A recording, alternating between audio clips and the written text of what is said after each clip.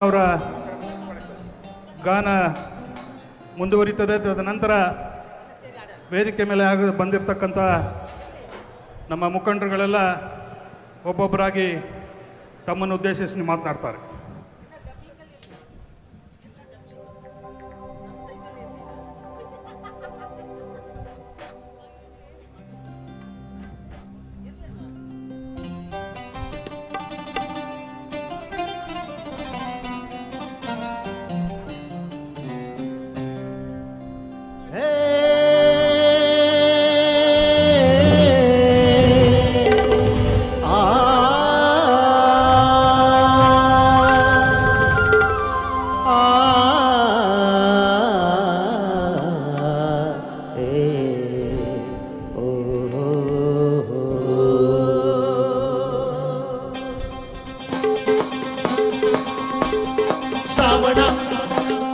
ಶ್ರಾವಣ ಶ್ರಾವಣ ಬಂತು ಕಾಡಿಗೆ, ಬಂತು ನಾಡಿಗೆ, ಬಂತು ಬೀಡಿಗೆ, ಬಂತು ಶ್ರಾವಣ, ಬಂತು ಶ್ರಾವಣ, ಶ್ರಾವಣ ಬಂತು ಕಾಡಿಗೆ, ಬಂತು ನಾಡಿಗೆ, ಬಂತು ಬೀಡಿಗೆ,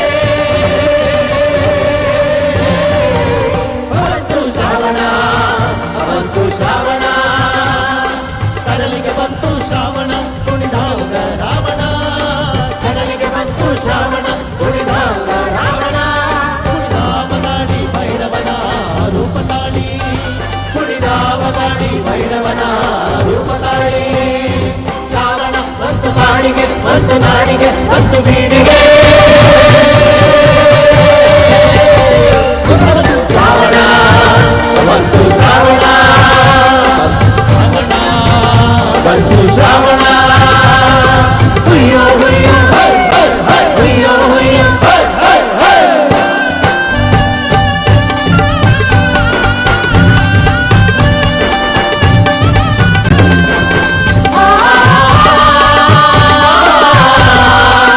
ಆ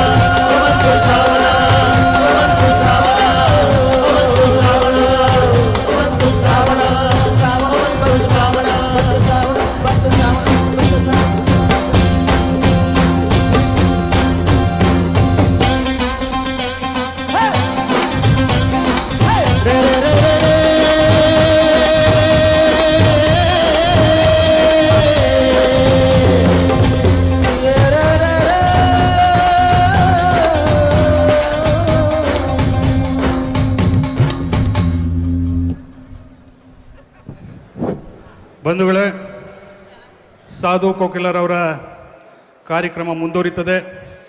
ಈಗಾಗಲೇ ಇಂದಿನ ಈ ಬೃಹತ್ ಸಮಾವೇಶಕ್ಕೆ ವೇದಿಕೆಗೆ ಅನೇಕ ಕಾಂಗ್ರೆಸ್ ಪಕ್ಷದ ಹಿರಿಯ ಮುಖಂಡರು ಆಗಮಿಸಿದ್ದಾರೆ. ಕಾರ್ಯಕ್ರಮವನ್ನು ಈಗ ಮುಖ್ಯ ಅತಿಥಿಗಳೆಲ್ಲ ಆಗಮಿಸುವ ಮುಂಚೆ ವೇದಿಕೆ ಮೇಲೆ ಉಪಸ್ಥಿತಿರ್ತಕ್ಕಂಥ ಎಲ್ಲ ನಮ್ಮ ಹಿರಿಯ ಮುಖಂಡರುಗಳು ಕೂಡ ತಮ್ಮನ್ನು ಉದ್ದೇಶಿಸಿ ಮಾತನಾಡ್ತಾರೆ. ಮೊದಲಿಗೆ ಕರ್ನಾಟಕ ಪ್ರದೇಶ ಕಾಂಗ್ರೆಸ್ ಸಮಿತಿಯ ಪ್ರಚಾರ ಸಮಿತಿಯ ಅಧ್ಯಕ್ಷರು ಹಿರಿಯ ನಾಯಕರು ಆದ ಸನ್ಮಾನ್ಯ ವಿನಯ್ ಕುಮಾರ್ ಸೋರ್ಕೆರ್ ಅವರ ಭಾಷಣದಿಂದ ಈ ಒಂದು ಕಾರ್ಯಕ್ರಮ ಪ್ರಾರಂಭ ಆಗುತ್ತೆ. ದಯಮಾಡಿ ವಿನಯ್ ಕುಮಾರ್ ಸೋರ್ಕೆರ್ ಅವರು ತಮ್ಮನ್ನು ಉದ್ದೇಶಿಸಿ ಮಾತನಾಡ್ತಾರೆ.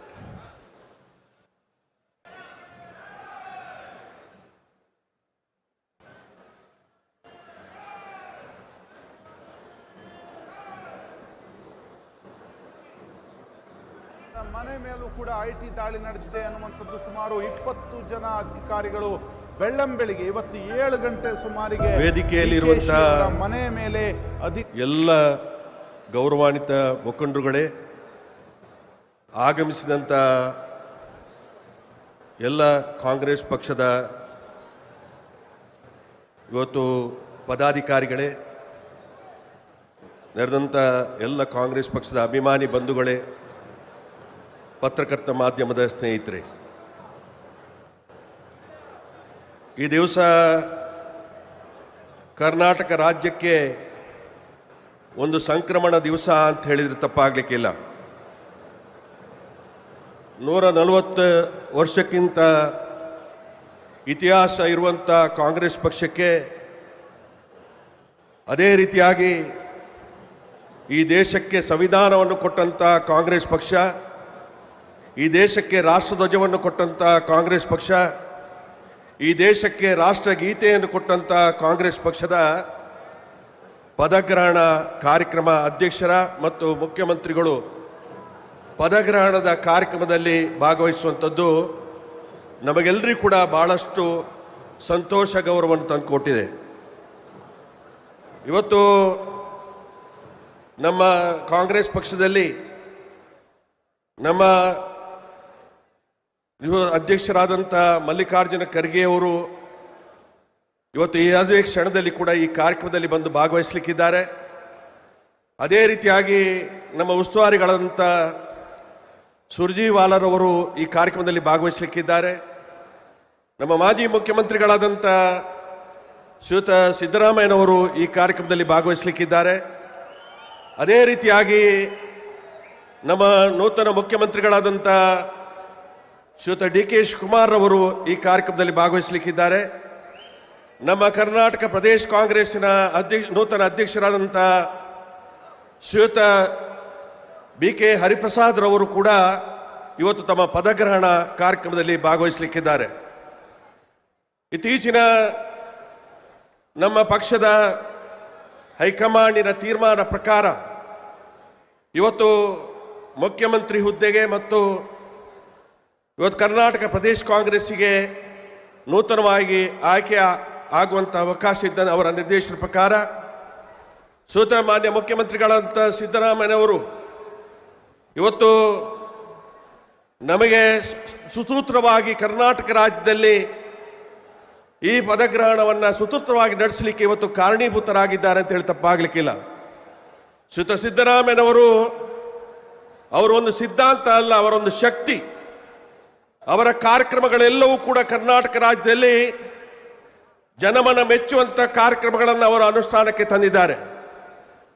ನೂತನವಾಗಿ ಆಯ್ಕೆಯಾದಂಥ ಪದಗ್ರಹಣ ಮಾಡಿರುವಂಥ ಶ್ರೀಯುತ ಡಿ ಕೆ ಶಿವಕುಮಾರ್ ಅವರು ಕಾಂಗ್ರೆಸ್ ಪಕ್ಷದ ಕಟ್ಟಕಡೆಯ ಕಾಂಗ್ರೆಸ್ ಪಕ್ಷದ ವಿದ್ಯಾರ್ಥಿ ಕಾಂಗ್ರೆಸ್ಸಿನ ಒಬ್ಬ ಪದಾಧಿಕಾರಿಯಾಗಿ, ಯುವಕ ಕಾಂಗ್ರೆಸ್ಸಿನ ಪದಾಧಿಕಾರಿಯಾಗಿ, ಅದೇ ರೀತಿಯಾಗಿ ಪಕ್ಷದ ನಾನಾ ಹುದ್ದೆಗಳನ್ನು ಅಲಂಕರಿಸುವ ಮುಖಾಂತರ ಕರ್ನಾಟಕ ಕಾಂಗ್ರೆಸ್ಸಿನ ಅಧ್ಯಕ್ಷರಾಗಿ ಕಳೆದ ಚುನಾವಣೆಯಲ್ಲಿ ಸಮರ್ಥನೀಯವಾಗಿ ಶ್ರೀಯುತ ಸಿದ್ದರಾಮಯ್ಯನವರ ಜೊತೆಯಲ್ಲಿ ಒಟ್ಟಾಗಿ ಸೇರಿ ನಾವು ನಿರೀಕ್ಷೆ ಮಾಡಿದಂಥ ಫಲಿತಾಂಶವನ್ನು ತಂದುಕೊಟ್ಟಂಥ ಹಿನ್ನೆಲೆಯಲ್ಲಿ ಇವತ್ತು ಕರ್ನಾಟಕ ರಾಜ್ಯದ ನಮ್ಮ ಹೈಕಮಾಂಡಿನ ತೀರ್ಮಾನ ಪ್ರಕಾರ ಕರ್ನಾಟಕ ರಾಜ್ಯದ ಮುಖ್ಯಮಂತ್ರಿ ಪದ ಇವತ್ತು ಪದವನ್ನು ಅಲಂಕರಿಸುವಂಥ ಒಂದು ಅವಕಾಶ ಆಗಿದೆ. ಅದೇ ರೀತಿಯಾಗಿ ಶ್ರೀಯುತ BK ಹರಿಪ್ರಸಾದ್ ಅವರು ಕೂಡ ವಿದ್ಯಾರ್ಥಿ ಕಾಂಗ್ರೆಸ್ನಿಂದ ಬಂದಂಥವರು, ಯುವಕ ಕಾಂಗ್ರೆಸ್ ಅಲ್ಲಿ ಕೆಲಸ ಮಾಡಿದಂಥವರು, ಸೇವಾದಳ ಅಥವಾ ಅಖಿಲ ಭಾರತ ಮಟ್ಟದಲ್ಲಿ ಅನೇಕ ಹುದ್ದೆಗಳನ್ನು ಅಲಂಕಾರ ಮಾಡಿ ಅನೇಕ ರಾಜ್ಯಗಳ ಉಸ್ತುವಾರಿಗಳನ್ನು ವಹಿಸಿಕೊಂಡು ಇವತ್ತು ಒಬ್ಬ ಸಮರ್ಥನೀಯವಾಗಿ ಒಬ್ಬ ಕರ್ನಾಟಕ ರಾಜ್ಯಕ್ಕೆ ಕಾಂಗ್ರೆಸ್ ಪಕ್ಷದ ಅಧ್ಯಕ್ಷರಾಗಿ ಇವತ್ತು ಆಯ್ಕೆಯಾಗಿ ಬಂದಂಥ ಸಮಯದಲ್ಲಿ ಅವರ ಪದಗ್ರಹಣ ಕಾರ್ಯಕ್ರಮಕ್ಕೋಸ್ಕರ ನಾವು ಒಟ್ಟು ಸೇರಿದ್ದೇವೆ. ನಮ್ಮ ಎದುರುಗಡೆ ಇರುವಂಥ ಸವಾಲುಗಳು ಅನೇಕ. ಹೆಚ್ಚಿನ ಅಂಶ ನಮ್ಮ ನಾಯಕರಾದಂಥ ರಾಹುಲ್ ಗಾಂಧಿ ಅವರು ಸತತವಾಗಿ ಇವತ್ತು ಹೋರಾಟವನ್ನು ಮಾಡ್ತಾ ಇದ್ದಾರೆ. ಇವತ್ತು ಸಂವಿಧಾನ ವಿರೋಧಿ ಕಾರ್ಯಕ್ರಮವನ್ನ ಆಡಳಿತಾರೂಢ ಕೇಂದ್ರ ಸರ್ಕಾರ ಏನು ನಡೆಸ್ತದೆ ಅದಕ್ಕೆ ತದ್ವಿರುದ್ಧವಾಗಿ, ಅದು ಡಿಮಾನಿಟೇಷನ್ ಇರ್ಬೋದು, ಅದು GST ಟ್ಯಾಕ್ಸ್ ಇರ್ಬೋದು, ಅದು ಜನಗಣತಿಯ ಬಗ್ಗೆ ಇರ್ಬೋದು, ಅದು SIR ಬಗ್ಗೆ ಇರ್ಬೋದು, ಅದು ಓಟು ಚೋರಿಯ ಬಗ್ಗೆ ಇರ್ಬೋದು, ಈ ಸಂವಿಧಾನವನ್ನು ಉಳಿಸುವಂತ ಕೆಲಸ ಕಾರ್ಯಕ್ಕೆ ನಿರಂತರವಾಗಿ ಶ್ರೀಯುತ ರಾಹುಲ್ ಗಾಂಧಿ ಅವರು ಇವತ್ತು ಹೋರಾಟವನ್ನು ನಡೆಸ್ತಾ ಇದ್ದಾರೆ. ರಾಹುಲ್ ಗಾಂಧಿ ಅವರು ಈ ದೇಶಕ್ಕೆ ಇವತ್ತು ಗಾಂಧಿ ಕುಟುಂಬದ ಕುಡಿ ಹೆಚ್ಚಿನ ಅಂಶ 3 ಪ್ರಧಾನಮಂತ್ರಿಗಳನ್ನು ಕೊಟ್ಟಿರುವಂತ ಕುಟುಂಬಕ್ಕೆ ಸೇರಿದಂತವರು ರಾಹುಲ್ ಗಾಂಧಿ ಅವರು. ಅವರ ಅಜ್ಜಿ ಇಂದಿರಾ ಗಾಂಧಿ ಅವರು ಒಬ್ಬ ಅತ್ಯಂತ ಪ್ರೀತಿಯ ಒಬ್ಬ ಮೊಮ್ಮಗ ರಾಹುಲ್ ಗಾಂಧಿ ಅವರು ತೊಡೆಯಲ್ಲಿ ಆಟ ಆಡ್ತಾ ಇದ್ದಾರೆ. 15 ನಿಮಿಷಗಳ ನಂತರ ಹೊರಗಡೆ ಹೋಗಿ ನೋಡುವಾಗ ರಕ್ತಕ್ಷಿಕ್ತವಾದಂಥ ದೇಹ ಇಂದಿರಾ ಗಾಂಧಿ ಅವರ ದೇಹ ಬಿದ್ದಿರ್ತದೆ. 14 ವರ್ಷದ ಯುವಕನಿಗೆ ಯಾವ ಪರಿಣಾಮಗಳಾಗಿರ್ಬೋದು ನಾವು ಆಲೋಚನೆ ಮಾಡಬೇಕು. ಅದೇ ರೀತಿಯಾಗಿ ತನ್ನ ತಂದೆ ರಾಜೀವ್ ಗಾಂಧಿ ಅವರನ್ನ ಇವತ್ತು ಕಳ್ಕೊಳ್ಳುವಂಥ ಅವಕಾಶ ಆಯಿತು. ಹೆಚ್ಚಿನ ಅಂಶ ಇವತ್ತು ಅವರು ಇಲ್ಲಿ ಎಲ್ಲರ ಜೊತೆಯಲ್ಲಿ ಬೆರೆತು ವಿದ್ಯಾಭ್ಯಾಸ ಮಾಡುವಂಥ ಅವಕಾಶಗಳಿರಲಿಲ್ಲ. ವಿದೇಶಕ್ಕೆ ಹೋದಂಥ ಸಮಯದಲ್ಲಿ ಕೂಡ ಇವತ್ತು ತನ್ನ ಹೆಸರನ್ನು ಬದಲಾಯಿಸಿ ವಿದ್ಯಾಭ್ಯಾಸ ಪಡೆಯುವಂಥ ಅವಕಾಶಗಳಿತ್ತು. ಅಂತ ಅಭದ್ರತೆಯ ವಾತಾವರಣ ಇತ್ತು. ಇವತ್ತು ಲೋಕಸಭಾ ಸದಸ್ಯರಾದ ನಂತರ ಅನೇಕ ಹೋರಾಟಗಳನ್ನು ಮಾಡೋದ್ರ ಮುಖಾಂತರ ತನ್ನ ಲೋಕಸಭಾ ಸದಸ್ಯತ್ವವನ್ನೇ ಕಳ್ಕೊಳ್ಳುವಂತ ಒಂದು ಪರಿಸ್ಥಿತಿ ಕೂಡ ಬಂತು. ರಾತಾರಾತ್ರಿ ಅವರನ್ನ ಮನೆಯಿಂದ ಹೊರಗಡೆ ಹಾಕುವಂತ ಕೆಲಸ ಕಾರ್ಯವನ್ನು ಮಾಡಿದ್ರು. ಆದರೂ ಕೂಡ ರಾಹುಲ್ ಗಾಂಧಿ ಅವರ ಜಗ್ಗದೆ ಇವತ್ತು ಸಾಧಾರಣ 25ಕ್ಕಿಂತ ಮಿಕ್ಕಿ ರಾಹುಲ್ ಗಾಂಧಿ ಅವರ ಮೇಲೆ ಇವತ್ತು ಸುಳ್ಳು ಕೇಸುಗಳನ್ನು ಹಾಕಿ ಅವರನ್ನು ತಪಾಸಣೆ ಮಾಡುವಂತ ಕೆಲಸ ಕಾರ್ಯವನ್ನು ಮಾಡ್ತಾರೆ. ಐಡಿ ಅಂತವರು 55 ಗಂಟೆಗಳ ಕಾಲ ಅವರನ್ನು ತನಿಖೆ ಮಾಡುವಂತ ಕೆಲಸ ಕಾರ್ಯವನ್ನು ಮಾಡ್ತಾರೆ. ಆದರೆ ಯಾವುದಕ್ಕೂ ಕೂಡ ಜಗ್ಗದೆ ಸೆಷನ್ ಕೋರ್ಟ್ನಲ್ಲಿ ಸಾಧಾರಣ 15ಕ್ಕಿಂತ ಮಿಕ್ಕಿ ಕೇಸುಗಳಲ್ಲಿ ದಾಖಲಾಗುವಂತ ಅವಕಾಶಗಳಾಗಿದೆ. ಇವತ್ತು ವಿರೋಧ ಪಕ್ಷದವರು ಒಂದು ರೀತಿಯಲ್ಲಿ ರಾಹುಲ್ ಗಾಂಧಿ ಅವರ ನಾಯಕತ್ವವನ್ನ ಬೇರೆ ಬೇರೆ ರೀತಿಯಲ್ಲಿ ಬಿಂಬಿಸುವಂತ ಕಾರ್ಯಕ್ರಮಕ್ಕೆ ಕೋಟ್ಯಾಂತರ ರೂಪಾಯಿ ಖರ್ಚು ಮಾಡುವಂತ ಕೆಲಸ ಕಾರ್ಯವನ್ನು ಮಾಡಿದ್ರು. ಆದರೆ ಯಾವುದು ಕೂಡ ಫಲಪ್ರದ ಆಗದೆ ಈ ದೇಶವನ್ನು ಉಳಿಸುವಂತ, ದೇಶದ ಸಂವಿಧಾನವನ್ನು ಉಳಿಸುವಂತ, ದೇಶದ ಪ್ರಜಾಪ್ರಭುತ್ವ ವ್ಯವಸ್ಥೆಯನ್ನು ಉಳಿಸುವಂತ ಹೋರಾಟಕ್ಕೆ ರಾಹುಲ್ ಗಾಂಧಿ ಅವರು ಚಾಲನೆ ನಾಯಕತ್ವವನ್ನು ಕೊಟ್ಟಿದ್ದಾರೆ. ಮುಂದಿನ ಭವಿಷ್ಯ ನಾವಿಲ್ಲಿ ಸಮಾವೇಶ ಆಗಿರುವಂತ ಉದ್ದೇಶ 2028ನೇ ಇಸ್ವಿಗೆ ನಮ್ಮ ಕರ್ನಾಟಕ ರಾಜ್ಯದಲ್ಲಿ ಇನ್ನಷ್ಟು ಬಹುಮತದಿಂದ ಇವತ್ತು ನಮ್ಮ ಸರ್ಕಾರ ರಚನೆ ಆಗಬೇಕು ಅನ್ನುವಂಥ ಸಂಕಲ್ಪವನ್ನು ನಾವು ಮಾಡಿಕೊಳ್ಬೇಕು. ಅದೇ ರೀತಿಯಲ್ಲಿ 2029ನೇ ಇಸ್ವಿ ನಡೆಯುವಂತ ಇವತ್ತು ಲೋಕಸಭಾ ಚುನಾವಣೆಯಲ್ಲಿ ಶ್ರೀಯುತ ರಾಹುಲ್ ಗಾಂಧಿ ಅವರನ್ನ ಈ ದೇಶದ ಪ್ರಧಾನಮಂತ್ರಿಯಾಗಿ ಮಾಡುವಂತ ಸಂಕಲ್ಪವನ್ನು ನಾವೆಲ್ಲರೂ ಕೂಡ ತೋಡಬೇಕು ಅಂತೇಳಿ ಈ ಸಮಯದಲ್ಲಿ ಮನವಿ ಮಾಡಿಕೊಂಡು, ಸಂಘಟನೆಯ ಕೊರತೆ ನಮ್ಮಲ್ಲಿ ಇದೆ. ನಮ್ಮ ಸಂಘಟನೆ ನಮ್ಮ ಹಿಂದೆ ಮಾಸ್ ಆರ್ಗನೈಸೇಷನ್ ಪಕ್ಷವಾಗಿತ್ತು. ಈಗ ಕ್ಯಾಡರ್ ಬೇಸಿಸ್ ಪಕ್ಷವಾಗಿ ರೂಪಿತ ಆಗುವಂಥ ಅವಕಾಶಗಳಿದೆ. ನಮ್ಮ ವಿರೋಧ ಪಕ್ಷದವರು ಅವರ ಹತ್ರ ಕ್ಯಾಡರ್ ಇದೆ. ನಾವು ಅದನ್ನು ಸರಿಯಾದ ರೀತಿಯಲ್ಲಿ ಎದುರಿಸಬೇಕಾಗಿದ್ರೆ ನಾವು ಕ್ಯಾಡರ್ ಬೇಸಿಸ್ನ ಸಂಘಟನೆಯನ್ನು ಕಟ್ಟಬೇಕಾಗಿದೆ. ಶ್ರೀಯುತ ಹರಿಪ್ರಸಾದ್ ಅವರ ನೇತೃತ್ವದಲ್ಲಿ, ಶ್ರೀಯುತ DK ಶಿವಕುಮಾರ್ ಅವರ ನೇತೃತ್ವದಲ್ಲಿ, ಸಮರ್ಥನೀಯವಾದಂಥ ಸಂಘಟನೆಯನ್ನು ಕರ್ನಾಟಕ ರಾಜ್ಯದಲ್ಲಿ ಕಟ್ಟುವುದರ ಮುಖಾಂತರ ಇಡೀ ದೇಶದಲ್ಲಿ ಕಾಂಗ್ರೆಸ್ ಪಕ್ಷದ ಭದ್ರಕೋಟೆ ಕರ್ನಾಟಕ ಅನ್ನುವಂಥ ರೀತಿಯಲ್ಲಿ ರೂಪಿತ ಮಾಡಬೇಕಂತ ಅವಶ್ಯಕತೆ ಇದೆ. SIRನ ಬಗ್ಗೆ ನಾವು ಜಾಗೃತರಾಗಿರಬೇಕು. ನಮ್ಮ ಯಾರ ಅಮಾಯಕರು, ಬಡವರು, ಇವತ್ತು ದಲಿತರು, ಅಲ್ಪಸಂಖ್ಯಾತರು, ಅವಿದ್ಯಾವಂತರು, ವಲಸೆಗಾರರು, ಕಾರ್ಮಿಕರ ಓಟುಗಳನ್ನು ಕಿತ್ತು ಹಾಕುವಂತ ಪ್ರಮೇಯವಾದಂಥ ಸಮಯದಲ್ಲಿ ನಾವು ಅದನ್ನು ಕಾವಲುದಾರರಾಗಿ ಕಾದು 3 ತಿಂಗಳು ಸತತವಾಗಿ SIRನಲ್ಲಿ ತೊಡಗಿಸಿಕೊಂಡು SIRನಲ್ಲಿ ಕೇರಳ ರಾಜ್ಯದಲ್ಲಿ ಯಾವ ರೀತಿ ಫಲಿತಾಂಶ ಬಂದಿದೆ ಅದೇ ಫಲಿತಾಂಶವನ್ನ ಕರ್ನಾಟಕ ರಾಜ್ಯ ಕೂಡ ತಂದು ಕೊಡ್ತು ಅನ್ನುವಂಥ ರೀತಿಯ ಸಂಕಲ್ಪವನ್ನು ಮಾಡಿದ್ರ ಜೊತೆಯಲ್ಲಿ ಇವತ್ತು ನಾವು ಮುನ್ನಡೆಯನ್ನು ಇಡಬೇಕು ಅಂತ ತಮ್ಮ ಹತ್ರ ಮನವಿ ಮಾಡಿಕೊಂಡು ಶ್ರೀಯುತ DK ಶಿವಕುಮಾರ್ ಅವರಿಗೆ ತಮ್ಮೆಲ್ಲರ ಪರವಾಗಿ ತುಂಬ ಹೃದಯದ ಅಭಿನಂದನೆಗಳನ್ನ ಸಲ್ಲಿಕೆ ಮಾಡಿಕೊಂಡು ಶ್ರೀಯುತ ಹರಿಪ್ರಸಾದ್ ರವರಿಗೆ ತಮ್ಮೆಲ್ಲರ ಪರವಾಗಿ ತುಂಬ ಹೃದಯದ ಅಭಿನಂದನೆಗಳನ್ನು ಸಲ್ಲಿಕೆ ಮಾಡುತ್ತಾ ನಾನು ಒಂದೆರಡು ಮಾತು ನಿಲ್ಲಿಸ್ತೀನಿ. ಜೈ ಹಿಂದ್.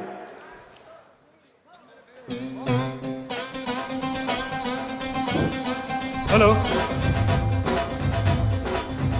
KPCC ಪ್ರಚಾರ ಸಮಿತಿ ಅಧ್ಯಕ್ಷರಾದ ವಿನಯ್ ಕುಮಾರ್ ಸೊರ್ಕೆ ಅವರಿಗೆ ಧನ್ಯವಾದಗಳು. ಈಗ ಸಾಧು ಕೋಕಿಲರ್ ಅವರ ಕಾರ್ಯಕ್ರಮ ಮುಂದುವರಿತದೆ. ತದನಂತರ ಅನೇಕ ಮುಖಂಡರು ಏನು ವೇದಿಕೆ ಮೇಲಿದ್ದಾರೆ ಒಬ್ಬೊಬ್ಬರಾಗಿ ತಮ್ಮ ಮುಂದೆ ಮಾತನಾಡಿದ್ದಾರೆ.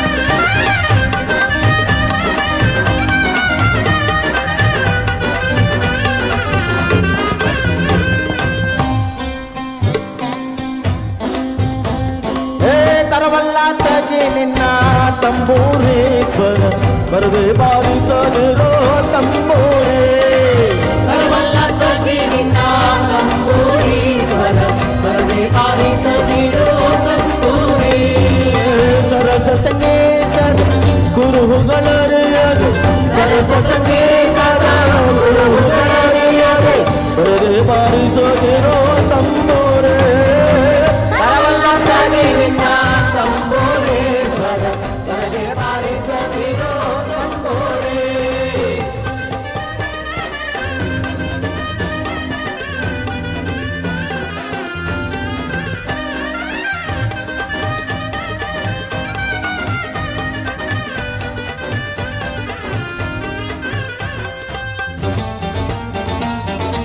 ಮಕ್ಕಳಿ ದಣಿಯೋಳು ತಂಬೂರಿ ಅದ ಸುದ್ದಿ ನುಡಿಸಬೇಕೋ ತಂಬೂರಿ ಮಕ್ಕಳಿ ದಣಿಯೋಳು ತಂಬೂರಿ ಅದ ಸುದ್ದಿ ನುಡಿಸಬೇಕೋ ತಂಬೂರಿ ಸಿದ್ಧ ಸಾಧಕರ ವಿದ್ಯೆಗೆ ಒದಗಿದ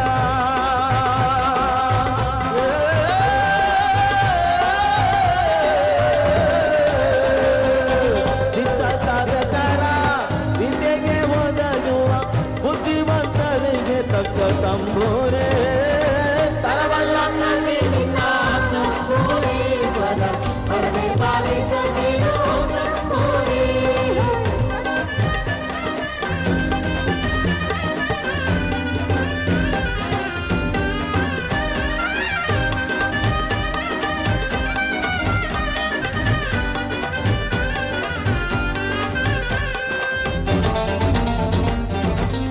ಬಾಳ ಬಲ್ಲವರಿಗೆ ತಂಬೂರಿ ದೇವ ಬಾಳಾಕ್ಷರ ಕಿಸಿದ ತಂಬೂರಿ ಬಾಳ ಬಲ್ಲವರಿಗೆ ತಂಬೂರಿ ದೇವ ಬಾಳಾಕ್ಷರ ಕಿಸಿದ ತಂಬೂರಿ ಹೇಳಲಿ ಏನಿದರ ಹೊಂದಿಕೆ ತಿಳಿಯದ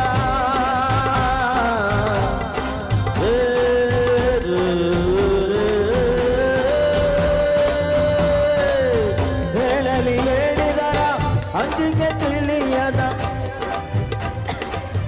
ಅಂಜಿಗೆ ತಿಳಿಯದ ತಾಳಗೆಡಿಗೆ ಸಲ್ಲ ತಂಬೂರಿ ತರವಲ್ಲ ತಗಿರಿನ ತಂಬೂರಿ ಸ್ವರ ಸ್ವರದೆ ಬಾರಿಸದಿರೋ ತಂಬೂರಿ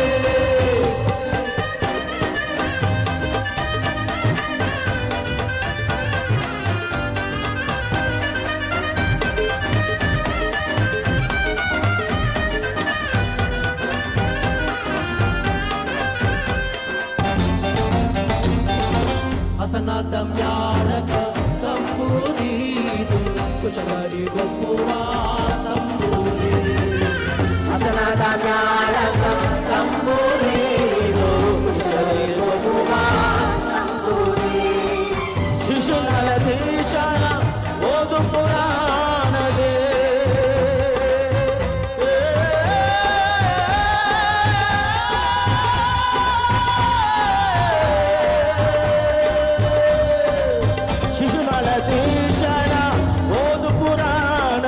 ಹಸನಾಗಿ ಬಾರಿಸೋ ತಂಬೂರೇ ತರವಲ್ಲ ತರವಲ್ಲ ನಿನ್ನ ತಂಬೂರೇ ಸ್ವರ ಸ್ವರದೆ ಬಾರಿಸದಿರೋ ತಂಬೂರೇ ಸರಸ ಸಂಗೀತದ ಗುರುಗಳರಿಯದೆ ಸರಸ ಸಂಗೀತದ ಗುರುಗಳರಿಯದೆ ಸ್ವರದೆ ಬಾರಿಸದಿರೋ ತಂಬೂರೇ ತರವಲ್ಲ ನಿನ್ನ ತಂಬೂರೇ ಸ್ವರ ಸ್ವರದೆ ಬಾರಿಸದಿರೋ ತಂಬೂರಿ ಸ್ವರದೆ ಬಾರಿಸದಿರೋ ತಂಬೂರಿ ಸ್ವರದೆ ಬಾರಿಸದಿರೋ ತಂಬೂರಿ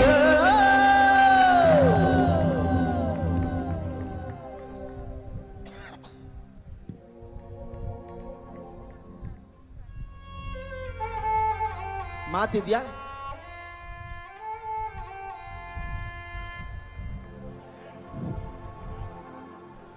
ಪೊಲೀಸ್ ಅಧಿಕಾರಿಗಳಿಗೂ ಹಾಗೂ ಸಿಬ್ಬಂದಿಗಳಲ್ಲಿ ವಿನಂತಿ, ದಯಮಾಡಿ ಈ ಮುಖ್ಯ ವೇದಿಕೆಯಲ್ಲಿ ಈಗಾಗಲೇ ಭರ್ತಿಯಾಗಿದೆ. ಸಾಕಷ್ಟು ಕಾಲಾವಕಾಶ ಪಕ್ಕದ ಒಂದು ವೇದಿಕೆಯಲ್ಲೂ ಕೂಡ ಇದೆ. ಆ ಕಾರ್ಯಕ್ರಮ ಕೂಡ ಅಲ್ಲಿಂದನೂ ಕೂಡ ವೀಕ್ಷಣೆ ಮಾಡೋಕ್ಕೆಲ್ಲ ಸೌಲಭ್ಯಗಳು ಮಾಡಿದೆ. ದಯಮಾಡಿ ಪೊಲೀಸ್ನವರು ಅಲ್ಲಿರ್ತಕ್ಕಂಥ ಎಲ್ಲ ನಮ್ಮ ಕಾಂಗ್ರೆಸ್ ಬಂಧುಗಳನ್ನು ಆ ಒಂದು ವೇದಿಕೆಯಲ್ಲಿ ಕೂಡಿಸ್ಬೇಕಾಗಿ ವಿನಂತಿ. ಈಗ ಕಾರ್ಯಕ್ರಮದ ಮುಂದುವರೆದು ಮಾಜಿ ಸಚಿವೆ, ಕಾಂಗ್ರೆಸ್ನ ಹಿರಿಯ ನಾಯಕರು ಆದ ಶ್ರೀಮತಿ ರಾಣಿ ಸತೀಶ್ರವರು ತಮ್ಮನ್ನು ಉದ್ದೇಶಿಸಿ 2 ನಿಮಿಷ ಮಾತಾಡ್ತಾರೆ. ಯಾರು ಅನ್ಯತಾ ಭಾವಿಸಬಾರ್ದು. ಮುಖಂಡರು ಕಾಲಾವಕಾಶ ಎಲ್ಲ ಮುಖಂಡರು ಹೆಚ್ಚಿಗೆ ಇದ್ದಾರೆ, ಅದರಿಂದ ಅನ್ಯತೆ ಭಾವಿಸದೆ 2 ನಿಮಿಷಗಳಿಗೆ ಮಾತ್ರ ಸೀಮಿತವಾಗಿ ಮಾತನಾಡಬೇಕನ್ನೋದು ವಿನಂತಿ.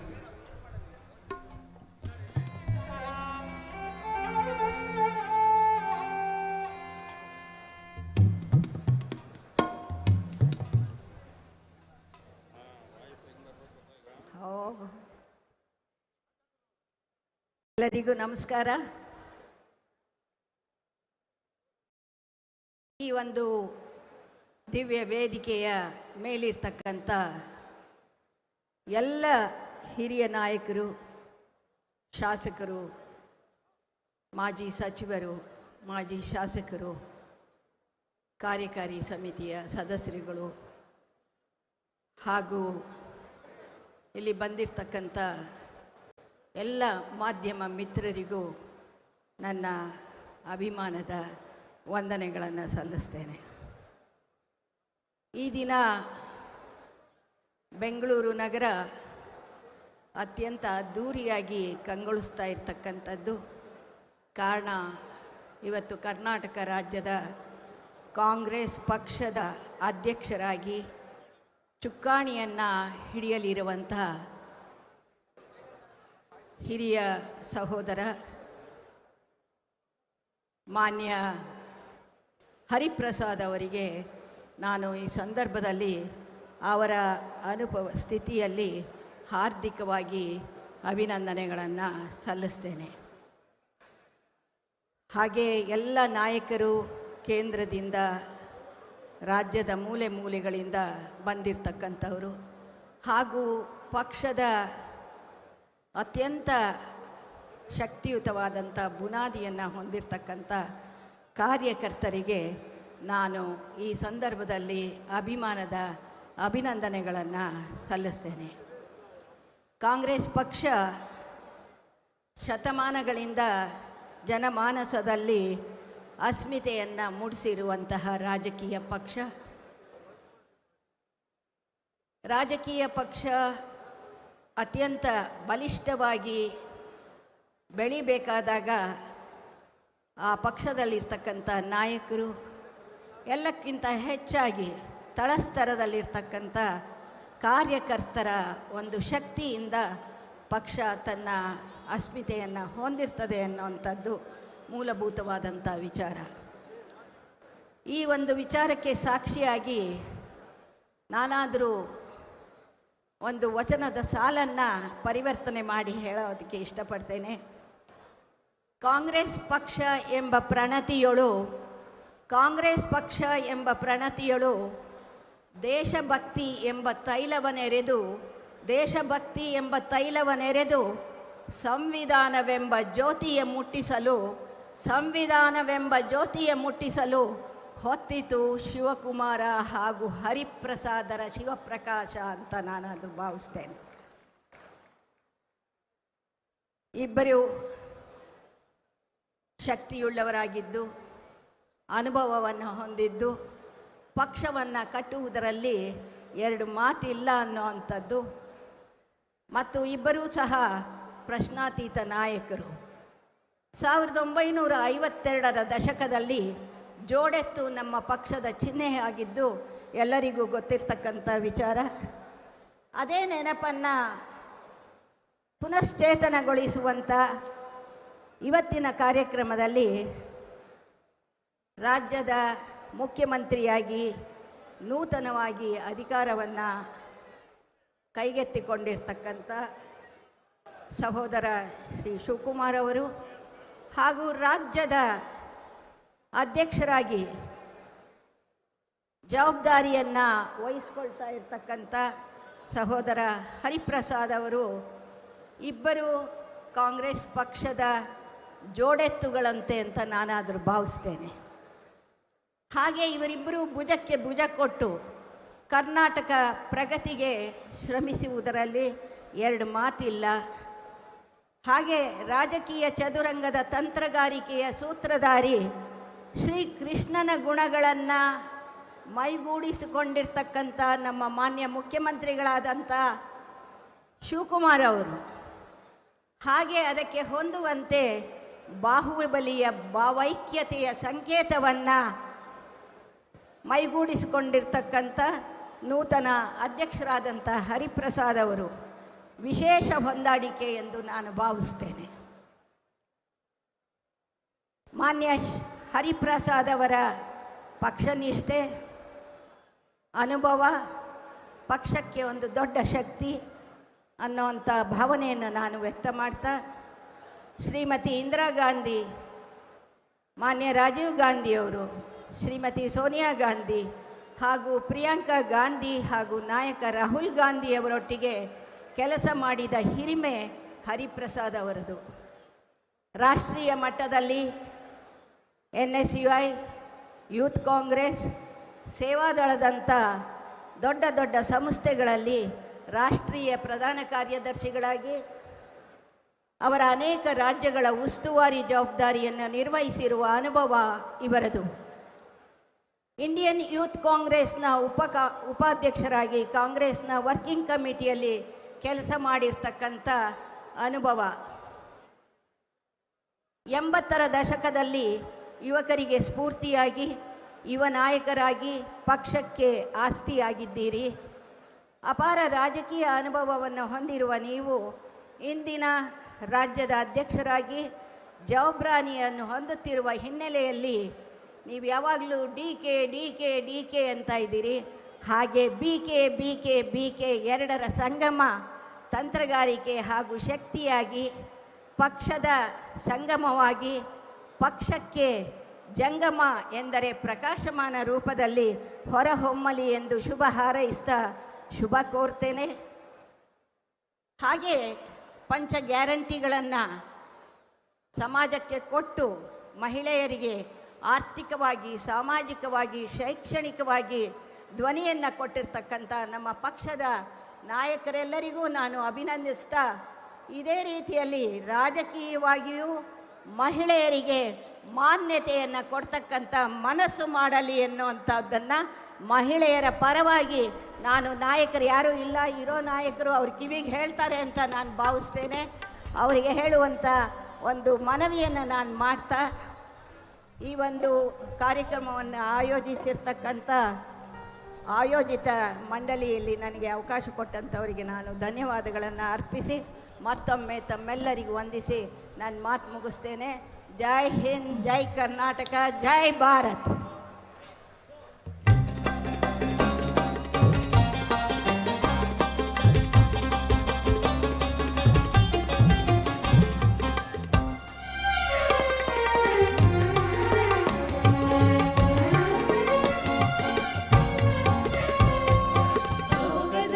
ಬೆಳಕಿನಲ್ಲಿ ತುಂಗೆಯ ತೆನೆ ಬಳುಕಿನಲ್ಲಿ ಸಹ್ಯಾದ್ರಿಯ ಲೋಕದ ದಿರವು ತುಂಗದ ನಿಲುಕಿನಲ್ಲಿ ನಿತ್ಯ ಹರಿದ್ವರ್ಣವನದ ತೇಗ ಗಂಧ ತರುಗಳಲ್ಲಿ ನಿತ್ಯೋತ್ಸವ ತಾಯಿ ನಿತ್ಯೋತ್ಸವ ನಿನಗೆ ನಿತ್ಯೋತ್ಸವ ತಾಯಿ ನಿತ್ಯೋತ್ಸವ.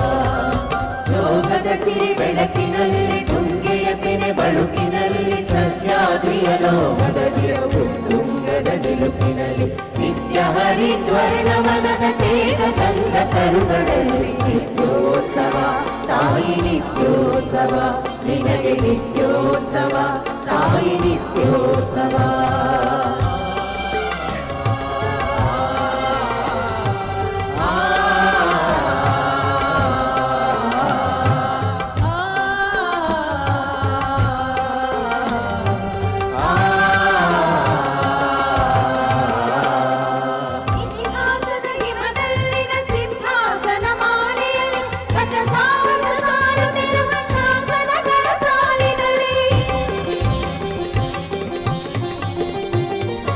ಇತಿಹಾಸದ ಹಿಮದಲ್ಲಿನ ಸಿಂಹಾಸನ ಮಾಲೆಯಲ್ಲಿ ಪಥ ಸಾಹಸ ಸಾರುತ್ತಿರುವ ಶಾಸನಗಳ ಸಾಲಿನಲ್ಲಿ ಓಲೆಗರಿಯ ಸಿರಿಗಳಲ್ಲಿ ದೇಗುಲಗಳ ಭಿತ್ತಿಗಳಲ್ಲಿ ನಿತ್ಯೋತ್ಸವ ತಾಯಿ ನಿತ್ಯೋತ್ಸವ ನಿನಗೆ ನಿತ್ಯೋತ್ಸವ ತಾಯಿ ನಿತ್ಯೋತ್ಸವ.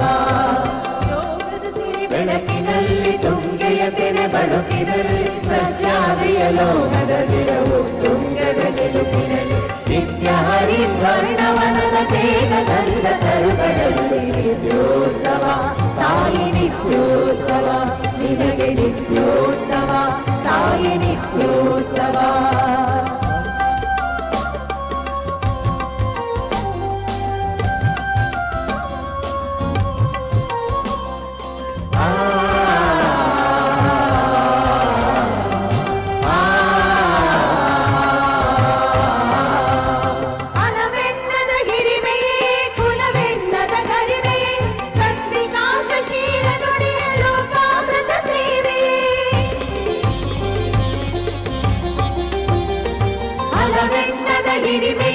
ಕುಲವೆನ್ನದ ಗರಿಮೆ ಸದ್ವಿಕಾಸಶೀಲ ನುಡಿಯ ಲೋಕಾಮೃತ ಸೇವೆ ಈ ವತ್ಸರ ನಿರ್ವತ್ಸರ ಮನದುದಾರ ಮಹಿಮೆ ನಿತ್ಯೋತ್ಸವ ತಾಯಿ ನಿತ್ಯೋತ್ಸವ ನಿನಗೆ ನಿತ್ಯೋತ್ಸವ ತಾಯಿ ನಿತ್ಯೋತ್ಸವ.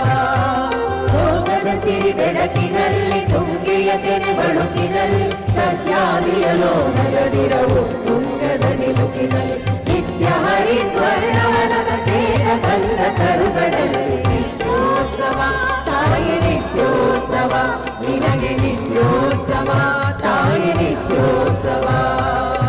ನಿತ್ಯೋತ್ಸವ ತಾಯಿ ನಿತ್ಯೋತ್ಸವ ನಿನಗೆ ನಿತ್ಯೋತ್ಸವ ತಾಯಿ ನಿತ್ಯೋತ್ಸವ.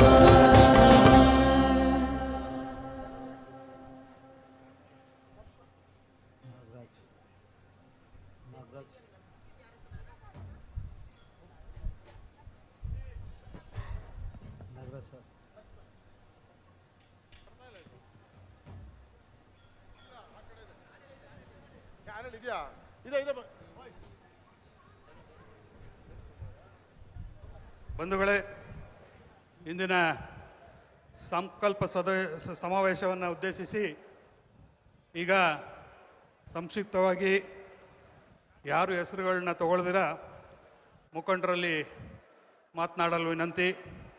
ಈಗ ತಮ್ಮನ್ನೆಲ್ಲ ಉದ್ದೇಶಿಸಿ ಕರ್ನಾಟಕ ವಿಧಾನ ಪರಿಷತ್ತಿನ ಮುಖ್ಯ ಸಚೇತಕರಾದ ಸನ್ಮಾನ್ಯ ಸಲೀಂ ಅಹಮದ್ರವರು ಮಾತನಾಡಬೇಕಾಗಿ ವಿನಂತಿ.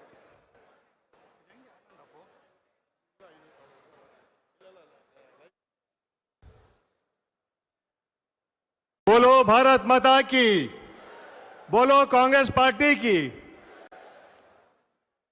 ರಾಜ್ಯದ ಹಿರಿಯ ಮುಖಂಡರು,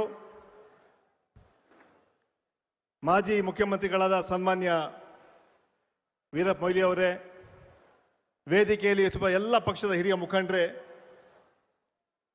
ಬಂದಂತಹ ಕಾಂಗ್ರೆಸ್ಸಿನ ಕಾರ್ಯಕರ್ತರೇ, ಅಭಿಮಾನಿಗಳೇ, ಮಾಧ್ಯಮದ ಸ್ನೇಹಿತರೆ, ಇದೊಂದು ಐತಿಹಾಸಿಕ ಕಾರ್ಯಕ್ರಮ. ಜವಾಬ್ದಾರಿ ಹಾಗೂ ಪದಗ್ರಹಣ ಕಾರ್ಯಕ್ರಮ. ಕಾಂಗ್ರೆಸ್ ಪಕ್ಷದ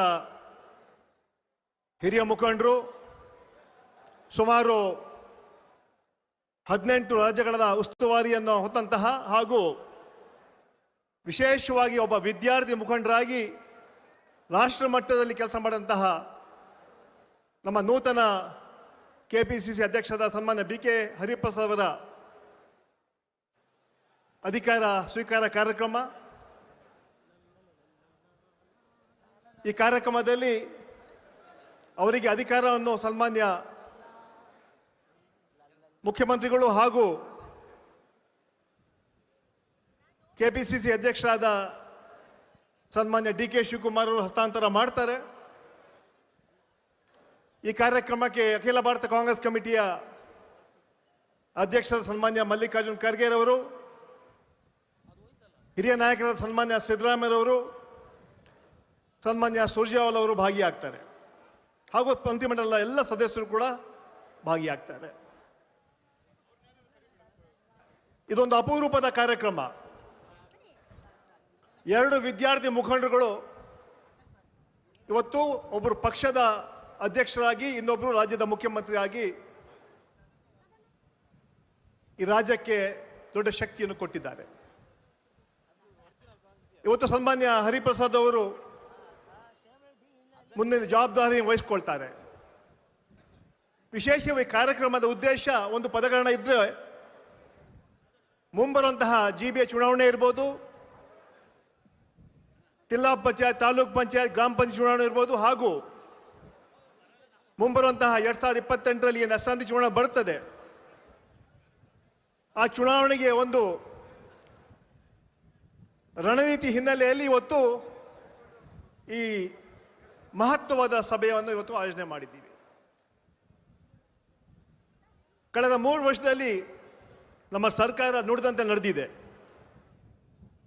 ಸರ್ವರಿಗೂ ಸಮಪಾಲು, ಸರ್ವರಿಗೂ ಸಮಪಾಲು ನಮ್ಮ ಸಂಕಲ್ಪ. ಈ ರಾಜ್ಯವನ್ನು ಸರ್ವ ಜನಾಂಗದ ಶಾಂತಿಯ ತೋಟಿರ್ತಿಲಿ ಇವತ್ತು ಕೆಲಸ ಮಾಡ್ತಾ ಇದ್ದೀವಿ. 5 ಗ್ಯಾರಂಟಿಗಳೇನು ಘೋಷಣೆ ಮಾಡಿದ್ವಿ, 5 ಗ್ಯಾರಂಟಿಗಳನ್ನು ಕೂಡ ನಾವು ಅನುಷ್ಠಾನಕ್ಕೆ ತಂದಿದ್ದೀವಿ. ಸನ್ಮಾನ್ಯ ಸಿದ್ದರಾಮಯ್ಯ ನಾಯಕತ್ವದಲ್ಲಿ, ಸನ್ಮಾನ್ಯ DK ಶಿವಕುಮಾರ್ ನಾಯಕತ್ವದಲ್ಲಿ ಈ 3 ವರ್ಷದಲ್ಲಿ ಸಮಾಜದ ಎಲ್ಲ ವರ್ಗದ ಹಿತವನ್ನು ಗಮನದಲ್ಲಿಟ್ಕೊಂಡು ಕಾರ್ಯಕ್ರಮ ಕೊಟ್ಟಿದ್ದೀವಿ. ಅದರಲ್ಲಿ ವಿಶೇಷವಾಗಿ ಶಕ್ತಿ ಕಾರ್ಯಕ್ರಮ. ಈ ದೇಶ, ಪ್ರಪಂಚದ ಇತಿಹಾಸದ ಎಷ್ಟು ದೊಡ್ಡ ಕಾರ್ಯಕ್ರಮ ಯಾವತ್ತೂ ಕೂಡ ಯಾವ ರಾಜ್ಯ ಕೂಡ ಕೊಟ್ಟಿಲ್ಲ. ಸುಮಾರು 650 ಕೋಟಿ ಮಹಿಳೆಯರು ಫ್ರೀಯಾಗಿ ಬಸ್ಸಲ್ಲಿ ಪ್ರಯಾಣ ಮಾಡಿದ್ದಾರೆ. ಮಹಿಳೆಯರ ಸಬಲೀಕರಣ ಅಂತ ಹೇಳಂತ ಮಾತು ಹೇಳ್ಬೋದು ನಾವು. ಅದೇ ಯುವಕರಿಗೆ ಯುವ ನಿಧಿ ಇರ್ಬೋದು, ಅನ್ನಭಾಗ್ಯ ಇರ್ಬೋದು, ಗೃಹಲಕ್ಷ್ಮಿ ಇರ್ಬೋದು, ಗೃಹ ಜ್ಯೋತಿ ಮೂಲಕ ಸಮಾಜದ ಎಲ್ಲ ವರ್ಗದ ಹಿತವನ್ನು ಕಾಪಾಡೋದೇ ಕಾಂಗ್ರೆಸ್ ಪಕ್ಷ. ಕಾಂಗ್ರೆಸ್ ಪಕ್ಷ ನಿನ್ನೆ ಮೊನ್ನೆ ಹುಟ್ಟಿಯಂಥ ಪಕ್ಷ ಅಲ್ಲ. 140 ವರ್ಷಗಳ ಇತಿಹಾಸ ಇದೆ ಕಾಂಗ್ರೆಸ್ ಪಕ್ಷಕ್ಕೆ. ತ್ಯಾಗ ಇದೆ, ಬಲಿದಾನ ಇದೆ, ಕಾರ್ಯಕ್ರಮ ಇದೆ, ವಿಚಾರಧಾರೆಗಳಿವೆ. ನಾವು ಗೆದ್ದಿದ್ದೀವಿ, ಸೋತಿದ್ದೀವಿ. ನಿರಂತರ ಹೋರಾಟ, ಸಾಮಾಜಿಕ ಕಳಕಳಿ, ಸಮಾಜದ ಎಲ್ಲ ವರ್ಗದ ಹಿತವನ್ನು ಕಾಪಾಡೋದೇ ಕಾಂಗ್ರೆಸ್ ಪಕ್ಷದ ನೀತಿ ಸಿದ್ಧಾಂತ. ಇಂತಹ ಪಕ್ಷದ ಅಧ್ಯಕ್ಷರಾಗಿ ಸನ್ಮಾನ್ಯ BK ಹರಿಪ್ರಸಾದ್ ಇವತ್ತು ಪದಗ್ರಹಣ ಮಾಡ್ತಾ ಇದ್ದಾರೆ. ಇವತ್ತು ನಮ್ಮ ಮೇಲೆ, ನಿಮ್ಮ ಮೇಲೆ ದೊಡ್ಡ ಜವಾಬ್ದಾರಿ, ಹೊಣೆಗಾರಿಕೆ ಇದೆ. ಕಾಂಗ್ರೆಸ್ ಪಕ್ಷ ಸಿದ್ಧಾಂತಗಳನ್ನು, ವಿಚಾರಧಾರೆಗಳನ್ನು ಮನೆ ಮನೆಗೆ ಬಿಡಿಸುವಂಥ ಕೆಲಸ ನೀವು ಮಾಡಬೇಕಾಗಿದೆ.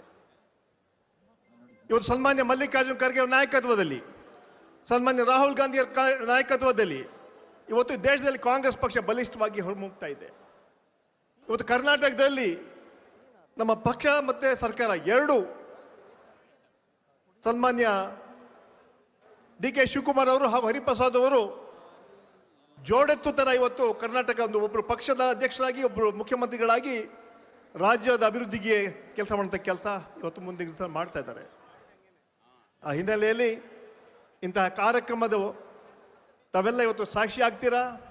ಇವತ್ತು ವಿಶೇಷವಾಗಿ ದಿಗ್ಗಜರ ವೇದಿಕೆ ಇದು. ಆಲ್ ಇಂಡಿಯಾ ಕಾಂಗ್ರೆಸ್ ಕಮಿಟಿ ಅಧ್ಯಕ್ಷರು ಸನ್ಮಾನ್ಯ ಮಲ್ಲಿಕಾರ್ಜುನ್ ಖರ್ಗೆ ಇರ್ತಾರೆ, ಸನ್ಮಾನ್ಯ ಸಿದ್ದರಾಮಯ್ಯ ಇರ್ತಾರೆ, ಮುಖ್ಯಮಂತ್ರಿಗಳಾದ ಡಿ ಕೆ ಶಿವಕುಮಾರ್ ಅವರು ಹಾಗೂ ಕೆಪಿಸಿ ಅಧ್ಯಕ್ಷರಾದ ಸನ್ಮಾನ್ಯ ಡಿ ಕೆ ಹರಿಪ್ರಸಾದ್ ಅವರು ಈ ವೇದಿಕೆ ಮೂಲಕ ಏನು ಸಂದೇಶ ಕೊಡ್ತಾರೆ ಅದಕ್ಕೆ ಜನರು ಮುಟ್ಟಿಸೋಂಥ ಕೆಲಸ ನೀವು ಮಾಡೋಣಂತ ಮಾತನ್ನು ಹೇಳ್ತಾ ಇವತ್ತು ಬಹಳ ವಿಶ್ವಾಸದಿಂದ ಹೇಳ್ತಾ ಇದ್ದೀನಿ. ನಾನು 2028ರಲ್ಲಿ ಮತ್ತೆ ರಾಜ್ಯದಲ್ಲಿ ಕಾಂಗ್ರೆಸ್ ಪಕ್ಷ ಅಧಿಕಾರಕ್ಕೆ ಬಂದೇ ಬರುತ್ತೆ ಅಂತ ಹೇಳೋ ಮಾತನ್ನು ಹೇಳ್ತಾ 2029ರಲ್ಲಿ ಕೇಂದ್ರದಲ್ಲಿ ಇಂಡಿಯಾ ಮೈತ್ರಿಕೂಟದ ಸನ್ಮಾನ್ಯ ರಾಹುಲ್ ಗಾಂಧಿಯವರು ಈ ದೇಶದ ಪ್ರಧಾನಮಂತ್ರಿ ಆಗ್ತಾರೆ ಅಂತ ವಿಶ್ವಾಸವನ್ನು ವ್ಯಕ್ತಪಡ್ತಾ ಮೊನ್ನೆ ನಡೆದಂಥ 2 ಬೈ ಎಲೆಕ್ಷನ್ಗಳಲ್ಲಿ ದಾವಣಗೆರೆ ಇರ್ಬೋದು, ಬಾಗಲಕೋಟೆ ಇರ್ಬೋದು, ಭಾರತೀಯ ಜನತಾ ಪಾರ್ಟಿಯವರು ಟೀಕೆ ಮಾಡ್ತಾ ಇದ್ರು. ಈ 2 ಚುನಾವಣೆ ಕಾಂಗ್ರೆಸ್ ಸೋಲ್ತಾರೆ, ಬಿಜೆಪಿ ಗೆಲ್ತೀವಿ, ಅದೇ ದಿಕ್ಸೂಚಿ ಹೇಳಂತ ಮಾತನ್ನು ನಾವು ಹೇಳಿಲ್ಲ, ಇದೇ ಭಾರತೀಯ ಜನತಾ ಪಾರ್ಟಿ ಹೇಳಿದ್ರು. ಜನ ಇವತ್ತು ದಿಕ್ಸೂಚಿ ತೋರಿಸ್ತಿದ್ದಾರೆ. ಇದೇ ಏನು ದಿಕ್ಸೂಚಿ ಅಂತ ಹೇಳಿದ್ರೆ 2028ರಲ್ಲಿ ಕಾಂಗ್ರೆಸ್ ಪಕ್ಷ ಮತ್ತೆ ಅಧಿಕಾರಕ್ಕೆ ಬರುತ್ತೆ ಅಂತ ಮಾತನ್ನು ಹೇಳ್ತಾ ನಾವೆಲ್ಲ ಸರಿ ಕಾಂಗ್ರೆಸ್ ಪಕ್ಷವನ್ನು ಕಟ್ಟುವಂಥ ಕೆಲಸ ಮಾಡೋಣ.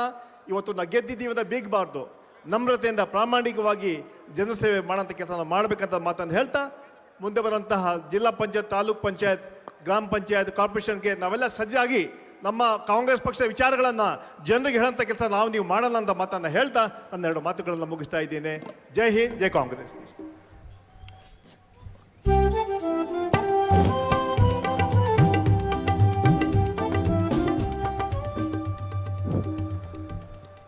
ಕೆಪಿಸಿಸಿ ಸಾಂಸ್ಕೃತಿಕ ಘಟಕದ ಅಧ್ಯಕ್ಷರಾದ ಡಾಕ್ಟರ್ ಸಾಧು ಕೋಕಿಲರವರು ಒಂದು 4 ಸಾಲಿನ ಒಂದು ಗೀತೆಯನ್ನು ಹೇಳಿ ಅವರು ಇಂದಿನ ಸಂಗೀತ ಕಾರ್ಯಕ್ರಮ ಮುಗಿಸ್ಕೊಡ್ತಾರೆ.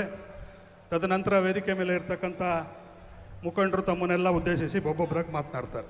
1 2 3 4 ಲಾ ಲಾ ಲಾ ಲಾ ಲಾ ಲಾ ಲಾ ಲಾ ಲಾ ಲಾ ಲಾ ಲಾ ಲಾ ಲಾ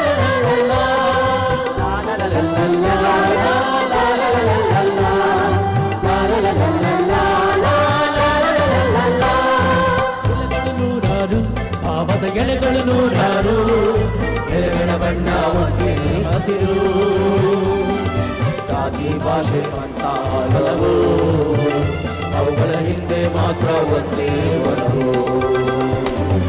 ಎಲೆಗಳು ನೂರಾರು, ಭಾವದ ಎಲೆಗಳು ನೂರಾರು, ಎಲೆಗಳ ಬಣ್ಣ ಒಂದೇ ಹಸಿರು, ಜಾತಿ ಭಾಷೆ ಅಂತ ಹಲವು, ಅವುಗಳ ಹಿಂದೆ ಮಾತ್ರ ಒಂದೇ ಒಲವು.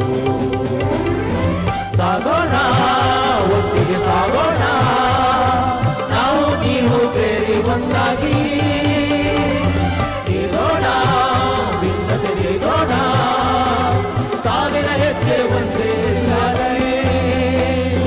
ಎಲೆಗಳು ನೂರಾರು, ಭಾವದ ಎಲೆಗಳು ನೂರಾರು, ಎಲೆಗಳ ಬಣ್ಣ ಒಂದೇ ಹಸಿರು, ಜಾತಿ ಭಾಷೆ ಕೊಂತ ಹಲವು, ಅವುಗಳ ಹಿಂದೆ ಮಾತ್ರ ಒಂದೇ ಒಲವು. ಸಾಗೋಣ ಒಟ್ಟಿಗೆ ಸಾಗೋಣ, ನಾವು ನೀವು ಸೇರಿ ಒಂದಾಗಿ ನೀಗೋಣ, ಭಿನ್ನತೆ ನೀಗೋಣ, ಸಾವಿರ ಹೆಜ್ಜೆ ಒಂದೇ ಗುರಿಗಾಗಿ, ಸಾವಿರ ಹೆಜ್ಜೆ ಒಂದೇ ಗುರಿಗಾಗಿ, ಸಾವಿರ ಹೆಜ್ಜೆ ಒಂದೇ ಗುರಿಗಾಗಿ.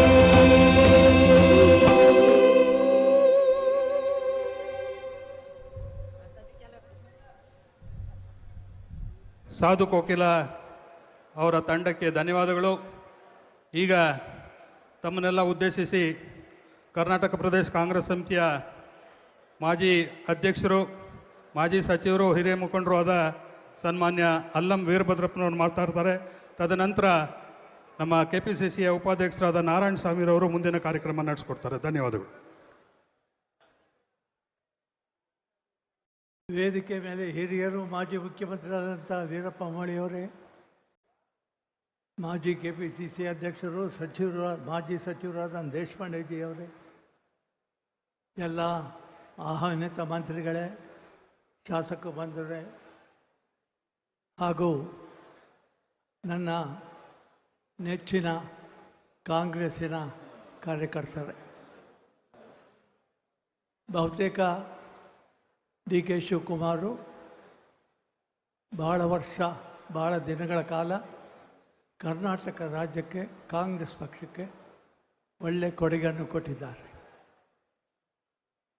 ಭಾಳಷ್ಟು ಜನರು DK ಅವರನ್ನ ಚೇಂಜ್ ಮಾಡಿದರೆ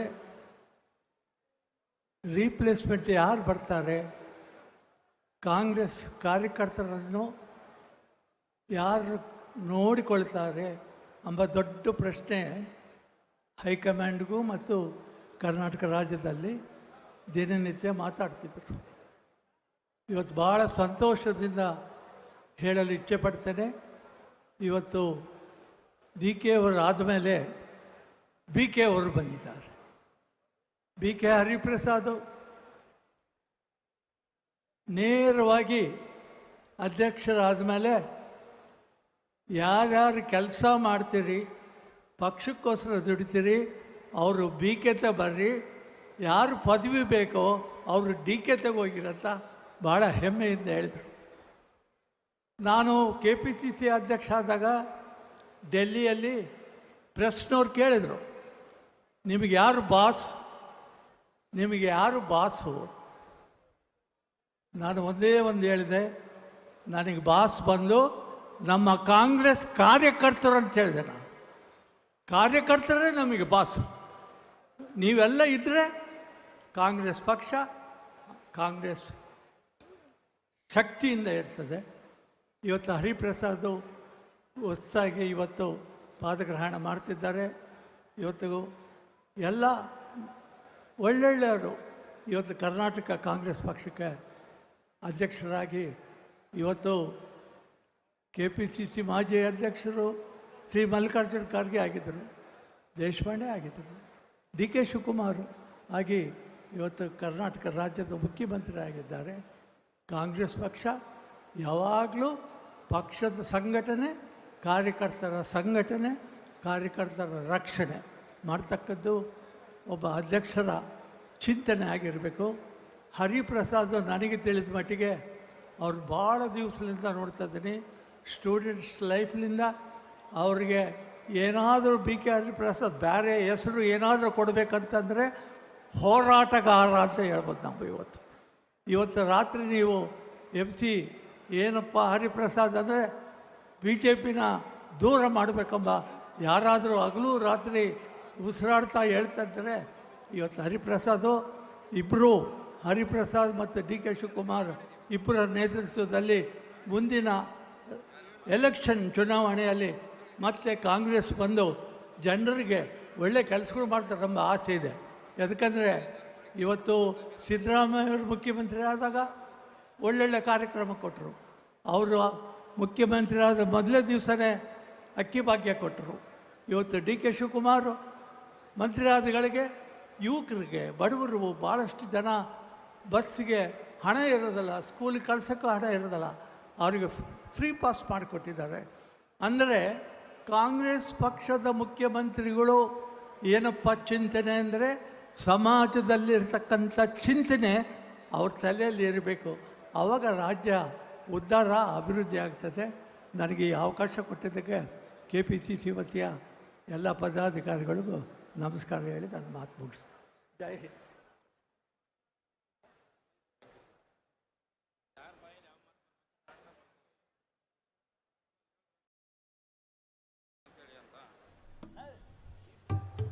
ಬಂಧುಗಳೇ, ತಮ್ಮೆಲ್ಲರಿಗೂ ಸುಸ್ವಾಗತ. ಕರ್ನಾಟಕ ಪ್ರದೇಶ ಕಾಂಗ್ರೆಸ್ ಸಮಿತಿಯ ಆಶ್ರಯದಲ್ಲಿ ಎಂದೂ ಮರೆಯಲಾಗದಂಥ ಬೃಹತ್ ಕಾರ್ಯಕ್ರಮನ ಆಯೋಜನೆ ಮಾಡಿದ್ದೇವೆ. ಕರ್ನಾಟಕ ಪ್ರದೇಶ ಕಾಂಗ್ರೆಸ್ ಸಮಿತಿಗೆ ನೂತನವಾಗಿ ಅಧ್ಯಕ್ಷರಾಗಿ ಆಯ್ಕೆ ಆಗಿರ್ತಕ್ಕಂಥ ಸಾಮಾನ್ಯ ಕಾಂಗ್ರೆಸ್ ಕಾರ್ಯಕರ್ತ, NSUI ಯುವ ಕಾಂಗ್ರೆಸ್ ಸೇವಾದಳ ಅಖಿಲ ಭಾರತ ಕಾಂಗ್ರೆಸ್ ಸಮಿತಿ ಕಾರ್ಯದರ್ಶಿಯಾಗಿ, ಪ್ರಧಾನ ಕಾರ್ಯದರ್ಶಿಯಾಗಿ ಇಂದು ಕರ್ನಾಟಕ ಪ್ರದೇಶ ಕಾಂಗ್ರೆಸ್ ಸಮಿತಿಯ ಅಧ್ಯಕ್ಷ ಸ್ಥಾನವನ್ನು ಅಲಂಕಾರ ಮಾಡಿರ್ತಕ್ಕಂಥ ಸನ್ಮಾನ್ಯ BK ಹರಿಪ್ರಸಾದ್ ರವರು 4 ಬಾರಿ ಸಂಸದರಾಗಿ, 2ನೇ ಬಾರಿಗೆ ಶಾಸಕರಾಗಿ, ಕಾಂಗ್ರೆಸ್ಸಿನ ಕಟ್ಟಾಳಾಗಿ ಸೇವೆಯನ್ನು ಮಾಡ್ತಾ ಇರತಕ್ಕಂಥ ಅವರ ಪರಿಶ್ರಮವನ್ನು ಪರಿಗಣಿಸಿ ಅಖಿಲ ಭಾರತ ಕಾಂಗ್ರೆಸ್ ಸಮಿತಿ ಇಂದು ಅವರನ್ನು ಅಧ್ಯಕ್ಷನಾಗಿ ನೇಮಕ ಮಾಡಲಾಗಿದೆ. ಅವರ ಪದಗ್ರಹಣ ಕಾರ್ಯಕ್ರಮ ಇಂದು ಕರ್ನಾಟಕ ರಾಜ್ಯದ 224 ವಿಧಾನಸಭಾ ಕ್ಷೇತ್ರಗಳಿಂದ ಸಾಂಕೇತಿಕವಾಗಿ ಕಾರ್ಯಕರ್ತರೇ ಹಬ್ಬದ ವಾತಾವರಣ ನಿರ್ಮಾಣ ಮಾಡಿದ್ದಾರೆ. ಈ ಕಾರ್ಯಕ್ರಮನ ಆಯೋಜನೆ ಮಾಡಿರ್ತಕ್ಕಂಥದ್ದು ಇಂದು ಅಧ್ಯಕ್ಷ ಇಲ್ಲದೆ ಇದ್ರೂ ಕೂಡ ಕಾರ್ಯಾಧ್ಯಕ್ಷರಾಗಿರ್ತಕ್ಕಂಥವರು ಆಕ್ಟಿಂಗ್ ಪ್ರೆಸಿಡೆಂಟ್ ಆಗಿ ಅಧಿಕಾರವನ್ನು ಸ್ವೀಕಾರ ಮಾಡಿ ಸಂಸದರು ಆಗಿರ್ತಕ್ಕಂಥ GC ಚಂದ್ರಶೇಖರ್ ಮತ್ತು ಕಾರ್ಯಕರ್ತರ ನೇತೃತ್ವದಲ್ಲಿ ಕಾರ್ಯಕರ್ತರ ಸಂಕಲ್ಪ ಸಮಾವೇಶವನ್ನು ಮಾಡ್ತಾ ಇದ್ದೇವೆ. ಈ ಒಂದು ಕಾರ್ಯಕ್ರಮಕ್ಕೆ ಹೊರಗಡೆ ಸಾವಿರ ಸಂಖ್ಯೆಯಲ್ಲಿ ಜನ ನಿಲ್ತಿದ್ದಾರೆ. ವಾಹನಗಳು ಬರೋದಕ್ಕೂ ತಡ ಆಗ್ತಾ ಇದೆ. ದಯಮಾಡಿ ಪೊಲೀಸರಲ್ಲಿ ಮನವಿ ಮಾಡಿಕೊಳ್ತೀನಿ, ಆ ವಾಹನಗಳನ್ನ ತಡೆ ಮಾಡದೆ ಒಳಗಡೆ ಕಳಿಸ್ಕೊಡ್ಬೇಕು ಅಂತೇಳಿ ಅಂತ. ಈಗ ಸಭೆಯನ್ನು ಉದ್ದೇಶಿಸಿ ಮಾಜಿ ಸಚಿವರು, ಸಿನಿಮಾ ಚಲನಚಿತ್ರರಂಗದ ಜನಪ್ರಿಯ ತಾರೆ, ಶಾಸಕಿಯೂ ಆಗಿರ್ತಕ್ಕಂಥ ಶ್ರೀಮತಿ ಉಮಾಶ್ರೀ ಅವರು ಸಭೆಯನ್ನು ಉದ್ದೇಶಿಸಿ ಮಾತನಾಡಬೇಕು ಅಂತೇಳಿ ಮನವಿಯನ್ನು ಮಾಡಿಕೊಳ್ತೇನೆ.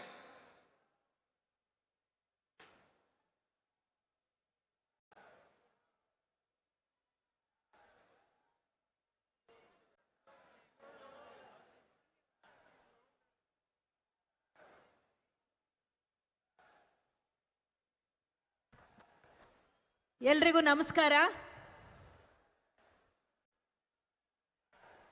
ಬೋಲೋ ಭಾರತ್ ಮಾತಾ ಕಿ, ಬೋಲೋ ಭಾರತ್ ಮಾತಾ ಕಿ.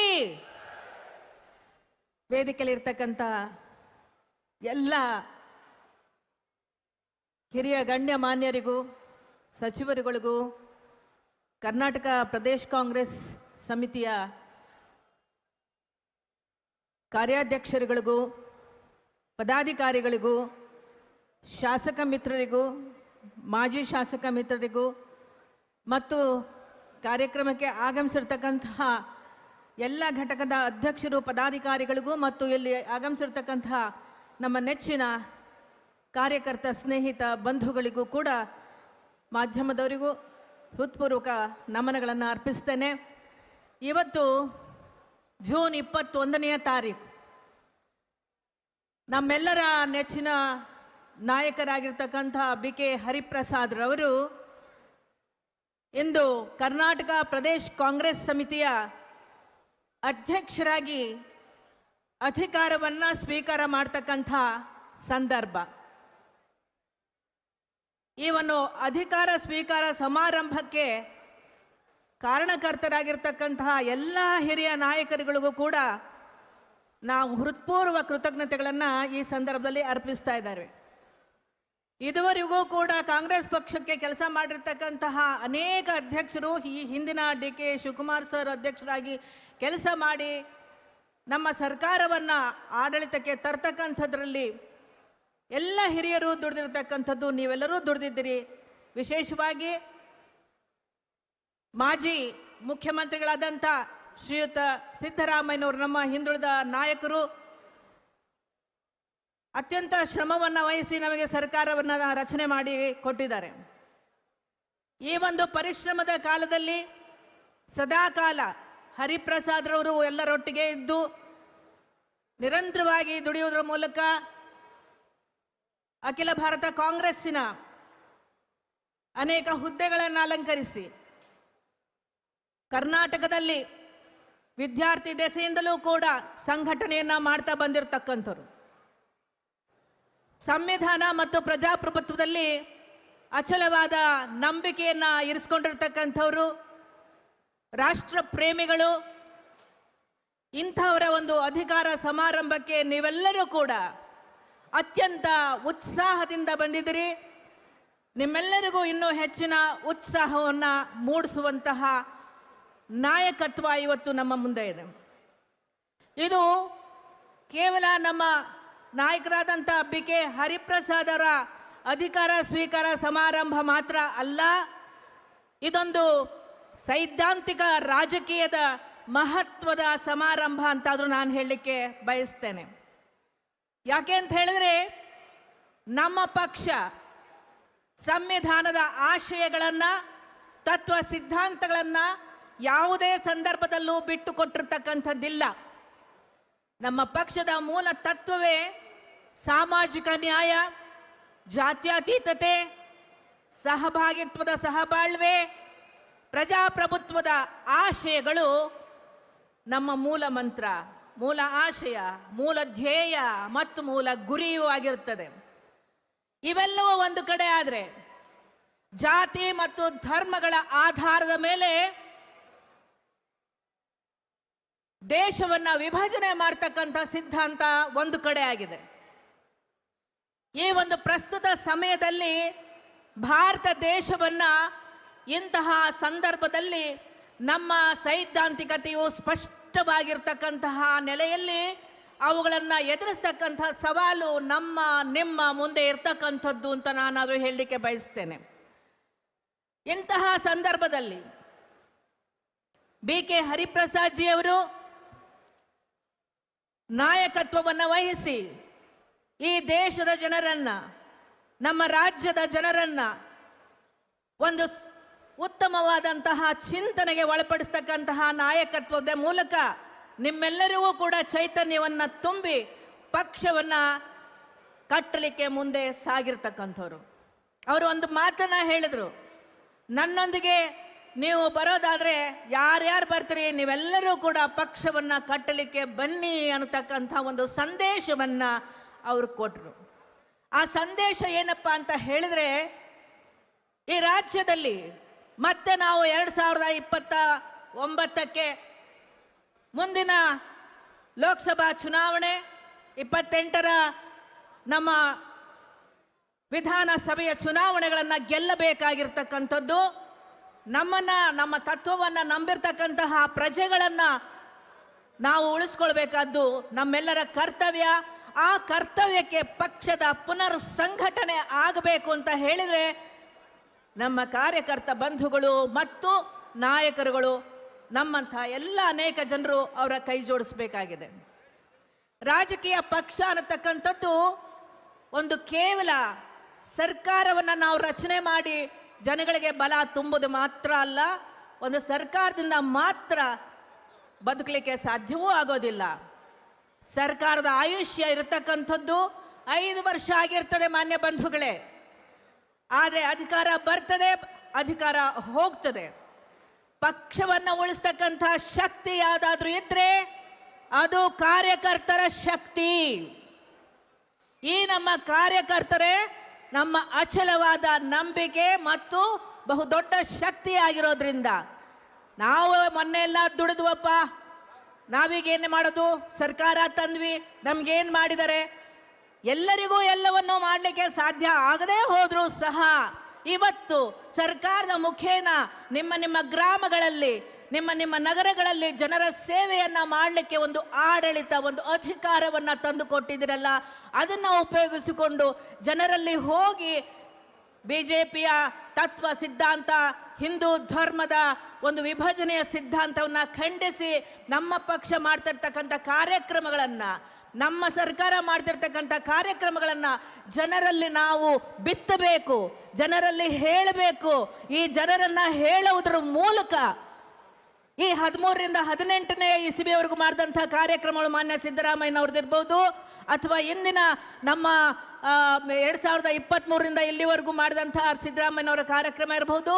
ಇನ್ನು ಮುಂದೆ ಈಗ ತಾನೇ DK ಶಿವಕುಮಾರ್ ಸರ್ ಅವರು ಅನೇಕ ಯೋಜನೆಗಳನ್ನು, ಗ್ಯಾರಂಟಿಗಳನ್ನು ಕೊಡ್ತಿದ್ದಾರೆ, ಅದನ್ನು ಸಹ ಹೇಳ್ತಕ್ಕಂಥದ್ದಿರ್ಬೋದು. ಬೂತ್ ಮಟ್ಟದಿಂದ ಕೂಡ ಇದು ಬಹಳ ಸ್ಪಷ್ಟವಾಗಿ ಜನರ ಮೆದುಳಿಗೆ ಹಾಕಬೇಕಾಗಿದೆ. ಬಲವಾದ ಸಂಘಟನೆ ಹೊಂದಿರತಕ್ಕಂತಹ ಪಕ್ಷಗಳು ದೀರ್ಘಕಾಲ ಉಳಿಬೇಕು ಅಂತ ಹೇಳಿದ್ರೆ ಅದಕ್ಕೆ ಮೂಲ ಶಕ್ತಿಯೇ ಕಾರ್ಯಕರ್ತರು. ಆ ಕಾರಣದಿಂದ ತಾವೆಲ್ಲರೂ ಸಾವಿರಾರು ಕಾರ್ಯಕರ್ತರು ಬಂದಿದ್ದೀರಿ. ಇವತ್ತು BK ಹರಿಪ್ರಸಾದ್ರ ಜೊತೆಯಲ್ಲಿ ಕೈ ಜೋಡಿಸಿ ದುಡಿಲಿಕ್ಕೆ ಬಂದಿದ್ದೀರಿ. ಈ ರಾಜ್ಯದ ಎಲ್ಲ ಕಾರ್ಯಕರ್ತರಿಗೂ ಆ ಸಂದೇಶ ಅರ್ಥ ಆಗಿದೆ ಅಂತಕ್ಕಂಥದ್ದನ್ನ ಹೇಳ್ತಾ, ನಿಮ್ಮೆಲ್ಲರ ವಿಶ್ವಾಸವನ್ನು ಕೂಡ ಗಳಿಸ್ತಾ ಕೆಲಸ ಮಾಡಲಿಕ್ಕೆ ಬಂದಿರತಕ್ಕಂಥ BK ಹರಿಪ್ರಸಾದ್ ಜಿ ಅವರಿಗೆ ತಾವೆಲ್ಲರೂ ಆಶೀರ್ವಾದ ಮಾಡಬೇಕು, ನಿಮ್ಮ ಬೆಂಬಲ ಕೊಡಬೇಕು. ಮುಗಿಸ್ಬೇಕಾ? ಕೊಡಬೇಕು. ಮತ್ತು ನಮ್ಮ ಈ ಒಂದು ಪಕ್ಷ ಈಗಾಗಲೇ ನೋಡಿದಿರಿ, BJP ಏನೂ ಮಾಡಿಲ್ಲ ಕಾಂಗ್ರೆಸ್ ಅಂತಕ್ಕಂಥದ್ದಕ್ಕೆ ಬಹಳಷ್ಟು ಭಾಷಣಗಳಲ್ಲಿ ನಿಮಗೆ ತಿಳುವಳಿಕೆಯನ್ನು ನೀಡಿದೆ. ನಿಮಗೂ ಕೂಡ ತಿಳುವಳಿಕೆ ಇದೆ, ನೀವು ಪ್ರಬುದ್ಧರಿದ್ದೀರಿ. ಈಗ ಮಾಡಿರ್ತಕ್ಕಂಥ ಶ್ರೀಮತಿ ಇಂದಿರಾ ಗಾಂಧಿಯವರು ಇರ್ಬೋದು, ರಾಜೀವ್ ಗಾಂಧಿಯವರು ಇರ್ಬೋದು, ಲಾಲ್ ಬಹದ್ದೂರ್ ಶಾಸ್ತ್ರಿ ಇರ್ಬೋದು, ನೆಹರೂಜಿ ಇರ್ಬೋದು, ಮತ್ತು ಇಂದಿನ ನಮ್ಮ ರಾಹುಲ್ ಗಾಂಧಿಯವರ ಚಿಂತನೆಗಳಿರ್ಬೋದು. ಮುಂದೆ ರಾಜೀವ್ ಗಾಂಧಿಯವರು ಏನೆಲ್ಲ ನಮ್ಮ ಮುಂದೆ ಕಾರ್ಯಕ್ರಮಗಳನ್ನು ಕೊಟ್ಟಿದ್ರು ಅವೆಲ್ಲವನ್ನ ಮೂಲಕವಾಗಿ ಇವತ್ತು ಅಧಿಕಾರವನ್ನು ಹಿಡಿದಿದ್ರೆ 60 ವರ್ಷದಲ್ಲಿ ನಾವು ಪಡೆದಂಥ ಸಾಧನೆಗಳ ಮೂಲಕವಾಗಿ ಇವತ್ತು ಮೋದಿಯವರು ಸರ್ಕಾರದಲ್ಲಿ ರಚನೆ ಆಗಿರ್ತಕ್ಕಂಥದ್ದು. 56 ಇಂಚು ಎದೆ ಇದ್ರೆ ಸಾಲದು, ಬಡವರಿಗೆ, ರೈತರಿಗೆ, ಕಾರ್ಮಿಕರಿಗೆ ಕೆಲಸ ಮಾಡ್ತಕ್ಕಂಥ ಶಕ್ತಿ ಇರಬೇಕು. ಆ ಶಕ್ತಿ ಏನಾದರೂ ಇದ್ರೆ ನಮ್ಮ ಕಾಂಗ್ರೆಸ್ ಪಕ್ಷಕ್ಕೆ ಮುಂದಿನ ದಿನಗಳಲ್ಲಿ ನೀವೆಲ್ಲರೂ ಸಹ ದೇಶದಲ್ಲಿ ಕಾಂಗ್ರೆಸ್ ಪಕ್ಷ ಅಧಿಕಾರಕ್ಕೆ ಬರಬೇಕು, ರಾಜ್ಯ ಅಧಿಕಾರಕ್ಕೆ ಬರಬೇಕು. ನೀವೆಲ್ಲರೂ ನಾವೆಲ್ಲರೂ ಸೇರಿ ಕೋಮುವಾದದ ಶಕ್ತಿಗಳನ್ನು ಈ ದೇಶದಿಂದ ನಿರ್ನಾಮ ಮಾಡಬೇಕು ಅಂತಕ್ಕಂಥ ಮನವಿಯನ್ನು ಮಾಡೋದಕ್ಕೆ ನಿಮ್ಮೆಲ್ಲರೂ ಕೂಡ ನಾನು 2 ಮಾತಿನಲ್ಲಿ ಕೇಳ್ತಾ ಇದ್ದೇನೆ. 1 ನಿಮಿಷ. ನೀವೆಲ್ಲರೂ ಸಹ ಬಹಳ ಮುಖ್ಯವಾಗಿ SIR ನಡೀತಾ ಇದೆ. ಸ್ಪೆಷಲ್ ಇಂಟೆನ್ಸಿವ್ ಪ್ರೋಗ್ರೆಸಿವ್ ಕಾರ್ಯಕ್ರಮ. ಅಂದರೆ ಮತದಾನದ ಪಟ್ಟಿಯಲ್ಲಿ ನಿಮ್ಮ ಮತಗಳು ಇದೆಯೋ ಇಲ್ಲವೋ ನೋಡ್ಕೊಳ್ಳಿ.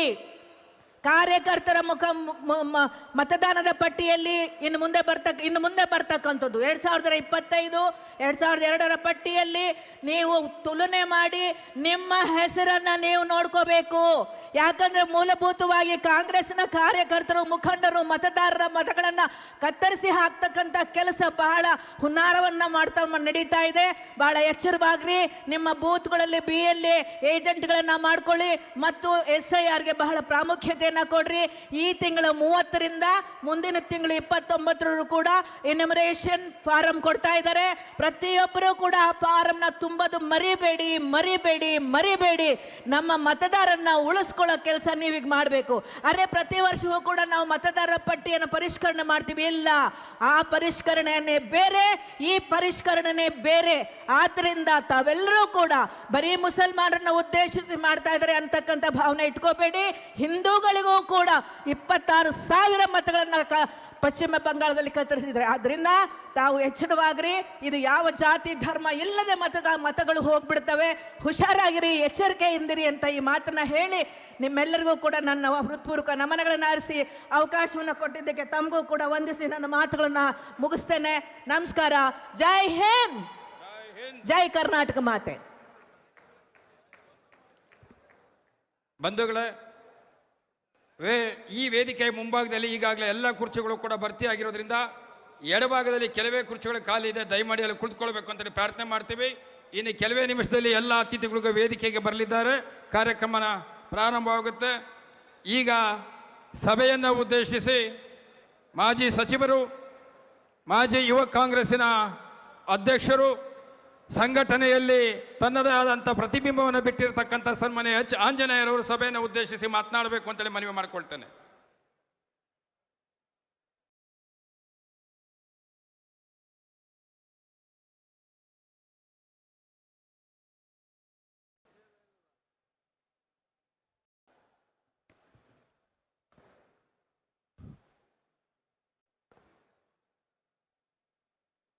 ಕರ್ನಾಟಕ ಪ್ರದೇಶ ಕಾಂಗ್ರೆಸ್ ಸಮಿತಿಯ ಅಧ್ಯಕ್ಷರಾಗಿ ಒಂದು ಯುವ ಶಕ್ತಿ, ಒಂದು ಕಾಲದಲ್ಲಿ 80ರ ದಶಕದಲ್ಲಿ 70-80ರ ದಶಕದಲ್ಲಿ ರಾಜ್ಯದಲ್ಲಿ ಒಂದು ಯುವ ಶಕ್ತಿಯನ್ನೇ ಹುಟ್ಟು ಹಾಕಿದಂಥ ಒಬ್ಬ ದಿಟ್ಟ ಹೋರಾಟಗಾರ, ನಿಷ್ಠಾವಂತ ಕಾಂಗ್ರೆಸ್ ನಾಯಕ, ಕಾಂಗ್ರೆಸ್ಸಿನ ಕಟ್ಟಾಳು BK ಹರಿಪ್ರಸಾದ್ ರವರು ಕರ್ನಾಟಕ ಪ್ರದೇಶ ಕಾಂಗ್ರೆಸ್ ಸಮಿತಿಯ ಅಧ್ಯಕ್ಷರನ್ನಾಗಿ ನಮ್ಮ AICC ಅಧ್ಯಕ್ಷರಾದಂಥ ಶ್ರೀ ಮಲ್ಲಿಕಾರ್ಜುನ ಖರ್ಗೆ ಅವರು, ವಿರೋಧ ಪಕ್ಷದ ನಾಯಕರಾದಂಥ ರಾಹುಲ್ ಗಾಂಧಿ ಅವರು, ಸೋನಿಯಾ ಗಾಂಧಿ ಅವರು, ಪಕ್ಷದ ವರಿಷ್ಠರೆಲ್ಲರೂ ಕೂಡ ಇವರ ಪಕ್ಷದ ನಿಷ್ಠೆಯನ್ನು ಗಮನಿಸಿ ರಾಜ್ಯ ಕಾಂಗ್ರೆಸ್ಸಿನ ಅಧ್ಯಕ್ಷನಾಗಿ ನೇಮಕ ಮಾಡಿದ್ದಕ್ಕೆ ನಾನು ಮೊದಲು ಪಕ್ಷದ ಎಲ್ಲ ವರಿಷ್ಠರಿಗೆ ಹೃತ್ಪೂರ್ವಕವಾದಂಥ ಒಂದು ಕೃತಜ್ಞತೆಯನ್ನು ರಾಜ್ಯದ ಯುವಕರ ಪರವಾಗಿ ಅವರಿಗೆ ಅರ್ಪಿಸಲಿಕ್ಕೆ ಇಚ್ಛಪಡ್ತೀನಿ. ಕಾಂಗ್ರೆಸ್ ಪಕ್ಷದ ಅಧ್ಯಕ್ಷರಾಗಿ ನೇಮಕವಾಗಿರುವ BK ಹರಿಪ್ರಸಾದ್ರವ್ರನ್ನ ನಾನು ಹೃತ್ಪೂರ್ವಕವಾಗಿ ಅವರ ನೇಮಕವನ್ನು ಸ್ವಾಗತಿಸ್ತೇನೆ. ಅವ್ರನ್ನ ಹೃತ್ಪೂರ್ವಕವಾಗಿ ನಾನು ಅಭಿನಂದಿಸುತ್ತೇನೆ. ಈ ಹಿಂದೆ ಅಧ್ಯಕ್ಷರಾಗಿದ್ದಂಥ DK ಶಿವಕುಮಾರ್ ಅವರು ಕೂಡ ಅತ್ಯುತ್ತಮವಾಗಿ ಸಂಘಟನೆ ಮಾಡಿದ್ದಾರೆ. ಜೊತೆಗೆ ರಾಜ್ಯದ ಮುಖ್ಯಮಂತ್ರಿಯಾಗಿ ಕೂಡ ಆಯ್ಕೆಯಾಗಿದ್ದಾರೆ. ಅವರಿವತ್ತು KPCCಯ ಸ್ಥಾನವನ್ನು ಹಸ್ತಾಂತರ ಮಾಡ್ತಾ ಇದ್ದಾರೆ. ಅವ್ರಿಗೂ ಕೂಡ ನಾನು ಅಭಿನಂದಿಸುತ್ತೇನೆ. ಕಳೆದ 3 ವರ್ಷಗಳ ಕಾಲ ಮುಖ್ಯಮಂತ್ರಿಗಳಾಗಿ ಸುದೀರ್ಘವಾಗಿ 13ರಿಂದ 18 ಮತ್ತು 23ರಿಂದ ಇಲ್ಲಿಯವರೆಗೂ ಮುಖ್ಯಮಂತ್ರಿಯಾಗಿ ಸೇವೆ ಮಾಡಿದಂಥ ಒಬ್ಬ ಅಪರೂಪದ ನಾಯಕ ಸಿದ್ದರಾಮಯ್ಯನವರು ಒಂದು ದಾಖಲೆಯ ವರ್ಷಗಳ ಮುಖ್ಯಮಂತ್ರಿಯಾಗಿ ಬಡವರ ಸೇವೆಯನ್ನು ಮಾಡಿದ್ದಾರೆ. 5 ಪಂಚ ಕಲ್ಯಾಣದ ಯೋಜನೆಗಳನ್ನು ಅನುಷ್ಠಾನಕ್ಕೆ ತರುವುದರ ಮೂಲಕ ಇಡೀ ರಾಷ್ಟ್ರದಲ್ಲಿ ಹಸಿವು ಮುಕ್ತ, ಬಡತನ ಮುಕ್ತ ರಾಜ್ಯವನ್ನಾಗಿ ಮಾಡಿದಂಥ ಕೀರ್ತಿ ಶ್ರೀಮಾನ್ ಸಿದ್ದರಾಮಯ್ಯ ಅವರು ಸಲ್ಲುತ್ತೆ. ಅವ್ರಿಗೂ ಕೂಡ ನಾವು ಇವತ್ತು ಹೃತ್ಪೂರ್ವಕವಾದಂಥ ಧನ್ಯವಾದಗಳನ್ನು, ಅಭಿನಂದನೆಗಳನ್ನು ಸಲ್ಲಿಸೋಣ. ಜೊತೆಗೆ ನಮ್ಮ ರಾಜ್ಯದ ಇನ್ಚಾರ್ಜ್ ಜನರಲ್ ಸೆಕ್ರೆಟರಿ ಸುರ್ಜೇವಾಲಾರವರು ಭಾಳ ಚೆನ್ನಾಗಿ ಎಲ್ಲ ನಾಯಕರನ್ನು ಕೂಡ ಒಂದುಗೂಡಿಸಿ 23ರ ಚುನಾವಣೆಯಲ್ಲಿ ಅವರದೇ ಆದಂಥ ಒಂದು ತಂತ್ರಗಾರಿಕೆಯಿಂದ ಈ ಒಂದು ರಾಜ್ಯದಲ್ಲಿ ಕಾಂಗ್ರೆಸ್ ಬರಲಿಕ್ಕೆ ಅವರು ಕೂಡ ಶ್ರಮಿಸಿದ್ದಾರೆ. ಹೀಗಾಗಿ ಸುರ್ಜೇವಾಲಾರವರು ಕೂಡ ಈ ರಾಜ್ಯದ ಇನ್ಚಾರ್ಜ್ ಇರೋದ್ರಿಂದ ಅವ್ರನ್ನೂ ನಾವು ಅಭಿನಂದಿಸೋಣ. ಈಗ ಒಟ್ಟಾರೆಯಾಗಿ ಇದು ಚುನಾವಣೆ ವರ್ಷ ಅಂತ ತಿಳ್ಕೋಬೇಕು ನಾವು. ಹರಿಪ್ರಸಾದ್ ಅವರು, DK ಶಿವಕುಮಾರ್ ಅವರು KPCC ಅಧ್ಯಕ್ಷರಾಗಿದ್ದಂಥ ಸಂದರ್ಭದಲ್ಲಿ ರಾಜ್ಯದಲ್ಲಿ ಮರಣಾಂತಿಕ ಕಾಯಿಲೆ ಕರೋನಾ ಇತ್ತು. ಅವರು ಇಷ್ಟೊಂದು ವಿಜೃಂಭಣೆಯಿಂದ ಅದ್ಧೂರಿಯಾಗಿ ಅಧಿಕಾರವನ್ನು ಸ್ವೀಕಾರ ಮಾಡಲಿಕ್ಕಾಗಲಿಲ್ಲ. ಭಾರತ್ ಜೋಡೋ ಭವನದಲ್ಲಿ ವಿವಿಧ ಟೆಕ್ನಾಲಜಿ, ಈಗೇನು ವಿಡಿಯೋ ಕಾಲು, ಆ ಮೂಲಕ ಅಧಿಕಾರವನ್ನು ಸ್ವೀಕಾರ ಮಾಡಿ ಅದೊಂದು ದಾಖಲೆನೇ ಮಾಡಿದರು. ನಂತರ ಅವರು ಮಾಡಿದಂಥ ಕೆಲಸ ಕಾರ್ಯಗಳು, ಹೋರಾಟ ಮತ್ತು ಎಲ್ಲ ರೀತಿಯ ಸಂಘಟನೆಗಳು ಕೂಡ ಪಕ್ಷದ ಗೆಲುವಿಗೆ ಅವಕಾಶ ಆಯಿತು. ಅದೇ ಮಾದರಿಯಲ್ಲಿ ಅವ್ರನ್ನ ಮೀರಿಸಿ ಮಾಡುವಂಥ ಶಕ್ತಿ ಇರ್ತಕ್ಕಂಥ ಹರಿಪ್ರಸಾದ್ರವರು ಸಂಘಟನೆ, ಹೋರಾಟ, ಈ ರೀತಿಯಾದಂಥ ಈ ಏನು ಇವತ್ತು ನಾವು ಬೆಂಗಳೂರಿನ ಶೃಂಗಾರ ಮಾಡಿದ್ದೇವಲ್ಲ, ಅದನ್ನು ಅವರು 70-80ರ ದಶಕದಲ್ಲಿ ಇಂದಿರಾ ಗಾಂಧಿ ಅವರಿಗೆ, ರಾಜೀವ್ ಗಾಂಧಿ ಅವರಿಗೆ ಮಾಡ್ತಾಯಿದ್ರು. ಅದರ ನೇತೃತ್ವ ಹರಿಪ್ರಸಾದ್ ಅವರೇ ವಹಿಸ್ತಾ ಇದ್ರು. ನಾನು ರಾಜ್ಯ ಯುವ ಕಾಂಗ್ರೆಸ್ಸಿನ ಅಧ್ಯಕ್ಷರಾದಂಥ ಸಂದರ್ಭದಲ್ಲಿ ಅವಾಗ ಆಸ್ಕರ್ ಫರ್ನಾಂಡಿಸ್ ಅಂತ ಒಬ್ಬ ಹೃದಯವಂತ AICCಯ ಪ್ರಧಾನ ಕಾರ್ಯದರ್ಶಿ ಇದ್ದಂಥ ಸಂದರ್ಭದಲ್ಲಿ ಮತ್ತು ನಮಗೆಲ್ಲರಿಗೂ ಮಾರ್ಗದರ್ಶನ ಮಾಡುತ್ತಿದ್ದಂತಹ ಇಂದಿನ ಹಣಕಾಸು ಸಚಿವರಾಗಿದ್ದಂಥ ಜನಾರ್ದನ ಪೂಜಾರಿ ಅವರಿಬ್ಬರೂ ಕೂಡ ಕಾಂಗ್ರೆಸ್ಸಿನ ಕಾರ್ಯಕರ್ತರನ್ನ ಕಟ್ಟಿ ಬೆಳೆಸಿದಂಥವರು, ಗುರುತಿಸಿದಂಥ ಮಹಾನ್ ನಾಯಕರು ಇಬ್ಬರು ಕೂಡ.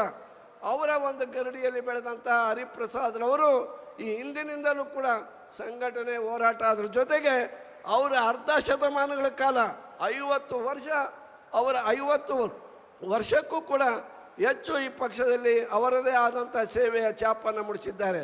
ಅದರ ಜೊತೆಗೆ ರಾಜೀವ್ ಗಾಂಧಿ, ಸೋನಿಯಾ ಗಾಂಧಿ ಈ ಕುಟುಂಬಕ್ಕೆ ತುಂಬ ಹತ್ತಿರವಾಗಿ ನಿಷ್ಠರಾಗಿರ್ತಕ್ಕಂಥ ನಾಯಕ, ಪಕ್ಷದಲ್ಲಿ ನಿಷ್ಠಾವಂತ ಮತ್ತು ಅವರ ಕುಟುಂಬದಲ್ಲೂ ಕೂಡ ನಿಷ್ಠಾವಂತ ನಾಯಕರಾಗಿದ್ದಾರೆ.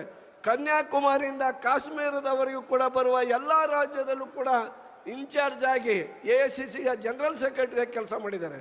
ಸೇವಾದಳದ ಅಧ್ಯಕ್ಷರಾಗಿ, NSYನ ನಾಯಕರಾಗಿ, ರಾಷ್ಟ್ರೀಯ ಯುವ ಕಾಂಗ್ರೆಸ್ಸಿನ ಉಪಾಧ್ಯಕ್ಷರಾಗಿ, ಹೀಗೆ ಪಕ್ಷದ ಎಲ್ಲ ಹುದ್ದೆಗಳನ್ನು ಕೂಡ ಅಲಂಕರಿಸಿದ್ದಂಥ ಹರಿಪ್ರಸಾದ್ರವರು ಕೇಂದ್ರದಲ್ಲಿ ಮಂತ್ರಿ ಆಗ್ರಿ ಅಂದ್ರೂ ಕೂಡ ಪಕ್ಷದ ಸಂಘಟನೆಯಲ್ಲಿರ್ತೀನಿ, ನಾನು AICC ಜನರಲ್ ಸೆಕ್ರೆಟರಿಯಾಗಿ ನಿಮ್ಮ ಸೇವೆಯನ್ನು, ಪಕ್ಷದ ಸೇವೆಯನ್ನು ಮಾಡ್ತೀನಿ ಅಂತ ಹೇಳಿದಂಥ ಒಬ್ಬ ಹೃದಯವಂತ ನಾಯಕ BK ಹರಿಪ್ರಸಾದ್ರವರು.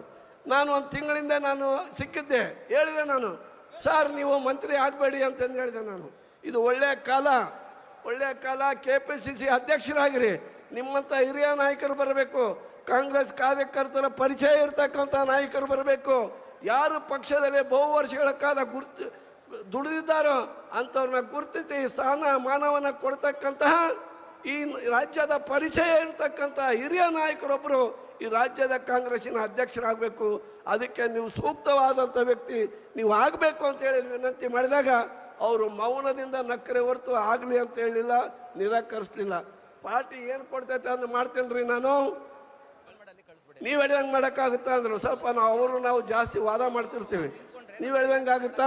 ಪಾರ್ಟಿ ಏನು ಕೊಡ್ತದೆ ಆ ಜವಾಬ್ದಾರಿ ನಾನು ಮಾಡ್ತೀನಿ. ಇಲ್ಲೇನೂ ಬೇಡ ಅಂದೆ AICC ಆಫೀಸಲ್ಲಿ ಕಾಯ್ಕೊಂತ ಕುಂದ್ರು ಅಂದ್ರೆ ನಾನು ಹೋಗಿ ಕುಂದಿರ್ತೀನಿ. ಒಟ್ಟಾರೆ ಕಾಂಗ್ರೆಸ್ಸಿನ ಒಬ್ಬ ನಿಷ್ಠಾವಂತ ಕಾರ್ಯಕರ್ತ, ನಾನು ಶಿಸ್ತಿನ ಸಿಪಾಯಿ. ಪಾರ್ಟಿ ಏನು ಹೇಳ್ತೋ ಆ ದಾರಿಯಲ್ಲಿ ನಾನು ಹೋಗ್ತಕ್ಕಂಥವ್ನು ಅಂತ ಹೇಳಿದ್ದಾರೆ.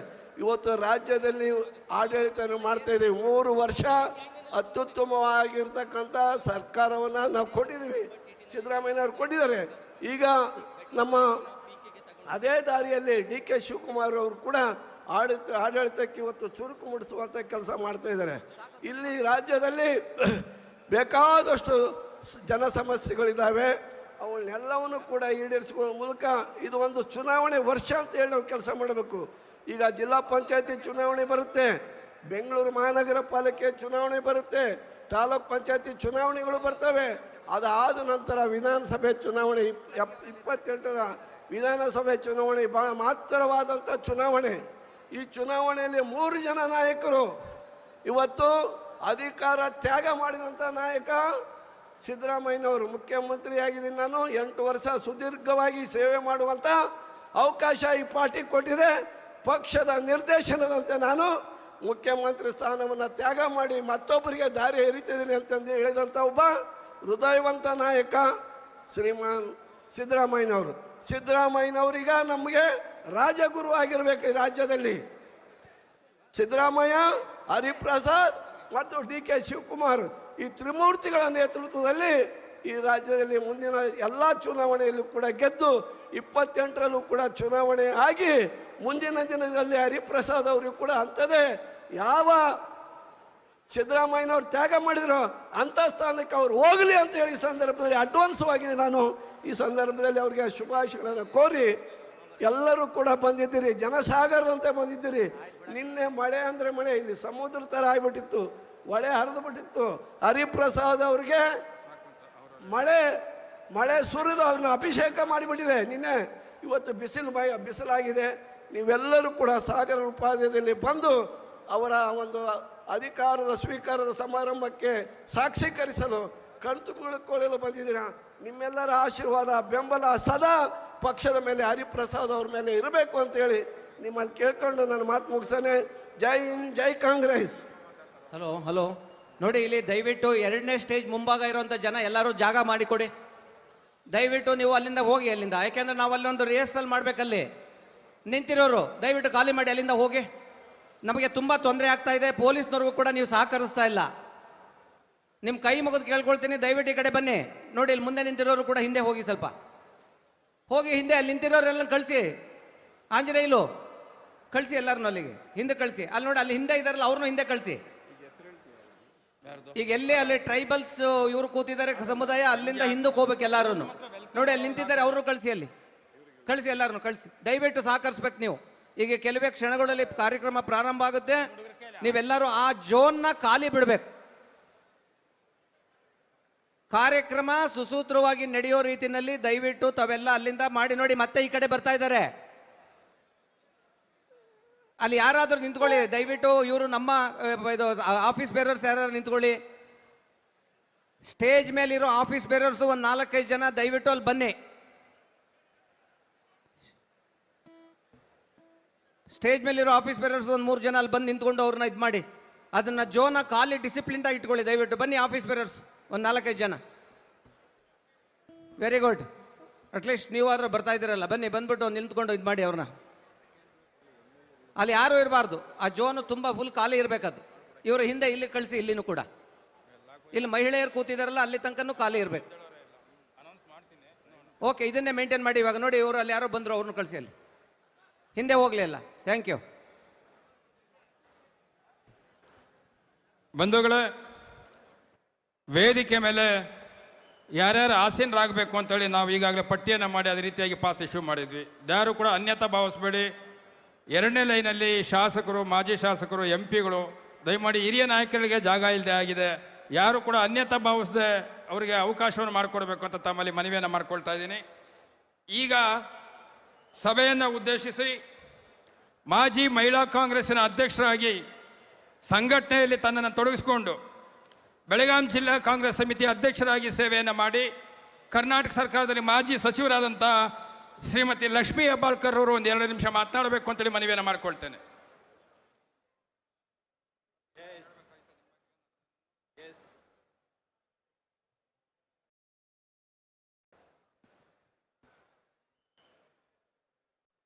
ಬೋಲೋ ಭಾರತ್ ಮಾತಾ ಕಿ. ಯಾಕೋ ನನ್ನ ಅಣ್ಣ ತಮ್ಮಂದರಲ್ಲಿ ಅಕ್ಕ ತಂಗಿಯರಲ್ಲಿ ಸ್ವಲ್ಪ ಜೋಶನ್ನ ತರೋಣ ಅಂತ ಹೇಳಿ. ಏನಮ್ಮ? ಬೋಲೋ ಕಾಂಗ್ರೆಸ್ ಪಾರ್ಟಿ ಕಿ. ಎಲ್ಲರಿಗೂ ನಮಸ್ಕಾರ. ವೇದಿಕೆ ಮೇಲೆ ಆಸೀನರಾದಂಥ ಪ್ರದೇಶ್ ಕಾಂಗ್ರೆಸ್ ಪಕ್ಷದ ಎಲ್ಲ ಮಾಜಿ ಅಧ್ಯಕ್ಷರುಗಳೇ, ಮಾಜಿ ಮುಖ್ಯಮಂತ್ರಿಗಳೇ, ಕ್ಯಾಬಿನೆಟ್ ದರ್ಜೆಯ ಎಲ್ಲ ಸಚಿವರೇ, ಶಾಸಕ ಸಹೋದರರೇ, ಅದೇ ರೀತಿ ಕಾಂಗ್ರೆಸ್ ಪಕ್ಷದ ಪದಾಧಿಕಾರಿಗಳೇ, ಎಲ್ಲದಕ್ಕಿಂತ ಜಾಸ್ತಿ ಇವತ್ತು ಈ ಕಾಂಗ್ರೆಸ್ ಪಕ್ಷ ಕರ್ನಾಟಕ ರಾಜ್ಯದಲ್ಲಿ ಸದೃಢವಾಗಲಿಕ್ಕೆ ಕಾರಣವಾದಂಥ ನನ್ನ ಪಕ್ಷದ ಜೀವಾಳದಂಥ ನನ್ನ ಕಾರ್ಯಕರ್ತರೇ, ಮಾಧ್ಯಮದ ಸಹೋದರರೇ, ಇವತ್ತು ನಾವು ಕರ್ನಾಟಕ ಪ್ರದೇಶ್ ಕಾಂಗ್ರೆಸ್ನ ನೂತನ ಸಾರಥಿ ಶ್ರೀ BK ಹರಿಪ್ರಸಾದ್ ಅವರ ಈ ಒಂದು ಜವಾಬ್ದಾರಿಯನ್ನು ತೆಗೆದುಕೊಳ್ಳುವಂಥ ಅಧಿಕಾರ ಪದಗ್ರಹಣ ಕಾರ್ಯಕ್ರಮದಲ್ಲಿ ನೀವೆಲ್ಲರೂ ಭಾಗವಹಿಸಿದ್ದೇವೆ. ಬಂಧುಗಳೇ, 6 ವರ್ಷ ಹಿಂದೆ ಇದೇ ಒಂದು ಕಾರ್ಯಕ್ರಮವನ್ನು DK ಶಿವಕುಮಾರ್ ಅವರು ಅಧ್ಯಕ್ಷರಾದಂಥ ಸಂದರ್ಭದಲ್ಲಿ, ಕರೋನಾ ಸಂದರ್ಭದಲ್ಲಿ ಮಾಡಿದ್ದನ್ನು ನಾವು ಇವತ್ತು ನೆನೆಸಬೇಕಾಗತ್ತೆ. ಆ ಕಾರ್ಯಕ್ರಮ ಇಡೀ ಹಳ್ಳಿ ಗ್ರಾಮ ಪಂಚಾಯಿತಿಯ ಮಟ್ಟಕ್ಕೆ ಕಾರ್ಯಕರ್ತರು ಸಂಭ್ರಮಿಸಿದ್ರೆ, ಇವತ್ತು ಇಡೀ ಬೆಂಗಳೂರಿಗೆ ಕರ್ನಾಟಕದ ಮೂಲೆ ಮೂಲೆಯಿಂದ ಕಾರ್ಯಕರ್ತರು ಬಂದು ಈ ಕಾರ್ಯಕ್ರಮದಲ್ಲಿ ಭಾಗವಹಿಸಿ ಸಂಭ್ರಮಿಸ್ತಾ ಇದ್ದೀರಾ. ಇದು ಏನು ತೋರಿಸುತ್ತೆ ಅಂತಂದ್ರೆ, ಕರ್ನಾಟಕ ರಾಜ್ಯದಲ್ಲಿ ಕಾಂಗ್ರೆಸ್ ಪಕ್ಷ ಸದೃಢವಾಗಿದೆ, ಸಶಕ್ತೀಕರಣ ಹೊಂದಿದೆ ಅನ್ನೋದನ್ನ ತೋರಿಸುತ್ತೆ. ಬಂಧುಗಳೇ, ಇಲ್ಲಿಯವರೆಗೆ ನಮ್ಮ ಸುಮಾರು ನಾಯಕರು BK ಹರಿಪ್ರಸಾದ್ ಸಾಹೇಬರ ಸಂಘಟನೆ, ಪಕ್ಷ ನಿಷ್ಠೆ, ಪ್ರಾಮಾಣಿಕತೆ, ಅಧಿಕಾರಕ್ಕೆ ಯಾವತ್ತೂ ಕೂಡ ಅಂಟಿಕೊಳ್ಳದಂಥ ಜಾಯಮಾನದ ಬಗ್ಗೆ ಎಳೆಯಾಗಿ ತಮ್ಮ ಎದುರುಗಡೆ ಇವತ್ತು ಹೇಳಿದ್ದಾರೆ. BK ಹರಿಪ್ರಸಾದ್ ಸರ್ 1980ರಿಂದ ಕಾಂಗ್ರೆಸ್ ಪಕ್ಷದಲ್ಲಿ ಸೇವಾದಳ ಆಗಿರಬಹುದು, NSU ಆಗಿರಬಹುದು, ಯೂತ್ ಕಾಂಗ್ರೆಸ್ ಆಗಿರಬಹುದು, ಕಾಂಗ್ರೆಸ್ ಪಕ್ಷದ ರಾಷ್ಟ್ರೀಯ ಕಾರ್ಯದರ್ಶಿ ಆಗಿರಬಹುದು, ಕಾಂಗ್ರೆಸ್ ಪಕ್ಷದ ರಾಷ್ಟ್ರೀಯ ಜನರಲ್ ಸೆಕ್ರೆಟರಿ ಆಗಿ ವಿವಿಧ ಹಂತದಲ್ಲಿ ಪಕ್ಷದಲ್ಲಿ ಸೇವೆಯನ್ನು ಸಲ್ಲಿಸಿದಂಥವರಾಗಿದ್ದಾರೆ. ನಮ್ಮ ದೇಶದಲ್ಲಿ ಸುಮಾರು 19 ರಾಜ್ಯಗಳಿಗೆ ಕಾಂಗ್ರೆಸ್ ಪಕ್ಷದ ಜನರಲ್ ಸೆಕ್ರೆಟರಿ ಆಗಿ, ಸುಮಾರು 19 ರಾಜ್ಯಗಳಿಗೆ ಇನ್ಚಾರ್ಜ್ ಆಗಿ ಕೆಲಸ ಮಾಡಿದಂಥ, ಪಕ್ಷ ಸಂಘಟನೆಯನ್ನ ಮಾಡಿದಂಥ ಒಂದು ಹಿರಿಯ ಅನುಭವ ಹೊಂದಿದಂಥವರು BK ಹರಿಪ್ರಸಾದ್ ಅವರಾಗಿದ್ದಾರೆ. ಬಂಧುಗಳೇ, ಪಕ್ಷ ನಿಷ್ಠೆ, ಪ್ರಾಮಾಣಿಕತೆಗೆ ನಾವು ಬಹಳಷ್ಟು ಅವರನ್ನು ಸ್ಮರಿಸಬೇಕಾಗತ್ತೆ.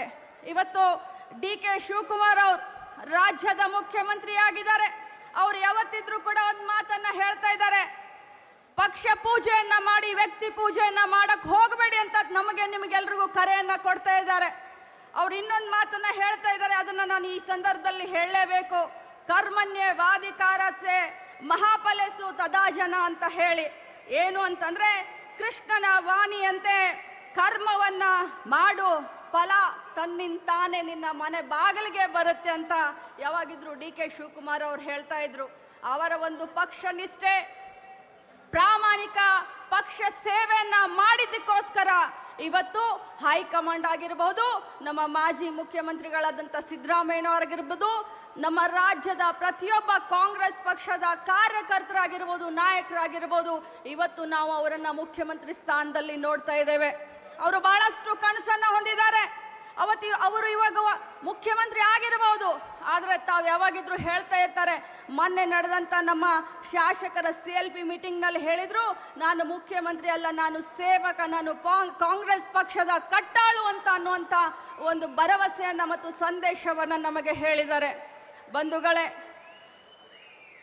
ಸಂಘಟನೆಗೆ BK ಹರಿಪ್ರಸಾದ್ ಅವರು, ಆಡಳಿತಕ್ಕೆ DK ಶಿವಕುಮಾರ್ ಅವರು, ಮಾರ್ಗದರ್ಶನ ಮಾಡಲಿಕ್ಕೆ ಮಾಜಿ ಮುಖ್ಯಮಂತ್ರಿಗಳಾದಂಥ ಧೀಮಂತ ನಾಯಕರಾದಂಥ ಸಿದ್ದರಾಮಯ್ಯನವರು ಮತ್ತು ಪರಮೇಶ್ವರ್ ಸರ್, ಎಲ್ಲ ನಾಯಕರು ಒಗ್ಗೂಡಿ ಇವತ್ತು ಮುಂಬರುವಂಥ 2028ರ ಚುನಾವಣೆ ಆಗಿರ್ಬೋದು, 29ರ ಚುನಾವಣೆ ಆಗಿರ್ಬೋದು, ಅದಕ್ಕಿಂತ ಮುಂಚೆ ನಮ್ಮ ಕಾರ್ಯಕರ್ತರಿಗೆ ಶಕ್ತಿಯನ್ನು ಕೊಡುವಂಥ ಕೆಲಸ ಕೂಡ ಮಾಡ್ತಾರೆ ಅನ್ನುವಂಥ ವಿಶ್ವಾಸ ನನಗೆ BK ಹರಿಪ್ರಸಾದ್ ಮತ್ತು DK ಶಿವಕುಮಾರ್ ಮೇಲೆ ಇದೆ ಅನ್ನುವಂಥ ಮಾತನ್ನು ಹೇಳಲಿಕ್ಕೆ ಬಯಸ್ತೇನೆ.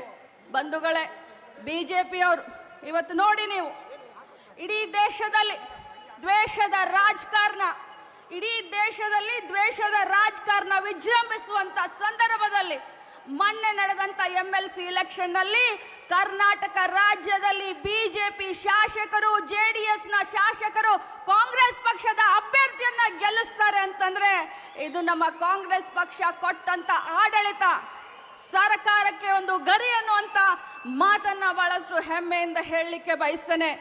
140 ವರ್ಷ ಇತಿಹಾಸವಿರುವಂಥ ಕಾಂಗ್ರೆಸ್ ಪಕ್ಷದ ಸಂಘಟನೆಯಲ್ಲಿ ನಾವು ನೀವೆಲ್ಲರೂ ಪ್ರಾಮಾಣಿಕವಾಗಿ ಭಾಗವಹಿಸೋಣ. ಇವತ್ತು ಕಾರ್ಯಕರ್ತರು ಇದ್ರೆ ಪಕ್ಷ ಇದ್ರೆ ಸರ್ಕಾರ, ನೀವಿಲ್ಲದೆ ಸರ್ಕಾರ ಇರಲಿಕ್ಕೆ ಸಾಧ್ಯನೇ ಇಲ್ಲ. ನೀವಿಲ್ಲದಂತ ಪಕ್ಷವನ್ನ ಊಹಿಸ್ಲಿಕ್ಕೆ ಸಾಧ್ಯನೇ ಇಲ್ಲ. ನೀವಿಲ್ಲದೆ ಪಕ್ಷದ ಸಂಘಟನೆ ಸಾಧ್ಯವಿಲ್ಲ. ಇವತ್ತಿನ ಮುಖ್ಯಮಂತ್ರಿಗಳಾದಂಥ DK ಶಿವಕುಮಾರ್ ಅವರು ಬಹಳಷ್ಟು ವಿನೂತನವಾದಂಥ ವಿಶೇಷವಾದಂಥ ಯೋಜನೆಗಳನ್ನ, ಕಾರ್ಯಕ್ರಮವನ್ನ ಯುವಕರಿಗೆ, ವಿದ್ಯಾರ್ಥಿಗಳಿಗೆ, ರೈತರಿಗೆ, ಮಹಿಳೆಯರಿಗೆ ತರುವಂತ ಕೆಲಸವನ್ನ ಮಾಡ್ತಾ ಇದ್ದಾರೆ. ಸಿದ್ದರಾಮಯ್ಯನವರ ಮಾರ್ಗದರ್ಶನದಲ್ಲಿ ಮುಂದೆ ಸಾಗೋಣ ಅನ್ನುವಂಥ ಮಾತನ್ನ ಹೇಳಿ ಗ್ರಾಮ ಮಟ್ಟದ ಒಂದು ಸಂಘಟನೆಯಲ್ಲಿ ನಾವು ನೀವೆಲ್ಲರೂ ಇವತ್ತು ತೊಡಗಬೇಕಾಗಿದೆ. ಪ್ರತಿ ಬಾರಿ ಕಾಂಗ್ರೆಸ್ ಪಕ್ಷ ಸಂಕಷ್ಟದಲ್ಲಿ ಇದ್ದಾಗ ಕರ್ನಾಟಕದಿಂದನೇ ಪುಟಿದೇಳುವಂತ ಕೆಲಸಗಳು ಆಗಿದಾವೆ. ಇತಿಹಾಸ ಅದಕ್ಕೆ ಸಾಕ್ಷಿ. ಬನ್ನಿ, ನಾವು ನೀವೆಲ್ಲರೂ ಕೈ ಜೋಡಿಸೋಣ. ಮತ್ತೊಮ್ಮೆ ಇಡೀ ದೇಶದ ರಾಜಕಾರಣದ ದಿಕ್ಸೂಚಿಯನ್ನ ಕರ್ನಾಟಕದಿಂದ ನಾವು ಕೊಡೋಣ ಅನ್ನುವಂಥ ಶಪಥವನ್ನು ನಾವು ನೀವೆಲ್ಲರೂ ಮಾಡಬೇಕಾಗಿದೆ. ಬಂಧುಗಳೇ, ನಾನು ಆಯೋಜಕರಿಗೆ, ಎಲ್ಲ ನಮ್ಮ ಪಕ್ಷದ ವರ್ಕಿಂಗ್ ಪ್ರೆಸಿಡೆಂಟ್ಗಳಿಗೆ ನಾನು ಧನ್ಯವಾದವನ್ನು ಹೇಳಲಿಕ್ಕೆ ಬಯಸ್ತೇನೆ.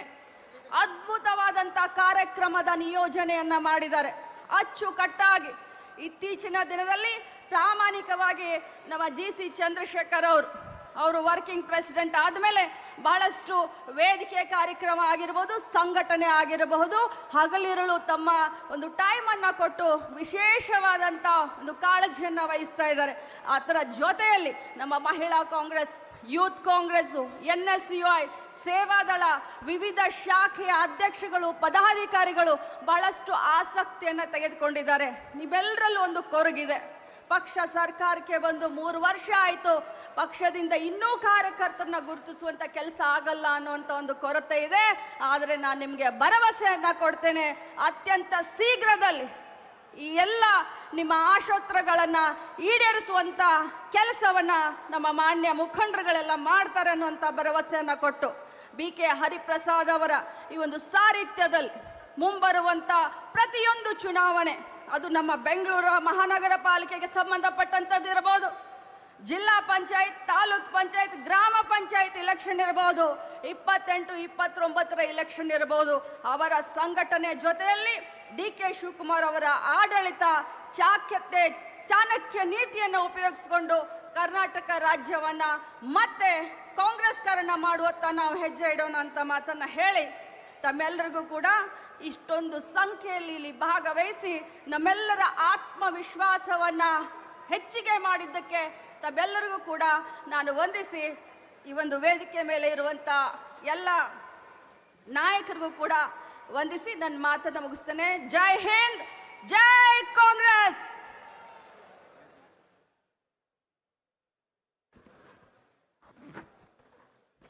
ಬಂಧುಗಳೇ, ವೇದಿಕೆ ಮೇಲೆ ಹಿರಿಯ ನಾಯಕರು ಬಂದಿದ್ದಾರೆ, ಅವರಿಗೆ ಸ್ಥಳಾವಕಾಶ ಇಲ್ಲ.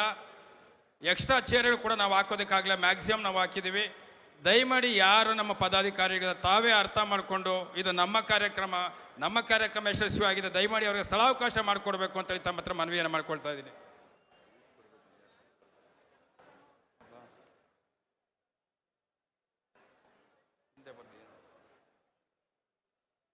ಈಗ ಸಭೆಯನ್ನು ಉದ್ದೇಶಿಸಿ ಮಾಜಿ ಕೃಷಿ ಸಚಿವರು ನಮ್ಮ ನಾಯಕರಾದಂಥ ಚಲುವರಾಯ ಸ್ವಾಮಿರವರು 2 ನಿಮಿಷ ಮಾತನಾಡಬೇಕು ಅಂತೇಳಿ ಮನವಿ ಮಾಡಿಕೊಳ್ತಾ ಇದ್ದೇನೆ. ಚಲುವರಾಯ ಸ್ವಾಮಿಯವರು.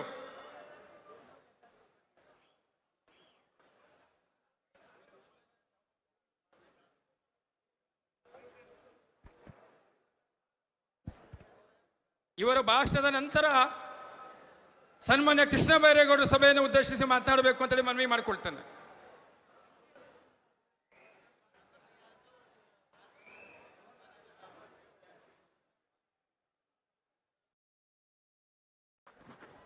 ಎಲ್ರಿಗೂ ನಮಸ್ಕಾರ. ಈ ಒಂದು ಪದಗ್ರಹಣ ಸಮಾರಂಭದಲ್ಲಿ ವೇದಿಕೆ ಮೇಲೆ ಇರ್ತಕ್ಕಂಥ ಎಲ್ಲ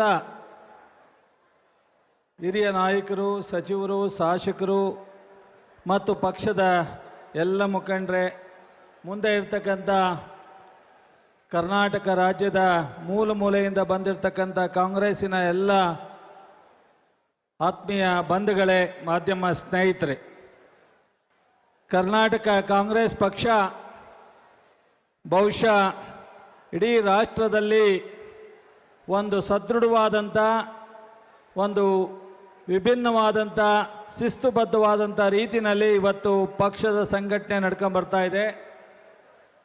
ಇವತ್ತು ಸರ್ಕಾರದ ನೇತೃತ್ವವನ್ನು ವಹಿಸಿರ್ತಕ್ಕಂಥ ಮುಖ್ಯಮಂತ್ರಿಗಳಾದಂಥ DK ಶಿವಕುಮಾರ್ ಅವರು, ಮಾಜಿ ಮುಖ್ಯಮಂತ್ರಿಗಳಾದಂಥ ಸಿದ್ದರಾಮಯ್ಯನವರು, ಇವತ್ತು ಪದಗ್ರಹಣ ಮಾಡ್ಕೊಳ್ತಾ ಇರ್ತಕ್ಕಂಥ ಹರಿಪ್ರಸಾದ್ ಅವರು, 3 ಜನ ಬಹುಶಃ ವಿರೋಧ ಪಕ್ಷಗಳಿಗೆ ನಿದ್ದೆ ತಪ್ಪಿದೆ.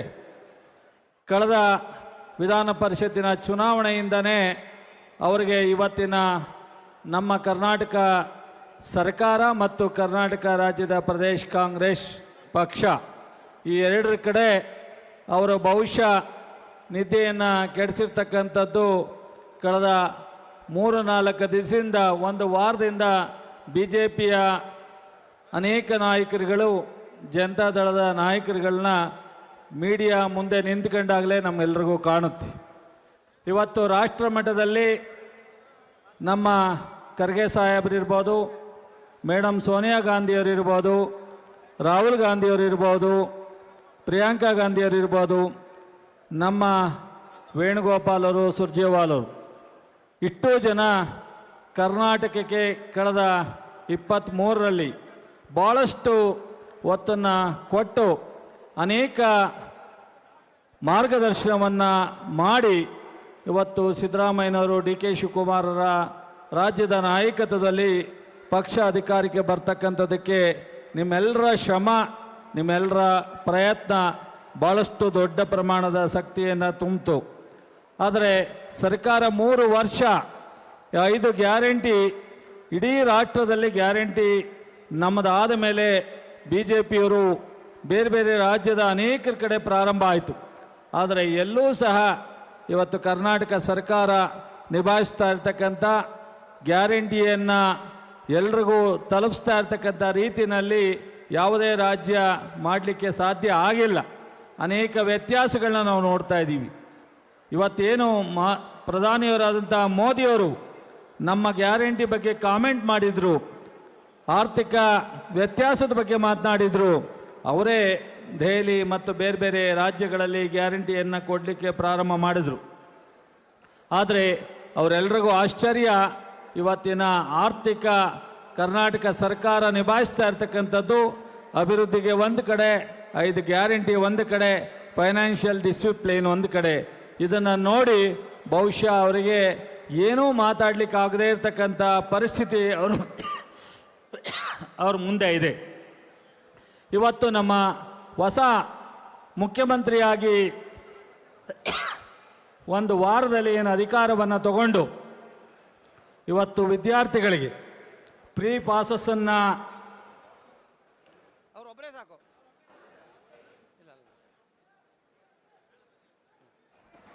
ಪ್ರೀ ಪಾಸಸ್ಸನ್ನು ಕೊಟ್ಟಿರ್ತಕ್ಕಂಥದ್ದು ಇರ್ಬೋದು. ನಿನ್ನೆ ಕ್ಯಾಬಿನೆಟ್ನಲ್ಲಿ ಅನೇಕ ಹೊಸ ಕಾರ್ಯಕ್ರಮಗಳನ್ನ ಮತ್ತು ಜನಪರವಾದಂಥ ಕಾಳಜಿನ ಮಾಡಲಿಕ್ಕೆ ಹೊಸ ಇಲಾಖೆಯನ್ನು ಘೋಷಣೆ ಮಾಡಿರ್ತಕ್ಕಂಥದ್ದು ಇರ್ಬೋದು. ಇವತ್ತೇನು ನಮ್ಮ ಮುಖ್ಯಮಂತ್ರಿಗಳಿಗೆ ಕಳೆದ 16 ವರ್ಷಗಳ ಅನುಭವ, ಒಂದು ಕಡೆ ಪಕ್ಷದ ಸಂಘಟನೆಯಲ್ಲಿ, ಒಂದು ಕಡೆ ಮಂತ್ರಿಯಾಗಿ ಕೆಲಸ ಮಾಡಿದ್ದ ಅನುಭವ, ಮತ್ತೊಂದು ಕಡೆ ಮುಖ್ಯಮಂತ್ರಿಗಳಾದಂಥ ಸಿದ್ದರಾಮಯ್ಯನವರ ಜೊತೆಯಲ್ಲಿ ಮಾಡಿದಂಥ ಅನುಭವ, ಇವತ್ತು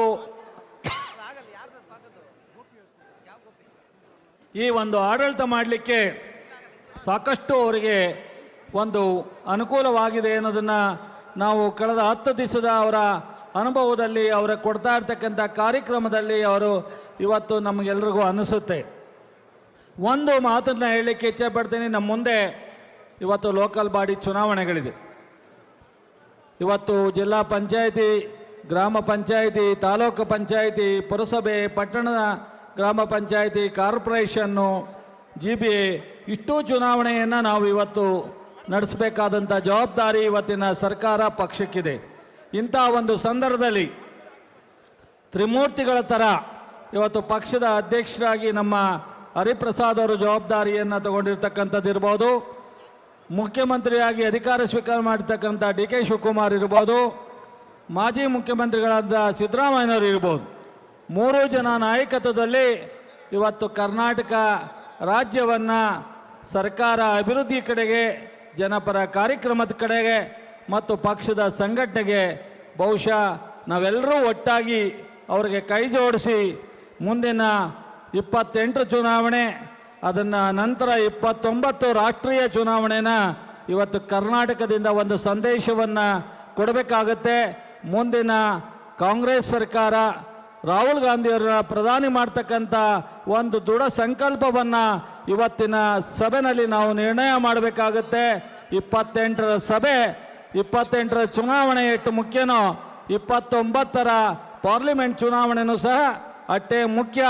ಈ ರಾಷ್ಟ್ರದಲ್ಲಿ ಇವತ್ತು ಯಾರೋ ಒಬ್ಬರದು ವಾಟ್ಸಪ್ಪಲ್ಲಿ ನೋಡಿದೆ ನಾನು, ಪ್ರಜಾಪ್ರಭುತ್ವ ಉಳಿಬೇಕು ಅಂದರೆ, ಸಂವಿಧಾನ ಉಳಿಬೇಕು ಅಂದರೆ ರಾಹುಲ್ ಗಾಂಧಿಯವರು, ಕಾಂಗ್ರೆಸ್ ಸರ್ಕಾರ ಮುಂದೆ ಕೇಂದ್ರದಲ್ಲಿ ಬರಬೇಕಾಗುತ್ತೆ.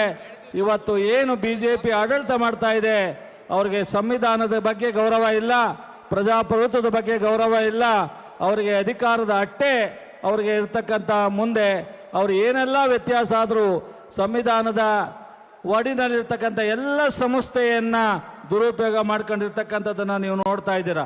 ಹಾಗಾಗಿ ಬಹುಶಃ ಇವತ್ತಿನ ಪದಗ್ರಹಣ 28, 29ರ ಚುನಾವಣೆಯನ್ನು ಸಂಕಲ್ಪ ಮಾಡಿ 3 ಜನ ನಾಯಕತ್ವದಲ್ಲಿ ಈ ರಾಜ್ಯದ ಜನರ ಏನು ಕಾರ್ಯಕ್ರಮಗಳನ್ನ ನಾವು ಕೊಟ್ಟಿದ್ದೀವಿ ಅದರ ಜೊತೆಗೆ ಅಭಿವೃದ್ಧಿಯನ್ನು ಸಹ ಮಾಡಿ ಜನರ ಆಶೀರ್ವಾದವನ್ನು ಪಡೆಯೋಣ ಅಂತೇಳಿ ಇವತ್ತು ಮತ್ತೊಮ್ಮೆ ಕೊನೆಯದಾಗಿ ನಾನು ಇವತ್ತು ಅಧಿಕಾರ ಸ್ವೀಕಾರ ಮಾಡ್ತಾ ಇರ್ತಕ್ಕಂಥ ಹರಿಪ್ರಸಾದ್ ಅವರಿಗೆ ಈ ರಾಜ್ಯದ ಜನತೆ ಪರವಾಗಿ ಅಭಿನಂದಿಸಿ ನನ್ನ 2 ಮಾತುಗಳು ಮುಗಿಸ್ತೀನಿ.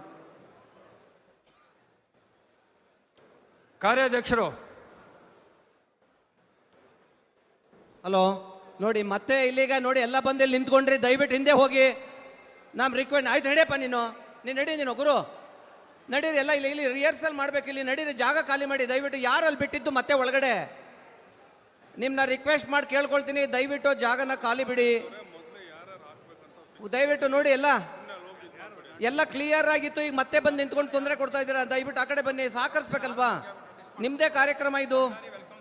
ಬ್ರದರ್ ದಯವಿಟ್ಟು ನಡೀರಿ, ದಯವಿಟ್ಟು ಪ್ಲೀಸ್.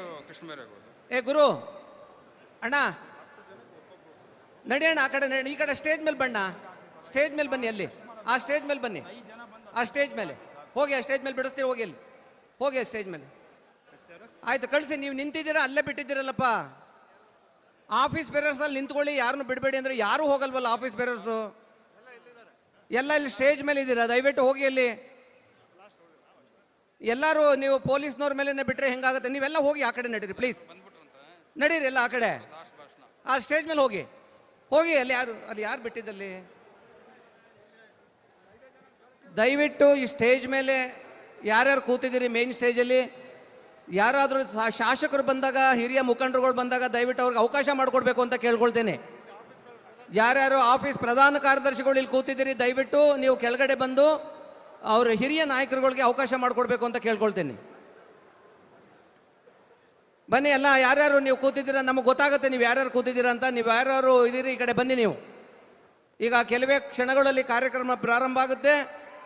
ನೀವು ಶಾಸಕರಿಗೆ ಮತ್ತೆ ಹಿರಿಯ ಮುಖಂಡರಿಗೆ ಜಾಗ ಮಾಡಿಕೊಡಿ ಅಂತ ಕೇಳ್ಕೊಳ್ತೀವಿ. ಈಗ ಸಭೆಯನ್ನು ಉದ್ದೇಶಿಸಿ ಕರ್ನಾಟಕ ಘನ ಸರ್ಕಾರದ ಸಚಿವರಾದಂತಹ ಸನ್ಮಾನ್ಯ ಕೃಷ್ಣ ಬೈರೇಗೌಡರು ಮಾತನಾಡಬೇಕು ಅಂತೇಳಿ ಮನವಿ ಮಾಡಿಕೊಳ್ತಾನೆ. ಆಂಜನೇಯಲು ಆ ಕಡೆ ಕಳಿಸಿ, ಎಲ್ಲರೂ ಕ್ಲಿಯರ್ ಮಾಡ್ಕೊಡಿದ್ದು. ಇಂದಿನ ಕೆಪಿಸಿಸಿ ಅಧ್ಯಕ್ಷರ ಪದಗ್ರಹಣೆ ಕಾರ್ಯಕ್ರಮಕ್ಕೆ ನಮ್ಮೆಲ್ಲರ ನೆಚ್ಚಿನ ನಾಯಕರು, ರಾಜ್ಯದ ಮಾಜಿ ಮುಖ್ಯಮಂತ್ರಿಗಳು, ಮುತ್ಸದ್ದಿ ನಾಯಕರಾದಂತ ಶ್ರೀಯುತ ಸಿದ್ದರಾಮಯ್ಯನವರು ಆಗಮಿಸಿದ್ದಾರೆ. ಕಾರ್ಯಕ್ರಮಕ್ಕೆ ಶ್ರೀಯುತ ಸಿದ್ದರಾಮಯ್ಯನವರಿಗೆ ನಮ್ಮ ನಿಮ್ಮ ಎಲ್ಲರ ಪರವಾಗಿ ಕಾರ್ಯಕ್ರಮಕ್ಕೆ ಸ್ವಾಗತವನ್ನ ಬಯಸ್ತಾ ಇದ್ದೇವೆ. ನಡ್ರಪ್ಪ ಪ್ಲೀಸ್, ಅಣ್ಣ ನಡೀರಿ ಪ್ಲೀಸ್. ಅಲ್ಲೇ ಬಿಡಬೇಡಿ, ಅಲ್ಲಿ ಬಿಟ್ರೆ ತಾನೇ ಇಲ್ಲಿ ಬರೋದು. ಅಲ್ಲಿ ಯಾರು ಬಿಡ್ತಾ ಇರೋರು ದಯವಿಟ್ಟು ಪೊಲೀಸ್ನವ್ರು ರಿಕ್ವೆಸ್ಟ್ ಮಾಡ್ಕೋತೀನಿ, ದಯವಿಟ್ಟು ಅಲ್ಲಿ ಯಾರನ್ನು ಬಿಡಬೇಡಿ. ಪೊಲೀಸ್ ಆಫೀಸರ್ಸು ಪ್ಲೀಸ್ ಅಲ್ಲಿಂದ ಯಾರನ್ನು ಬಿಡಬೇಡಿ ದಯವಿಟ್ಟು. ಆಂಜನೇಯಲು ಕಳಿಸಿ ಎಲ್ಲರನ್ನೂ ಆ ಕಡೆ. Thank you.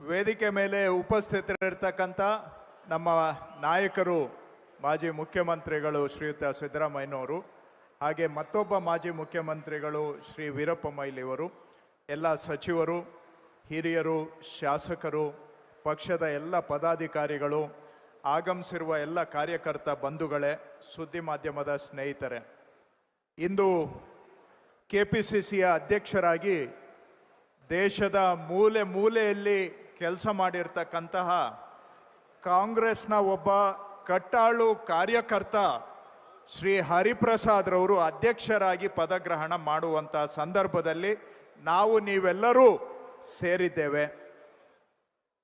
ಇದು ಕರ್ನಾಟಕದಲ್ಲಿ ಕಾಂಗ್ರೆಸ್ಸಿಗೆ ಒಂದು ಸುವರ್ಣಾವಕಾಶ ಅಂತ ನಾನು ಭಾವಿಸಿದ್ದೇನೆ. ದೇಶದಲ್ಲಿ ಕಾಂಗ್ರೆಸ್ನ ಅಧ್ಯಕ್ಷರಾಗಿ ಶ್ರೀಯುತ ಮಲ್ಲಿಕಾರ್ಜುನ ಖರ್ಗೆ ಅವರು ನಮ್ಮ ನಾಯಕತ್ವವನ್ನು ವಹಿಸಿದ್ದಾರೆ. ರಾಜ್ಯದಲ್ಲಿ ಅತ್ಯಂತ ಜನಪ್ರಿಯತೆಯನ್ನು ಹೊಂದಿರತಕ್ಕಂತಹ ಮಾನ್ಯ ಸಿದ್ದರಾಮಯ್ಯನವರ ಮಾರ್ಗದರ್ಶನ ನಮ್ಮ ಜೊತೆಗೆ ಇದೆ. ಮತ್ತೊಂದು ಕಡೆ ಸಂಘಟನೆಯಲ್ಲಿ ದೇಶದಲ್ಲೇ ನಂಬರ್ 1 ಆಗಿರ್ತಕ್ಕಂಥ DK ಶಿವಕುಮಾರ್ ಅವರು ನಮ್ಮ ಮುಖ್ಯಮಂತ್ರಿಗಳಾಗಿ ಹೊಸ ಉತ್ಸಾಹದಿಂದ ಅವರ ಜವಾಬ್ದಾರಿಯನ್ನು ವಹಿಸಿಕೊಂಡಿದ್ದಾರೆ. ಅವರ ಜೊತೆಗೆ ಅತ್ಯಂತ ಅನುಭವಿ ಹಿರಿಯರಾದಂಥ ಹರಿಪ್ರಸಾದ್ ರವರು ಕೂಡ ಕೈ ಜೋಡಿಸ್ತಾ ಇದ್ದಾರೆ. ಒಂದು ಕಡೆ ಮಲ್ಲಿಕಾರ್ಜುನ ಖರ್ಗೆ ಸಾಹೇಬರು, ಸಿದ್ದರಾಮಯ್ಯನವರು, ಜೊತೆಗೆ DK ಶಿವಕುಮಾರ್ ರವರು, ಹರಿಪ್ರಸಾದ್ ರವರು. ಇದು ಕಾಂಗ್ರೆಸ್ಸಿಗೆ ಒದಗಿ ಬಂದಿರತಕ್ಕಂತಹ ಸುವರ್ಣಾವಕಾಶ ಅಂತ ನಾನು ಭಾವಿಸಿದ್ದೇನೆ. ಇವತ್ತು ಈ ಪದಗ್ರಹಣ ಕಾರ್ಯಕ್ರಮ ಇದೊಂದು ಸಂಕಲ್ಪದ ಕಾರ್ಯಕ್ರಮ. ನಾವು ನೀವೆಲ್ಲರೂ ಇವತ್ತು ಸಂಕಲ್ಪ ಮಾಡಬೇಕಾಗಿದೆ. ಈ ವರ್ಷ ನಮ್ಮ ಕಾರ್ಯಕರ್ತರಿಗೆ ಗ್ರಾಮ ಪಂಚಾಯಿತಿ, ತಾಲೂಕಾ ಪಂಚಾಯಿತಿ, ಜಿಲ್ಲಾ ಪಂಚಾಯಿತಿ, ಮುನ್ಸಿಪಾಲಿಟಿ, ಬೆಂಗಳೂರು ನಗರ ಪಾಲಿಕೆ, ಈ ಎಲ್ಲ ಚುನಾವಣೆಗಳನ್ನು ಈ ವರ್ಷ ನಾವು ಮಾಡಿ ನಮ್ಮ ಲಕ್ಷಾಂತರ ಕಾರ್ಯಕರ್ತರಿಗೂ ಕೂಡ ಅಧಿಕಾರ ಸಿಗುವಂತೆ ಮಾಡಬೇಕು ಅನ್ನುವಂಥ ಸಂಕಲ್ಪ ಮಾಡುವಂಥ ಕಾರ್ಯಕ್ರಮ ಇದು. ಜೊತೆಗೆ ಇನ್ನ 2 ವರ್ಷ ಈ ಸರ್ಕಾರದ ಅವಧಿಯಲ್ಲಿ 6.5 ಕೋಟಿ ಕನ್ನಡಿಗರ ಬದುಕನ್ನ ಮತ್ತಷ್ಟು ಸುಧಾರಣೆ ಮಾಡುವ ಸಂಕಲ್ಪ ಮಾಡತಕ್ಕಂಥ ಕಾರ್ಯಕ್ರಮ. ಜೊತೆಗೆ 2028ರಲ್ಲಿ ನೀವು ನಾವೆಲ್ಲರೂ ಸೇರಿ ಮತ್ತೊಮ್ಮೆ ಕಾಂಗ್ರೆಸ್ನ ಬಾವುಟವನ್ನ ಕರ್ನಾಟಕದಲ್ಲಿ ಆರಿಸ್ತೇವೆ ಅನ್ನುವಂತ ಸಂಕಲ್ಪ ಮಾಡುವಂತ ಕಾರ್ಯಕ್ರಮ. ಅಷ್ಟೇ ಅಲ್ಲ, 2029ಕ್ಕೆ ದೇಶದಲ್ಲೇ ಕಾಂಗ್ರೆಸ್ನ ಬಾವುಟವನ್ನ ನಾವು ನೀವು ಎಲ್ಲರೂ ಸೇರಿ ಆರಿಸ್ತೇವೆ. ರಾಹುಲ್ ಗಾಂಧಿ ಅವರನ್ನ ಈ ದೇಶದ ಪ್ರಧಾನಿಯಾಗಿ ಮಾಡ್ತೇವೆ. ಆ ಸಂಕಲ್ಪ ಮಾಡ್ತಕ್ಕಂತ ಕಾರ್ಯಕ್ರಮ ಇದು.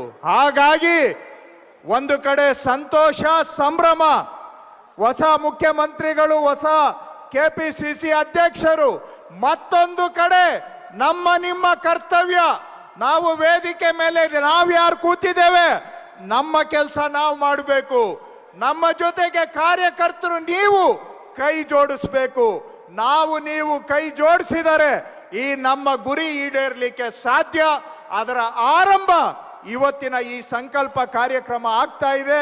ಹೊಸ ಅಧ್ಯಕ್ಷರಿಗೆ ನಾನು ಕೂಡ ಅಭಿನಂದನೆ ಸಲ್ಲಿಸುವುದರ ಜೊತೆಗೆ ಅವರ ಜೊತೆಗೂಡಿ ನಾವು ನೀವೆಲ್ಲರೂ ಕೂಡ ಕೆಲಸ ಮಾಡೋಣ. ರಾಜ್ಯದ ಜನತೆಗೆ ಒಳ್ಳೆಯದನ್ನ ಮಾಡೋಣ.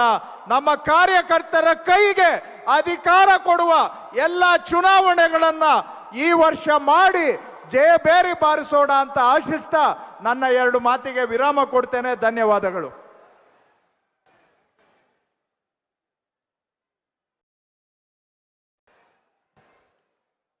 ಈಗ ಸಭೆಯನ್ನು ಉದ್ದೇಶಿಸಿ ಕರ್ನಾಟಕ ಘನ ಸರ್ಕಾರದ ಸಚಿವರು, ಮಾಜಿ ಯುವ ಕಾಂಗ್ರೆಸ್ನ ಅಧ್ಯಕ್ಷರಾಗಿ, ರಾಷ್ಟ್ರೀಯ ಯುವ ಕಾಂಗ್ರೆಸ್ನಲ್ಲಿ ಪದಾಧಿಕಾರಿಯಾಗಿ ಸಂಘಟನೆಯಿಂದ ಬಂದಂಥ ಸನ್ಮಾನ್ಯ KJ ಜಾರ್ಜ್ ಸಾಹೇಬರು 1 ನಿಮಿಷ ಮಾತನಾಡಬೇಕು ಅಂತೇಳಿ ಮನವಿ ಮಾಡಿಕೊಳ್ತಾನೆ. ನೂತನ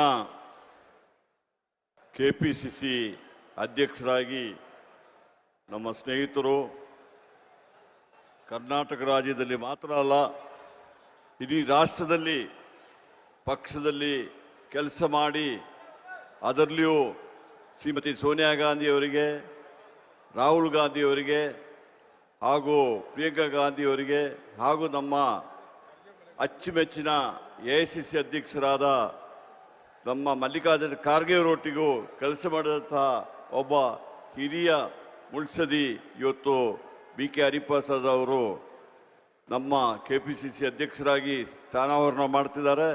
ಬಹುಶಃ ನನಗಂತೂ ತುಂಬ ಸಂತಸ ಆಗಿದೆ.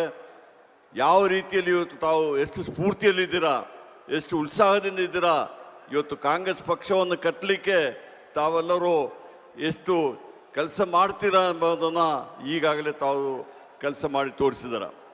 ನಮ್ಮೆಲ್ಲರ ನೆಚ್ಚಿನ ನಾಯಕರಾಗಿರ್ತಕ್ಕಂಥ ಸಿದ್ದರಾಮಯ್ಯಜಿಯವರು ಬಹುಶಃ ಅವರು ಮುಖ್ಯಮಂತ್ರಿಯಾಗಿ ಸಾಕಷ್ಟು ಒಳ್ಳೆಯ ಕಾರ್ಯಕ್ರಮಗಳನ್ನು ಆರ್ಥಿಕವಾಗಿ ಹಿಂದುಳಿದವರಿಗೆ, ಇವತ್ತು ಸಾಮಾಜಿಕವಾಗಿ ಹಿಂದುಳಿದವರಿಗೆ ಇವತ್ತು ಸಮಪಾಲು ಎಲ್ಲರಿಗೂ ಕೊಡಬೇಕು ಉದ್ದೇಶದಿಂದ ಸಾಕಷ್ಟು ಕಾರ್ಯಕ್ರಮಗಳನ್ನು ಕೊಟ್ಟಂಥ ಸಿದ್ದರಾಮಯ್ಯಜಿಯವರೇ, ಅದೇ ರೀತಿಯಲ್ಲಿ ಇವತ್ತು ನಮ್ಮ ಯುವ ಕಾಂಗ್ರೆಸ್ಸಿಂದ ಬಂದಿರತಕ್ಕಂಥ ಯುವ ನಾಯಕರಾಗಿದ್ದ ಶ್ರೀಮಾನ್ ಶಿವಕುಮಾರ್ ಅವರು ಇವತ್ತು ಮುಖ್ಯಮಂತ್ರಿ ಆಗಿದ್ದಾರೆ.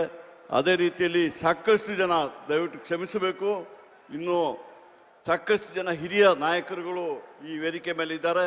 ಅವರಿಗೆಲ್ಲ ನಮಸ್ಕಾರ ಹೇಳ್ತಾ, ಬಹುಶಃ ನಾವೆಲ್ಲ ಕಾಂಗ್ರೆಸ್ ಪಕ್ಷಕ್ಕೆ ಬಂದ ಸಂದರ್ಭದಲ್ಲಿ ಅಧಿಕಾರಕ್ಕೋಸ್ಕರ ಬರಲಿಲ್ಲ, ಕಾಂಗ್ರೆಸ್ ಪಕ್ಷವನ್ನು ಕಟ್ಟುವುದಕ್ಕೋಸ್ಕರವಾಗಿ ಕಾಂಗ್ರೆಸ್ ಪಕ್ಷದಲ್ಲಿ ಅಧಿಕಾರದಲ್ಲಿ ಇಲ್ಲಿದ್ದಾಗ ಕೆಳ ಹಂತದಿಂದ ಪಕ್ಷಕ್ಕೆ ಬಂದವರು ನಾವು. ಬಹುಶಃ ಪ್ರತಿ ಸಂದರ್ಭದಲ್ಲಿ ಸಮೇತ ನಾವು ಹೋರಾಟ ಮಾಡಿಯೇ ಈ ರಾಜ್ಯದಲ್ಲಿ ಕಾಂಗ್ರೆಸ್ ಪಕ್ಷವನ್ನು ಕಟ್ಟಲಿಕ್ಕೆ ಹಲವಾರು ಜನ, ಸಾವಿರಾರು ಜನ, ಲಕ್ಷಾಂತರ ಜನ ಇವತ್ತು ಸರ್ವಸ್ವವನ್ನು ತ್ಯಾಗ ಮಾಡಿದ್ದಾರೆ. ಅದರಲ್ಲಿ ನಮ್ಮಂಥ ಕೆಲವರು ಮಾತ್ರ ಅದೃಷ್ಟವಂತರು. ನಮಗೆ ಒಂದು ಅಧಿಕಾರ ಸಿಕ್ಕುವಂತಾಗಿದೆ. ಲಕ್ಷಾಂತರ ಜನ ಕಾಂಗ್ರೆಸ್ಗಾರಿಯರಿಗೆ ಇನ್ನೂ ಅಧಿಕಾರ ಸಿಕ್ಕಲಿಲ್ಲ. ಆದರೆ ಒಂದು ಹೇಳ್ತೀನಿ, ಇವತ್ತು ಕಾಂಗ್ರೆಸ್ ಪಕ್ಷಕ್ಕೆ ಅಧಿಕಾರ ಬೇಕಾಗಿದ್ದು ನಮ್ಮನ್ನೇ ನಂಬಿರ್ತಕ್ಕಂಥ ಯಾರು ಹಿಂದುಳಿದವರಿದ್ದಾರೆ, ಪರಿಶಿಷ್ಟ ಜಾತಿ ವರ್ಗದವರಿದ್ದಾರೆ, ಕಾರ್ಮಿಕರಿದ್ದಾರೆ, ಇವತ್ತು ಅವರಿಗೆಲ್ಲ ರಕ್ಷಣೆ ಕೊಡುವಂಥ ಕೆಲಸಕ್ಕೆ ಇವತ್ತು ನಾವು ಅಧಿಕಾರಕ್ಕೆ ಬಂದಿದ್ವಿ. ಇವತ್ತು ನಮ್ಗೆ ಗೊತ್ತಿದೆ, ಪಂಡಿತ್ ಜವಾಹರ್ಲಾಲ್ ನೆಹರೂರಾಗಿರ್ಬೋದು, ಇಂದಿರಾ ಗಾಂಧಿಯವರಾಗಿರ್ಬೋದು, ರಾಜೀವ್ ಗಾಂಧಿಯವರಾಗಿರ್ಬೋದು, ಸೋನಿಯಾ ಗಾಂಧಿಯವರಾಗಿರ್ಬೋದು, ಇವತ್ತು ರಾಹುಲ್ ಗಾಂಧಿಯವರಾಗಿರ್ಬೋದು, ನಮ್ಮ ರಾಷ್ಟ್ರವನ್ನು ಕಟ್ಟಲಿಕ್ಕೆ ಯಾವುದೇ ಆಸೆ ಅಧಿಕಾರಕ್ಕೆ ಇವತ್ತು ಅದು ಹಿಂದೆ ಹೋಗಿದೆ. ಪಕ್ಷ ಕಟ್ಟಲಿಕ್ಕೆ ಪಕ್ಷದ ಯಾರು ಬೆಂಬಲಿಗರಾಗಿದ್ದಾರೆ, ಇವತ್ತು ಬೆನ್ನೆಲುಬಾಗಿದ್ದಾರೆ ಅಂಥವರ ರಕ್ಷಣೆ ಮಾಡಲಿಕ್ಕೆ ಇವತ್ತು ಸಾಕಷ್ಟು ಕಾರ್ಯಕ್ರಮಗಳನ್ನು ಕೊಟ್ಟಿದ್ದಾರೆ. ಇವತ್ತು ಶ್ರೀಮತಿ ಇಂದಿರಾ ಗಾಂಧಿಯವರು ಏನು ನಮ್ಮ ರಾಷ್ಟ್ರದಲ್ಲಿ ತಾವು ಪ್ರಧಾನಿ ಆಗಿದ್ದಾಗ ಏನು ಕಾರ್ಯಕ್ರಮ ಕೊಟ್ಟಿದ್ದರು, ಬಹುಶಃ ನಾನಾದರೂ ಒಂದನ್ನು ನಂಬಿದ್ದೀನಿ. ಇವತ್ತು ಇಡೀ ರಾಷ್ಟ್ರದಲ್ಲಿ ಇವತ್ತು ಕಾಂಗ್ರೆಸ್ ಉಳಿಬೇಕಾದ್ರೆ ಬಹುಶಃ ಅವರ ಕಾರ್ಯಕ್ರಮಗಳು ಇನ್ನೂ ಈ ಜೀವಂತವಾಗಿದೆ ಎಂಬ ಮಾತನ್ನು ಹೇಳ್ತಾ ಇದ್ದೀನಿ. ಇವತ್ತು ನಾವು ಜನರೊಟ್ಟಿಗಿರಬೇಕು, ಜನರ ಕಷ್ಟ ಸುಖಗಳನ್ನು ಅರಿತುಕೊಂಡು ಇವತ್ತು ನಾವು ಕೆಲಸ ಮಾಡಿದ್ರೆ ಜನ ನಮಗೆ ಬೆಂಬಲ ಕೊಡ್ತಾರೆ, ನಮ್ಮ ಪಕ್ಷವನ್ನು ಉಳಿಲಿಕ್ಕೆ ಸಾಧ್ಯ ಎಂಬ ಮಾತನ್ನು ಹೇಳಿ ಬಹುಶಃ ನಾನು ಈ ಸಂದರ್ಭದಲ್ಲಿ ಹೆಚ್ಚಿಗೆ ಮಾತಾಡಲಿಕ್ಕೆ ಹೋಗಿದೆ. ಬಹುಶಃ ಹರಿಪ್ರಸಾದ್ ಅವರಿಗೆ ತಮ್ಮ ಈ ಬೆಂಬಲ, ತಮ್ಮ ಈ ಸ್ಫೂರ್ತಿ ಎಲ್ಲ ನೋಡಿದರೆ ಯಶಸ್ಸಿನಿಂದಾಗಿ ಅವರು ಅಧಿಕಾರವನ್ನು ನಡೆಸಿ 2028ರಲ್ಲಿ ನಮ್ಮ ಮತ್ತೆ ಕಾಂಗ್ರೆಸ್ ಪಕ್ಷವನ್ನು ರಾಜ್ಯದಲ್ಲಿ ಅಧಿಕಾರಕ್ಕೆ ತಂದು, ಅದಲ್ಲದೆ 2029ರಲ್ಲಿ ಕಾಂಗ್ರೆಸ್ ಪಕ್ಷವನ್ನು ಇವತ್ತು ಅಧಿಕಾರ ತರಲಿಕ್ಕೆ ಒಂದು ಮುನ್ನಡೆ ಮಾಡ್ತಾರೆ ಎಂಬ ಸಂಪೂರ್ಣ ವಿಶ್ವಾಸ ನನಗಿದೆ. ಇವತ್ತು ಬಹುಶಃ ಯುವ ಕಾಂಗ್ರೆಸ್ಸಿಗೆ ಸುದಿನ ಎಂಬ ಮಾತನ್ನು ಈ ಸಂದರ್ಭ ಹೇಳಿ ನನಗೆ ಅವಕಾಶ ಮಾಡಿಕೊಟ್ಟ ತಮಗೆಲ್ಲ ವಂದಿಸಿ ನನ್ನ ಮಾತುಗಳನ್ನು ಮುಗಿಸ್ತೀನಿ. ಜೈ ಹಿಂದ್, ಜೈ ಕರ್ನಾಟಕ. ಬಂಧುಗಳೇ, ಇನ್ನು ಕೆಲವೇ ನಿಮಿಷದಲ್ಲಿ ಇದುವರೆಗೂ ನಾವೇನು ಕಾತಾರರಿಂದ ಕಾಯ್ತಾ ಇರ್ತಕ್ಕಂಥ ಕಾರ್ಯಕ್ರಮ ಪ್ರಾರಂಭವಾಗುತ್ತೆ. ಎಲ್ಲ ಹಿರಿಯ ನಾಯಕರು ಕೂಡ ಇನ್ನು 5 ನಿಮಿಷದಲ್ಲಿ ಈಗ ವೇದಿಕೆಗೆ ಆಗಮಿಸ್ತಾ ಇದ್ದಾರೆ. ಈಗ ಸಭೆಯನ್ನು ಉದ್ದೇಶಿಸಿ ಯುವ ಕಾಂಗ್ರೆಸ್ ಸೇವಾದಳದಲ್ಲಿ ಕಾರ್ಯಕರ್ತನಾಗಿ ಸೇವೆ ಮಾಡಿ ಸಭಾಪತಿಗಳಾಗಿ, ಚೇರ್ಮನ್ ಆಗಿ ಹಾಗೂ ಇಂದು ಸಚಿವರಾಗಿರ್ತಕ್ಕಂಥ UT ಖಾದರ್ ಅವರು 2 ನಿಮಿಷ ಮಾತಾಡಬೇಕಂತ ಮನವಿ ಮಾಡ್ಕೊಳ್ತೀನಿ.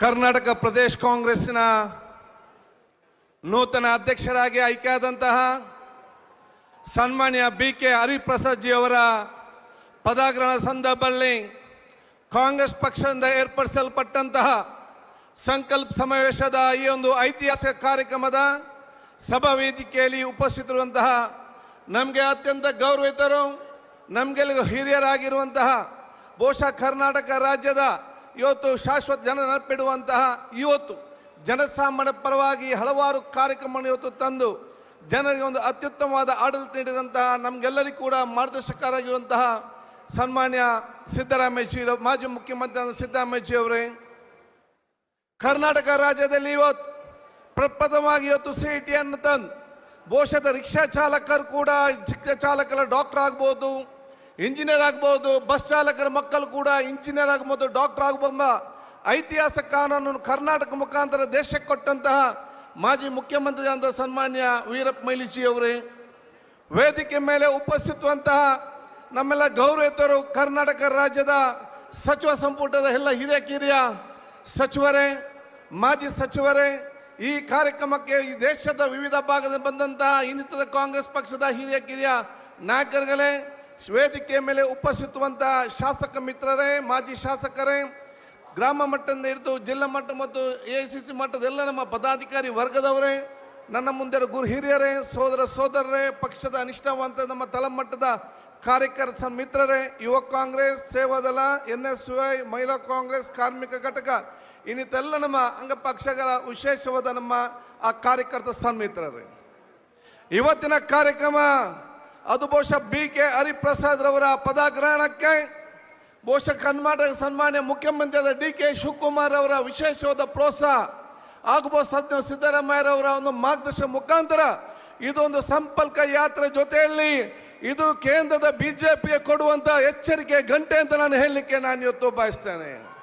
ಬಹುಶಃ ಇವತ್ತು ಕಾಂಗ್ರೆಸ್ ಪಕ್ಷ ಕಾರ್ಯಕರ್ತರು ಈ ದೇಶಕ್ಕೆ ದೊಡ್ಡ ಸಂದೇಶವನ್ನು ಕೊಡ್ತಾ ಇದ್ದಾರೆ. ಕರ್ನಾಟಕದ ಪ್ರತಿಯೊಂದು ಬೂತಿನ ಕಾರ್ಯಕರ್ತರು ಎದ್ದು ನಿಂತು ಬಹುಶಃ ಇವತ್ತು ಕರ್ನಾಟಕ ರಾಜ್ಯದಲ್ಲಿ ಯಾವ ರೀತಿ ಇವತ್ತು ಕಾಂಗ್ರೆಸ್ ಪಕ್ಷ ಸದೃಢವಾಗಿ ಬೆಳೆದು ನಿಂತಿದೆ ಮತ್ತು ಉತ್ತಮವಾದ ಆಡಳಿತ ಕೊಡ್ತದೆ, ಅಂತೆ ಆಡಳಿತವನ್ನು 2029ರಲ್ಲಿ ಕೇಂದ್ರದಲ್ಲಿ ಬಹುಶಃ ಇವತ್ತು ಬಿಜೆಪಿಯನ್ನು ಸೋಲಿಸುವ ಮುಖಾಂತರ ಕಾಂಗ್ರೆಸ್ ಪಕ್ಷ ನೇತೃತ್ವ ಅಧಿಕಾರಕ್ಕೆ ಬಂದು ಸನ್ಮಾನ್ಯ ರಾಹುಲ್ ಗಾಂಧೀಜಿಯವರು ಈ ದೇಶ ನಡೆಸ್ತಾರೆ ಎಂಬ ದೊಡ್ಡ ಮಟ್ಟದ ಸಂದೇಶವನ್ನು ಕೊಟ್ಟಿದೆ ತಾವು ಇವತ್ತು ಕಾರ್ಯಕರ್ತರ ಹೇಳಲಿಕ್ಕೆ ನಾನು ಇವತ್ತು ಬಯಸ್ತೇನೆ. ನಾನು ಇವತ್ತು ಕೇಂದ್ರದ ಬಿಜೆಪಿ ಸರ್ಕಾರಕ್ಕೆ ನಾನು ಕೇಳಲಿಕ್ಕೆ ಬಯಸ್ತೇನೆ. NDA ಸರ್ಕಾರ, ಕಾಂಗ್ರೆಸ್ನ UPA ಸರ್ಕಾರ ಇದ್ದಂಥ ಸಂದರ್ಭದಲ್ಲಿ ಹಲವಾರು ಕಾರ್ಯಕ್ರಮಕ್ಕೆ ಬರುವಂಥ ವಿಚಾರ ಇವತ್ತು ಉದ್ಯೋಗದ ಸೃಷ್ಟಿ ಸಮಸ್ಯೆ ಆದಂಥ ಸಂದರ್ಭದಲ್ಲಿ ಅದು NREG ಕಾರ್ಯಕ್ರಮ ಈ ದೇಶಕ್ಕೆ ಕಾನೂನು ಮುಖಾಂತರ ಕೊಡುವಂಥ ಕೆಲಸ ಆಯಿತು. ಈ ದೇಶದಲ್ಲಿ ಯಾರು ಕೂಡ ಹಸಿವಿನಿಂದ ಸಾಯಬಾರ್ದಂತ ಒಂದು ತೀರ್ಮಾನ ಬಂದಾಗ ಈ ದೇಶಕ್ಕೆ ಫುಡ್ ಆಕ್ಟ್ ಅನ್ನು ಇವತ್ತು ಕಾನೂನು ಮುಖಾಂತರ ತರುವಂಥ ಕೆಲಸ ಆಯಿತು. ಈ ದೇಶದಲ್ಲಿ ಇವತ್ತು ಅಗ್ರಿಕಲ್ಚರ್ ಮಿಷನ್, ಹಾರ್ಟಿಕಲ್ಚರ್ ಮಿಷನ್, ಇವತ್ತು ಆರೋಗ್ಯ ಕ್ಷೇತ್ರದಲ್ಲಿ ಈ ತಳಮಟ್ಟದಲ್ಲಿ ಕೂಡ ಜನರ ಮಧ್ಯೆ ಇವತ್ತು ಸಂಪರ್ಕ ಸೇತುವೆಯಾಗಿ ಇವತ್ತು NHM ಮತ್ತು ಆಶಾ ಕಾರ್ಯಕರ್ತರ ಕೊಡುವ ಮುಖಾಂತರ ಆರೋಗ್ಯವಂತ ಸಮಾಜವನ್ನು ನಿರ್ಮಾಣ ಮಾಡಲಿಕ್ಕೆ ನಮಗೆ ಕೊಡುಗೆ ಕೊಡುವಂಥ ವಿಚಾರ ಇವತ್ತಾಯಿತು. ಬಹುಶಃ ನೀವು BJP ಅಧಿಕಾರಕ್ಕೆ ಬಂದು ತಮ್ಮ 3ನೇ ವರ್ಷ ಆಡಳಿತ ಅವಧಿಯಲ್ಲಿ ಯಾವುದಾದ್ರು ಒಂದೇ ಒಂದು ಕಾರ್ಯಕ್ರಮವನ್ನು ಈ ದೇಶದ ಜನಸಾಮಾನ್ಯ ತಾವು ಇವತ್ತು ಕೊಟ್ಟಿದ್ದಾರೆ ಅಂತ ನಾನು ಕೇಳಲಿಕ್ಕೆ ನಾನು ಇವತ್ತು ಬಯಸ್ತೇನೆ. ಒಂದೇ ಒಂದು ಕಾರ್ಯಕ್ರಮ ನಿಮ್ಮ ಜನರಿಗೆ ಯಾವುದೊಂದು ಸಿಕ್ಕಿದೆ ಅಂತ ಹೇಳಲಿಕ್ಕೆ ನಾನು ಇವತ್ತು ಬಯಸ್ತೇನೆ. ಬಹುಶಃ ಕಾಂಗ್ರೆಸ್ ಪಕ್ಷ ಕೊಟ್ಟಂತ CET ಮತ್ತು NET ಕಾರ್ಯ ಬಹುಶಃ ನೀಟ್ ಯೋಜನೆ ಏನಿದೆ ಬಹುಶಃ ಇವತ್ತು ಆ ಒಂದು ನೀಟ್ ಎಕ್ಸಾಮ್ ಅನ್ನು ನಡೆಸುವಂತ ಯೋಗ್ಯತೆ ಇಲ್ಲದಂತ ಸರ್ಕಾರಕ್ಕೆ ಬಹುಶಃ ಈ ದೇಶದ ಯುವ ಜನತೆ ಮತ್ತು ವಿದ್ಯಾರ್ಥಿಗಳು ಮುಂದೆ ಎಂದಿಗೂ ಕೂಡ ಅಧಿಕಾರ ಕೊಡುವುದಿಲ್ಲ ಅಂತ ಸ್ಪಷ್ಟವಾದ ತೀರ್ಮಾನಕ್ಕೆ ನಾವು ಬರಬೇಕಂತ ಹೇಳಲಿಕ್ಕೆ ನಾನು ಇವತ್ತು ಇಚ್ಛಿಸುವಂಥದ್ದು. ಆದ ಕಾರಣ ಕಾಂಗ್ರೆಸ್ ಪಕ್ಷದ ಕಾರ್ಯಕರ್ತರಾಗಿ ಇವತ್ತು ಪಕ್ಷ ರಾಜ್ಯ ಅಧ್ಯಕ್ಷರು, ಮುಖ್ಯಮಂತ್ರಿ, ಮಾಜಿ ಮುಖ್ಯಮಂತ್ರಿಗಳ ಇವರೆಲ್ಲರ ಮಾರ್ಗದರ್ಶನದಲ್ಲಿ ನಾವು ಕಾಂಗ್ರೆಸ್ನ ಕಾರ್ಯಕರ್ತರು ಪ್ರತಿಯೊಂದು ಬೂತ್ನಲ್ಲಿ ಕಾಂಗ್ರೆಸ್ ಪಕ್ಷ ತತ್ವ ಆದರ್ಶದ ಅನುಗುಣವಾಗಿ ಒಂದು ರಾಯಭಾರಿಗಾಗಿ ನಮ್ಮ ಕೆಲಸ ನಿರ್ವಹಿಸುವಂತ ಅವಕಾಶ ಆಗಬೇಕಾಗ್ತದೆ. ಕಾಂಗ್ರೆಸ್ ಕೊಟ್ಟಂತ ಹಲವಾರು ಕೊಡುಗೆ ಇವತ್ತು ಕೇಂದ್ರ ಇಲ್ಲಿ ರಾಜ್ಯದಲ್ಲಿ ಸನ್ಮಾನ್ಯ ಮಾಜಿ ಮುಖ್ಯಮಂತ್ರಿ ಸಿದ್ದರಾಮಯ್ಯ ಅವರು ಬಹುಶಃ ಇವತ್ತು ಆ ಒಂದು ಯೋಜನೆ ಬಹುಶಃ ಇವತ್ತು ಹಲವಾರು ಗ್ಯಾರಂಟಿಗಳು ತರುವ ಮುಖಾಂತರ ಇವತ್ತೊಂದು ಆತ್ಮವಿಶ್ವಾಸ ಮತ್ತು ಸ್ವಾಭಿಮಾನ ಬದುಕನ್ನು ಜನಸಾಮಾನ್ಯ ತೋರಿಸುವಂಥ ಕೆಲಸ ಇವತ್ತಾಗಿದೆ. ಏನೆಲ್ಲ ಯೋಜನೆಯನ್ನು ಹಿಂದಿನ ಸನ್ಮಾನ್ಯ ಸಿದ್ದರಾಮಯ್ಯ ಸರ್ಕಾರ ಇವತ್ತು ಹಮ್ಮಿಕೊಂಡು ಬಂದಿದೆಯಾ ಅದನ್ನು ಬಹುಶಃ ಈಗಿನ ಅಧಿಕಾರದ ಚುಕ್ಕಾಣಿ ಹಿಡಿದಂಥ ಸನ್ಮಾನ್ಯ DK ಶಿವಕುಮಾರ್ ಅವರ ಆ ಮುಖ್ಯಮಂತ್ರಿಯಾಗಿ, ಮಂತ್ರಿಗಳ ಶಾಸಕರಾಗಿ ಅದು ಇನ್ನಷ್ಟು ಅತ್ಯುತ್ತಮವಾಗಿ ಜನಕ್ಕೆ ಮುಟ್ಟಿದ ಜೊತೆಯಲ್ಲಿ ಹಲವಾರು ಇವತ್ತು ಯೋಜನೆ ತರುವಂಥ ಅವಕಾಶ ಇವತ್ತಾಗಿದೆ. ಜೋಡೋ ಭಾರತ್ ಯುವ ಸಂಘಟನೆ ಅದು ಈ ರಾಜ್ಯವನ್ನು ಇವತ್ತು ಒಕ್ಕೂಟುಗೂಡಿದ ಅವಕಾಶ ಆಗಿದೆ ಅಂತ ನಾನು ಹೇಳಿಕೊಳ್ತಾ ನಾನು ಎಲ್ಲ ಕಾಂಗ್ರೆಸ್ ಪಕ್ಷದ ಬೂತ್ ಕಾರ್ಯಕರ್ತರು ಹೇಳಿದಿಷ್ಟೇ. ಬಹುಶಃ BJP ಪಕ್ಷ ಬೇರೆಯವರು ಸಮಾಜವನ್ನು ಬಿಕ್ಕಟ್ಟು ಮಾಡಿ ಅವರನ್ನು ಒಡೆದಾಳುವ ಸಂದರ್ಭದಲ್ಲಿ ನಾವೆಲ್ಲರೂ ಕೂಡ ಸಮಾಜವನ್ನು ಒಗ್ಗಟ್ಟು ಮಾಡೋದ ಕೆಲಸ ಆಗಬೇಕು. ಎಲ್ಲ ಜಾತಿ, ಎಲ್ಲ ಮತ್ತೆಲ್ಲ ವರ್ಗದವನು ಒಂದೇ ತಾಯಿ ಮಕ್ಕಳಿದ್ದು ನೋಡಿಕೊಂಡು ಆ ಒಗ್ಗಟ್ಟನ್ನು ಸಂಘಟಿಸಿ ಸೌಹಾರ್ದ ಸಮಾಜ ನಿರ್ಮಾಣ ಮಾಡುವಂಥ ದೊಡ್ಡ ಮಟ್ಟದ ಚೌಕಟ್ಟು ಅಧಿಕಾರವನ್ನು ನಾವೆಲ್ಲ ಕೂಡ ವಹಿಸ್ಕೊಳ್ಬೇಕಂತ ಹೇಳಿಕೊಳ್ಳುತ್ತಾ ನಾನು ಮತ್ತೊಮ್ಮೆ ಇಡೀ ನಮ್ಮ ಜನತೆ ಪರವಾಗಿ, ಕ್ಷೇತ್ರ ಜನತೆ ಪರವಾಗಿ ನೂತನವಾಗಿ ಆಯ್ಕೆಯಾಗಿದ್ದಂಥ ಅಧ್ಯಕ್ಷರಾಗಿ ಸನ್ಮಾನ್ಯ BK ಹರಿಪ್ರಸಾದ್ ರವರು ಬಹುಶಃ ನಾನು ಸೇವಾದಳದಿದ್ದಾಗ ನಮಗೆ ಆಲ್ ಇಂಡಿಯಾ ಸೇವಾದ ಅಧ್ಯಕ್ಷರಾಗಿ ಆ ಸೇವೆ ಕೊಟ್ಟಂಥ ಸಂದರ್ಭ ಹಲವಾರು ಸಂದರ್ಭ ದೀರ್ಘ ಹೇಳಲಿಕ್ಕೆ ನಾನು ಹೋಗುವುದಿಲ್ಲ. NSU ಇರಲಿ, ಯೂತ್ ಕಾಂಗ್ರೆಸ್ ಸೇವಾದಳ ಹಂತವಾಗಿ ಇವತ್ತು ಎಲ್ಲ ರೀತಿಯ ನಾಯಕದ ಗುಣ ಬೆಳೆಸಿಕೊಂಡು ಪಕ್ಷ ಸಂಘಟನೆ ತನ್ನದ ವಿಶೇಷ ಶಕ್ತಿ ಸಂದರ್ಭದಲ್ಲಿ ನಾವೆಲ್ಲರೂ ಕೂಡ ಸಂಪೂರ್ಣವಾದ ಪ್ರೋತ್ಸಾಹ ಕೊಟ್ಟು ಬಹುಶಃ ಇವತ್ತು ಪಕ್ಷ ಅಧ್ಯಕ್ಷರಾಗಿ BK ಹರಿಪ್ರಸಾದ್ ಅವರು, ಮುಖ್ಯಮಂತ್ರಿಯಾಗಿ ಇವತ್ತು DK ಶಿವಕುಮಾರ್ ಅವರು, ಮಾಜಿ ಮುಖ್ಯಮಂತ್ರಿ ಸಿದ್ದರಾಮಯ್ಯ, ವೀರಪ್ಪಮೊಯ್ಲಿ ಎಲ್ಲರೂ ಕೂಡ ಒಗ್ಗಟ್ಟಾಗಿದ್ದಕ್ಕೆ ನಾವು ಮುಂದೆ ಹೋಗುವಂತ ಹೇಳಿಕೊಳ್ತಾ ನಿಮ್ಗೆಲ್ಲರಿಗೂ ನಾನು ಶುಭಾಶಯ ಸಲ್ಲಿಸ್ತೇನೆ. ನಮಸ್ಕಾರ. ಜೈ ಹಿಂದ್, ಜೈ ಕರ್ನಾಟಕ. ಈಗ ಸಭೆಯನ್ನು ಉದ್ದೇಶಿಸಿ ಕರ್ನಾಟಕ ಸರ್ಕಾರದ ಗೌರವಾನ್ವಿತ PWD ಸಚಿವರಾದಂತಹ ಸತೀಶ್ ಜಾರಕಿಹೊಳಿ ಸಾಹೇಬರು ಒಂದು 2 ನಿಮಿಷ ಮಾತನಾಡಬೇಕು. ಒಂದು ನಿಮಿಷ ಇಲ್ಲ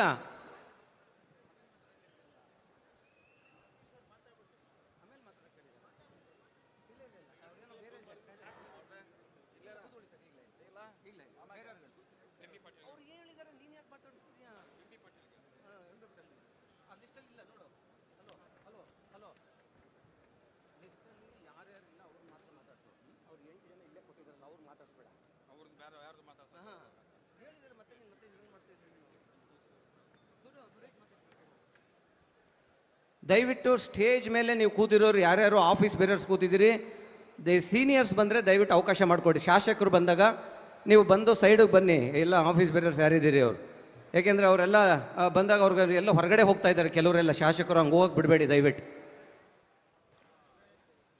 ಈಗ ಸಭೆಯನ್ನು ಉದ್ದೇಶಿಸಿ ಕರ್ನಾಟಕ ಸರ್ಕಾರದ ಕೈಗಾರಿಕಾ ಸಚಿವರಾದಂಥ ಸನ್ಮಾನ್ಯ MB ಪಾಟೀಲ್ ಸಾಹೇಬರು ಮಾತನಾಡಬೇಕಂತ ಮನವಿ ಮಾಡಿಕೊಳ್ತೇನೆ.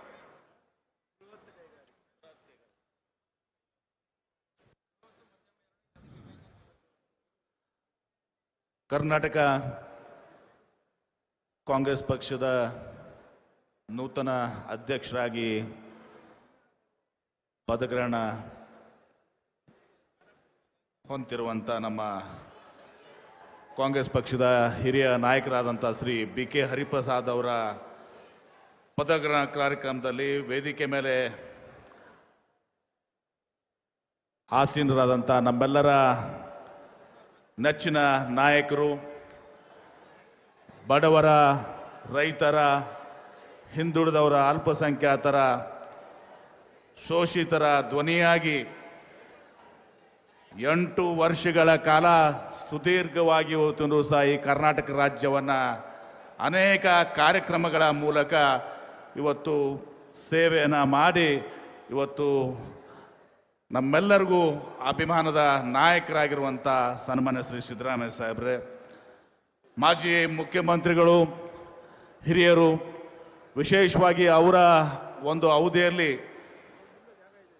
ಈ ಕಾಮನ್ ಎಕ್ಸಾಮಿನೇಷನ್ ಅಥಾರಿಟಿಯನ್ನು ತಂದು CETನ ತಂದು ಇವತ್ತು ಮಾದರಿಯಾಗಿ ಇವತ್ತು ಸಹ ಆಡಳಿತವನ್ನು ಕೊಟ್ಟಂಥ ಶ್ರೀ ವೀರಪ್ಪ ಮೊಯ್ಲಿ ಸಾಹೇಬ್ರೆ, ವೇದಿಕೆ ಮೇಲೆ ಆಸೀನರಾಗಿರುವಂಥ ಎಲ್ಲ ಹಿರಿಯ ಸಚಿವರೇ, ಶಾಸಕ ಮಿತ್ರರೇ, ಕಾಂಗ್ರೆಸ್ ಪಕ್ಷದ ಎಲ್ಲ ಪದಾಧಿಕಾರಿಗಳೇ, ಇವತ್ತು ಒಂದು ಐತಿಹಾಸಿಕ ದಿನ. ನಮ್ಮ ಮುಖ್ಯಮಂತ್ರಿಗಳು DK ಶಿವಕುಮಾರ್ ಅವರು ಇಲ್ಲಿವರೆಗೆ ಸುದೀರ್ಘವಾಗಿ KPCC ಅಧ್ಯಕ್ಷರಾಗಿ ಕಳೆದ ಚುನಾವಣೆಯಲ್ಲಿ ನಮ್ಮ ನಾಯಕರಾದಂಥ ಶ್ರೀ ಸಿದ್ದರಾಮಯ್ಯ ಅವರ ಜೊತೆಗೂಡಿ ಇವತ್ತು ಕಾಂಗ್ರೆಸ್ ಪಕ್ಷವನ್ನು ಸಂಘಟನೆ ಮಾಡಿ ಇವತ್ತು ಕಾಂಗ್ರೆಸ್ ಪಕ್ಷ ಇವತ್ತು ಸಹ ರಾಜ್ಯದಲ್ಲಿ ಅಧಿಕಾರ ಬರಲಿಕ್ಕೆ ಕಾರಣ ಆಯಿತು.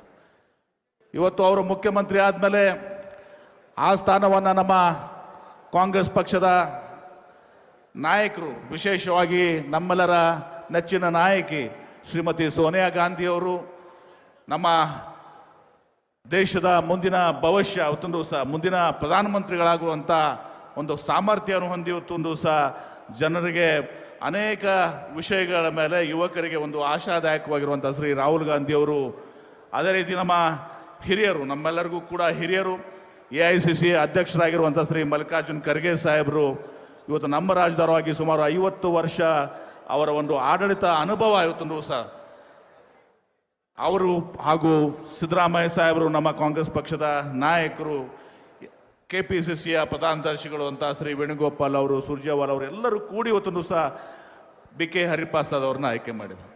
BK ಹರಿಪ್ರಸಾದ್ ಅವರ ಒಂದು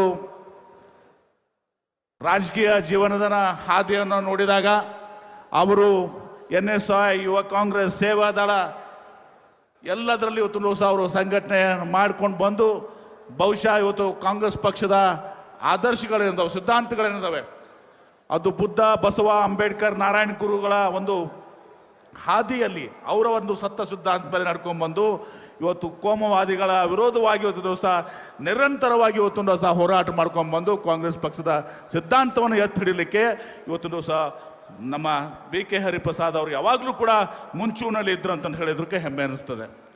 ಅವರು 25-30 ವರ್ಷ ಇವತ್ತು ದೇಶದಲ್ಲಿ ಇವತ್ತು ಅನೇಕ ಹುದ್ದೆಗಳಲ್ಲಿ ವಿಶೇಷವಾಗಿ ಅವರು AICC ಪ್ರಧಾನ ಕಾರ್ಯದರ್ಶಿಯಾಗಿ ಇವತ್ತು ಸೇವೆಯನ್ನು ಮಾಡಿ ಅಪಾರವಾದಂಥ ಅನುಭವವನ್ನು ಇವತ್ತು ಸರ್ ಹೊಂದಿದ್ದಾರೆ. ಆ ಅನುಭವ ಇವತ್ತು ಸಹ ಅವ್ರನ್ನ KPCC ಅಧ್ಯಕ್ಷರಾಗಿ ನಾಳೆ 2028ರಲ್ಲಿ ಏನು ನಮ್ಮ ವಿಧಾನಸಭೆ ಚುನಾವಣೆ ಬರ್ತದೆ, ಆ ಚುನಾವಣೆ ಮತ್ತೊಮ್ಮೆ ಶ್ರೀ ಸಿದ್ದರಾಮಯ್ಯನವರ ನಮ್ಮ ನಾಯಕರ ನೇತೃತ್ವದಲ್ಲಿ, DK ಶಿವಕುಮಾರ್ ಅವರ ನೇತೃತ್ವದಲ್ಲಿ, BK ಹರಿಪ್ರಸಾದ್ ಅವರ ನೇತೃತ್ವದಲ್ಲಿ, ಮಲ್ಲಿಕಾರ್ಜುನ್ ಖರ್ಗೆ ಸಾಹೇಬರ ಒಂದು ಮಾರ್ಗದರ್ಶನದಲ್ಲಿ ಮತ್ತೆ 28ಕ್ಕೆ ನಮ್ಮ ಕಾಂಗ್ರೆಸ್ ಪಕ್ಷ ಅಧಿಕಾರಕ್ಕೆ ಬರಬೇಕು. 2029ರಲ್ಲಿ ಇವತ್ತು ಏನು ಲೋಕಸಭೆ ನಡೀತದೆ, ಚುನಾವಣೆ ನಡೀತದೆ, ಆ ಚುನಾವಣೆಯಲ್ಲಿ BJPಯನ್ನು ಸೋಲಿಸಿ ಇವತ್ತು ರಾಷ್ಟ್ರದಲ್ಲಿ ಕಾಂಗ್ರೆಸ್ ಪಕ್ಷ ಅಧಿಕಾರಕ್ಕೆ ಬಂದು ನಮ್ಮೆಲ್ಲರ ನೆಚ್ಚಿನ ನಾಯಕರಾದಂಥ ಶ್ರೀ ರಾಹುಲ್ ಗಾಂಧಿ ಅವ್ರನ್ನ ಪ್ರಧಾನಮಂತ್ರಿಯಾಗಿ ಮಾಡಲಿಕ್ಕೆ ಇವತ್ತು ಸಹ ನಾವೆಲ್ಲರೂ ಕೂಡ ಸನ್ನದ್ಧರಾಗಿರಬೇಕು ಅನ್ನೋ ಒಂದು ಮಾತನ್ನು ಇವತ್ತು ಸಹ ನಾನು ಹೇಳಲಿಕ್ಕೆ ಬಯಸ್ತೇನೆ. ಹೀಗಾಗಿ ನಾನು ಜಾಸ್ತಿ ಮಾತನಾಡಲಿಕ್ಕೆ ಹೋಗೋದಿಲ್ಲ, ಇನ್ನೂ ಅನೇಕ ಹಿರಿಯರು ಮಾತನಾಡ್ತಾರೆ. ಇವತ್ತು ನಾನು BK ಹರಿಪ್ರಸಾದ್ ಅವ್ರಿಗೆ ಶುಭಾಶಯಗಳನ್ನು ಕೋರ್ತೇನೆ. ಅವರು ತಮ್ಮ ತತ್ವ ಸಿದ್ಧಾಂತ ಅನುಭವ ಸುದೀರ್ಘವಾದಂಥ ಅನುಭವದ ಮೂಲಕ ಕಾಂಗ್ರೆಸ್ ಪಕ್ಷವನ್ನು ಸಂಘಟನೆ ಮಾಡಿ ಸಿದ್ದರಾಮಯ್ಯ ಸಾಹೇಬರ ಒಂದು ಮಾರ್ಗದರ್ಶನದಲ್ಲಿ DK ಶಿವಕುಮಾರ್ ಅವರ ಒಂದು ಮುಖ್ಯಮಂತ್ರಿ ಅವ್ರ ನೇತೃತ್ವದಲ್ಲಿ AICC ಅಧ್ಯಕ್ಷರಾದಂಥ ಶ್ರೀ ಮಲ್ಲಿಕಾರ್ಜುನ್ ಖರ್ಗೆ ಸಾಹೇಬರ ಒಂದು ನೇತೃತ್ವದಲ್ಲಿ ಇವತ್ತೊಂದು ದಿವಸ ಅವರು ಕೆಲಸವನ್ನು ಮಾಡ್ತಾರೆ ಅನ್ನೋ ಒಂದು ವಿಶ್ವಾಸವನ್ನು ಹೊಂದಿ ನಮ್ಮೆಲ್ಲ ಸಹಕಾರವನ್ನು ಇವತ್ತೊಂದು ದಿವಸ ನಾವೆಲ್ಲರೂ ಕೂಡ ಅವ್ರ ಜೊತೆಗೆ ನೀಡ್ತೀವಿ. ಅವರಿಗೆ ನಾವು ಕೂಡ ನಮ್ಮ ಶಕ್ತಿಯನ್ನು ತುಂಬುವಂಥ ಕೆಲಸವನ್ನು ಮಾಡ್ತೀವಿ ಅನ್ನೋ ಮಾತನ್ನು ಹೇಳಿ ನನ್ನ ಮಾತಿಗೆ ವಿರಾಮ ಹೇಳ್ತೀನಿ. ಎಲ್ಲರಿಗೂ ನಮಸ್ಕಾರ. ಜೈ ಹಿಂದ್, ಜೈ ಕರ್ನಾಟಕ, ಜೈ ಕಾಂಗ್ರೆಸ್. ಈಗ ಸಭೆಯನ್ನು ಉದ್ದೇಶಿಸಿ ಭಾರತ ರಾಷ್ಟ್ರೀಯ ಮಾಜಿ ಯುವ ಕಾಂಗ್ರೆಸ್ನ ಅಧ್ಯಕ್ಷರು AICC ಕಾರ್ಯದರ್ಶಿಗಳಾದಂಥ BB ಶ್ರೀನಿವಾಸ್ ಅವರು 2 ನಿಮಿಷ ಮಾತನಾಡಬೇಕು ಅಂತೇಳಿ ಮನವಿ ಮಾಡಿಕೊಳ್ತೇನೆ.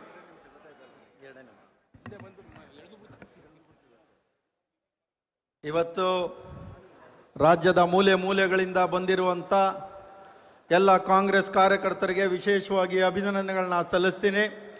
ವೇದಿಕೆ ಮೇಲೆ ಕೂತಿರುವಂಥ ಮಾಜಿ ಮುಖ್ಯಮಂತ್ರಿಗಳಾದಂಥ ಸಿದ್ದರಾಮಯ್ಯ ಸಾಹೇಬ್ರೆ ಮತ್ತು ಮೊಯ್ಲಿ ಸಾಹೇಬ್ರೆ ಮತ್ತು ಎಲ್ಲ ಹಿರಿಯ ನಾಯಕರುಗಳೇ, ವಿಶೇಷವಾಗಿ ಇವತ್ತು ಇವತ್ತು ಈ ದಿನ ಇದೆ, ಯುವ ಕಾಂಗ್ರೆಸ್ NSUI ಮೂಲಕ ಆದಿ ಕೆಲಸವನ್ನು ಮಾಡಿ 18 ರಾಜ್ಯಗಳಲ್ಲಿ AICC ಕಾರ್ಯದರ್ಶಿ, ಪ್ರಧಾನ ಕಾರ್ಯದರ್ಶಿ, ಸೇವಾದಳ ಎಲ್ಲದರಲ್ಲೂ ಕೆಲಸ ಮಾಡಿ ಇವತ್ತು ಕರ್ನಾಟಕ ರಾಜ್ಯದ ಪ್ರದೇಶ ಕಾಂಗ್ರೆಸ್ನ ಅಧ್ಯಕ್ಷರಾಗಿ ಇವತ್ತು ಕಾಂಗ್ರೆಸ್ ಪಕ್ಷದ ಅಧ್ಯಕ್ಷರಾದಂಥ ಮಲ್ಲಿಕಾರ್ಜುನ್ ಖರ್ಗೆ ಸಾಹೇಬರು, ರಾಹುಲ್ ಗಾಂಧಿ ಸಾಹೇಬರು ಅವ್ರಿಗೆ ಏನು ಒಂದು ಇವತ್ತು ಅಧಿಕಾರ ಒಂದು ಸ್ವೀಕಾರ ಕಾರ್ಯಕ್ರಮಕ್ಕೆ ಇನ್ನು ಕೆಲವೇ ಕ್ಷಣಗಳಲ್ಲಿ ಎಲ್ಲ ನಾಯಕರು ಬರ್ತಾ ಇದ್ದಾರೆ. ಎಲ್ಲರಿಗೂ ನಾನು ವೇದಿಕೆ ಮೇಲಿರುವಂಥ ಎಲ್ಲರಿಗೂ ಸಹ ವಿಶೇಷವಾದ ಅಭಿನಂದನೆಗಳನ್ನ ಹೇಳ್ತಾ, ತಮಗೆಲ್ಲರಿಗೂ ಗೊತ್ತಿದೆ ಸಮಯ ಕಡಿಮೆ ಇದೆ, ನಾನು ಹೆಚ್ಚಿಗೆ ಭಾಷಣವನ್ನು ಮಾಡಲಿಕ್ಕೆ ಹೋಗಲ್ಲ. ಆದರೆ ನಮ್ಮ ಮುಂದೆ ಭಾಳ ದೊಡ್ಡ ಸವಾಲುಗಳಿದೆ.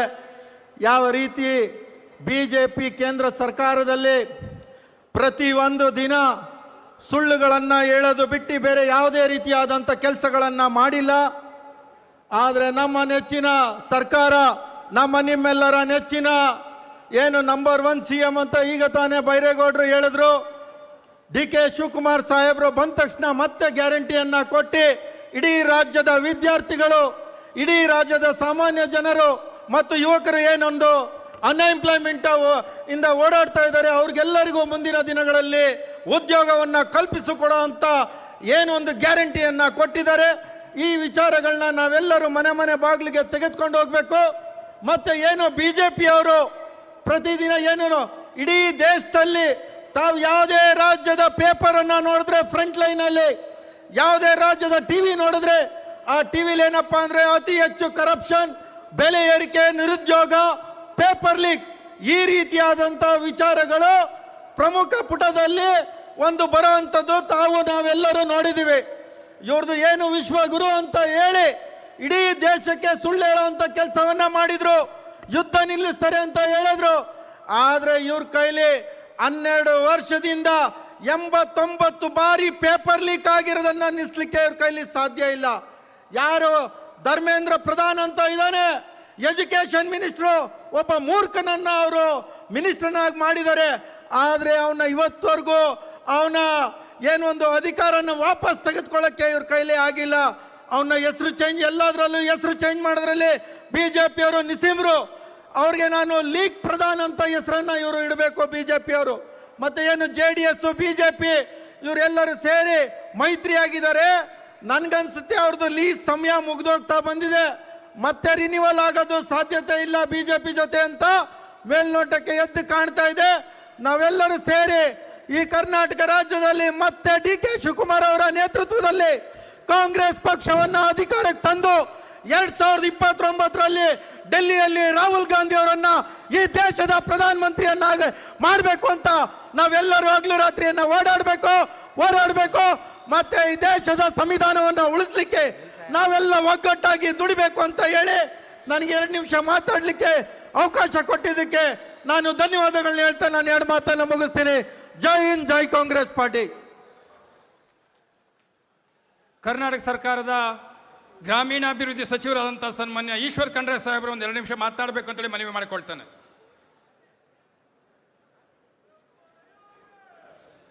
ನಾರಾಯಣಸ್ವಾಮಿ, ದಯವಿಟ್ಟು ವೇದಿಕೆ ಮೇಲೆ ಕೂತಿರೋಂಥ ಪ್ರಧಾನ ಕಾರ್ಯದರ್ಶಿಗಳು ಯಾರ್ಯಾರು ಕೂತಿದ್ದೀರಿ ಅವರು MLAಗಳಿಗೆ ಅವಕಾಶ ಮಾಡಿಕೊಡಿ. ನೋಡಿ ರಿಜ್ವಾನ್ ಬರ್ತಾ ಇದ್ದಾರೆ, ಅವ್ರಿಗೆ ಸೀಟ್ ಇಲ್ಲ. ದಯವಿಟ್ಟು ಎಲ್ಲ ಎದ್ಬಿಟ್ಟು ಅವಕಾಶ ಮಾಡಿಕೊಡಿ. बोलो कांग्रेस पक्षಕ್ಕೆ, कांग्रेस पक्षಕ್ಕೆ.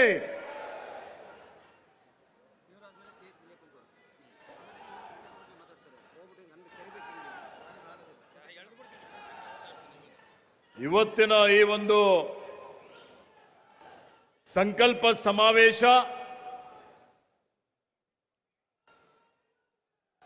ಇವತ್ತು ರಾಜ್ಯದಲ್ಲಿ ಕರ್ನಾಟಕ ಪ್ರದೇಶ ಕಾಂಗ್ರೆಸ್ ಸಮಿತಿಯ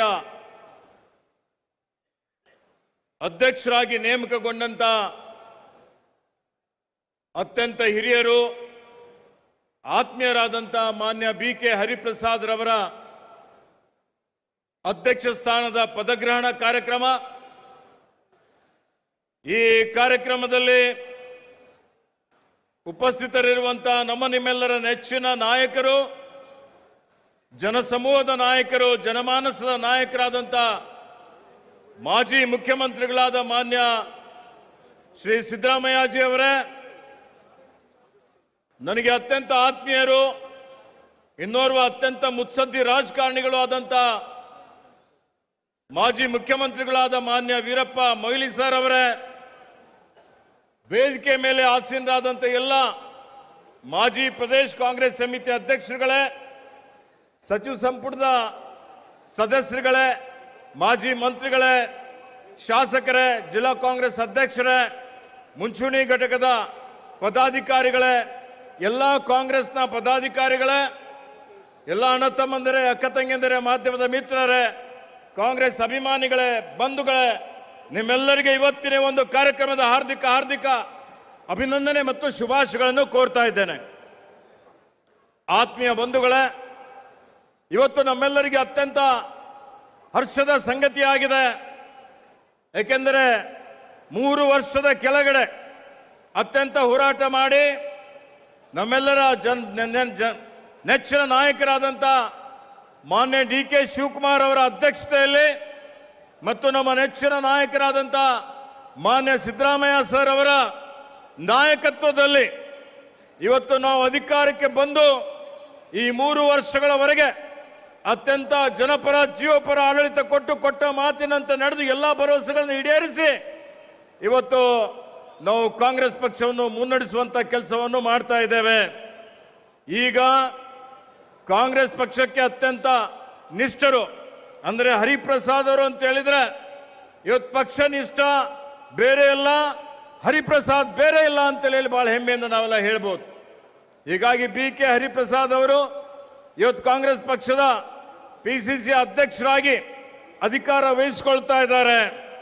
ಅತ್ಯಂತ ನಾನು ನೋಡಿದ ಹಾಗೆ ವಿದ್ಯಾರ್ಥಿ ಜೀವನದಿಂದಲೂ ಕಾಂಗ್ರೆಸ್ ಪಕ್ಷಕ್ಕಾಗಿ ಬಹಳ ಹೋರಾಟ ಮಾಡಿ ಪಕ್ಷ ಸಂಘಟನೆ ಮಾಡಿ ಯುವ ಕಾಂಗ್ರೆಸ್ನ ರಾಷ್ಟ್ರೀಯ ಉಪಾಧ್ಯಕ್ಷರಾಗಿ ಅದಾದ ಮೇಲೆ NSUಯಲ್ಲಿ ಸೇವೆ ಮಾಡಿ ವಿಶೇಷವಾಗಿ ಅಖಿಲ ಭಾರತ ಸೇವಾದಳದ ಅಧ್ಯಕ್ಷರಾಗಿ ಸೇವೆ ಮಾಡಿದ್ದಾರೆ. ಇವತ್ತು ಅವರು ಪ್ರದೇಶ ಕಾಂಗ್ರೆಸ್ ಸೇವಾದಳದ ಅಧ್ಯಕ್ಷರಾಗಿದ್ದಂಥ ಸಂದರ್ಭದಲ್ಲಿ ನಾನು ಸೇವಾದಳದ ರಾಜ್ಯ ಮಟ್ಟದ ಸಂಘಟನಾ ಕಾರ್ಯದರ್ಶಿಯಾಗಿ ಅವರ ಜೊತೆಯಲ್ಲಿ ಕೆಲಸ ಮಾಡಿದ್ದೇನೆ. ಹೀಗಾಗಿ ಅದಾದ ಮೇಲೆ ಅವರು ರಾಷ್ಟ್ರೀಯ ಮಟ್ಟದಲ್ಲಿ ಅನೇಕ ಬೇರೆ ಬೇರೆ ರಾಜ್ಯಗಳ ಅಖಿಲ ಭಾರತ ಕಾಂಗ್ರೆಸ್ ಪಕ್ಷದ ಪ್ರಧಾನ ಕಾರ್ಯದರ್ಶಿಗಳಾಗಿಯೂ ಎಲ್ಲೆಲ್ಲಿ ಉಸ್ತುವಾರಿ ವಹಿಸಿದ್ದಾರೆ, ಸಮರ್ಥವಾಗಿ ಯಶಸ್ವಿಯಾಗಿ ಆ ಉಸ್ತುವಾರಿಯನ್ನು ನಿಭಾಯಿಸಿದ್ದಾರೆ. ವಿಧಾನ ಪರಿಷತ್ತಿನ ಸದಸ್ಯರಾಗಿ, ರಾಜ್ಯಸಭೆಯ ಸದಸ್ಯರಾಗಿ 4 ಸಲ ಸೇವೆಯನ್ನು ಮಾಡಿದ್ದಾರೆ. ಇವತ್ತು ಮತ್ತೆ ಪಕ್ಷ ಬಲವರ್ಧನೆ ಮಾಡಲಿಕ್ಕೆ ಅವರು ಈ ಒಂದು ಪಕ್ಷದ ಸಾರಥ್ಯವನ್ನು ವಹಿಸಿಕೊಂಡಿದ್ದಕ್ಕಾಗಿ ಮತ್ತೆ ರಾಷ್ಟ್ರೀಯ ನಾಯಕರುಗಳಾದಂಥ ಮಾನ್ಯ ಖರ್ಗೆ ಸರ್ ಅವರು, ಸೋನಿಯಾಜಿ, ರಾಹುಲ್ ಜಿ ಅವರು ಅವರಿಗೆ ಈ ಒಂದು ಹುದ್ದೆಯಲ್ಲಿ ನೇಮಕ ಮಾಡಿದ್ದಕ್ಕಾಗಿ ಅವರೆಲ್ಲರಿಗೆ ಧನ್ಯವಾದಗಳು ಮತ್ತು ನಿಮ್ಮೆಲ್ಲರಿಗೆ ಅಭಿನಂದನೆಗಳನ್ನು ಸಲ್ಲಿಸ್ತಾ ಇದ್ದೇನೆ. ಆತ್ಮೀಯ ಬಂಧುಗಳೇ, ಇವತ್ತು ಕಾಂಗ್ರೆಸ್ ಪಕ್ಷ, ಈ ಪಕ್ಷಕ್ಕೆ ತನ್ನದೇ ಆದಂಥ ಶ್ರೇಷ್ಠ ಇತಿಹಾಸ ಇದೆ. 140 ವರ್ಷಗಳ ಇತಿಹಾಸ. ಈ ರಾಷ್ಟ್ರಕ್ಕೆ ಸ್ವಾತಂತ್ರ್ಯ ತಂದುಕೊಟ್ಟು ತ್ಯಾಗ ಬಲಿದಾನ ಮೇಲೆ ನಿಂತು ಈ ರಾಷ್ಟ್ರವನ್ನು ಒಗ್ಗೂಡಿಸುವಂಥದ್ದು ಮತ್ತು ಇವತ್ತಿನವರೆಗೆ ಏನೇನು ಅಭಿವೃದ್ಧಿ ಆಗಿದೆ ರಾಜ್ಯದಲ್ಲಿ, ರಾಷ್ಟ್ರದಲ್ಲಿ, ಇವತ್ತೇನು ಸಾಮಾಜಿಕ, ಆರ್ಥಿಕ, ಶೈಕ್ಷಣಿಕ, ಔದ್ಯೋಗಿಕ ಎಲ್ಲ ರಂಗಗಳಲ್ಲಿ ಏನು ಕಾಂಗ್ರೆಸ್ ಪಕ್ಷ ಮಾಡಿದಂಥ ಸಾಧನೆ, ಅವರ ತ್ಯಾಗ, ಅದೇ ಕಾರಣಕ್ಕಾಗಿ ಇವತ್ತು ಇಡೀ ಜಗತ್ತು ನಮ್ಮ ಕಡೆ ನೋಡ್ತಾ ಇದೆ ಅಂತ ಹೇಳಿದ್ರೆ ತಪ್ಪಾಗಲಾರದು. ಎಲ್ಲ ಜಾತಿ, ಎಲ್ಲ ಭಾಷೆ, ಎಲ್ಲ ಧರ್ಮಗಳನ್ನು ಜೊತೆಯಲ್ಲಿ ತೆಗೆದುಕೊಂಡು ಹೋಗುವಂಥ ಏಕೈಕ ಪಕ್ಷ ಯಾವುದಾದ್ರೂ ಇದ್ರೆ ಅದು ಕಾಂಗ್ರೆಸ್ ಪಕ್ಷ ಅಂತ ನಾವೆಲ್ಲ ಬಹಳ ಹೆಮ್ಮೆಯಿಂದ ಹೇಳಬೇಕಾಗಿದೆ. ಇಡೀ ದೇಶಕ್ಕೆ ಸಾಮಾಜಿಕ ನ್ಯಾಯ ಕೊಟ್ಟಂಥದ್ದು, ಇಡೀ ವಿಶ್ವದಲ್ಲಿ ಅತ್ಯುತ್ತಮವಾದಂಥ ಸಂವಿಧಾನ ಕೊಟ್ಟಂಥದ್ದು, ಮತ್ತೆ ಇವತ್ತು ನಾವೆಲ್ಲರೂ ಜಗತ್ತಿನಲ್ಲಿ ತಲೆ ಎತ್ತಿ ಮೆರೆಯುವಂತೆ ಮಾಡಿದಂಥ ಕೀರ್ತಿ ನಮ್ಮ ಕಾಂಗ್ರೆಸ್ ಪಕ್ಷಕ್ಕೆ ಸಲ್ತದೆ. ಅದಕ್ಕೆ ನಾವೆಲ್ಲರೂ ಕಾಂಗ್ರೆಸ್ ಪಕ್ಷಕ್ಕೆ ಋಣಿಯಾಗಿದ್ದುಕೊಂಡು ಹೆಮ್ಮೆಯಿಂದ ನಾವು ಕಾಂಗ್ರೆಸ್ ಪಕ್ಷದ ಕಟ್ಟಾಳುಗಳು ಅಂತೇಳಿ ಹೇಳಿ ತಾವೆಲ್ಲರೂ ಹೇಳಬೇಕು ಅನ್ನುವಂಥ ಮಾತನ್ನು ಹೇಳಿಕೆ ಬಯಸ್ತಾ ಇದ್ದೀನಿ. ಅದಕ್ಕೆ ಆತ್ಮೀಯ ಬಂಧುಗಳೇ, ಇವತ್ತು ರಾಷ್ಟ್ರದಲ್ಲಿ, ರಾಜ್ಯದಲ್ಲಿ ನಾವೇನೇನು ಸಾಧನೆಗಳು ಮಾಡಿದ್ದೇವೆ ಅವೆಲ್ಲವೂ ನಿಮ್ಮ ಕಣ್ಣೆದುರುಗಡೆ ಇದೆ. ಇವತ್ತು ನಮ್ಮ ರಾಜ್ಯದಲ್ಲಿ ನಾವೇನು ಇವತ್ತು ಕೊಡುಗೆಯನ್ನು ಕೊಟ್ಟಿದ್ದೇವೆ, ಅದರಿಂದ ವಿಪಕ್ಷದವರು ಏನು ಪ್ರತಿಪಕ್ಷದವರು ಹಿಂದೆ ನಾವು ಗ್ಯಾರಂಟಿ ಕೊಟ್ಟಂತ ಸಂದರ್ಭದಲ್ಲಿ ಗ್ಯಾರಂಟಿ ಕೊಟ್ಟರೆ ಈ ರಾಜ್ಯ ಹಾಳಾಗ್ತದೆ ಅಂತೇಳಿ ಹೇಳಿ ನಮ್ಮ ಗ್ಯಾರಂಟಿಗಳನ್ನೇ ಕದ್ದು ಇವತ್ತು ಅವರು ಜನಪ್ರಿಯತೆ ಗಿಟ್ಟಿಸಿಕೊಳ್ಳಲಿಕ್ಕೆ ಪ್ರಯತ್ನ ಮಾಡಿದ್ದಾರೆ. ಮತ್ತು ಇವತ್ತು ಈ ಒಂದು ಕಾರ್ಯಕ್ರಮ ಅಲ್ಲ, ನಮ್ಮ ನೆಚ್ಚಿನ ನಾಯಕರಾದಂಥ ಮತ್ತು ಅತ್ಯಂತ ಕ್ರಿಯಾಶೀಲರಾದಂಥ ಮತ್ತು ನಮ್ಮೆಲ್ಲರ ನೆಚ್ಚಿನ ನಾಯಕರು, ರಾಷ್ಟ್ರೀಯ ಅಧ್ಯಕ್ಷರಾದಂಥ ಮಾನ್ಯ ಮಲ್ಲಿಕಾರ್ಜುನ್ ಖರ್ಗೆ ಸಾಹೇಬರು ಆಗಮಿಸ್ತಾ ಇದ್ದಾರೆ. ಅವರಿಗೆ ನನ್ನ ಪರವಾಗಿ, ತಮ್ಮೆಲ್ಲರ ಪರವಾಗಿ ಹಾರ್ದಿಕ ಸ್ವಾಗತವನ್ನು ಬಯಸ್ತಾ ಇದ್ದೇನೆ. ಜೋರಾಗಿ ಚಪ್ಪಾಳೆ ತಟ್ಟಿ ಅವರಿಗೆ ಸ್ವಾಗತ ಮಾಡಿ. ಅದೇ ರೀತಿಯಲ್ಲಿ ನಮ್ಮ ನೆಚ್ಚಿನ ನಾಯಕರು, ಉಸ್ತುವಾರಿಗಳಾದಂಥ ಮಾನ್ಯ ರಣದೀಪ್ ಸಿಂಗ್ ಸುರ್ಜೇವಾಲಾ ಅವರು ಬಂದಿದ್ದಾರೆ. ಅವರಿಗೂ ಸ್ವಾಗತವನ್ನು ಬಯಸ್ತಾ ಇದ್ದೇನೆ. ಹಾಗೆ ಎಲ್ಲ ಜನಪ್ರಿಯ ಮುಖ್ಯಮಂತ್ರಿಗಳು, ನಮ್ಮ ನಾಯಕರಾದಂಥ ಮಾನ್ಯ ಡಿ ಕೆ ಶಿವಕುಮಾರ್ ಅವರು ಬಂದಿದ್ದಾರೆ. ಅವರಿಗೂ ಸ್ವಾಗತವನ್ನು ಬಯಸಿ ಎಲ್ಲರಿಗೂ ಧನ್ಯವಾದಗಳನ್ನು ಹೇಳಿ ನನ್ನ 2 ಮಾತುಗಳನ್ನು ಮುಗಿಸ್ತೇನೆ. ಜೈ ಹಿಂದ್, ಜೈ ಕರ್ನಾಟಕ, ಜೈ ಕಾಂಗ್ರೆಸ್. ಬಂಧುಗಳೇ, ಬೆಳಗ್ಗೆಯಿಂದ ತಾವೆಲ್ಲರೂ ಕಾತರರಾಗಿ ಏನು ಕಾಯ್ತಾ ಇದ್ರಿ, ಆ ಒಂದು ಸುವರ್ಣ ಪರ್ವ ಈಗ ಬಂದಿದೆ. ಎಲ್ಲ ನಾಯಕರು ಕೂಡ ವೇದಿಕೆಗೆ ಆಗಮಿಸಿದ್ದಾರೆ. ದಯಮಾಡಿ ತಾವೆಲ್ಲರೂ ಕೂಡ ತಮ್ಮ ತಮ್ಮ ಆಸನದಲ್ಲಿ ಆಸೀನರಾಗಬೇಕು ಅಂತೇಳಿ ಪ್ರಾರ್ಥನೆ ಮಾಡ್ಕೊಳ್ತೇನೆ. ವೇದಿಕೆ ಮೇಲೆ ನಿಲ್ತಿರ್ತಕ್ಕಂಥವ್ರು ಕೂಡ ತಮ್ಮ ಆಸನದಲ್ಲಿ ಆಸೀನರಾಗಬೇಕು ಅಂತೇಳಿ ಪ್ರಾರ್ಥನೆ ಮಾಡ್ಕೊಳ್ತಾ ಇದ್ದೀನಿ. ಅಧಿಕೃತವಾಗಿ ಕಾರ್ಯಕ್ರಮ ಪ್ರಾರಂಭ ಮಾಡ್ತೀವಿ. ದಯವಿಟ್ಟು ವೇದಿಕೆ ಮೇಲೆ ಇರುವಂತ ಎಲ್ಲರೂ ಈ ಕಡೆ ಬರಬೇಕು. ಬನ್ನಿ, ಎಲ್ಲ ಇವು ಗನ್ಮ್ಯಾನ್ಗಳೆಲ್ಲ ದಯವಿಟ್ಟು ಈ ಕಡೆ ಬನ್ನಿ. ದಯವಿಟ್ಟು ಅವಕಾಶ ಮಾಡಿಕೊಡಿ, ಎಲ್ಲ ಬನ್ನಿ ಈ ಕಡೆ. ದಯಮಾಡಿ ಎಲ್ಲ ಕುತ್ಕೊಳ್ಬೇಕಲ್ಲ, ಇಲ್ಲ ಕುತ್ಕೋಬೇಕು. ಬನ್ನಿ ಎಲ್ಲ ಈ ಕಡೆ. ಶ್ರೀನಿವಾಸ್ ಬನ್ನಿ, ಎಲ್ಲ ಕರ್ಕೊಂಡು ಬನ್ನಿ. ಹ್ಯಾರಿಸ್ ಅವರೇ ಬನ್ನಿ, ಕುತ್ಕೊಳ್ಳಿ. UB ವೆಂಕಟೇಶ್ ಸ್ವಲ್ಪ ಶಿಸ್ತನ್ನು ಕಾಪಾಡಬೇಕು. ದಯಮಾಡಿ ನಾಯಕರು ಅರ್ಥ ಮಾಡಿಕೊಂಡು ತಮ್ಮ ತಮ್ಮ ಸ್ಥಾನದಲ್ಲಿ ಆಸೀನರಾಗಬೇಕು ಅಂತೇಳಿ ಪ್ರಾರ್ಥನೆ ಮಾಡ್ಕೊಳ್ತೇನೆ. ದಯಮಾಡಿ ಎಲ್ಲ ಕುತ್ಕೊಳ್ಬೇಕು. ಬನ್ನಿ, ಮುಂದೆ ಜಾಗ ಸ್ವಲ್ಪ ಇದು ಮಾಡ್ಕೊಡಿ ಪ್ಲೀಸ್. ದಯವಿಟ್ಟು ಕೂತ್ಕೊಳ್ಳಿ. ಆಂಜನೇಯ ಅವರೇ ದಯವಿಟ್ಟು ಕೂತ್ಕೊಳ್ಳಿ. ವೇದಿಕೆ ಮೇಲೆ ದಯಮಾಡಿ ಎಲ್ಲ. ಸಲೀಂ ಅಹಮದ್ ಅವರೇ ದಯವಿಟ್ಟು ಕೂತ್ಕೊಳ್ಳಿ. ಗೋವಿಂದರಾಜ್ ಅವರೇ ಸ್ವಲ್ಪ ಜಾಗ ಬಿಡಿ. ಎಲ್ಲ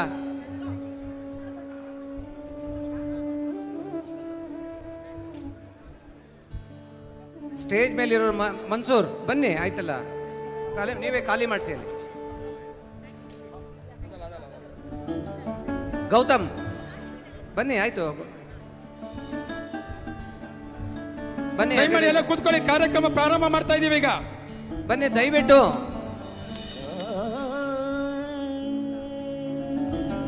ಗನ್ಮ್ಯಾನ್ಗಳು, PAಗಳು ಯಾರು ಹಿಂದೆ ನಿಲ್ತೀರಾ ದಯಮಾಡಿ ಸ್ವಲ್ಪ ವೇದಿಕೆ ಖಾಲಿ ಮಾಡಿ ಹಿಂದೆ ಬರಬೇಕು ಈ ಕಡೆ. ದಯಮಾಡಿ ಗನ್ಮ್ಯಾನ್ಗಳು, PA ಎಲ್ಲ ಕೂತ್ಕೊಳ್ಳಿ. ನಮ್ಮ ಶಾಸಕರೆಲ್ಲ ದಯಮಾಡಿ ಶಾಸಕರ ಕೂತ್ಕೊಳ್ಬೇಕು. ಈಗ ಕಾರ್ಯಕ್ರಮ ಅಧಿಕೃತವಾಗಿ ಪ್ರಾರಂಭ ಮಾಡ್ತಾ ಇದ್ದೀವಿ. ಒಂದೇ ಮಾತರಂ. ದಯಮಾಡಿ ಎಲ್ಲರೂ ಕೂಡ ಎದ್ದೆಳ್ಕೊಳ್ಬೇಕು ಅಂತ ಪ್ರಾರ್ಥನೆ ಮಾಡ್ಕೊಳ್ತಾ ಇದ್ದೀನಿ. ರಾಷ್ಟ್ರಭಕ್ತಿ ಗೀತೆಗಾಗಿ ಎಲ್ಲರೂ ಎದ್ದು ನಿಲ್ಲೋಣ. ಸಾವಧಾನ್.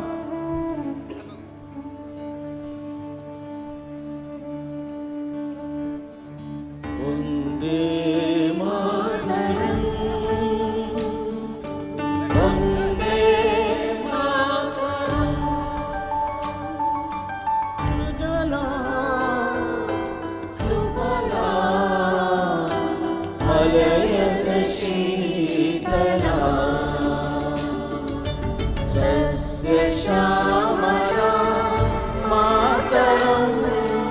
वन्दे मातरम् शुभ्रज्योत्स्ना पुलकितयामिनी पुल्लकुसुमित द्रुमदलशोभिनी सुहासिनी सुमधुरभाषिणी सुखदा वरदा मातरं वन्दे मातरं वन्दे मातरं वन्दे मातरं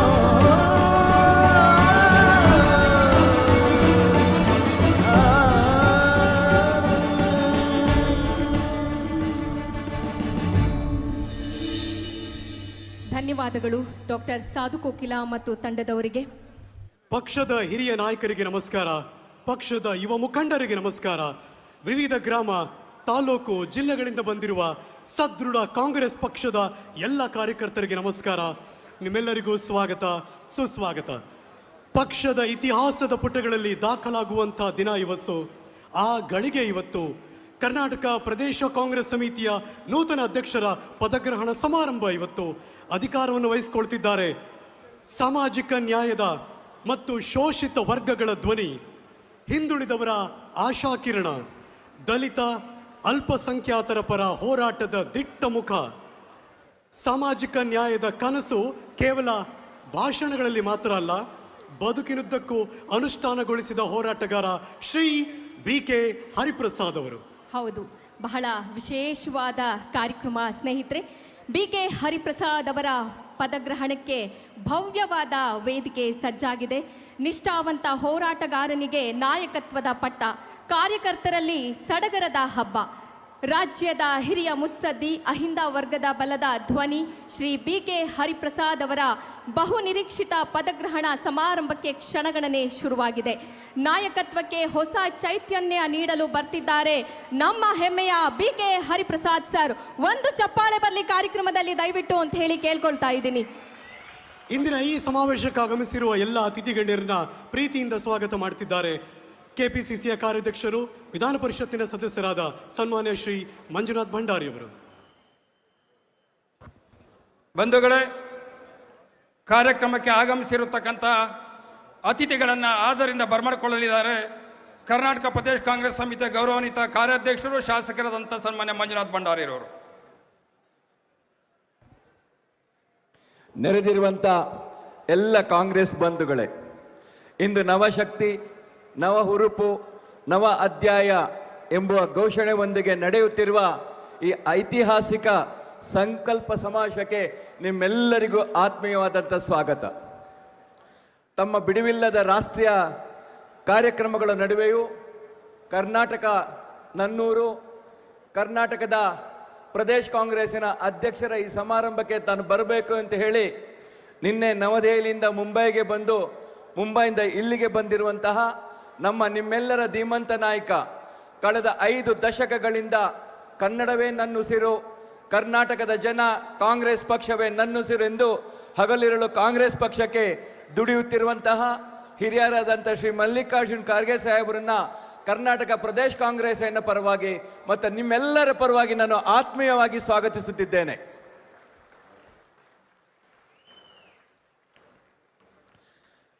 ಕರ್ನಾಟಕ ಪಕ್ಷವನ್ನು ಅಧಿಕಾರಕ್ಕೆ ತರಲು ಹಗಲಿರುಳು ಶ್ರಮಿಸಿ, ಬಹುಶಃ ಇವತ್ತು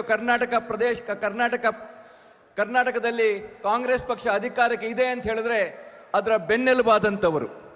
He has been one of the principal architect of the Karnataka government. More than he is the person who knows who is the Congress worker, who is the Congress leader. So he is none other than our beloved leader Surjewalaji, Randeep Surjewalaji. I am heartily, on behalf of Karnataka Pradesh Congress, I heartily welcoming Randeep Surjewalaji sir. ಅದೇ ರೀತಿ ಇಂದಿನ ಈ ಸಂಕಲ್ಪ ಸಮಾವೇಶದ ಕೇಂದ್ರ ಬಿಂದು, ಕಳೆದ 50 ವರ್ಷಗಳಿಂದ ಈ ದೇಶದ ಉದ್ದಗಲಕ್ಕೂ ಕಾಂಗ್ರೆಸ್ ಪಕ್ಷವನ್ನ ಸಂಘಟಿಸಲು ಪಕ್ಷಕ್ಕೋಸ್ಕರ ತನ್ನನ್ನು ಸಂಪೂರ್ಣವಾಗಿ ಮುಡುಪಿಟ್ಟ ಯಾರು ಕೊಡ್ತಾರೆ ಓಕೆ ಈಗ ಹರಿಪ್ರಸಾದ್ ಸಾಹೇಬ್ರವರು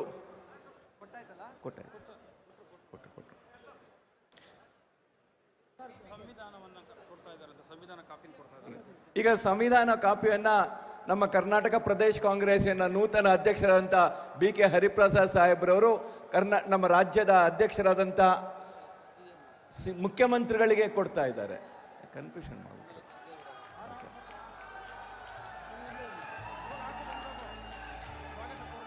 ಅದೇ ಅದೇ ಒಂದು ಒಬ್ಬೊಬ್ರಿಗೆ ಗೊತ್ತು ಹೇಳ್ಬಿಡ್ತೀನಿ ಗೊತ್ತು ಹೇಳ್ತೀನಿ, ವೆಲ್ಕಮ್ ಮಾಡಿಬಿಡ್ತೀನಿ, ಆಮೇಲೆ ಮಾಡೋಣ. ಅದೇ ರೀತಿ ನಮ್ಮ ಮುಖ್ಯಮಂತ್ರಿಗಳು ಬಹುಶಃ ಕರ್ನಾಟಕದಲ್ಲಿ ಸತತವಾಗಿ 6 ವರ್ಷಗಳ ಕಾಲ ಕರ್ನಾಟಕ ಪ್ರದೇಶ ಕಾಂಗ್ರೆಸ್ಸನ್ನು ಸಂಘಟಿಸಿ ಅಧಿಕಾರಕ್ಕೆ ತರಲಿ ಸಂಪೂರ್ಣವಾಗಿ ಸ್ವಾಕಾರ ಮಾಡಿದಂಥ DK ಶಿವಕುಮಾರ್ ಸಾಹೇಬರನ್ನು ಸಹ ನಾನು ಹೃತ್ಪೂರ್ವಕವಾಗಿ ಸ್ವಾಗತಿಸ್ತಾ ಇದ್ದೇನೆ. ಅವರಿಗೆ ಸಹ ಸಂವಿಧಾನದ ಪುಸ್ತಕವನ್ನು ಕೊಡಬೇಕಾಗಿ ಮನವಿಯನ್ನು ಮಾಡಿಕೊಳ್ತಾ ಇದ್ದೇನೆ. ಅದೇ ರೀತಿ ಕರ್ನಾಟಕದ ನೂತನ ಅಧ್ಯಕ್ಷರು ನಿಮ್ಮೆಲ್ಲರ ಕೇಂದ್ರ ಬಿಂದು, ಇಂದಿನ ಸಮಾವೇಶದ ಕೇಂದ್ರ ಬಿಂದು ಆದಂಥ BK ಹರಿಪ್ರಸಾದ್ ಸಾಹೇಬರನ್ನ ನಿಮ್ಮೆಲ್ಲರ ಪರವಾಗಿ ನಾನು ಹೃತ್ಪೂರ್ವಕವಾಗಿ ಸ್ವಾಗತಿಸ್ತಾ ಇದ್ದೇನೆ. ಇನ್ನೋರ್ವ ಜನನಾಯಕರು ಸುಮಾರು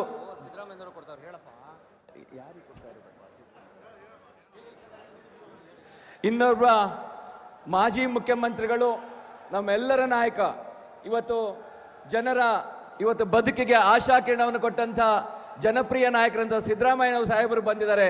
ಅವರಿಗೆ ಸಹ ಕರ್ನಾಟಕ ಪ್ರದೇಶ ಕಾಂಗ್ರೆಸ್ಸಿನ ಪರವಾಗಿ ಸ್ವಾಗತಿಸ್ತಾ ಅವರಿಗೆ ಸಹ ಹರಿಪ್ರಸಾದ್ ಸಾಹೇಬರು ಸಂವಿಧಾನದ ಪುಸ್ತಕವನ್ನು ಕೊಡಬೇಕಾಗಿ ತಮ್ಮಲ್ಲಿ ಮನವಿ ಮಾಡಿಕೊಳ್ತಾ ಇದ್ದೀನಿ.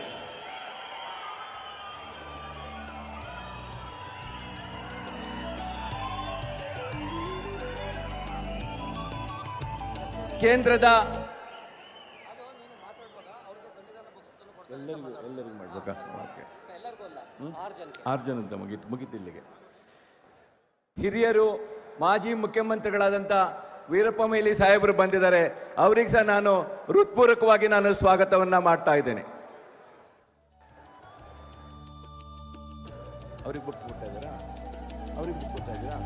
ಅವ್ರಿಗೆ ಸಹ ಸಂವಿಧಾನದ ಪುಸ್ತಕವನ್ನು ಕೊಡಬೇಕಾಗಿ ನಾನು ಮನವಿಯನ್ನು ಮಾಡಿಕೊಳ್ತಾ ಇದ್ದೀನಿ.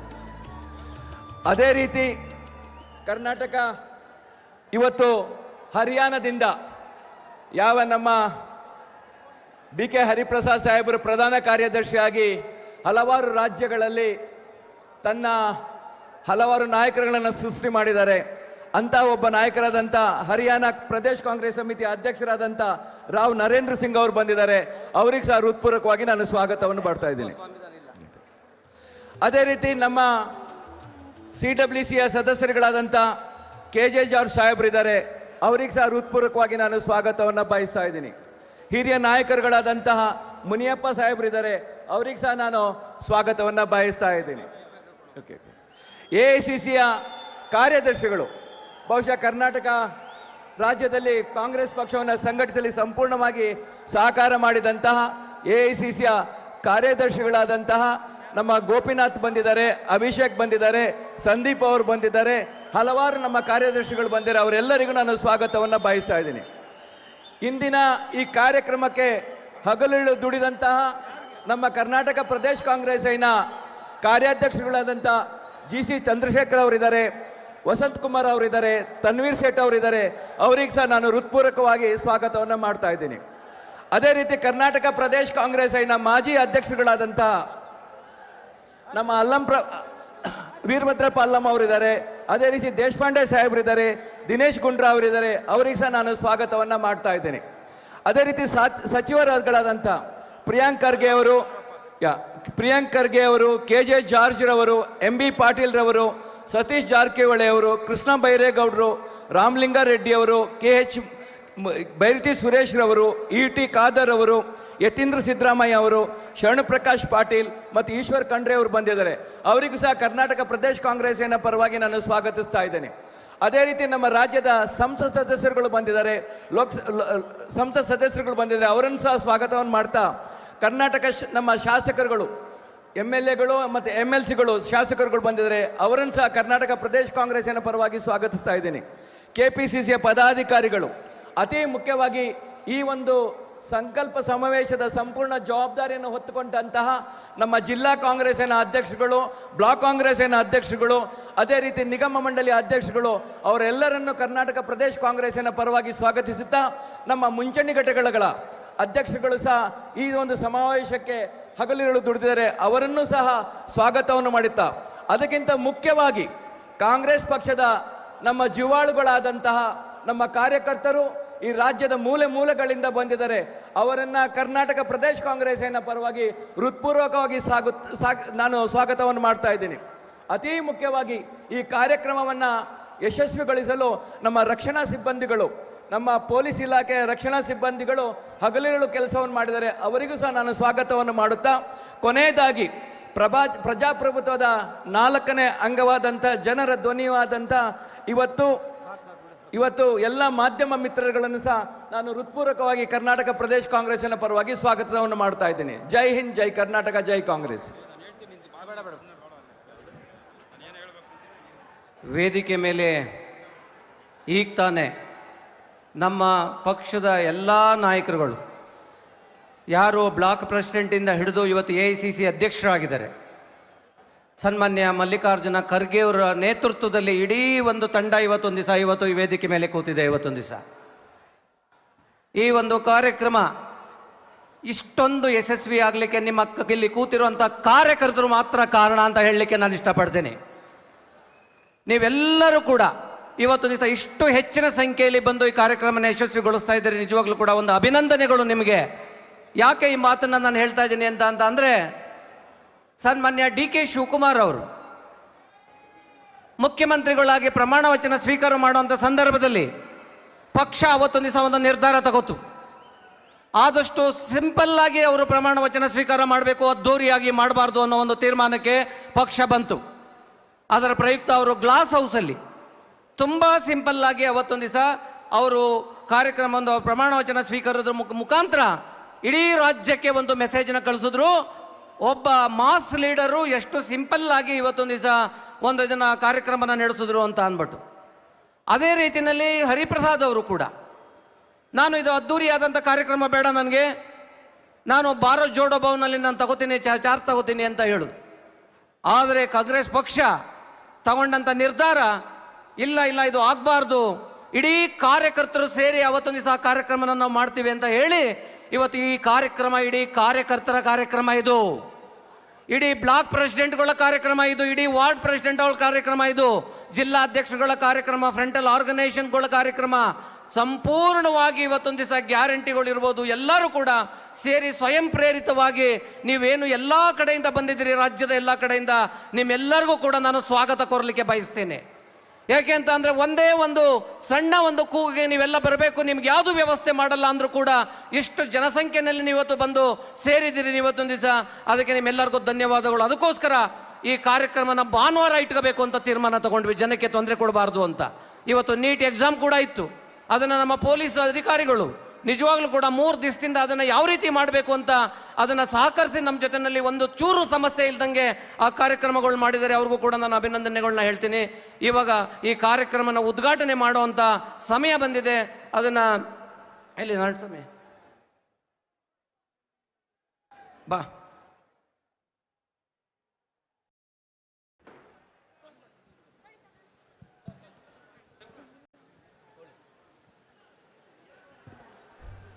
ಕಾರ್ಯಕ್ರಮದ ಉದ್ಘಾಟನೆಯನ್ನು ಮಾಡಲಿದ್ದಾರೆ. ಕಾಂಗ್ರೆಸ್ ಪಕ್ಷದ ಗುರುತಾದಂಥ ಚರ್ಕವನ್ನು ನೂಲುವುದರ ಮೂಲಕವಾಗಿ ವಿಶೇಷವಾಗಿ ಈ ಕಾರ್ಯಕ್ರಮವನ್ನು ಉದ್ಘಾಟನೆ ಮಾಡ್ತಾ ಇದ್ದೀವಿ.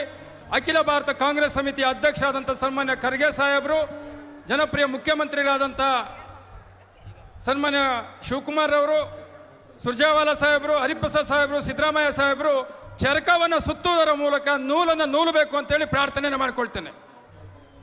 ದಯಮಾಡಿ ಎಲ್ಲ ಕುಳಿತುಕೊಳ್ಳಿ, ತಮ್ಮ ಆಸನದಲ್ಲಿ ಕುತ್ಕೊಳ್ಬೇಕು. ಅವ್ರು ಮಾತ್ರ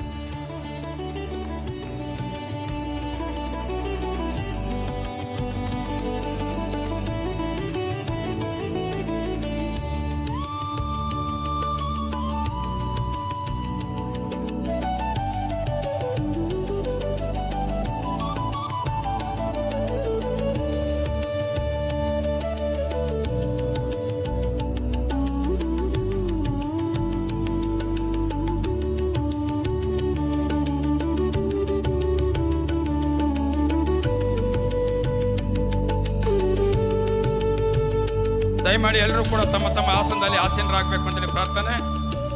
ಈಗ ಉದ್ಘಾಟನೆಯನ್ನು ಮಾಡಿದಂಥ ಅಖಿಲ ಭಾರತ ಕಾಂಗ್ರೆಸ್ ಸಮಿತಿಯ ಗೌರವಾನ್ವಿತ ಅಧ್ಯಕ್ಷರು, ರಾಜ್ಯಸಭೆಯಲ್ಲಿ ವಿರೋಧ ಪಕ್ಷದ ನಾಯಕರು ಆಗಿರ್ತಕ್ಕಂಥ ನಮ್ಮ ನಿಮ್ಮೆಲ್ಲರ ನೆಚ್ಚಿನ ನಾಯಕರಾದ ಸನ್ಮಾನ್ಯ ಮಲ್ಲಿಕಾರ್ಜುನ ಖರ್ಗೆ ಸಾಹೇಬರು ಸಭೆಯನ್ನು ಉದ್ದೇಶಿಸಿ ಮಾತನಾಡ್ತಾರೆ.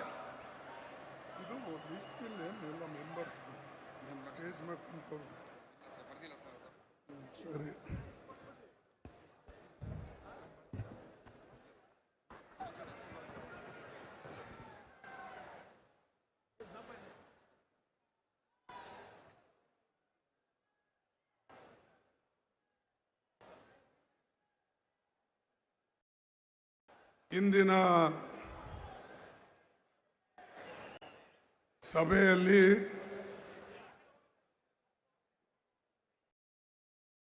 ಉಪಸ್ಥಿತರಿರ್ತಕ್ಕಂಥ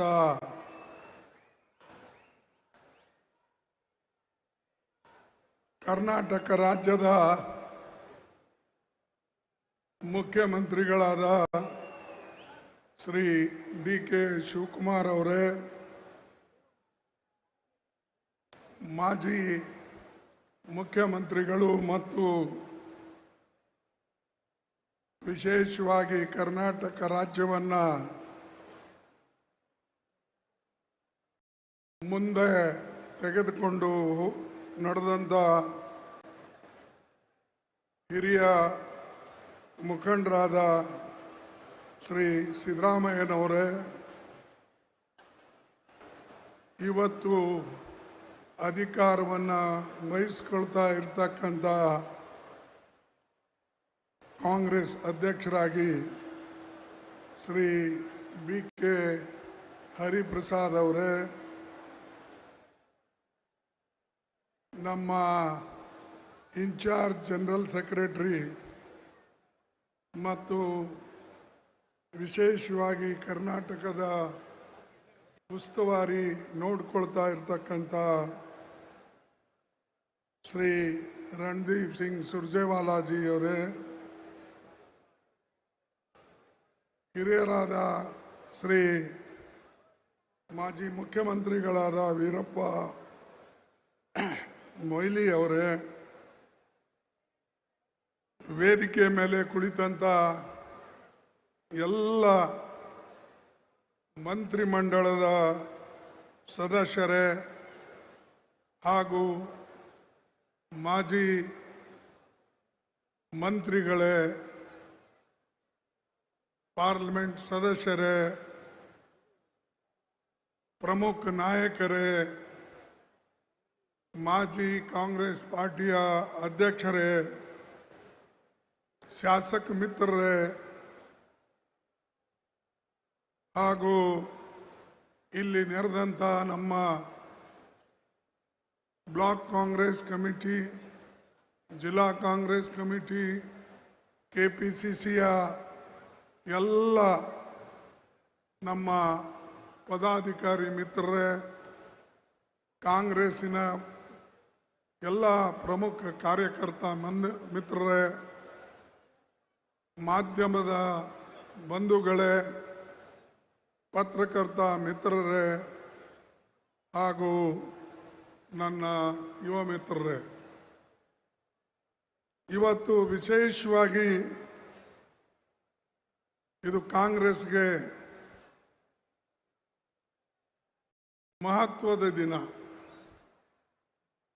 ಕಾರಣ 6.5 ವರ್ಷ ಸತತವಾಗಿ ಕಾಂಗ್ರೆಸ್ ಪಕ್ಷದ ಅಧ್ಯಕ್ಷರಾಗಿ ಚುಕ್ಕಾಣಿಯನ್ನು ಹಿಡಿದಂಥ ನಮ್ಮ ಶಿವಕುಮಾರ್ ಅವರು ಮುಖ್ಯಮಂತ್ರಿಗಳ ಆದಮೇಲೆ ಅದನ್ನು ಆ ಅಧಿಕಾರವನ್ನು ಅಧ್ಯಕ್ಷಗಿರಿ ಅಧಿಕಾರವನ್ನು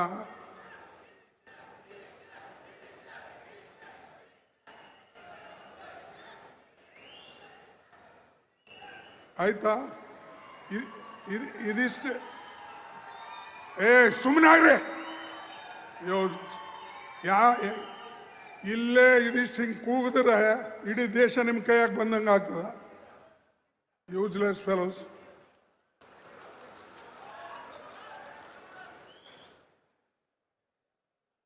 ಯಾವಾಗಲೂ ಇದು ಕಾಂಗ್ರೆಸ್ ಪಕ್ಷದ ಇದು ಮೀಟಿಂಗ್, ಇದರಲ್ಲಿ ಯಾವ ಒಂದು ವ್ಯಕ್ತಿ ಮತ್ತು ಮೀಟಿಂಗ್ ಅಲ್ಲ. ಎಲ್ಲರೂ ಸೇರಿ ಪಕ್ಷಕ್ಕೆ ಒಂದುಗೂಡಿಸ್ತಕ್ಕಂಥ ಫಂಕ್ಷನ್ಸ್ ಇದು. ಯಾರೇ ಒಬ್ಬರು ಒಂದು ಹೇಳೋದು, ಇನ್ನೊಬ್ಬರು ಒಂದು ಕೂಗೋದು, ಬಾಕಿಯವರು ಅದಕ್ಕೆ ಬಂದಾರ? ಕಸ ಗೂಡ್ಸಕ್ಕೆ ಬಂದಾರ?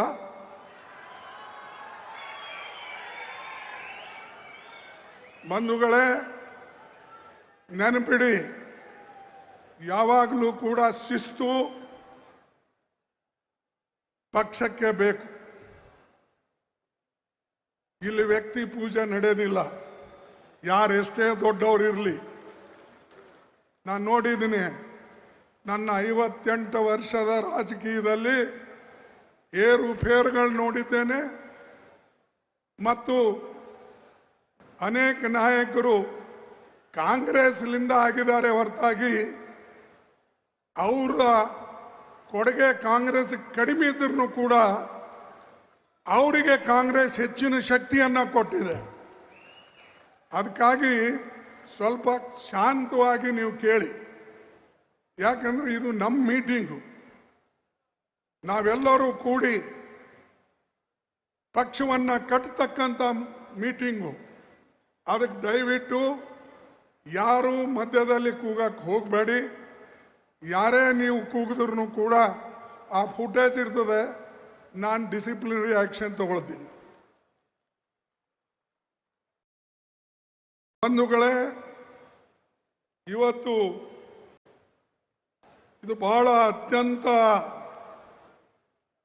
ಮಹತ್ವದ ಸಭೆ.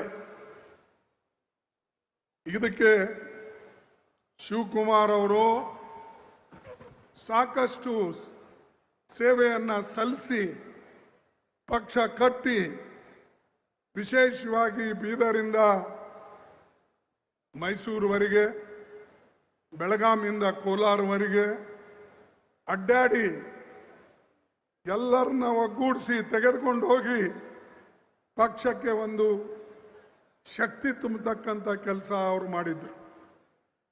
ಅದೇ ರೀತಿಯಾಗಿ ಸರ್ಕಾರದಲ್ಲಿ ಸಿದ್ದರಾಮಯ್ಯನವರು ತನ್ನ ಎಲ್ಲ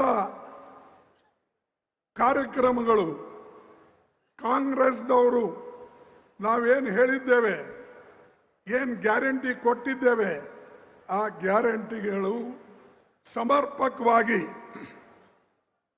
ಇಬ್ಬರೂ ಸೇರಿ ನೆರವೇರಿಸಿದ್ದಕ್ಕಾಗಿ ನಮ್ಮ ಸರ್ಕಾರ ಅಧಿಕಾರಕ್ಕೆ ಪುನಃ ಬಂತು. ಮುಂದೂ ಕೂಡ ಇದೇ ರೀತಿಯಾಗಿ ನಾವು ಮಾಡಿದ್ರೆ ಪುನಃ ನಮ್ಮ ಸರ್ಕಾರ ಬರ್ತದೆ ಅನ್ನತಕ್ಕಂಥ ಮಾತನ್ನು ನಿಮ್ಗೆ ಹೇಳಕ್ಕೆ ಇಚ್ಛೆ ಪಡ್ತಿದ್ದೇನೆ. ಎರಡನೇದಾಗಿ, ಇವತ್ತು ನಮ್ಮ ಮುಂದೆ ಅನೇಕ ದೊಡ್ಡ ದೊಡ್ಡ ಪ್ರಶ್ನೆಗಳಿವೆ. ವಿಶೇಷವಾಗಿ ಇವತ್ತು ಬೆಲೆ ಏರಿಕೆ, ಇನ್ಫ್ಲೇಷನ್ ಇಡೀ ದೇಶದಲ್ಲಿ ಬೆಲೆ ಏರ್ತಾನೆ ಇವೆ. ಪ್ರತಿಯೊಂದು ಅವಶ್ಯ ವಸ್ತುಗಳ ಬೆಲೆಗಳು, ಮಕ್ಕಳಿಗೆ ಬೇಕಾದ ಪಠ್ಯಪುಸ್ತಕಗಳು, ಗ್ಯಾಸು, ಡೀಸೆಲು, ಪೆಟ್ರೋಲು, ಎಲ್ಲದರ ಬೆಲೆ ಇವತ್ತು ಮೋದಿ ಸರ್ಕಾರ ಏರಿಸ್ತಾನೆ ಇದೆ. ನಾವು ಈ ಬೆಲೆ ವಿರುದ್ಧ, ಬೆಲೆ ಏರಿಕೆ ವಿರುದ್ಧ ಹೋರಾಟವನ್ನು ಮಾಡ್ತಕ್ಕಂಥದ್ದು ಹೊಣೆ ನಮ್ಮ DK ಹರಿಪ್ರಸಾದ್ ಅವ್ರ ಮೇಲೆ ಇವತ್ತು ಇದೆ. ಅವರು ಈ ಪಕ್ಷಕ್ಕೆ ಎಲ್ಲರನ್ನ ತೆಗೆದುಕೊಂಡು ಹೋಗಿ, BK ಹರಿಪ್ರಸಾದ್ ಅವರು ಹೊಸಬರೇನಲ್ಲ, ಅವರು ಸಾಮಾನ್ಯ ಒಂದು ಕಾರ್ಯಕರ್ತನಿಂದ ಇವತ್ತು KPCC ಅಧ್ಯಕ್ಷ ಸ್ಥಾನಕ್ಕೆ ಬಂದಿದ್ದಾರೆ. ಅನೇಕ ಜನರಲ್ ಸೆಕ್ರೆಟರಿ, ಜಾಯಿಂಟ್ ಸೆಕ್ರೆಟರಿ ಆಗಿ ದೇಶದಲ್ಲಿ ಎಲ್ಲ ರಾಜ್ಯದಲ್ಲೂ ಕೂಡ ಅಡ್ಡಾಡಿ ಕೆಲಸ ಮಾಡಿದ್ದಾರೆ.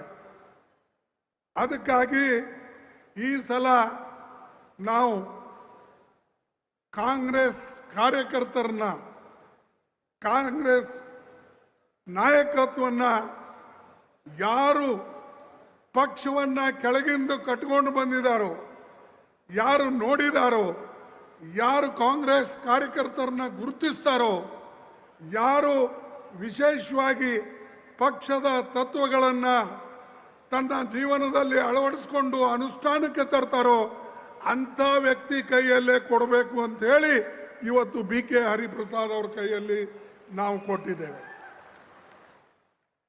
ಇದು ಒಂದು ವರ್ಗಕ್ಕೆ ಸೀಮಿತ ಇಲ್ಲ, ಇದು ಕಾರ್ಯಕರ್ತರಿಂದ ಹೊರ ಹೊಮ್ಮುತ್ತ ಒಬ್ಬ ನಾಯಕ, ಅವನಿಗೆ ಈ ಕೆಲಸವನ್ನು ವಹಿಸಿದ್ದೇವೆ. ಅದರ ಜೊತೆಯಲ್ಲೇ ಯುವಕರು ಮುಖ್ಯಮಂತ್ರಿಗಳಿದ್ದಾರೆ. ಯುವಕರೇನಿಲ್ಲ, ಈಗ ಅವ ಮುತ್ತಿ ಆಗ್ಬಿಟ್ಟಾನ, ಯಾಕಂದ್ರೆ ಅವನಿಗೂ ಮೊಮ್ಮಗಳ. ಅದಕ್ಕೆ ನಾವು ಯುವಕರಂತ ಹೇಳಂಗಿಲ್ಲ, ಆದರೆ ಯುವಕರಂಗೆ ಕಾಣ್ತಾರೆ, ಯುವಕರಂಗೆ ನಡೀತಾರೆ. ಅದಕ್ಕೆ ನೀವೆಲ್ಲ ಯುವಕರು ಅಂತೀರಿ. ಅದಕ್ಕೆ ಅವರು ಅವ್ರ ಜೊತೆಯಲ್ಲೇ ಇದ್ದಾರೆ. ಹೆಚ್ಚು ಕಡಿಮೆ ಸಮವಹಿಸಿದವರೇ ಇಬ್ಬರು ಇದನ್ನ ಇದ್ದಾರೆ. ಅವ್ರಿಗೆ ಮಾರ್ಗದರ್ಶನ ಕೊಡೋಕ್ಕೆ ಈ ವೇದಿಕೆ ಮೇಲೆ ಕುಳಿತಂಥ ಎಲ್ಲ ನಾಯಕರಿದ್ದಾರೆ, ಹಿರಿಯ ನಾಯಕರು. ಸುರ್ಜೇವಾಲಾ ಅವರು ಇದ್ದಾರೆ. ಅದಕ್ಕೆ ನಾವು ಇಂಥ ವ್ಯಕ್ತಿಗಳ ಕೈಯಲ್ಲಿ ಇವತ್ತು ಕೊಟ್ಟಿದ್ದೇವೆ. ಬಹುಶಃ ನಮ್ಮ ಪುನಃ ಸರ್ಕಾರ ತರ್ತಕ್ಕಂಥ ಇದರಲ್ಲಿ ಹಾಗೂ ಅಖಿಲ ಭಾರತೀಯ ಕಾಂಗ್ರೆಸ್ ಕಮಿಟಿ ಒಂದೇ ಅಲ್ಲ, ನಾಳೆ ಬರ್ತಕ್ಕಂಥ ಪಾರ್ಲಿಮೆಂಟ್ ಚುನಾವಣೆಗೂ ಕೂಡ ನಮಗೆ ಶಕ್ತಿ ಕೊಡ್ತಾರೆ ಅಂತಕ್ಕಂಥದ್ದು ನಾನು ನಂಬಿದ್ದೇನೆ. ಯಾಕಂದರೆ ಡೆಲ್ಲಿಯಲ್ಲಿ ನಾವು ಬರದೇ ಹೋದರೆ ಈ RSS BJP ಮೋದಿ ಇವರು ದೇಶವನ್ನು ಹಾಳು ಮಾಡೋಕ್ಕೆ ಏನು ಪ್ರಯತ್ನ ಮಾಡ್ತಾ ಇದ್ದಾರೆ, ಇವರು ಹೋಗೋದಿಲ್ಲ. ಇವ್ರಿಗೆ ನೀವು ಮನೆಗೆ ಕಳಿಸ್ಬೇಕಾದ್ರೆ ನೀವು ಮನಸ್ಸು ಮಾಡಬೇಕು. ನಮ್ಮ ಕಾರ್ಯಕರ್ತರು, ಮುಖಂಡರು, ನಾಯಕರು, ಇದು ಎಲ್ಲರೂ ಕೂಡ, ಯಾಕಂದ್ರೆ ಇದರ ಪರಿಣಾಮ ಹೆಣ್ಮಕ್ಕಳ ಮೇಲೆ ಬೀಳ್ತಾ ಇದೆ, ಯುವಕರ ಮೇಲೆ ಬೀಳ್ತಾ ಇದೆ. ಅದಕ್ಕಾಗಿ ಹೇಳಿದ ಇನ್ಫ್ಲೇಷನ್ ಇದು ಮೋದಿ ಅವ್ರ ಕೊಡುಗೆ. ಅನ್ಎಂಪ್ಲಾಯ್ಮೆಂಟ್ ಇದು ಮೋದಿ ಅವ್ರ ಕೊಡುಗೆ. ಮೊದಲ ಅಧಿಕಾರಕ್ಕೆ ಬರುವಾಗ ಹೇಳ್ದ, ಬಂದ ಮೇಲೆ 2 ಕೋಟಿ ನೌಕರಿ ನಾನು ಪ್ರತಿ ವರ್ಷ ಕೊಡ್ತೀನಿ ಅಂದ್ರ, ಕೊಟ್ರ 2 ಕೋಟಿ? ಯಾಕೆ ಇವತ್ತು BJP ಯುವಕರು ಅಥವಾ AVBP ಅವ್ರದ್ದು ಅವ್ರು ಯಾಕೆ ಕೇಳೋದಿಲ್ಲ? ನಮ್ಮ ಸರ್ಕಾರದಲ್ಲಿದ್ದಾಗ ಏನಾರ ಒಂದು ಸಣ್ಣ ಗ್ಯಾಸ್ ಪ್ರೈಸ್ ಏರಿದ್ರೆ ಅಥವಾ ನಮ್ಮ ಕಮರ್ಷಿಯಲ್ ಗ್ಯಾಸಿನ ಪ್ರೈಸ್ ಏರಿದ್ರೆ ಅಥವಾ ಎಸೆನ್ಷಿಯಲ್ ಕಮ್ಯಾಡಿಟೀಸ್ ಪ್ರೈಸ್ ಏರಿದ್ರೆ ಬೀದಿಗೆ ಬರ್ತಿದ್ರು ಝಂಡಾ ಹಿಡ್ಕೊಂಡು. ಈಗ ಎಲ್ಲಿ ಹೋಗಿವೆ ಅವ್ರ ಝಂಡಾಗಳು? ಎಲ್ಲಿದ್ದಾರೆ BJPದವರು? ಯಾಕೆ ಹೋರಾಟ ಮಾಡ್ತಾ ಇಲ್ಲ? ಯಾಕಂದ್ರೆ ಅವರು ಬಡವರ ಮೇಲೆ ದಬ್ಬಾಳಿಕೆ ಮಾಡಬೇಕು ಅನ್ನತಕ್ಕಂಥದ್ದೇ ಅವ್ರ ಇಚ್ಛೆ. ಅದು ಅಲ್ಲದೆ ಸಾವಿರಾರು ವರ್ಷದಿಂದ ಏನು ಅವರು ಆಳ್ಕೊಂಡು ಬಂದಿದ್ದಾರೆ. ಕೆಲವು ಜನರ ಕೈಯಲ್ಲೇ ಏನು ಅಧಿಕಾರ ಇತ್ತು, ಆ ಅಧಿಕಾರವನ್ನ ಮೋದಿಯವರು ಅದೇ ರೀತಿಯಾಗಿ ಮುಂದುವರಿಸಬೇಕು ಅಂತ ಹೇಳಿ ಅವರ ಪ್ರಯತ್ನ ಇದೆ. ಅದಕ್ಕೆ RSS ಅವರಿಗೆ ಅಷ್ಟು ಸಪೋರ್ಟ್ ಮಾಡೋದು, ಅದಕ್ಕೆ ಅವರಿಗೆ AVBP ಸಪೋರ್ಟ್ ಮಾಡೋದು.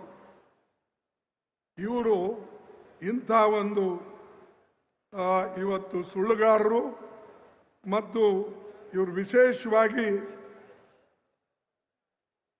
ಹಣದುಬ್ಬರದಲ್ಲಿ ವಿಫಲರಾಗಿದ್ದಾರೆ.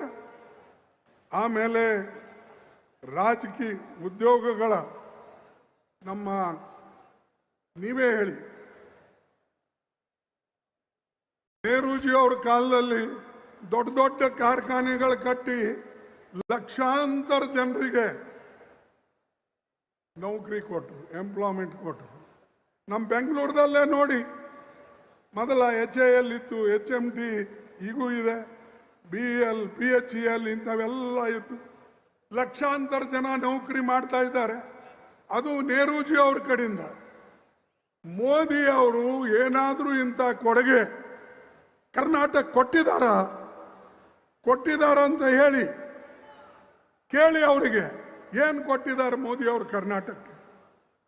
ಮೋದಿ ಕೊಟ್ಟಿದ್ದು ಅನ್ಎಂಪ್ಲಾಯ್ಮೆಂಟ್, ಮೋದಿ ಕೊಟ್ಟಿದ್ದು ಇನ್ಫ್ಲೇಷನ್, ಮೋದಿ ಕೊಟ್ಟಿದ್ದು ಸುಳ್ಳು ಹೇಳ್ತಕ್ಕಂಥ ಭರವಸೆಗಳು. ಅದಕ್ಕೆ ಈ ಸರ್ಕಾರ, ಮೋದಿ ಸರ್ಕಾರ ಒಂದಿಲ್ಲ ಒಂದು ಸಮಯದಲ್ಲಿ ಬೀಳ್ತದೆ. ಇದು ನೀವು ಕಾದು ನೋಡಿ. ಮತ್ತು ಇವ್ರ ಮೇಲೂ ಕೂಡ ದೊಡ್ಡ ಸಂಕಟವನ್ನು ಮೋದಿಯವ್ರ ಮೇಲೆ ಬರ್ತಾ ಇದೆ. ಅದನ್ನು ನೀವು ಕಾದು ನೋಡಿ. ಯಾಕಂದರೆ ಅವ್ರು ಯಾವ ಕೆಲಸನೂ ಕೂಡ ಸರಿಯಾದಂಥ ರೀತಿಯಲ್ಲಿ ಮಾಡಿಲ್ಲ ಮತ್ತು ಈ ಕಾರ್ಮಿಕರಿಗೆ ಸಹಾಯ ಮಾಡಲಿಲ್ಲ. ಹೆಣ್ಣು ಮಕ್ಕಳಿಗೆ ಹೇಳಿದ್ರು ನಾವು ಸಾಕಷ್ಟು ಸಹಾಯ ಮಾಡ್ತೀನಿ, ವಿದ್ಯಾರ್ಥಿಗಳಿಗೆ ಹೇಳಿದರು ಸಹಾಯ ಮಾಡ್ತೀನಿ. ಇವತ್ತು ಶಿಕ್ಷಣದಲ್ಲಿ ಇಂಥ ತಪ್ಪುಗಳನ್ನು ಅವರು ಮಾಡಿದ್ದಾರೆ. ನಮ್ಮ ಮಕ್ಕಳಿಗೆ ತಪ್ಪತಂಕ ರೀತಿಯಲ್ಲಿ ಸಿಲೆಬಸ್ ಮಾಡ್ತಾ ಇದ್ದಾರೆ. RSS ಹುಡುಗರನ್ನ ತುಂಬುತ್ತಾ ಇದ್ದಾರೆ. ಶಿಕ್ಷಕರು RSS ಬ್ಯಾಕ್ಗ್ರೌಂಡ್ ಇದ್ದವ್ರಿಗೆ ಕೊಡ್ತಾ ಇದ್ದಾರೆ. ವೈಸ್ ಚಾನ್ಸಲರು RSS ಬ್ಯಾಕ್ಗ್ರೌಂಡ್ ಇದ್ದವ್ರಿಗೆ ಕೊಡ್ತಾ ಇದ್ದಾರೆ. ಇಂಥ ಕೆಲಸ ಯಾಕೆ ಮಾಡ್ತಾ ಇದ್ದಾರೆ ಅಂದರೆ ಅದು ಹಿಡಿತ, ರಾಜಕೀಯ ಹಿಡಿತವನ್ನ ಅವರ ಕೈಯಲ್ಲಿ ಇರಬೇಕು ಅನ್ನತಕ್ಕಂಥ ದೃಷ್ಟಿಯಿಂದ ಅವರು ಈ ಕೆಲಸವನ್ನು ಮಾಡ್ತಾ ಇದ್ದಾರೆ. ಮೋದಿ ಅವರು ದೇಶ ಹಾಳು ಮಾಡಿಬಿಡ್ತಾ ಇದ್ದಾರೆ. ಆ ಟ್ರಂಪ್ ಇಡೀ ಪ್ರಪಂಚ ಹಾಳು ಮಾಡಿಬಿಡ್ತಾ ಇದ್ದಾನೆ. ಇವನ್ ದೇಶ ಹಾಳು ಮಾಡಿದ್ರೆ ಅವ ಪ್ರಪಂಚ. ಮತ್ತೆ ಅವರಿಬ್ಬರು ಸೇರಿ ಮೈ ಗುಡ್ ಫ್ರೆಂಡ್ ಅಂತ ಹೇಳ್ತಾರೆ. ಅರೆ ಇಬ್ರು good friend, you are bringing a bad name to country and our people are dying because of both of you. Trump ಇದು ಮಾಡದೆ ಹೋಗಿದ್ರೆ ಎಣ್ಣೆ ಬೆಲೆ ಇಷ್ಟು ಏರ್ತಿರ್ಲಿಲ್ಲ, ಡೀಸೆಲ್ ಪೆಟ್ರೋಲ್ ಬೆಲೆ ಏರ್ತಿರ್ಲಿಲ್ಲ. ಆಯ್ತು, ಮೋದಿ ಅವ್ರನ್ನು ನನ್ನ ಫ್ರೆಂಡ್ ಅನ್ಕೊಂಡು ತನ್ನ ನ್ಯೂಟ್ರಲ್ ಪಾಲಿಸಿ ಅಥವಾ ನಮ್ಮ ಫಾರಿನ್ ಪಾಲಿಸಿ ಏನಿತ್ತು, ನಾವು ನ್ಯೂಟ್ರಲ್ ಇದ್ದೇವೆ.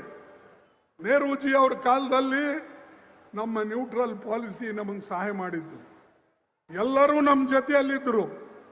ಆದರೆ ಈ ನಾನ್ ಅಲೈನ್ಮೆಂಟ್ ಪಾಲಿಸಿ ನಮ್ಮ ತೆಗೆದು ಪ್ರತಿ ದೇಶದಲ್ಲಿ ಅಡ್ಡಾಡಿ ಮೋದಿ ನನ್ನ ಫ್ರೆಂಡ, ಇವನು ನನ್ನ ಫ್ರೆಂಡ, ಇನ್ನೊಬ್ಬರು ನನ್ನ ಫ್ರೆಂಡ ಅಂತ ಹೇಳಿಕೊಂಡು ಎಲ್ಲರಿಗೆ ಕೊಳ್ಳಿಗೆ ಬಿದ್ದು ನಮ್ಮ ಕುತ್ತಿಗೆ ಒತ್ಬಿಟ್ರು. ಅದಕ್ಕೆ ಬಂಧುಗಳೇ, ನಾವು ಯಾವಾಗಲೂ ಕೂಡ ನೆನಪಿಡಬೇಕು, ಯಾವ ಸರ್ಕಾರ ಬಂದರೆ ನಮಗೆ ಒಳ್ಳೆಯದಾಗ್ತದೆ ಅದನ್ನು ನಾವು ತಿಳಿಸ್ಬೇಕು ಜನರಿಗೆ.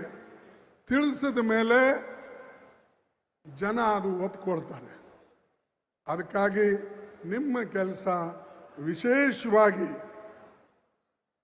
ವಿದ್ಯಾರ್ಥಿಗಳ ಹತ್ರ ಹೋಗಿ, ರೈತರ ಹತ್ರ ಹೋಗಿ, ಹೆಣ್ಣು ಮಕ್ಕಳ ಹತ್ರ ಹೋಗಿ, ಎಲ್ಲಿ ಅನ್ಯಾಯ ಅತ್ಯಾಚಾರ ಆಗ್ತದೆ ಅವ್ರ ಹತ್ರ ಹೋಗಿ, ಯಾರು ಬಡವರಿದ್ದಾರೆ ಅವ್ರ ಕಣ್ಣೀರು ಸೂಟಿ ಅವರಿಗೆ ನೀವೊಂದು ಧೈರ್ಯವನ್ನು ತುಂಬತಕ್ಕಂಥ ಕೆಲಸ ಮಾಡಿ.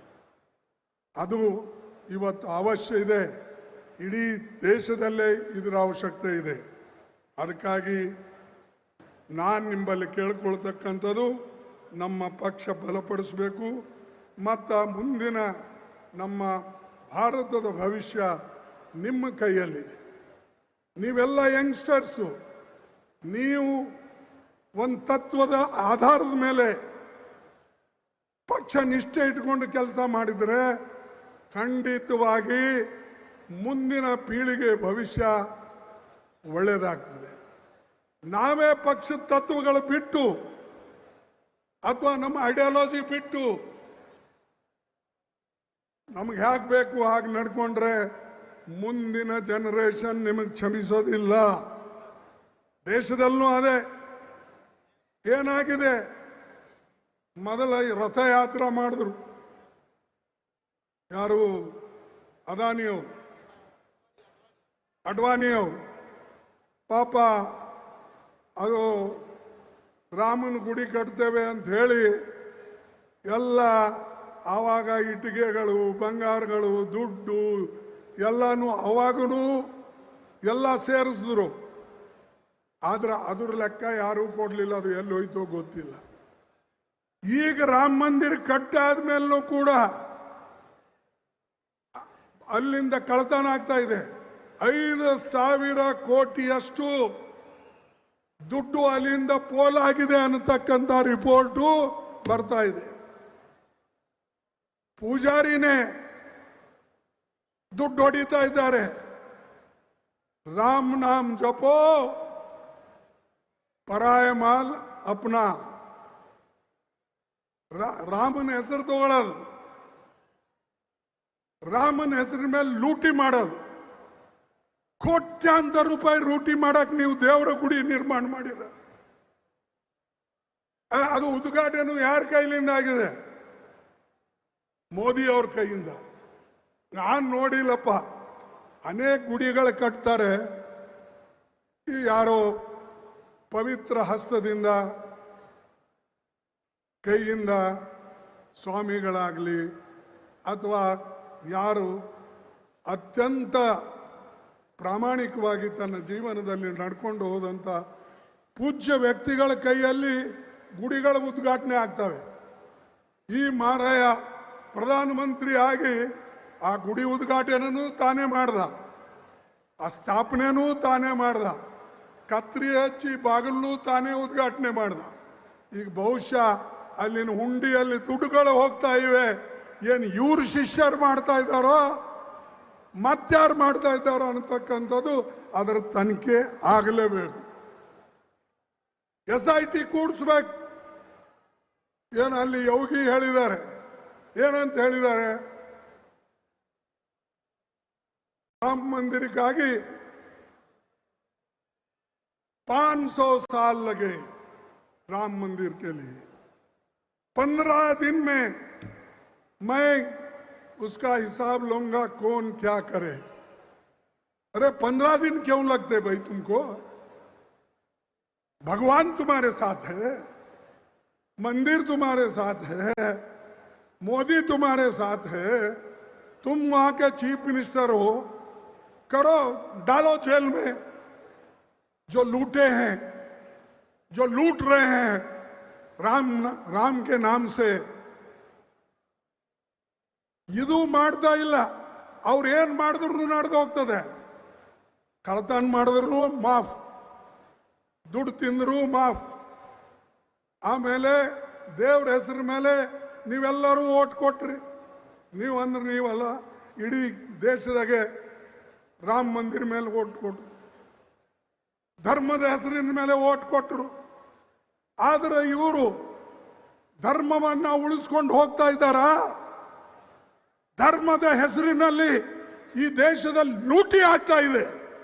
ಧರ್ಮದ ಹೆಸರಿನಲ್ಲಿ ಬಡವರನ್ನ ತುಳಿತಾ ಇದ್ದಾರೆ. ಧರ್ಮದ ಹೆಸರಿನಲ್ಲಿ ನಮ್ಮ ವಿದ್ಯಾರ್ಥಿಗಳಿಗೆ ತುಳಿತಾ ಇದ್ದಾರೆ. ಧರ್ಮದ ಹೆಸರಿನಲ್ಲಿ ನಮ್ಮ ಬಡ ಜನರಿಗೆ ಇವತ್ತು ತೊಂದರೆ ಕೊಡ್ತಾ ಇದ್ದಾರೆ. ಇವತ್ತು ಎಕ್ಸಾಮಿನೇಷನ್, ಇವತ್ತು ನೀಟ್ ಎಕ್ಸಾಮಿನೇಷನ್ ಇದೆ. ನೀಟ್ ಎಕ್ಸಾಮಿನೇಷನ್ ಕಂಡಕ್ಟ್ ಮಾಡ್ತಾರೆ. ಯಾಕಪ್ಪ ಎರಡನೇ ಸಲ ಮಾಡೋದಾಯ್ತು? ಅಂದರೆ ನಿಮ್ಮ ಆಡಳಿತ ಸರಿಯಿಲ್ಲ. ಅದಕ್ಕಾಗಿ ರಾಹುಲ್ ಗಾಂಧಿ ಅವರು ಹೇಳಿದ್ರು, ಈ ಎಜುಕೇಷನ್ ಮಿನಿಸ್ಟರ್ ಅವರು ರಾಜೀನಾಮೆ ಕೊಡಬೇಕು. ಅವರ ವಿಫಲತೆಯಿಂದ, ಅವರ ವೈಫಲ್ಯದಿಂದಲೇ ಈ ನೀಟ್ ಎಕ್ಸಾಮಿನೇಷನ್ ಸರಿಯಾಗಿ ನಡೀಲಿಲ್ಲ. ನೀಟ್ ತಂದಿದ್ದಾಕೆ? ಬಡವರ ಮಕ್ಕಳಿಗೆ ಅನುಕೂಲ ಆಗಲಿ, ಎಲ್ಲ ಕಡೆ ಒಂದೇ ಎಕ್ಸಾಮಿನೇಷನ್ ಆಗಲಿ. ಯಾಕಂದರೆ ಪ್ರೈವೇಟ್ ಯೂನಿವರ್ಸಿಟಿಗಳಿವೆ, ಪ್ರೈವೇಟ್ ಕಾಲೇಜ್ಗಳಿವೆ, ಅವರೆಲ್ಲರೂ ತಮ್ಮ ಮನಸ್ಸಿಗೆ ಬಂದಂಗೆ ಎಕ್ಸಾಮ್ ಮಾಡ್ತಾರೆ, ಬೇರೆಯವ್ರಿಗೆ ಸಿಗೋದಿಲ್ಲ. ತಮಗೆ ಯಾರಿಗೆ ಬೇಕು ಅವ್ರಿಗೆ ಪಾಸ್ ಮಾಡ್ತಾರೆ, ಫಸ್ಟ್ ಕ್ಲಾಸ್ ಕೊಡ್ತಾರೆ, ಸೆಕೆಂಡ್ ಕ್ಲಾಸ್ ಕೊಡ್ತಾರೆ. ಆದರೆ ಎಲ್ಲರಿಗೆ ಒಂದೇ ಆಗಬೇಕು ಅಂತಕ್ಕಂಥ ದೃಷ್ಟಿಯಿಂದಲೇ ನಾವು ನೀಟನ್ನು ಆಗಲಿ ಅಂತ ಹೇಳಿ ಸುಮ್ಮನೆ ಬಿಟ್ಟಿವಿ. ಆದರೆ ನೀಟಿಂದ ಇವರಿಗೆ ಎಕ್ಸಾಮಿನೇಷನ್ ಕಂಡಕ್ಟೇ ಮಾಡೋಕ್ಕಾಗಲ್ಲ.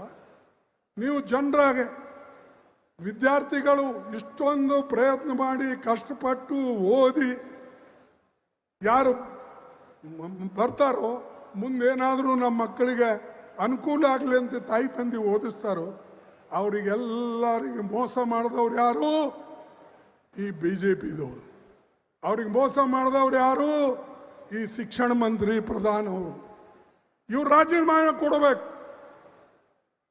ಇಲ್ಲ ಅಂದರೆ ಹಿಂದೆ ನಮ್ಮ ಮೊಯ್ಲಿ ಅವರು ಪ್ರಾರಂಭ ಮಾಡಿದ್ರು, ಅದು ಯಾವುದು ಕಾಮೆಡ್ಗೆ CET, ಆ ಮಾದರಿ ಮೇಲೆ ಇವತ್ತು ಎಲ್ಲ ಸ್ಟೇಟ್ನಲ್ಲಿ ಆಗಲಿ. ಅದರ ಜೊತೆಯಲ್ಲೇ ನಮ್ಮ ಮಕ್ಕಳು PUCದಲ್ಲಿ ಏನು ಮಾರ್ಕ್ಸ್ ತೊಗೊಳ್ತಾರೆ ಅದನ್ನು ನೀವು ಸೇರಿಸಿ, ಅಥವಾ ಅದಕ್ಕೆ ಎಷ್ಟು, ಈಗೇನು ಬರೇ ಮಕ್ಕಳು ನೀಟ್ ಎಕ್ಸಾಮ್ಗೋಸ್ಕರನೇ ದುಡ್ಡು ಖರ್ಚು ಮಾಡಬೇಕು, ಟ್ಯೂಷನ್ಗೆ ಹೋಗ್ಬೇಕು. ಯಾರ ಹತ್ರ ದುಡ್ಡಿದೆ ಅವ್ರು ಮಾತ್ರ ಹೋಗ್ತಾರೆ, ಬಾಕಿ ಮಕ್ಕಳು ಏನು ಮಾಡಬೇಕು? ಸರ್ಕಾರಿ ಸ್ಕೂಲ್ನಾಗ ಓದ್ದವ್ರು ಏನು ಮಾಡಬೇಕು?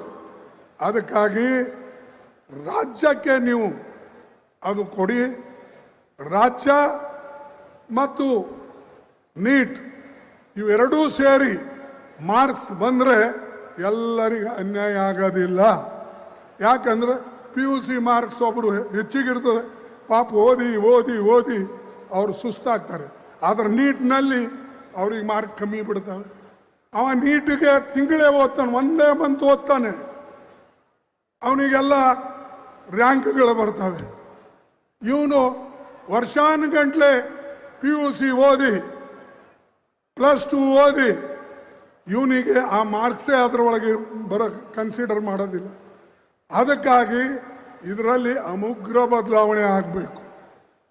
ಇಡೀ ಭಾರತಕ್ಕೆ ನೀವು ಒಂದೇ ಮಾಡಿ, ಯಾಕಂದರೆ ಎಲ್ಲ ಮಕ್ಕಳಿಗೆ ಅನುಕೂಲ ಆಗಲಿ. ಇಲ್ಲ ಪ್ರತಿ ರಾಜ್ಯದಲ್ಲಿ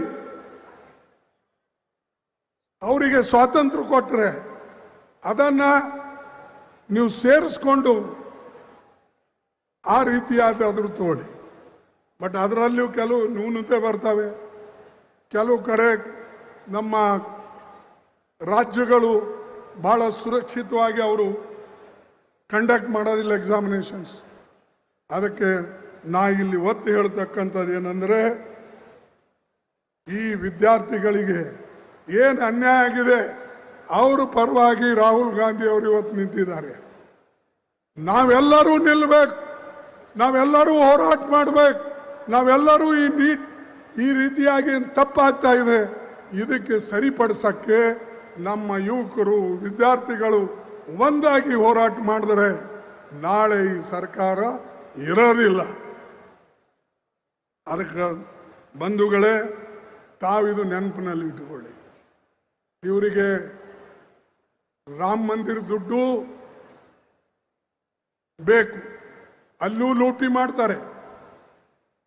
ಬಡವರಲ್ಲಿ ಗ್ಯಾಸು, ಪೆಟ್ರೋಲು, ಡೀಸಲು, ಫರ್ಟಿಲೈಸರು ಇದ್ರ ಮೇಲೆ ಟ್ಯಾಕ್ಸ್ ಹಾಕಿ, ಸೆಸ್ ಹಾಕಿ ಕೋಟ್ಯಾಂತರ ರೂಪಾಯಿ ತೊಗೊಳ್ತಾರೆ. ಅದನ್ನು ಕೂಡ ನಾವು ಪ್ರೊಟೆಸ್ಟ್ ಮಾಡಬೇಕಂತಕ್ಕಂಥ ಮಾತನ್ನು ನಿಮಗೆ ಇವತ್ತು ಹೇಳ್ತೇನೆ. ಅದರ ಜೊತೆಯಲ್ಲಿ ನಮ್ಮ ರೈತರ ಪರವಾಗಿ ನಾವು ನಿಲ್ಲಬೇಕು. ನಮ್ಮ ಕಾರ್ಮಿಕರ ಪರವಾಗಿ ನಾವು ನಿಲ್ಲಬೇಕು. ನಾವು ಕರ್ನಾಟಕದ ಪರವಾಗಿ ಎಲ್ಲರೂ ಕೂಡ ನಿಂತು ನಮ್ಮ ಹೋರಾಟವನ್ನು ಮುಂದುವರಿಸಬೇಕು. ಮತ್ತು ಎಲ್ಲಕ್ಕಿನ್ನ ಈಗ ನಮ್ಮ ಅಧ್ಯಕ್ಷರು ನಮಗೆ ಸಂವಿಧಾನ ಕೊಟ್ಟಾರೆ. ನನಗೆ ಕೊಟ್ಟರು, ಸಿದ್ದರಾಮಯ್ಯನವ್ರು ಕೊಟ್ಟರು, ಶಿವಕುಮಾರ್ ಅವ್ರಿಗೆ ಕೊಟ್ಟರು, ಸುರ್ಜೇವಾಲಾಗೂ ಕೊಟ್ಟರು. ಆ ಸಂವಿಧಾನ ಪ್ರಕಾರ ನಾವು ನಡೆದ್ರೆ ದೇಶದ ಉದ್ಧಾರ ಆಗ್ತದೆ ಹೊರತಾಗಿ ಸಂವಿಧಾನ ಬಿಟ್ಟು ಯಾರೇ ನಡೆದರೆ ಅದರ ವಿರುದ್ಧ ಹೋರಾಟ ಮಾಡತಕ್ಕಂಥ ಶಕ್ತಿ ನಿಮಗೆ ಇರಬೇಕು ಅನ್ನತಕ್ಕಂಥದ್ದನ್ನು ಹೇಳ್ತೇನೆ.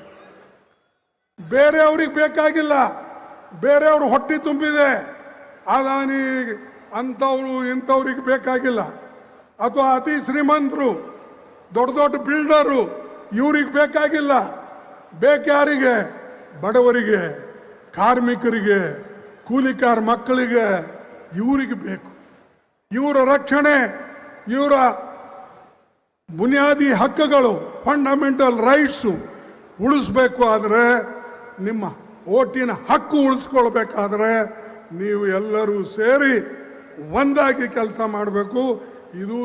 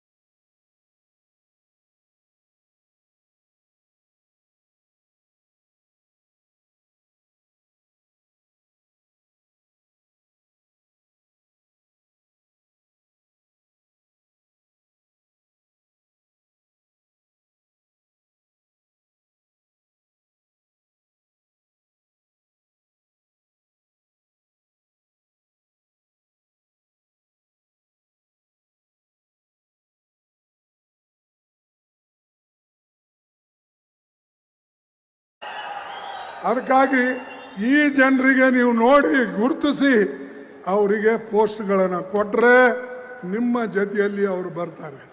ಅದಕ್ಕಾಗಿ ನೀವು ಆ ಕೆಲಸ ಮಾಡ್ತೀರಿ ಅಂತಕ್ಕಂಥ ಮಾತನ್ನು ಹೇಳಿ, ಸುರ್ಜೇವಾಲಾನು ಕೂಡ ಇದ್ರ ಮೇಲೆ ಭಾಳ ಆಸಕ್ತಿ ವಹಿಸಿ ಕಷ್ಟಪಟ್ಟು ಎಲ್ಲರಿಗೆ ಸಮಾಧಾನ ಮಾಡಿ ಎಲ್ಲರ ಮನೆಗೆ ಹೋಗಿ ಸಾಕಷ್ಟು ಮಂದಿಗೆ ಎಲ್ಲ ಒಂದು ಮಾಡಿ ಇವರು ಯಶಸ್ವಿಯಾಗಿ ಇವತ್ತು ನಮ್ಮ ರಾಜಕೀಯ ಒಂದು ಹಸ್ತಾಂತರನೂ ಆಯಿತು ಅಥವಾ ಇವತ್ತು ಪಕ್ಷದ ಹಸ್ತಾಂತರ ಆಯಿತು. ಇವೆಲ್ಲನೂ ಕೂಡ ಸ್ಮೂತ್ವಾಗಿ ಮಾಡಿಸಿದ್ದಕ್ಕಾಗಿ ನಾನು ಸುರ್ಜೇವಾಲಾಗೆ ನನ್ನ ಪರವಾಗಿ ನಿಮ್ಮ ಪರವಾಗಿ ಹಾರ್ದಿಕವಾದಂಥ ಅಭಿನಂದನೆಗಳನ್ನು ಸಲ್ಲಿಸ್ತೀನಿ. ನಿಮ್ಮೆಲ್ಲರೂ ಭಾಳ ಶಾಂತ ರೀತಿಯಿಂದ ನಮ್ಮ ಮಾತು ಕೇಳಿ ಮತ್ತು ನಮ್ಮ ಮೀಡಿಯಾ ಫ್ರೆಂಡ್ಸು ಅತ್ಯಂತ ಸಮಾಧಾನದಿಂದ ಸಮೀಕ್ಷೆ ಮಾಡಿ ಎಲ್ಲರೂ ನೋಡಿದ್ದಾರೆ, ಕೇಳಿದಿರಿ. ಅದಕ್ಕೆ ನಿಮ್ಮೆಲ್ಲರಿಗೂ ವಂದಿಸಿ ನನ್ನ ಮಾತು ಮುಗಿಸ್ತೇನೆ. ಜೈ ಹಿಂದ್, ಜೈ ಕರ್ನಾಟಕ, ಜೈ ಕಾಂಗ್ರೆಸ್. ಕೊನೆಯದು ನಾನು ಒಂದು ಹೇಳಿದೆ, ಅದು ನೀವು ಜೈ ಹಿಂದ್. ನೋಡಿ, ಹಿಂದಿನವ್ರಿಗೆ ಶಕ್ತಿ ಇಲ್ಲ, ಊಟ ಮಾಡಿಲ್ಲ. ಶಿವಕುಮಾರ್ ಊಟ ಹಾಕ್ಸಿಲ್ ಕಾಣ್ತದೆ ಈ ಸಾರಿ. ಜೈ ಹಿಂದ್, ಜೈ ಹಿಂದ್, ಜೈ ಕಾಂಗ್ರೆಸ್, ಜೈ ಕಾಂಗ್ರೆಸ್, ಜೈ ಕಾಂಗ್ರೆಸ್. ನಿಮ್ಮೆಲ್ಲರಿಗೆ ವಂದನೆಗಳು, ನಮಸ್ಕಾರ, ಜೈ Hind.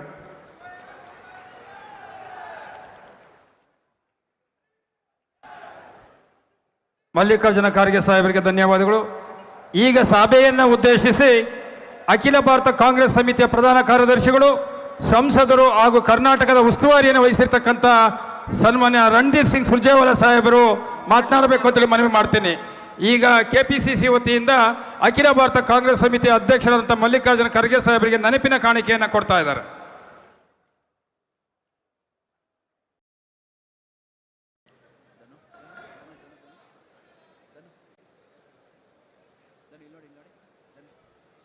I would request our Honorable General Secretary, Sri Ranjit Singh Sujala, to speak. Sir.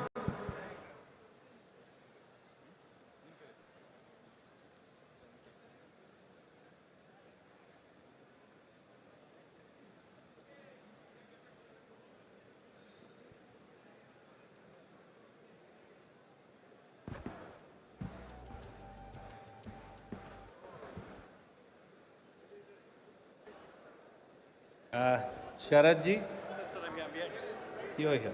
You are here.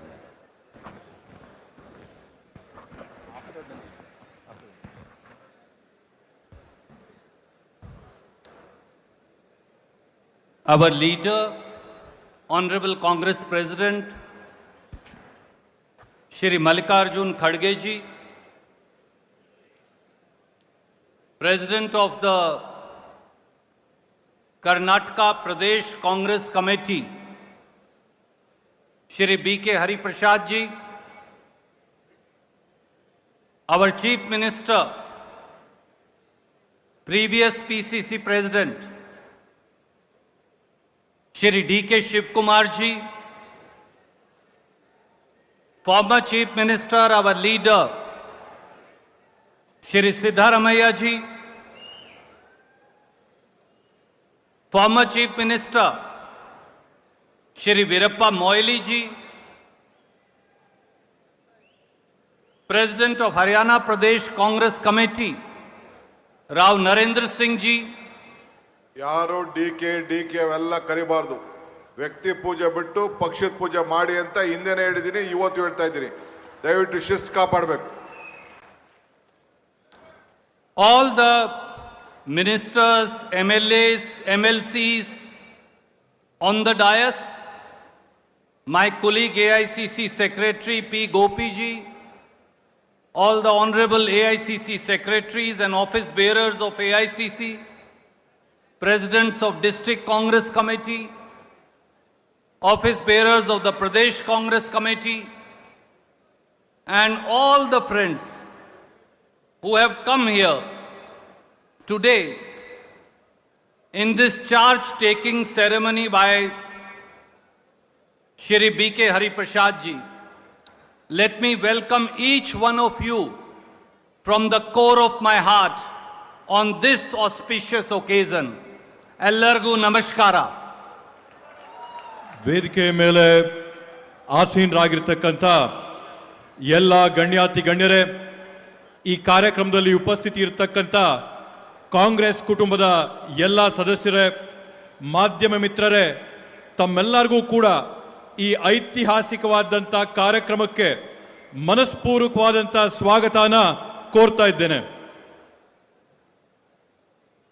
Let me take this opportunity to thank Shri Mallikarjun Kharge ji for appointing a Congress worker, a dedicated congressman, and a dyed-in-wool congressman, a man committed to Congress ideology and Congress path as the new president of Karnataka Pradesh Congress Committee, that is Shri B.K. Hariprasad ji. ಈ ವೇದಿಕೆ ಮುಖಾಂತರ ನಾನು ರಾಷ್ಟ್ರೀಯ Congress ಅಧ್ಯಕ್ಷರಾಗಿರ್ತಕ್ಕಂಥ Shri Mallikarjuna Kharge G ಅವರಿಗೆ ಮನಸ್ಪೂರ್ವಕವಾದಂಥ ಧನ್ಯವಾದಗಳನ್ನ ಈ ಸಂದರ್ಭದಲ್ಲಿ ಕೋರಕ್ಕೆ ಬಯಸ್ತೇನೆ. ಯಾಕಂದ್ರೆ ಅವರು ಇವತ್ತು ಆಯ್ಕೆ ಮಾಡಿರ್ತಕ್ಕಂಥ ವ್ಯಕ್ತಿ ಅಪ್ಪಟ ಕಾಂಗ್ರೆಸ್ಸಿನ ಬಂದಂಥ ವ್ಯಕ್ತಿ, ಅಚ್ಚ ಹಾಕಿ ಕಾಂಗ್ರೆಸ್ ಇರ್ತಕ್ಕಂಥ ವ್ಯಕ್ತಿ, ರಕ್ತಗತವಾಗಿ ಕಾಂಗ್ರೆಸ್ ಇರ್ತಕ್ಕಂಥ ವ್ಯಕ್ತಿ, ಕೆಳಮಟ್ಟದಿಂದ ಕಾಂಗ್ರೆಸ್ ಪಕ್ಷಕ್ಕೆ ಸಂಘಟನೆ ಮಾಡಿದಂಥ ವ್ಯಕ್ತಿ, ನಿಮ್ಮ ನಾಯಕರಾಗಿರ್ತಕ್ಕಂಥ B.K. ಹರಿಪ್ರಸಾದ್ ಅನ್ನೋರ್ನ ರಾಜ್ಯದ ನಾಯಕರಾಗಿ ಆಯ್ಕೆ ಮಾಡೋದಕ್ಕೋಸ್ಕರ ಅವ್ರಿಗೆ ಮನಸ್ಪೂರ್ವಕವಾದಂಥ ಧನ್ಯವಾದಗಳನ್ನ ಕೋರ್ತೇನೆ.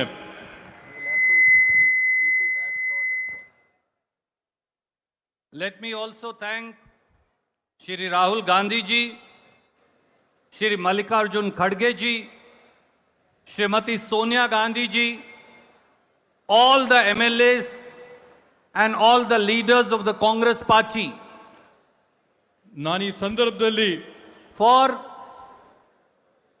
for giving us Shri D.K. Shivkumar ji, a dyed-in-wool congressman and a man dedicated to organization, as the Chief Minister of State of Karnataka.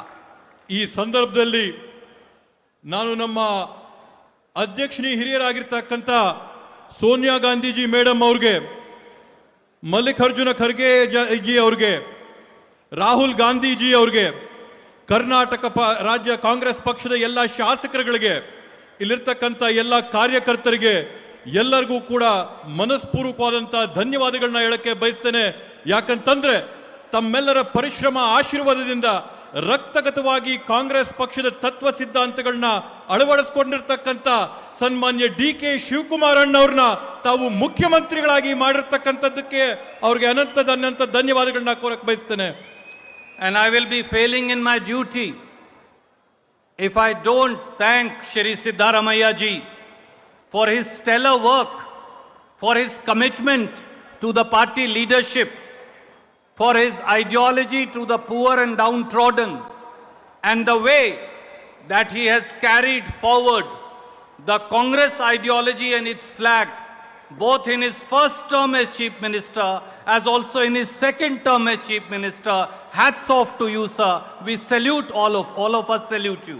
ಅದೇ ರೀತಿಯಲ್ಲಿ ಈ ಸಂದರ್ಭದಲ್ಲಿ ನಿಕಟಪೂರ್ವ ಮುಖ್ಯಮಂತ್ರಿಗಳಾಗಿರ್ತಕ್ಕಂಥ ಈ ಒಂದು ಪಕ್ಷನ ಕಟ್ಟಿ ರಾಜ್ಯದಲ್ಲಿ ಕಾಂಗ್ರೆಸ್ ಪಕ್ಷದ ತತ್ವ ಸಿದ್ಧಾಂತಗಳನ್ನ 2 ಅವಧಿಗಳಲ್ಲಿ 2013ರಿಂದ 18ವರೆಗೂ ಮತ್ತೆ 23ರಿಂದ ಈವರೆಗೂ ಕಾಂಗ್ರೆಸ್ ಪಕ್ಷದ ತತ್ವ ಸಿದ್ಧಾಂತಗಳನ್ನ ಸಾರಿರ್ತಕ್ಕಂಥ, ಪಕ್ಷಕ್ಕೆ ಅವಿರತವಾಗಿ ಸೇವೆ ಸಲ್ಲಿಸಿರ್ತಕ್ಕಂಥ ಸನ್ಮಾನ್ಯ ಸಿದ್ದರಾಮಣ್ಣ ಅವ್ರಿಗೆ ಮನಸ್ಪೂರ್ವಕವಾದಂಥ ಧನ್ಯವಾದಗಳನ್ನ ಈ ಸಂದರ್ಭದಲ್ಲಿ ನಾನು ಕೋರಕ್ಕೆ ಬಯಸ್ತೇನೆ.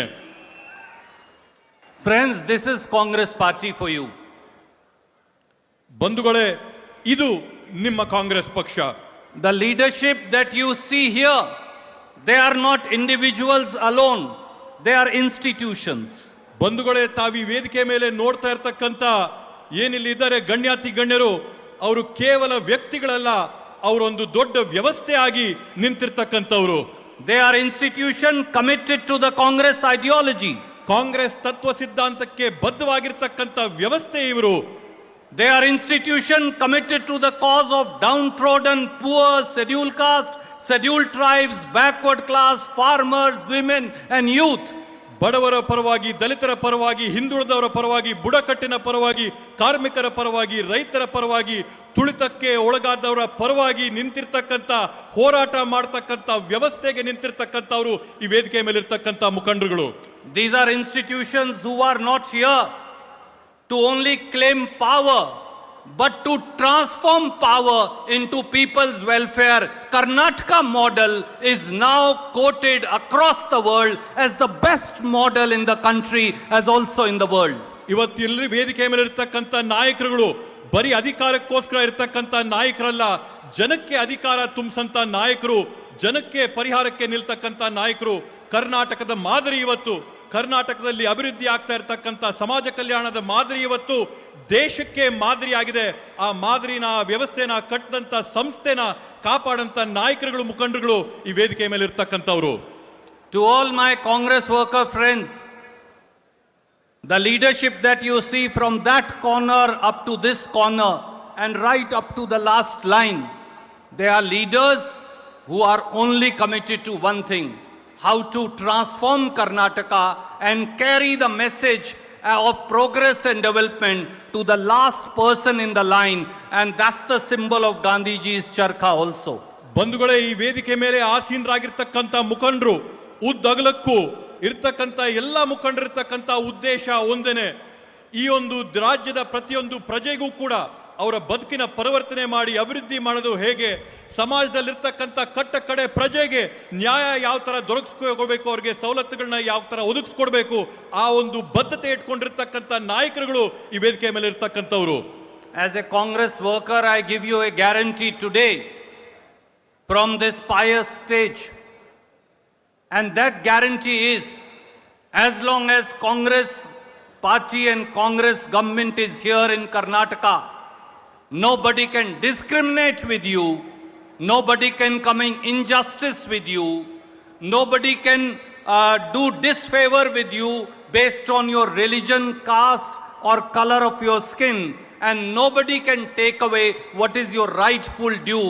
For government of Karnataka is your servant and you are masters of government of Karnataka. ಈ ವೇದಿಕೆ ಮುಖಾಂತರ, ಈ ಪವಿತ್ರವಾದಂಥ ವೇದಿಕೆ ಮುಖಾಂತರ ನಾನು ತಮ್ಮೆಲ್ಲರಿಗೂ ಕೂಡ ಒಂದು ಆಶ್ವಾಸನೆಯನ್ನು ಕೊಡೋಕೆ ಬಯಸ್ತೇನೆ.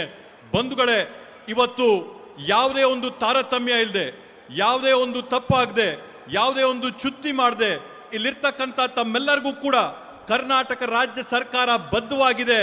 ಇದು ಅಧಿಕಾರ ಮಾಡಂತ ಸರ್ಕಾರ ಅಲ್ಲ, ತಮ್ಮ ಸೇವೆಗಾಗಿ ನಿಂತಂತ ಸರ್ಕಾರ, ತಮ್ಮ ಆದೇಶ ಪಾಲನೆ ಮಾಡೋಕ್ಕೋಸ್ಕರ ನಿಂತಂತ ಸರ್ಕಾರ, ನಿಮ್ಮ ಕೆಲಸ ಮಾಡೋಕ್ಕೋಸ್ಕರ ನಿಂತಂತ ಸರ್ಕಾರ. ಯಾರೇ ಒಬ್ಬರಿಗೂ ತೊಂದರೆ, ನೋವು, ಅನ್ಯಾಯ ಯಾವೊಂದು ಕೂಡ ಆಗದೆ ಇದ್ದಂಗೆ ನೋಡ್ಕೊಳ್ಳೋಂಥದ್ದು ನಮ್ಮ ಜವಾಬ್ದಾರಿ, ನಮ್ಮ ಕರ್ತವ್ಯ ಅಂತ ಈ ಸಂದರ್ಭದಲ್ಲಿ ಹೇಳಕ್ ಬಯಸ್ತೇನೆ. Friends, on one side is the Congress party and on the other side is the oppressor BJP. ಬಂಧುಗಳೇ, ಒಂದು ಕಡೆ ಕಾಂಗ್ರೆಸ್ ಪಕ್ಷ ನಿಂತಿದೆ, ಮತ್ತೊಂದು ಕಡೆ ಎಲ್ಲರ ಮೇಲೂ ಕೂಡ ಹಲ್ಲೆ ಮಾಡಂತ ಬಿಜೆಪಿ ಪಾರ್ಟಿ ನಿಂತಿದೆ. BJP and Modi government today is at war with people of India. ಇವತ್ತು ಕೇಂದ್ರದಲ್ಲಿರ್ತಕ್ಕಂಥ ಬಿಜೆಪಿ ಸರ್ಕಾರ ಮತ್ತೆ ನರೇಂದ್ರ ಮೋದಿಜಿ ಅವರು ದೇಶದ ಪ್ರಜೆಗಳ ಮೇಲೆ ಯುದ್ಧ ಪ್ರಹಾರಗಳನ್ನ ನಡೆಸ್ತಾ ಇದ್ದಾರೆ. BJP government, Modi government today is attacking the budget of every household, as Khadgeji pointed out. ಇವತ್ತು ಬಿಜೆಪಿ ಸರ್ಕಾರ, ನರೇಂದ್ರ ಮೋದಿಜಿ ಅವರ ಸರ್ಕಾರ ಇವತ್ತು ಈ ರಾಜ್ಯ ದೇಶದಲ್ಲಿರ್ತಕ್ಕಂಥ ಪ್ರತಿಯೊಬ್ಬ ಪ್ರಜೆಗಳಲ್ಲಿರ್ತಕ್ಕಂಥ ಆರ್ಥಿಕ ವ್ಯವಸ್ಥೆ, ಅವರ ಮನೆಯ ಹಣಕಾಸಿನ ವ್ಯವಸ್ಥೆ ಮೇಲೆ ಹಲ್ಲೆ ಪ್ರಹಾರ ಮಾಡ್ತಾ ಇದ್ದಾರೆ. In last 12 years, Modi government and BJP have looted 42 lakh crore by taxing petrol and diesel alone. ಕಳೆದ 12 ವರ್ಷಗಳಲ್ಲಿ ನರೇಂದ್ರ ಮೋದಿಜಿಯವರ ಸರ್ಕಾರ, ಬಿಜೆಪಿ ಸರ್ಕಾರ 42 ಲಕ್ಷ ಕೋಟಿ ರೂಪಾಯಿಗಳನ್ನ ಪೆಟ್ರೋಲ್ ಮೇಲೆ, ಡೀಸೆಲ್ ಮೇಲೆ ಟ್ಯಾಕ್ಸ್ ಹಾಕುವ ಮುಖಾಂತರವಾಗಿ ಸಾರ್ವಜನಿಕರಿಂದ ಕೊಳ್ಳೆ ಹೊಡೆದಿದ್ದಾರೆ.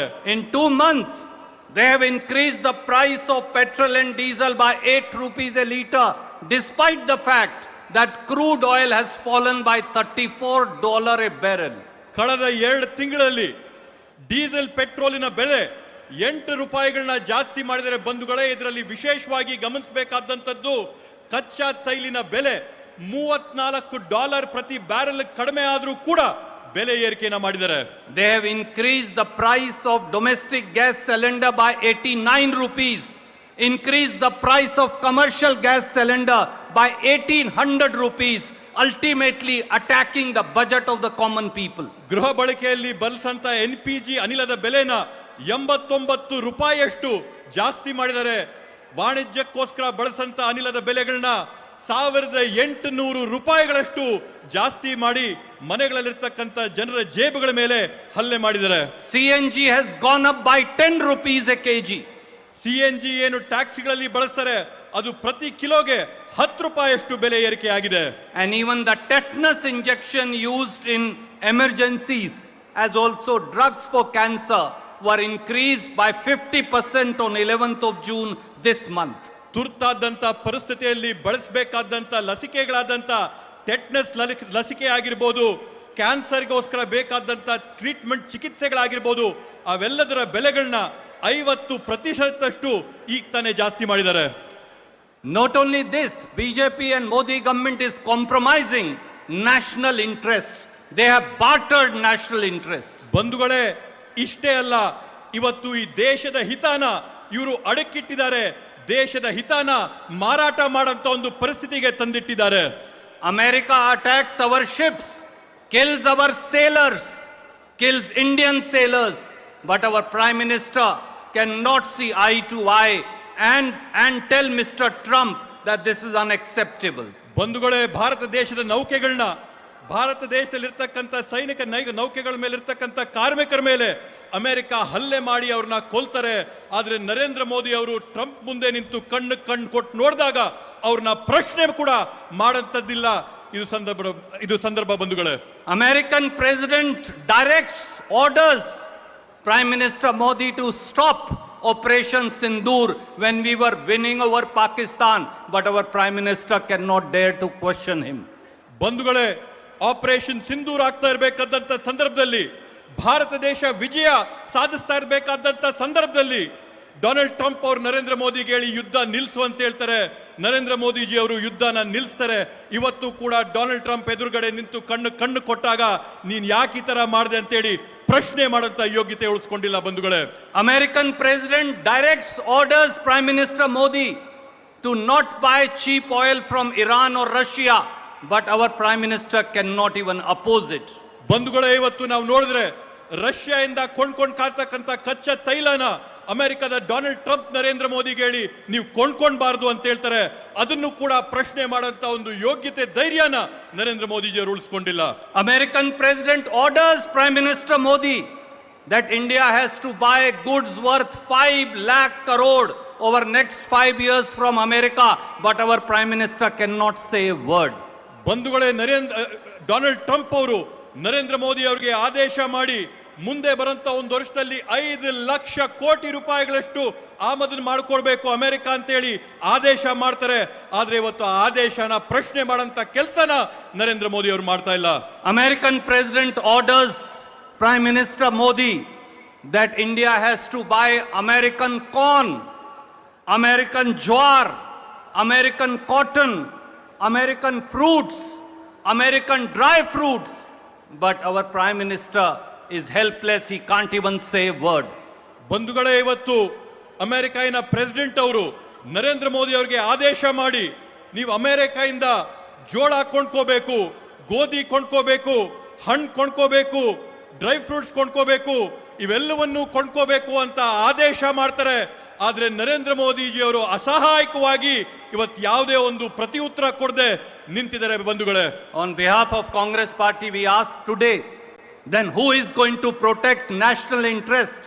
Is this not sale of national interest by BJP and Modi government?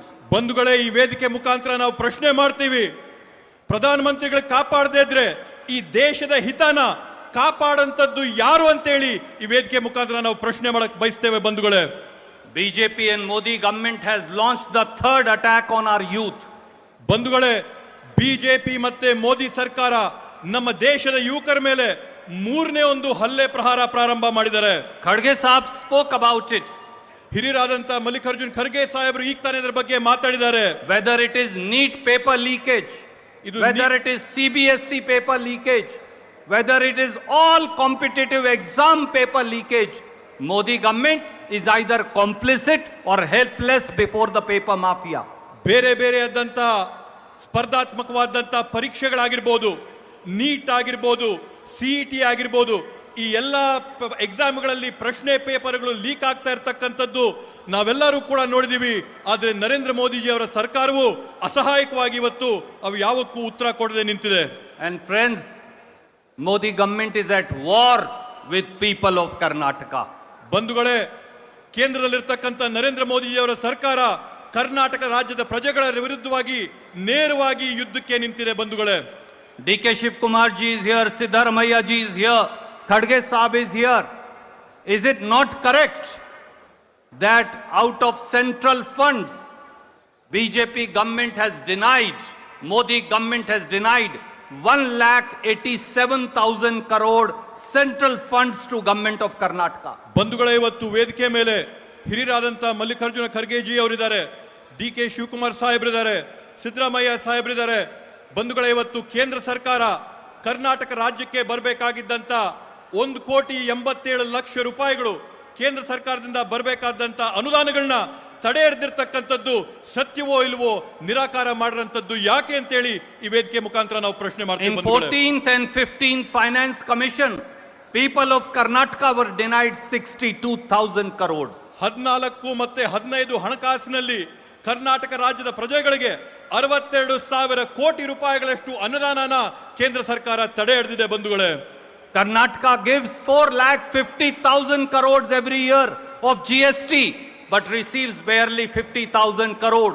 For every 100 rupees we contribute, we barely get 13 rupees. Rest is taken away by Modi government and the BJP.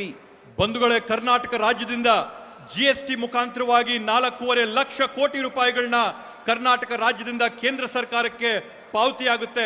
ಆದರೆ ಕೇಂದ್ರ ಸರ್ಕಾರದಿಂದ ರಾಜ್ಯ ಸರ್ಕಾರಕ್ಕೆ ವಾಪಸ್ ಬರ್ತಕ್ಕಂಥದ್ದು ಕೇವಲ 50,000 ಕೋಟಿ ರೂಪಾಯಿಗಳು ಮಾತ್ರ. ಅಂದ್ರೆ ಬಂಧುಗಳೇ, ನಾವು ಕಳಿಸಿದಂತ 100 ರೂಪಾಯಿಗೆ ಕೇಂದ್ರ ಸರ್ಕಾರದಿಂದ ನಮ್ಗೆ ವಾಪಸ್ ಬರ್ತಕ್ಕಂಥದ್ದು ಕೇವಲ 13 ರೂಪಾಯಿ ಮಾತ್ರ.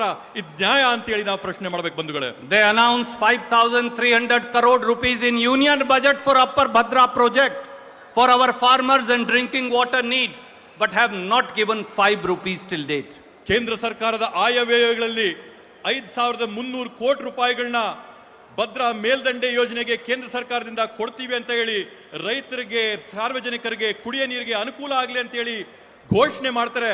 ಆದ್ರೆ ಇವತ್ತವರೆಗೂ 1 ನಯಾ ಪೈಸಾ ರಾಜ್ಯ ಸರ್ಕಾರಕ್ಕೆ ಕೊಟ್ಟಿಲ್ಲ. Modi government and BJP have not cleared Mahadehi project, have not cleared Kalsa Banduri project, so that farmers as also people of Karnataka can get drinking water. Are they enemies of Karnataka? That's a question that must be asked. ಬಂಧುಗಳೇ, ಕೇಂದ್ರ ಸರ್ಕಾರ, ನರೇಂದ್ರ ಮೋದಿಜಿ ಅವರ ಸರ್ಕಾರ ಕರ್ನಾಟಕ ರಾಜ್ಯದ ಮಹತ್ವ ಯೋಜನೆ ಆಗಲಿರ್ತಕ್ಕಂಥ ಕಳಸಾ ಬಂಡೂರಿ ಅಂತೆ ಮಾದಾಯಿ ಕುಡಿಯ ನೀರಿನ ಯೋಜನೆಗಳೇನಿವೆ, ಇವತ್ತವರೆಗೂ ಕೂಡ ಕೇಂದ್ರ ಸರ್ಕಾರದ ಅನುಮೋದನೆನ ಆ ಯೋಜನೆಗಳಿಗೆ ಕೊಡದೆ ಕರ್ನಾಟಕ ರಾಜ್ಯದಲ್ಲಿರ್ತಕ್ಕಂಥ ಪ್ರಜೆಗಳಿಗೆ ಕುಡಿಯ ನೀರಿನ ಅನ್ಯಾಯ ಮಾಡ್ತಾ ಇದ್ದಾರೆ. ಇದು ನೇರವಾಗಿ ಕರ್ನಾಟಕ ಪ್ರಜೆಗಳ ಮೇಲೆ ಮಾಡ್ತಾ ಇರ್ತಕ್ಕಂಥ ತಾರತಮ್ಯವಲ್ಲ ಅಂತೇಳಿ ಈ ಸಂದರ್ಭದಲ್ಲಿ ಪ್ರಶ್ನೆ ಮಾಡಕ್ ಬಯಸ್ತೇನೆ. And fifthly, BJP and Modi government are at war with the Constitution of India, a copy of which was given by PCC president to everybody. ಮತ್ತೆ 5ನೇ ಅಂಶ ಏನಂತ ಇದೆ ಅಂತಂದ್ರೆ, ವಿಶೇಷವಾಗಿ ಕೇಂದ್ರದಲ್ಲಿರ್ತಕ್ಕಂಥ ಬಿಜೆಪಿ ಸರ್ಕಾರ, ನರೇಂದ್ರ ಮೋದಿಜಿ ಅವರ ಸರ್ಕಾರ ನೇರವಾಗಿ ರಾಜ್ಯದ ಪ್ರಜಾಪ್ರಭುತ್ವದ ಸಂವಿಧಾನದ ವಿರುದ್ಧವಾಗಿ ಹೋರಾಟನ ಮಾಡ್ತಾ ಇದ್ದೆ. ಸಂವಿಧಾನ ಬಂಧುಗಳೇ, ಆ ಸಂವಿಧಾನದ ಪ್ರತಿನ ವೇದಿಕೆ ಮೇಲಿರ್ತಕ್ಕಂಥ ಗಣ್ಯರೆಲ್ಲರಿಗೂ ಕೂಡ ಈಗ ತಾನೇ ನಾವು ಹಂಚಿದ್ದೇವೆ. Whether it is SIR in order to cut votes of minorities, SC, ST, OBC and poor, or whether it is one nation, one election, this is an attack on you. This is an attack on people of Karnataka. They want to take away your rights. They want to take away your benefits, for they are real enemies of people of Karnataka. SIR ಮಾಡುವ ಮುಖಾಂತರವಾಗಿ ನೇರವಾಗಿ ಅಲ್ಪಸಂಖ್ಯಾತರ ಮತಗಳು, ಪರಿಶಿಷ್ಟ ಜಾತಿಯ ಮತಗಳು, ಪರಿಶಿಷ್ಟ ಪಂಗಡದ ಮತಗಳು, ಬುಡಕಟ್ಟಿನ ಮತಗಳು ನೇರವಾಗಿ ಎಲ್ಲ ಮತಗಳ ಪಟ್ಟಿಯಿಂದ ತೆಗೆದು ಪ್ರಜಾಪ್ರಭುತ್ವದ ಮೇಲೆ ನೇರವಾಗಿ ಹಲ್ಲೆ ಮಾಡಿ ನಿಮ್ಮ ಹಕ್ಕನ್ನ, ನಿಮ್ಮ ಪ್ರಜಾಪ್ರಭುತ್ವದ ಹಕ್ಕನ್ನ ಕಳ್ಚಿಕೊಳ್ಳುವಂತ ಕುತಂತ್ರ ಪಿತೂರಿ ಈಗ ನಡೆಸ್ತಾ ಇದ್ದಾರೆ. ಬಂಧುಗಳೇ, Hariprasad ji, this is your onus and responsibility today. DK Shiv Kumar ji, this is your onus and responsibility today. And this is the onus and responsibility of every Congress worker, every fellow Kannadiga, to defend not only the constitution but the rights and welfare of people of Karnataka. ವೇದಿಕೆ ಮೇಲೆ ಇರ್ತಕ್ಕಂಥ ಹಿರಿಯರಾದಂಥ B K Hariprasad G ಅವರೇ, ಮುಖ್ಯಮಂತ್ರಿಗಳಾಗಿರ್ತಕ್ಕಂಥ ಸನ್ಮಾನ್ಯ D K Shivakumar ಅಣ್ಣವರೇ, ವೇದಿಕೆ ಮೇಲೆ ಇರ್ತಕ್ಕಂಥ ಎಲ್ಲ ಗಣ್ಯಾತಿ ಗಣ್ಯರೇ, ಈ ಸಭೆಯಲ್ಲಿರ್ತಕ್ಕಂಥ ಎಲ್ಲ ಕಾಂಗ್ರೆಸ್ ಪಕ್ಷದ ಅಣ್ಣ ತಮ್ಮಂದ್ರೆ, ಈ ಒಂದು ಜವಾಬ್ದಾರಿ, ಮಹತ್ವಾಕಾಂಕ್ಷೆಯ ಜವಾಬ್ದಾರಿ, ದೊಡ್ಡ ಒಂದು ಹೊರೆ, ಇದು ನಿಮ್ಮೆಲ್ಲರದು. ಮತಗಳನ್ನ ಉಳಿಸ್ಬೇಕು, SIR ಇಂದ ಮತಗಳನ್ನ ಕಾಪಾಡಬೇಕು, ಪ್ರಜಾಪ್ರಭುತ್ವನ ರಕ್ಷಣೆ ಮಾಡಬೇಕು ಅಂತೇಳಿ ಈ ವೇದಿಕೆ ಮುಖಾಂತರ ತಮ್ಮಲ್ಲೆಲ್ಲ ನಾನು ಮನವಿ ಮಾಡ್ತೀನಿ. BJP wants to abolish the 5 Congress guarantees. The defenders of those guarantees are sitting on this stage here. BJP ಪಕ್ಷಕ್ಕೆ ಅವಕಾಶ ಸಿಕ್ಕಿದ್ರೆ ಕಾಂಗ್ರೆಸ್ ಪಕ್ಷ ಕೊಟ್ಟಿರ್ತಕ್ಕಂಥ 5 ಗ್ಯಾರಂಟಿಗಳನ್ನ ನಿರ್ಮೂಲ ಮಾಡಂತ ಒಂದು ಕುತಂತ್ರ ಪಿತೂರಿ ಮಾಡ್ತಾ ಇದ್ರೆ ಬಂಧುಗಳೇ, ಪಂಚ ಗ್ಯಾರಂಟಿಗಳನ್ನ ರಕ್ಷಣೆ ಮಾಡಂತವ್ರು ಯಾರು ಅಂತಂದ್ರೆ ವೇದಿಕೆ ಮೇಲೆ ಇರ್ತಕ್ಕಂಥ ಈ ಮುಖಂಡರುಗಳು ಪಂಚ ಗ್ಯಾರಂಟಿಗಳನ್ನ ರಕ್ಷಣೆ ಮಾಡಂತವ್ರು. ಬಂಧುಗಣೇ, this is not an attack on the Congress party. This is an attack on 1,22 lakh Grah Lakshmi, our mothers and sisters who are getting 2,000 rupees a month. ಬಂಧುಗಳೇ, ಇದೊಂದು ಹಲ್ಲೆ ಕಾಂಗ್ರೆಸ್ ಪಕ್ಷದ ಮೇಲಲ್ಲ, ಕರ್ನಾಟಕ ರಾಜ್ಯದಲ್ಲಿರ್ತಕ್ಕಂಥ 1,20,00,000 ತಾಯಂದಿರು ಯಾರಿದ್ದಾರೆ, ಯಾರು ಗೃಹಲಕ್ಷ್ಮಿಯಿಂದ ಪ್ರತಿ ಮಾಸ ಪ್ರತಿ ತಿಂಗಳು 2,000 ರೂಪಾಯಿ ಅನುಕೂಲ ಪಡ್ಕೋತಾ ಇದ್ದಾರೆ, ನೇರವಾಗಿ ಅವ್ರ ಮೇಲೆ ಮಾಡ್ತಾ ಇರ್ತಕ್ಕಂಥ ಹಲ್ಲೆ. This is an attack on those 1,66 lakh families of Karnataka who get 200 units of electricity free every month.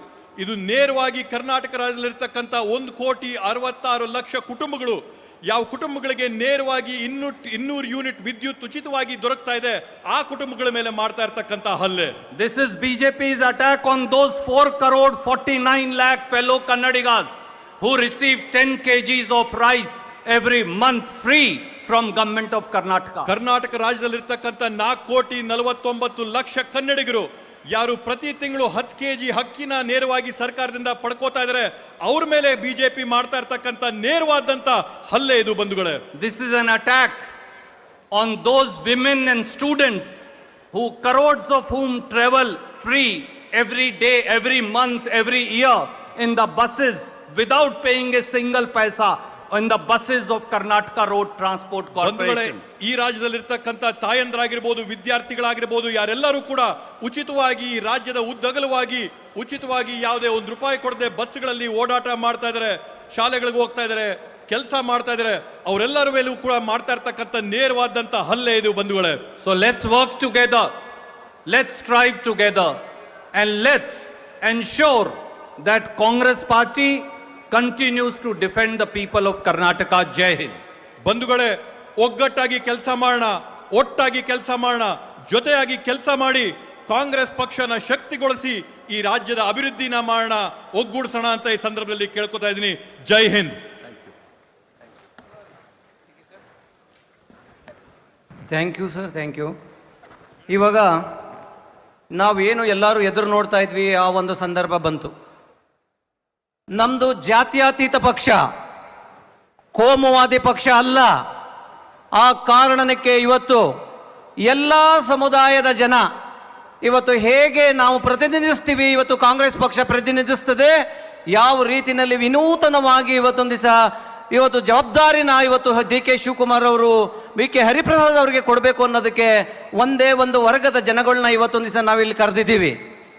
ನಮ್ಮ ಕಾಂಗ್ರೆಸ್ ಪಕ್ಷದ ಬಾವುಟ ಇವತ್ತು ಭಾವೈಕ್ಯವಾದಂಥ ಬಾವುಟ, ಇವತ್ತು ಇಡೀ ದೇಶನ ಒಗ್ಗಟ್ಟಿನಿಂದ ನಡೆಸ್ತಾ ಇರುವಂಥ ಬಾವುಟ. ಆ ಬಾವುಟನ ಕೊಡೋದ್ರ ಮುಖಾಂತರ ಇವತ್ತು ಇವತ್ತು ಜವಾಬ್ದಾರಿನ ಹರಿಪ್ರಸಾದ್ ಅವರಿಗೆ ಕೊಡುವಂಥ ಸುಸಂದರ್ಭ ಇವಾಗ ನೀವೆಲ್ಲರೂ ಕೂಡ ಸಾಕ್ಷಿಭೂತರಾಗಿದ್ದೀರಿ. ಆ ಕಾರಣಕ್ಕೆ ಇವತ್ತು ಫ್ಲಾಗ್ನ, ಇವತ್ತೇನು ಬಾವುಟನ ಯುವಕರು, ನಮ್ಮ ದೇಶದ ಅಡಿಪಾಯಿಗಳಾದಂಥ ಯುವಕರು ಇವತ್ತು ಆ ಬಾವುಟನ ಇವತ್ತು ತೆಗೆದು ತಮ್ಮ ಎಲ್ಲ ಒಂದು ಶಕ್ತಿನ ಅದರಲ್ಲಿ ತುಂಬಿ ಆ ಬಾವುಟನ ಇವತ್ತೊಂದು ದಿವಸ ಹಿಡಿದು ತಂದು ಕೊಡ್ತಾ ಇದ್ದಾರೆ. ದಯವಿಟ್ಟು ಆ ಬಾವುಟನ ಎಲ್ಲ ಯುವಕರುಗಳು ಅದನ್ನು ನೀವೆಲ್ಲ ಹಾರೈಸಿ ಒಂದು ಕಾಂಗ್ರೆಸ್ ಪಕ್ಷ ಎಲ್ಲ ವಿಭಾಗದ ಎಲ್ಲ ಜನಾಂಗದ ಒಂದು ಪಕ್ಷ ಅನ್ನೋ ಒಂದು ಮೆಸೇಜ್ನ ಕಳಿಸೋ ರೀತಿಯಲ್ಲಿ ನೀವು ಆ ಬಾವುಟನ ತಗೊಂಡು ಬರಬೇಕು ಅಂತ ನಾನು ಕೇಳ್ಕೊಳ್ತೀನಿ. ಯುವಕರು ಇಲ್ಲಿ ನಿಂತಿದ್ದಾರೆ ಮುಂದೆ, ಅದನ್ನ ಎಲ್ಲ ಯುವಕರುಗಳು ಕೂಡ ಇಲ್ಲಿದ್ದಾರೆ, ಯುವತಿಯರಿದ್ದಾರೆ ಮತ್ತು ಯುವಕರಿದ್ದಾರೆ, ಅವರೆಲ್ಲ ತಗೊಂಡು ಬರಬೇಕು. ಆ ಬಾವುಟನ ಹಾಗೆ ಪಾಸ್ ಮಾಡಿ ನೀವು. ಆ ಬಾವುಟದಲ್ಲಿ ಭಾವೈಕ್ಯತೆ ಇದೆ, ಒಂದು ಶಕ್ತಿ ಇದೆ, ಚರಕ ಇದೆ. ಇವಾಗ ಕ್ರೀಡಾಪಟುಗಳು ನಮ್ಮ ದೇಶನ ಪ್ರತಿನಿಧಿಸ್ತಿರುವಂತ ಇವತ್ತು ಕ್ರೀಡಾಪಟುಗಳು ಇವತ್ತು ಆ ಬಾವುಟನ್ನ ತಂದು ಇವತ್ತೊಂದು ದಿವಸ ಇವತ್ತು ಕೊಡ್ತಾ ಇದ್ದಾರೆ. ಮತ್ತೆ ನಮ್ಮ ದೇಶದ ಅನ್ನದಾತ ರೈತ ಬಂಧುಗಳು ಆ ಬಾವುಟನ ಇವತ್ತೊಂದು ದಿವಸ ಇವತ್ತು ತರ್ತಾ ಇದ್ದಾರೆ. ಇವತ್ತು ಕಾಂಗ್ರೆಸ್ ಪಕ್ಷದ ಜೊತೆ ನಾವಿದ್ದೀವಿ, ಜಾತ್ಯತೀತ ಪಕ್ಷ, ನಾವು ಇವತ್ತೆಲ್ಲ ಕಾಂಗ್ರೆಸ್ ಪಕ್ಷದ ಜೊತೆಗಿದ್ದೀವಿ ಅನ್ನೋ ಒಂದು ಇದನ್ನ ಮೆಸೇಜ್ನ ಇವತ್ತು ಅನ್ನದಾತರು, ರಾಜ್ಯದ ಅನ್ನದಾತರು ಇವತ್ತು ಕೊಡ್ತಾ ಇದ್ದಾರೆ. ನಾನು ಅವ್ರಿಗೆ ಧನ್ಯವಾದನ ಹೇಳೋದಕ್ಕೆ ಇಷ್ಟಪಡ್ತೀನಿ. ದಯವಿಟ್ಟು ಬೇಗ ಕೊಡಿ, ಆ ಬಾವುಟನ ಮುಂದಕ್ಕೆ ಪಾಸ್ ಮಾಡಬೇಕು ಅಂತ ಕೇಳ್ಕೊಳ್ತೀನಿ. ಅದರ ಜೊತೆಗೆ ದಯವಿಟ್ಟು ಎಲ್ಲರೂ ನಿಂತ್ಕೊಳ್ಳಿ, ಆದ್ರೆ ಇಲ್ಲ ಅಂದ್ರೆ ಪರವಾಗಿಲ್ಲ. ಹಾಗೆ ಪೌರ ಕಾರ್ಮಿಕರು ಇವತ್ತೊಂದು ದಿವಸ ನಮ್ಮ ಕೆಳಮಟ್ಟದ ಎಲ್ಲಾ ಜನಾಂಗಕ್ಕೆ ಇವತ್ತೇನಾದ್ರೂ ನಮ್ಮ ಪಕ್ಷ ಶಕ್ತಿ ಕೊಟ್ಟಿದೆ ಅಂತ ಅನ್ನೋದಕ್ಕೆ ಪೌರ ಕಾರ್ಮಿಕರು ಸ್ವಾವಲಂಬಿಗಳಾಗಿ ಬದುಕ್ತಾ ಇದ್ದಾರೆ. ಅವರು ಕೂಡ ಇವತ್ತು ಬಾವುಟನ ಇವತ್ತು ಪಾಸ್ ಮಾಡ್ತಾ ಇದ್ದಾರೆ. ಅದರ ಜೊತೆಗೆ ಇವತ್ತೊಂದು ದಿವಸ ಎಲ್ಲಾ ವರ್ಗದ ಬುಡಕಟ್ಟು ಜನಾಂಗಗಳು, ಟ್ರೈಬಲ್ಸ್ ಅಂತ ಏನ್ ಕರಿತೀವಿ, ಇವತ್ತು ಅಷ್ಟು ಜನ ರಾಜ್ಯದ ವಿವಿಧ ಭಾಗಗಳಿಂದ ಇವತ್ತು ಇಲ್ಲಿ ಬಂದು ನೆರೆದಿದ್ದಾರೆ. ಅವರು ನಾವು ನಿಮ್ಮ ಜೊತೆಗಿದ್ದೀವಿ. ಬುಡಕಟ್ಟು ಸಮಾಜಕ್ಕೆ ಕಾಂಗ್ರೆಸ್ ಪಕ್ಷ ಕೊಟ್ಟಂತ ಕೊಡುಗೆ 1000. ಈ ಬಾವುಟವನ್ನ ಇವತ್ತೊಂದು ದಿವಸ ನಾವು ಭಾವೈಕ್ಯತೆಯಿಂದ ನಾವು ಶಕ್ತಿನ ನಾವು ತುಂಬ್ತಾ ಇದ್ದೀವಿ ಅಂತ ಹೇಳಿ ಇವತ್ತು ಅವರು ಕೂಡ ಇವತ್ತು ಕೊಡ್ತಾ ಇದ್ದಾರೆ. ಬುಡಕಟ್ಟು ಜನಾಂಗ ಮತ್ತೆ ಮಹಿಳೆಯರು ಸುಮಾರು 50% ಇರುವಂತ ನಮ್ಮ ದೇಶದಲ್ಲಿ ಮಹಿಳೆಯರಿದ್ದಾರೆ. ಆ ಮಹಿಳೆಯರು ಕೂಡ ಇವತ್ತು ನಾವು ಸರ್ವ ಸರ್ವಾಂಗದ ಶಾಂತಿಯ ತೋಟ ಅಂತ ಇದರಲ್ಲಿ ನಾವೆಲ್ಲ ದುರ್ಗೆಯಾಗಿ ನಾವು ನಿಮ್ಮ ಹಿಂದೆ ನಿಂತಿದ್ದೀವಿ. ಈ ಬಾವುಟನ ನಾವು ಇವತ್ತು ನಿಮಗೆ ಶಕ್ತಿ ತುಂಬ್ತಾ ಇದ್ದೀವಿ ಅಂತ ಹೇಳಿ ಇವತ್ತು ಅವರು ಕೂಡ ಆ ಬಾವುಟಕ್ಕೆ ಹಾರೈಸಿ ಇವತ್ತೊಂದು ದಿವಸ ಆ ಬಾವುಟನ ಕೊಡ್ತಾ ಇದ್ದಾರೆ. ಜೊತೆಗೆ ಲಾಸ್ಟ್ಗೆ ಆರ್ಮಿನೋ ರಿಟೈರ್ಡ್ ಆರ್ಮಿ ಪೀಪಲ್, ಅದು ಬಹಳ ನಮ್ಮ ದೇಶದ ಬಾರ್ಡರ್ನ ಕಾಯ್ದು ನಮ್ಮ ದೇಶವನ್ನ ರಕ್ಷಣೆ ಮಾಡುವಂತ ಇವತ್ತು ಸೈನಿಕರ ಕೈಗೆ ಆ ಮಹಿಳೆಯರು ಇವತ್ತು ಬಾವುಟಗಳನ್ನ ಕೊಡ್ತಾ ಇದ್ದಾರೆ. ನಾವು ಅದೆಲ್ಲ ಸೈನಿಕರಿಗೆ ನಾನು ಕೇಳ್ಕೊಳ್ತೀನಿ, ನೀವು ನಿಮ್ಮ ಒಂದು ಡಿಸಿಪ್ಲಿನ್ ಏನಿದೆ, ಈ ಬಾವುಟದ ಒಂದು ಶಕ್ತಿ ಏನಿದೆ, ಅದನ್ನ ನೀವು ತಂದು ಅದನ್ನ ನಮ್ಮ ಶಾಸಕರ ಕೈಲಿ ಕೊಡಬೇಕು ಸ್ಟೇಜ್ ಮೇಲೆ ಅಂತ ನಿಮ್ಮಲ್ಲಿ ಕೇಳ್ಕೊಳ್ತೇನೆ. ಭಾವ ತೇಲಿ ತೇಲಿ ಮನೋಹರ ಒಂದೇ ಸ್ವರ.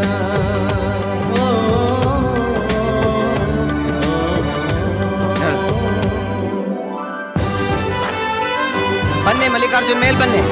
ಹಾಗೆ ಬಾವುಟನ್ನ ಮೇಲ್ ತಂದು ಸ್ಟೇಜ್ ಮೇಲೆ ನಮ್ಮ ರಾಜ್ಯದ ಶಾಸಕರುಗಳ ಕೈಲಿ ಯಾರು ಶಾಸಕಾಂಗನ ಇವತ್ತು ಮಾಡ್ತಾರೆ, ಅವರು ಅಪ್ಪರ್ ಹೌಸ್ ಮೇಲ್ಮನೆಯ ಸದಸ್ಯರುಗಳು ಇವತ್ತು ಬಾವುಟನ ಸ್ವೀಕಾರ ಮಾಡ್ತಾರೆ. ಸ್ವೀಕಾರ ಮಾಡಿ ನಮ್ಮ ಪಕ್ಷ ರಾಷ್ಟ್ರದಾದ್ಯಂತ ಬೆಳಗಬೇಕು ಅನ್ನೋ ಕಾರಣಕ್ಕೆ ಅವರು ಶಾಸಕರೆಲ್ಲ ತಂದು MLCಗಳು ಇವತ್ತು MLAಗಳ ಕೈಲಿ ಮತ್ತೆ ಮಿನಿಸ್ಟರ್ಗಳ ಕೈಲಿ ಇವತ್ತು ದಿವಸ ಬಾವುಟನ ತಂದು ಕೊಡ್ತಾ ಇದ್ದಾರೆ. ಇದೊಂದು ರೀತಿಯ ಭಾವೈಕ್ಯವಾದಂತ ಅತಿ ಒಂದು ಶಕ್ತಿ ತುಂಬುವಂತ ಒಂದು ಸಂದರ್ಭ ಅಂತ ಅಂದ್ರೆ ಹೇಳಿದ್ರೆ ತಪ್ಪಾಗ್ಲಾರ್ದು. ಇವತ್ತು ಎಲ್ಲ ಶಾಸಕರು ಇವತ್ತೇನು ಸಂವಿಧಾನನ ರಚನೆ ಮಾಡುವಂತವ್ರು, ಕಾನೂನು ರಚನೆ ಮಾಡುವಂತ ಎಲ್ಲ ನಮ್ಮ ಶಾಸಕ ಮಿತ್ರರು ಎಲ್ಲರೂ ಬಾವುಟನ ತಂದು ನಮ್ಮ ಮಾಜಿ ಮುಖ್ಯಮಂತ್ರಿಗಳು, ಈ ರಾಜ್ಯ ಕಂಡ ಒಂದು ದೊಡ್ಡ ವ್ಯಕ್ತಿ, ಒಂದು ಎಲ್ಲರಿಗೂ ಕೂಡ ಗ್ಯಾರಂಟಿ ಕೊಟ್ಟಂತ ಸಿದ್ದರಾಮಯ್ಯನವ್ರಿಗೆ ಆ ಬಾವುಟನ ಸ್ಥಳಾಂತರಿಸಬೇಕು, ಅವರು ಅದಕ್ಕೆ ಶಕ್ತಿ ತುಂಬಬೇಕು ಅಂತ ಅಂದ್ಬಿಟ್ಟು ಸಿದ್ದರಾಮಯ್ಯನವ್ರಿಗೆ ಬಾವುಟ ಕೊಡಬೇಕು ಅಂತ ನಾನು ಈ ಸಂದರ್ಭದಲ್ಲಿ ಶಾಸಕ ಮಿತ್ರಗಳಿಗೆ ಕೇಳ್ಕೊಳ್ತೀನಿ. ಇದು ಕೇವಲ ಆರ್ಡಿನರಿ ಬಾವುಟ ಅಲ್ಲ, ಇದು ಕಾಂಗ್ರೆಸ್ ಪಕ್ಷದ ಶಕ್ತಿ, ಕಾರ್ಯಕರ್ತರ ಶಕ್ತಿ, ಪ್ರತಿಯೊಬ್ಬರ ಒಂದು ಶಕ್ತಿ ಇರುವಂತ ಬಾವುಟನ ಸಿದ್ದರಾಮಯ್ಯನವ್ರಿಗೆ ಕೊಡ್ತಾ ಇದ್ದಾರೆ. ದಯವಿಟ್ಟು ಎಲ್ಲ ಶಾಸಕರು ಇದಕ್ಕೆ ಕಾರಣಭೂತರಾಗಬೇಕು.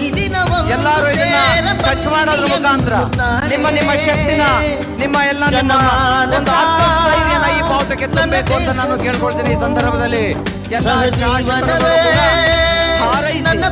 ಮುಂದೆ 28ಕ್ಕೆ ಬರುವಂತ ಚುನಾವಣೆ ಇರಬೇಕು, 29ಕ್ಕೆ ಬರುವಂತ ಚುನಾವಣೆ ಇರಬೇಕು. ಅದರಲ್ಲಿ ಕಾಂಗ್ರೆಸ್ ಜಯಭಾರಿ ಆಗುತ್ತೆ. ದಯವಿಟ್ಟು ಈಗ ಎಲ್ಲ ನಮ್ಮ ಸಿದ್ದರಾಮಯ್ಯನವ್ರ ಕೈಲಿ ಮಾಜಿ ಮುಖ್ಯಮಂತ್ರಿಗಳಾದಂತ ನಮ್ಮೆಲ್ಲರ ಮಾರ್ಗದರ್ಶಕರಾದಂತ ಸಿದ್ದರಾಮಯ್ಯನವ್ರ ಕೈಲಿ ಬಾವುಟನ ಕೊಡಬೇಕು ಅಂತ ನಾನು ಕೇಳ್ಕೊಳ್ತೀನಿ. ಸನ್ಮಾನ್ಯ ಸಿದ್ದರಾಮಯ್ಯನವರು ಈಗ ತಾನೇ ತಾನು ದಾರಿ ಮಾಡಿಕೊಟ್ಟಂತ ಹೊಸ ಮುಖ್ಯಮಂತ್ರಿ DK ಶಿವಕುಮಾರ್ ಅವ್ರಿಗೆ ಆ ಬಾವುಟನ ಸ್ಥಳಾಂತರಿಸಬೇಕು ಅಂತ ನಾನು ಕೇಳ್ಕೊಳ್ತೀನಿ. 6 ವರ್ಷ ಕಾಂಗ್ರೆಸ್ ಪಕ್ಷವನ್ನ ಮುನ್ನಡೆಸಿದಂತ ಜೋಡಿ ಇದು. ಆ ಜೋಡಿ ಸಿದ್ದರಾಮಯ್ಯನವರು DK ಶಿವಕುಮಾರ್ ಅವರಿಗೆ ಆ ಬಾವುಟನ ಕೊಡಬೇಕು ಅಂತ ಕೇಳ್ಕೊಳ್ತೀನಿ.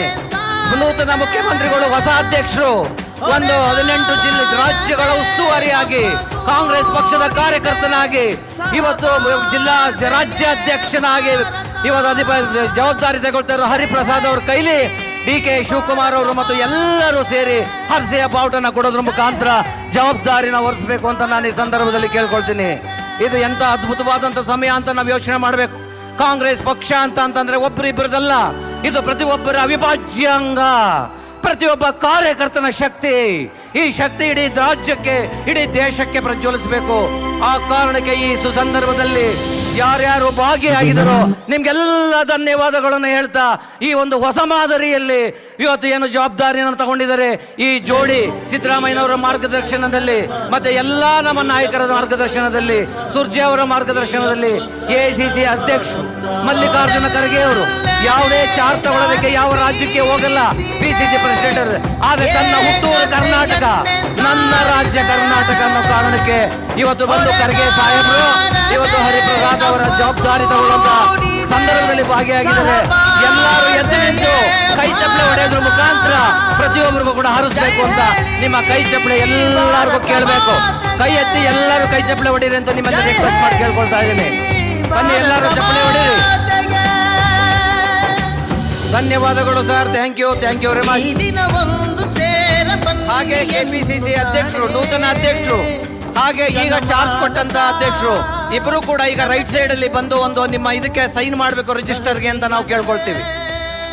ಸನ್ಮಾನ್ಯ ಡಿ.ಕೆ. ಶಿವಕುಮಾರ್ ಅವರು ಮತ್ತು ಬಿ.ಕೆ. ಹರಿಪ್ರಸಾದ್ ಅವರು ಒಂದೇ ಒಂದು ನಿಮಿಷ ಈ ಕಡೆ ಬಂದು ದಯವಿಟ್ಟು ನೀವು ಬುಕ್ಗೆ ಸೈನ್ ಮಾಡೋದ್ರ ಮುಖಾಂತರ ರಿಜಿಸ್ಟರ್ಗೆ ನಿಮ್ಮ ಒಂದು ಜವಾಬ್ದಾರಿನ ಹಸ್ತಾಂತರವಾಗುವಂತ ರೀತಿಯಲ್ಲಿ ಒಂದು ಮೆಸೇಜ್ ನ ಕಳಿಸ್ಬೇಕು ಅಂತ ನಾನು ಕೇಳ್ಕೊಳ್ತೀನಿ. ಡಿ.ಕೆ. ಶಿವಕುಮಾರ್ ಅವರು ಬರಬೇಕು. ಸನ್ಮಾನ್ಯ ಮುಖ್ಯಮಂತ್ರಿಗಳಾದಂತಹ ಡಿ.ಕೆ. ಶಿವಕುಮಾರ್ ಅವರು ಬರಬೇಕು ಇಲ್ಲಿ.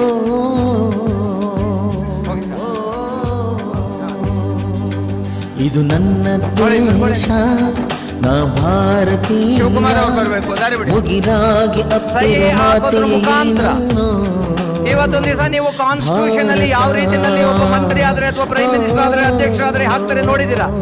ಆ ಒಂದು ರೀತಿಯಲ್ಲೇ ಕಾಂಗ್ರೆಸ್ ಪಕ್ಷದ ಒಂದು ಪ್ರೋಸೆಸ್ ಕೂಡ ನಡೀತದೆ ಅನ್ನೋದಕ್ಕೆ ಇವತ್ತು ದಿನ ಸಹಿ ಹಾಕೋದ್ರ ಮುಖಾಂತರ ಎಲ್ಲ ಕಾರ್ಯಾಧ್ಯಕ್ಷರುಗಳು ಕೂಡ ಪಕ್ಕದಲ್ಲಿರ್ಬೇಕು. ಕಾರ್ಯಾಧ್ಯಕ್ಷರುಗಳು ಎಲ್ಲರೂ ಜೊತೆಲಿದ್ದು ಆ ಸಹಿಗೆ ಎಲ್ಲರೂ ಸಾಕ್ಷಿಪುತ್ರ ಆಗಬೇಕು. ಎಲ್ಲ ಜನ ಇಲ್ಲಿ ನಿಂತಿರುವಂತ ಎಲ್ಲ ಕಾಂಗ್ರೆಸ್ ಕಾರ್ಯಕರ್ತರು ಚಪ್ಪಾಳೆ ಹೊಡೆದ್ರ ಮುಖಾಂತರ ಅವ್ರನ್ನ ಅನುಮೋದಿಸಬೇಕು ಅಂತ ನಾನು ಕೇಳ್ತೀನಿ.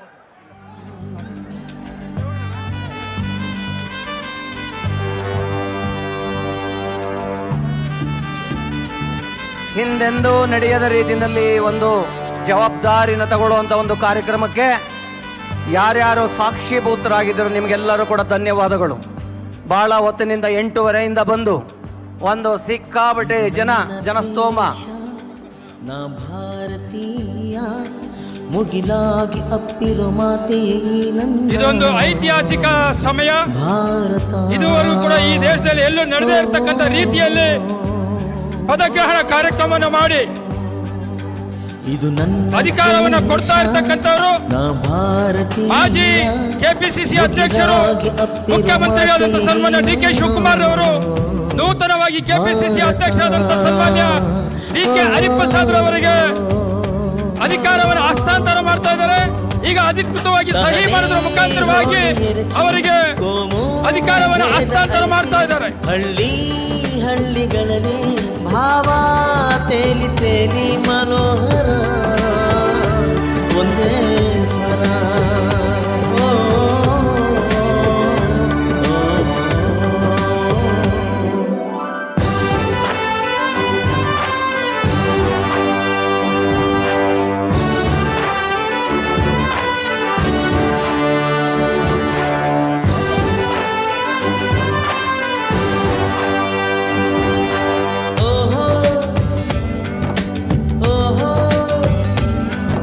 ಎಲ್ಲರೂ ಕೂಡ ಮತ್ತೊಮ್ಮೆ ಜೋರಾಗಿ ಚಪ್ಪಾಳೆ ತಟ್ಟದ ಮುಖಾಂತರವಾಗಿ ನೂತನ ಅಧ್ಯಕ್ಷರಿಗೆ ತಾವೆಲ್ಲರೂ ಕೂಡ ಶುಭಾಶಯಗಳನ್ನ ಕೋರಬೇಕು ಅಂತ ಹೇಳಿ ಮನವಿ ಮಾಡಿಕೊಳ್ತಾ ಇದ್ದಾನೆ. ಒಗ್ಗೂಡಿ ನೀವಾಡಿ ಹೊಸ ಗೀತೆಯೋ ಮಾಡಿ ಮನೆ ಮನೆಯು ಹೊಸ ಚಿಂತನೆ. ನವದೇಶ ಒಲಿತೆಲ್ಲ ನಮ್ಮ ಹೊಣೆ. ಈ ಭರತ ಭೂಮಿಗೆ ಜೈ, ಈ ಮಾತೃಭೂಮಿಗೆ ಜೈ, ನಮ್ಮ ಪುಣ್ಯ ಭೂಮಿಗೆ ಹೇಳಿ ಜೈ ಜೈ ಜೈ. ಈ ಭರತ ಭೂಮಿಗೆ ಜೈ, ಈ ಮಾತೃಭೂಮಿಗೆ ಜೈ, ನಮ್ಮ ಪುಣ್ಯ ಭೂಮಿಗೆ ಜೈ ಜೈ ಜೈ ಜೈ ಜೈ. ಹನಗಿರಿ ದಾಟಿ ಬೇರೆ ಭಾಷೆಯಾಗುತ್ತಾಳೆ, ಈ ದಿನ ಒಂದು ಸೇರ ಬನ್ನಿ ಎನ್ನುತ್ತಾಳೆ. ಜನಮಾನಸ ನನ್ನ ದೇಶವಿದು, ಸಹಜೀವನವೇ ನನ್ನ ಪ್ರಾಣವಿದು ಸುರಾಗವಿದು ನನ್ನ ಭಾವವಿದು ನೋಡ ಬೆಳ್ಳಿ ಮಾಡ ಗಿರಿಯೂ ಹಾಡೋ ಹಾಡ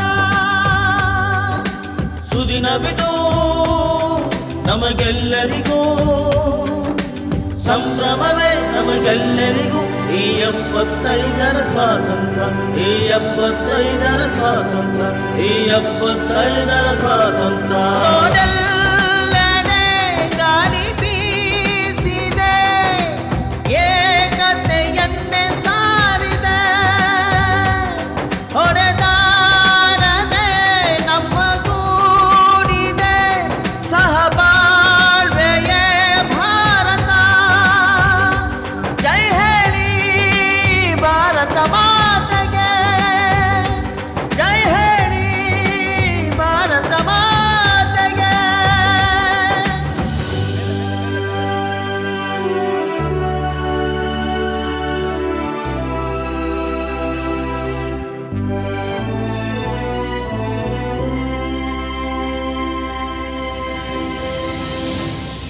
ಇದು ನನ್ನ ದೇಶ ನಾ ಭಾರತೀಯ ನಮ್ಮ ಮುಂದಿನ ಪೀಳಿಗೆ ಬದುಕಲು ಮುನ್ನುಡಿ ಪುಸ್ತಕ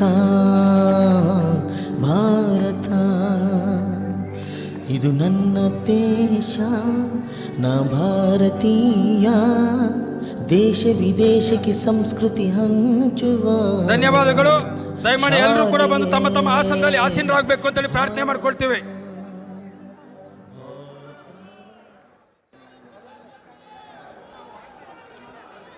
ದಯಮಾಡಿ ಎಲ್ಲ ಬಂದು ತಮ್ಮ ಆಸನದಲ್ಲಿ ಆಸೀನರಾಗಬೇಕು.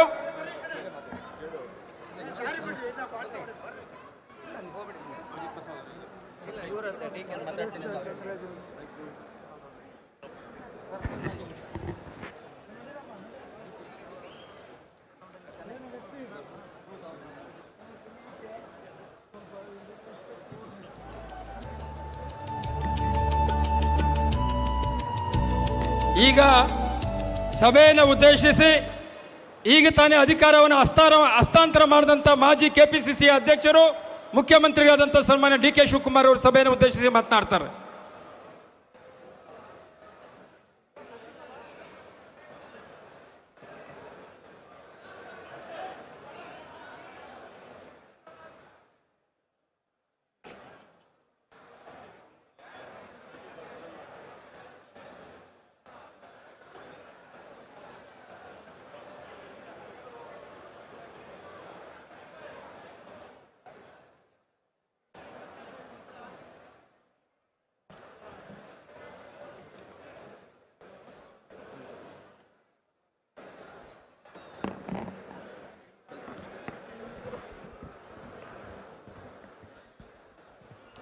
ಆಂಜನೇಯ ಪ್ಲೀಸ್, ಆಂಜನೇಯ ಅವರೇ ಸ್ವಲ್ಪ ಶಿಸ್ತು ಕಾಪಾಡಬೇಕು.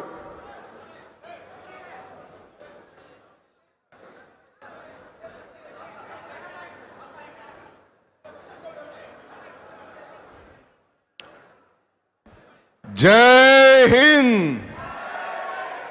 ಜೈ ಹಿಂದ್, ಜೈ ಹಿಂದ್. श्रीमती सोनिया गांधी की, मल्लिकार्जुन खड़गे की, राहुल गांधी की. ಬಂಧುಗಳೇ, ಸುಮ್ಮನೆ ಇರೋ ಬಂಧುಗಳೇ, ತಾವೆಲ್ಲ ಕೂಡ ವೇದಿಕೆಯಲ್ಲಿ ನಮ್ಮ ಕಾಂಗ್ರೆಸ್ ಪಕ್ಷದ ಅಧ್ಯಕ್ಷರಾದಂಥ ಎಐಸಿಸಿ ಅಧ್ಯಕ್ಷರಾದಂಥ ಶ್ರೀ ಮಲ್ಲಿಕಾರ್ಜುನ್ ಖರ್ಗೆ ಸಾಹೇಬ್ರೆ, ನಮ್ಮ ಪಕ್ಷದ ಉಸ್ತುವಾರಿಯನ್ನು ವಹಿಸ್ತಕ್ಕಂಥ ನಮ್ಮ ಪ್ರಧಾನ ಕಾರ್ಯದರ್ಶಿಗಳಂತ ಸುರ್ಜಿವಾಲಾ ಸಾಹೇಬ್ರೆ, ಮಾಜಿ ಮುಖ್ಯಮಂತ್ರಿಗಳಂತ ಸಿದ್ದರಾಮಯ್ಯ ಸಾಹೇಬ್ರೆ, ನಮ್ಮ ಹಿರಿಯರಂತ ಮಾಜಿ ಮುಖ್ಯಮಂತ್ರಿಗಳಂತ ವೀರಪ್ಪ ಮೊಯ್ಲಿ ಸಾಹೇಬ್ರೆ, ನೂತನವಾಗಿ ಈ ನನ್ನ ಹತ್ತಿರ ನಿಮ್ಮೆಲ್ಲರ ಆಶೀರ್ವಾದದಿಂದ ಒಬ್ಬ ಸೇವಾದಳ ಕಾರ್ಯಕರ್ತರಿಂದ ಹಿಡಿದು ವಿದ್ಯಾರ್ಥಿ ಘಟಕ, ಯುವ ಘಟಕ, ಮಹಿಳಾ, ಅಲ್ಪಸಂಖ್ಯಾತರು, ಶಾಸಕರು ಇದ್ರು, ಮಹಿಳೆಯರು ಇದ್ರು, ಲೈನಲ್ಲಿ ಇದ್ರು, ಬಾವುಟ ಕೊಡ್ಬೇಕಾರೆ ಎಲ್ಲ ಸೇರಿ ಬಂದಿದೆ ನಿಮಗೆ. ಎಲ್ಲ ವರ್ಗದ ನಮ್ಮ ಪಕ್ಷದ ಆಧಾರ ಸ್ತಂಭಗಳು ಸೇರಿ ಶಾಸಕರ ಜೊತೆಯಲ್ಲಿ, ಮಂತ್ರಿಗಳ ಜೊತೆಯಲ್ಲಿ ಏನು ನಮ್ಮ ಕಾಂಗ್ರೆಸ್ ಧ್ವಜವನ್ನ ಸಿದ್ದರಾಮಯ್ಯನವರಿಗೆ ತಲುಪಿಸಿ ಅವರಿಂದ ನನಗೆ ಬಂದು ನಾನು ನಿಮ್ಮೆಲ್ಲರೂ ಕೂಡ ಏನು ಸೋನಿಯಾ ಗಾಂಧಿಯವರು ನನಗೆ ಮಾರ್ಚ್ 10ನೇ ತಾರೀಕು 2020ರಂದು ಕಾಂಗ್ರೆಸ್ ಪಕ್ಷದ ಅಧ್ಯಕ್ಷರಾಗಿ ನೇಮಕ ಮಾಡಿ ಆವತ್ತು ದಿನ ಇಂಥ ದೊಡ್ಡ ಸಭೆಯನ್ನ ನನ್ನ ಕೈಲಿ ಮಾಡೋಕ್ಕಾಗಲಿಲ್ಲ. ಕಾರಣ ಬಿಜೆಪಿಯವರು ನನಗೆ ಅವಕಾಶವನ್ನು ಕೊಡಲಿಲ್ಲ. ಆದರೆ ಪ್ರತಿಯೊಂದು ಪಂಚಾಯಿತಿಯಲ್ಲೂ ಕೂಡ ಹೊಸ ಇತಿಹಾಸವನ್ನು ಸೃಷ್ಟಿ ಮಾಡಿ ಝೂಮ್ನಲ್ಲಿ 11,000ಕ್ಕೂ ಹೆಚ್ಚು ಕಡೆ ಆ ಝೂಮ್ ಮುಖಾಂತರ ಪ್ರತಿಜ್ಞಾನ ಸ್ವೀಕಾರ ಮಾಡಿ ಸಂವಿಧಾನವನ್ನು ಪಠಿಸಿ ಅವತ್ತು ನಾನು ದಿನೇಶ್ ಗುಂಡೂರಾವ್ ಹತ್ರ ಅಧಿಕಾರವನ್ನು ತೆಗೆದುಕೊಂಡೆ. ಆ ಸಾಕ್ಷಿ ಆದಮೇಲೆ ಇವತ್ತು ಮತ್ತೆ ನಾನು ಇಡೀ ರಾಜ್ಯವನ್ನ ನಿಮ್ಮೆಲ್ಲರ ವಿಶ್ವಾಸದಿಂದ, ನಿಮ್ಮೆಲ್ಲರ ಸಹಕಾರದಿಂದ ನಾನು ನಿರೀಕ್ಷೆ ಮಟ್ಟದಲ್ಲಿ ಸೇವೆ ಎಷ್ಟು ಮಟ್ಟಕ್ಕೆ ಮಾಡಿದ್ದೀನೋ ಅಂತೇಳಿ ನಿಮಗೆಲ್ಲ ಅರಿವಿದೆ. ಕೆಲವು ತಪ್ಪುಗಳು ಆಗಿರ್ಬೋದು, ಒಳ್ಳೆ ಕೆಲಸಗಳಾಗಿರ್ಬೋದು, ಆದರೆ ನಾನು ಶಕ್ತಿ ಮೀರಿ ನನ್ನ ಕಾರ್ಯಕರ್ತರಿಗೆ ಸೇವೆಯನ್ನು ಮಾಡಿದ್ದೇನೆ ಅಂತೇಳಿ ನನ್ನ ಆತ್ಮಕ್ಕೆ ನಾವು ವಿಶ್ವಾಸ ಇದೆ. ನಾನು ಸ್ವಲ್ಪ ಮನುಷ್ಯ, ನನ್ನ ಕೈಲಿ ಅನೇಕ ತಪ್ಪುಗಳು ಕೂಡ ಆಗಿರ್ಬೋದು. ನಮ್ಮ ಕಾರ್ಯಕರ್ತರ ಸೇವೆಯನ್ನು ಗುರುಸಿ ನನ್ನ ಕೈಲಾದಂಥ ರೀತಿಯಲ್ಲಿ ಪಕ್ಷದ ಸಂಘಟನೆಯನ್ನು ಮಾಡಿ ಇವತ್ತು ರೈತರ, ಕಾರ್ಮಿಕರ, ಯುವ ಪೀಳಿಗೆಗೆ ಮತ್ತು ವಿವಿಧ ರೀತಿಯಲ್ಲಿ ನಿಮ್ಮ ಕಾರ್ಯಕರ್ತರ ಒಬ್ಬ ಮನೆಯ ಮಗನಾಗಿ ನಾನು ಒಬ್ಬ ಕಾರ್ಯಕರ್ತನ ಅಂತೇಳಿ ಇವತ್ತು ನಿಮ್ಮೆಲ್ಲರೂ ಕೂಡ ನನ್ನ ಸಾಕ್ಷಾಂಗ ನಮಸ್ಕಾರಗಳನ್ನು ಅರ್ಪಿಸಿ ಇವತ್ತು BK ಹರಿಪ್ರಸಾದ್ ಒಬ್ಬ ಹಿರಿಯ ಕಾರ್ಯಕರ್ತನಿಗೆ ನನ್ನ ಅಧಿಕಾರವನ್ನು ಹಸ್ತಾಂತರವನ್ನು ನಾನು ಮಾಡಿದ್ದೇನೆ. ನಾನು ಆಗಾಗ ಒಂದು ಮಾತು ಹೇಳ್ತಾ ಇರ್ತೀನಿ, ಕಾಂಗ್ರೆಸ್ ಶಕ್ತಿ ದೇಶದ ಶಕ್ತಿ, ಕಾಂಗ್ರೆಸ್ ಇತಿಹಾಸ ಈ ದೇಶದ ಇತಿಹಾಸ. ಕಾಂಗ್ರೆಸ್ ಅಧಿಕಾರಕ್ಕೆ ಬಂದ ಎಲ್ಲ ವರ್ಗದ ಜನರು ಅಧಿಕಾರಕ್ಕೆ ಬಂದಂಗೆ ಅಂತ ಹೇಳಿ ಇವತ್ತು ನಾವೆಲ್ಲ ವಿರೋಧ ಪಕ್ಷದಲ್ಲಿದ್ದಾಗ ಕೋವಿಡ್ ಸಂದರ್ಭದಲ್ಲಿ ಇವತ್ತು ನಾನು ಮತ್ತು ಸಿದ್ದರಾಮಯ್ಯನವ್ರನ್ನ ಅವತ್ತು ವಿರೋಧ ಪಕ್ಷದ ನಾಯಕರಾಗಿ ಮತ್ತೆ ಆಯ್ಕೆಯನ್ನ ಶ್ರೀಮತಿ ಸೋನಿಯಾ ಗಾಂಧಿ ಅವರು ಮಾಡಿದ್ರು. ನಾವಿಬ್ರು ಸೇರಿ ಜೊತೆ ಸೇರಿ ನಿಮ್ಮೆಲ್ಲರನ್ನು ಕೂಡ ಒಟ್ಟಿಗೆ ತೆಗೆದುಕೊಂಡೋಗಿ ಈ ದೇಶದ ಐಕ್ಯತೆ, ಈ ದೇಶದ ಸಮಗ್ರತೆ, ಈ ದೇಶದ ಶಾಂತಿ ಮತ್ತು ನಮ್ಮ ಸಂವಿಧಾನವನ್ನು ರಕ್ಷಣೆ ಮಾಡಬೇಕು ಅಂತ ಹೇಳಿ ಸಂಕಲ್ಪವನ್ನು ಮಾಡಿ ಅವತ್ತು ಮಲ್ಲಿಕಾರ್ಜುನ್ ಖರ್ಗೆ ಸಾಹೇಬರು ವಿರೋಧ ಪಕ್ಷದ ನಾಯಕರಾಗಿ ಅವತ್ತು ಕೂಡ ಆ ಒಂದು ಅದ್ಭುತವಾದಂಥ ಕಾರ್ಯಕ್ರಮಕ್ಕೆ ಸಾಕ್ಷಿಯಾಗಿದ್ದು. ಶ್ರೀ ವೇಣುಗೋಪಾಲ್ ಅವರು ನಮ್ಮ ಪಕ್ಷದ ಪ್ರಧಾನ ಕಾರ್ಯದರ್ಶಿಯಾಗಿ ಅವತ್ತು ಕೂಡ ಸಾಕ್ಷಿಯಾಗಿದ್ದರು. ಫೋನಲ್ಲಿ ಶ್ರೀಮತಿ ಸೋನಿಯಾ ಗಾಂಧಿಯವರು, ರಾಹುಲ್ ಗಾಂಧಿಯವರು ಮತ್ತು ಪ್ರಿಯಾಂಕಾ ಗಾಂಧಿಯವರು ಕೂಡ ನನಗೆ ಸಂದೇಶವನ್ನು ಕೊಟ್ಟು ಆಶೀರ್ವಾದವನ್ನು ಮಾಡಿದ್ದನ್ನು ನಾವು ಮರೆಯಲಿಕ್ಕೆ ಸಾಧ್ಯ ಇಲ್ಲ. ಅಂಥ ಶುಭ ಗಳಿಗೆಯಲ್ಲಿ ಆ ಪ್ರತಿಜ್ಞೆಯನ್ನು ಸ್ವೀಕಾರ ಮಾಡಿ ಆವತ್ತು ಅಧಿಕಾರವನ್ನು ನಿಮ್ಮೆಲ್ಲರ ಸಮ್ಮುಖದಲ್ಲಿ ಪಡೆದೆ. ಕೋವಿಡ್ ಸಂದರ್ಭ ನಾವ್ಯಾರೂ ಮನೆಯಿಂದ ಹೊರಗಡೆ ಹೋಗ್ಲಿಕ್ಕಾಗಲಿಲ್ಲ.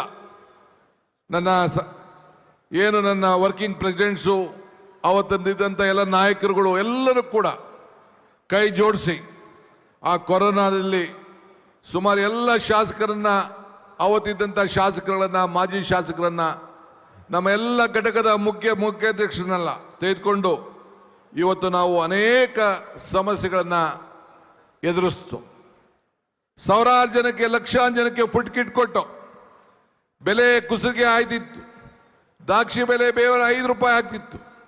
ಅವತ್ತೆಲ್ಲ ಕೂಡ ಇಡೀ ನಮ್ಮ ರೈತ ಕುಟುಂಬಗಳಿಗೆ ಭೇಟಿ ಕೊಟ್ಟು ಆತ್ಮಧೈರ್ಯವನ್ನು ತುಂಬಿ ಅವತ್ತು ಕೂಡ ಬೆಲೆ ಏರಿಕೆಯನ್ನು ನಿಯಂತ್ರಣ ಮಾಡಬೇಕು. ಇವತ್ತು ಆ ಒಂದು ರೈತರಿಗೆ ಸಂಕಟಕ್ಕೆ ಪಾಲಾಗಬೇಕು ಅಂತೇಳಿ ಕೋಟ್ಯಾಂತರ ರೂಪಾಯಿ ಹಣವನ್ನು ನಮ್ಮ ಕಾಂಗ್ರೆಸ್ ಕಾರ್ಯಕರ್ತರು ಖರ್ಚು ಮಾಡಿ ಇವತ್ತು ಎಲ್ಲರೂ ಕೂಡ ಉಚಿತವಾಗಿ ಫುಡ್ ಕಿಟ್ ಅಲ್ಲದೆ ನಮ್ಮ ತರಕಾರಿಗಳನ್ನು ಕೂಡ ಒದಗಿಸ್ಕೊಟ್ಟದ್ದು ತಾವೆಲ್ಲ ಸಾಕ್ಷಿಯಾಗಿ ನಾವು ನೋಡಿದ್ರಿ. ಅನೇಕರು ಇವತ್ತು ಖರ್ಗೆ ಸಾಹೇಬರು ಮನೆಗೆ ಯಾದಗಿರವರು ಹುಡಿಕೊಂಡು ಹೋಗ್ತಾ ಇದ್ರು. ನಾನು ಮನೇಲಿದ್ದೆ. ಯಾರು ಬಸ್ಗೆ ಹೋಗ್ಬೇಕಾಯ್ತು. BJP ಸರ್ಕಾರ 700 ರೂಪಾಯಿ ಯಾದಗಿರಿಗೆ ಇದ್ದಂಥ ಬಸ್ ಚಾರ್ಜನ್ನು 3200 ರೂಪಾಯಿ ಕೊಡಬೇಕು, 3 ಕೊಡಬೇಕು ಅಂತೇಳಿ ಹೋಗಿ ಹೇಳ್ತಿದ್ರು. ಅವ್ರು ಬಂದು ನನ್ನನ್ನು ಭೇಟಿ ಮಾಡಿದ್ರು. ಅವತ್ತೊಬ್ಬ ನನ್ನ ಮಿತ್ರ ತಿಮ್ಮಯ್ಯ ನನ್ನ ಜೊತೆಲಿ ಕೂತಿದ್ದ. ನಾವೆಲ್ಲ ಸೇರಿ ಮಾತಾಡಿಕೊಂಡು ತಕ್ಷಣ ಸಿದ್ದರಾಮಯ್ಯನವ್ರ ಹತ್ರ ಮಾತಾಡಿದೆ. ಇನ್ನು ನನ್ನ ಅಧಿಕಾರದ ಹಸ್ತಾಂತರ ನನಗೆ ಅಫಿಷಿಯಲ್ ಆಗಿ ಆಗಿರಲಿಲ್ಲ.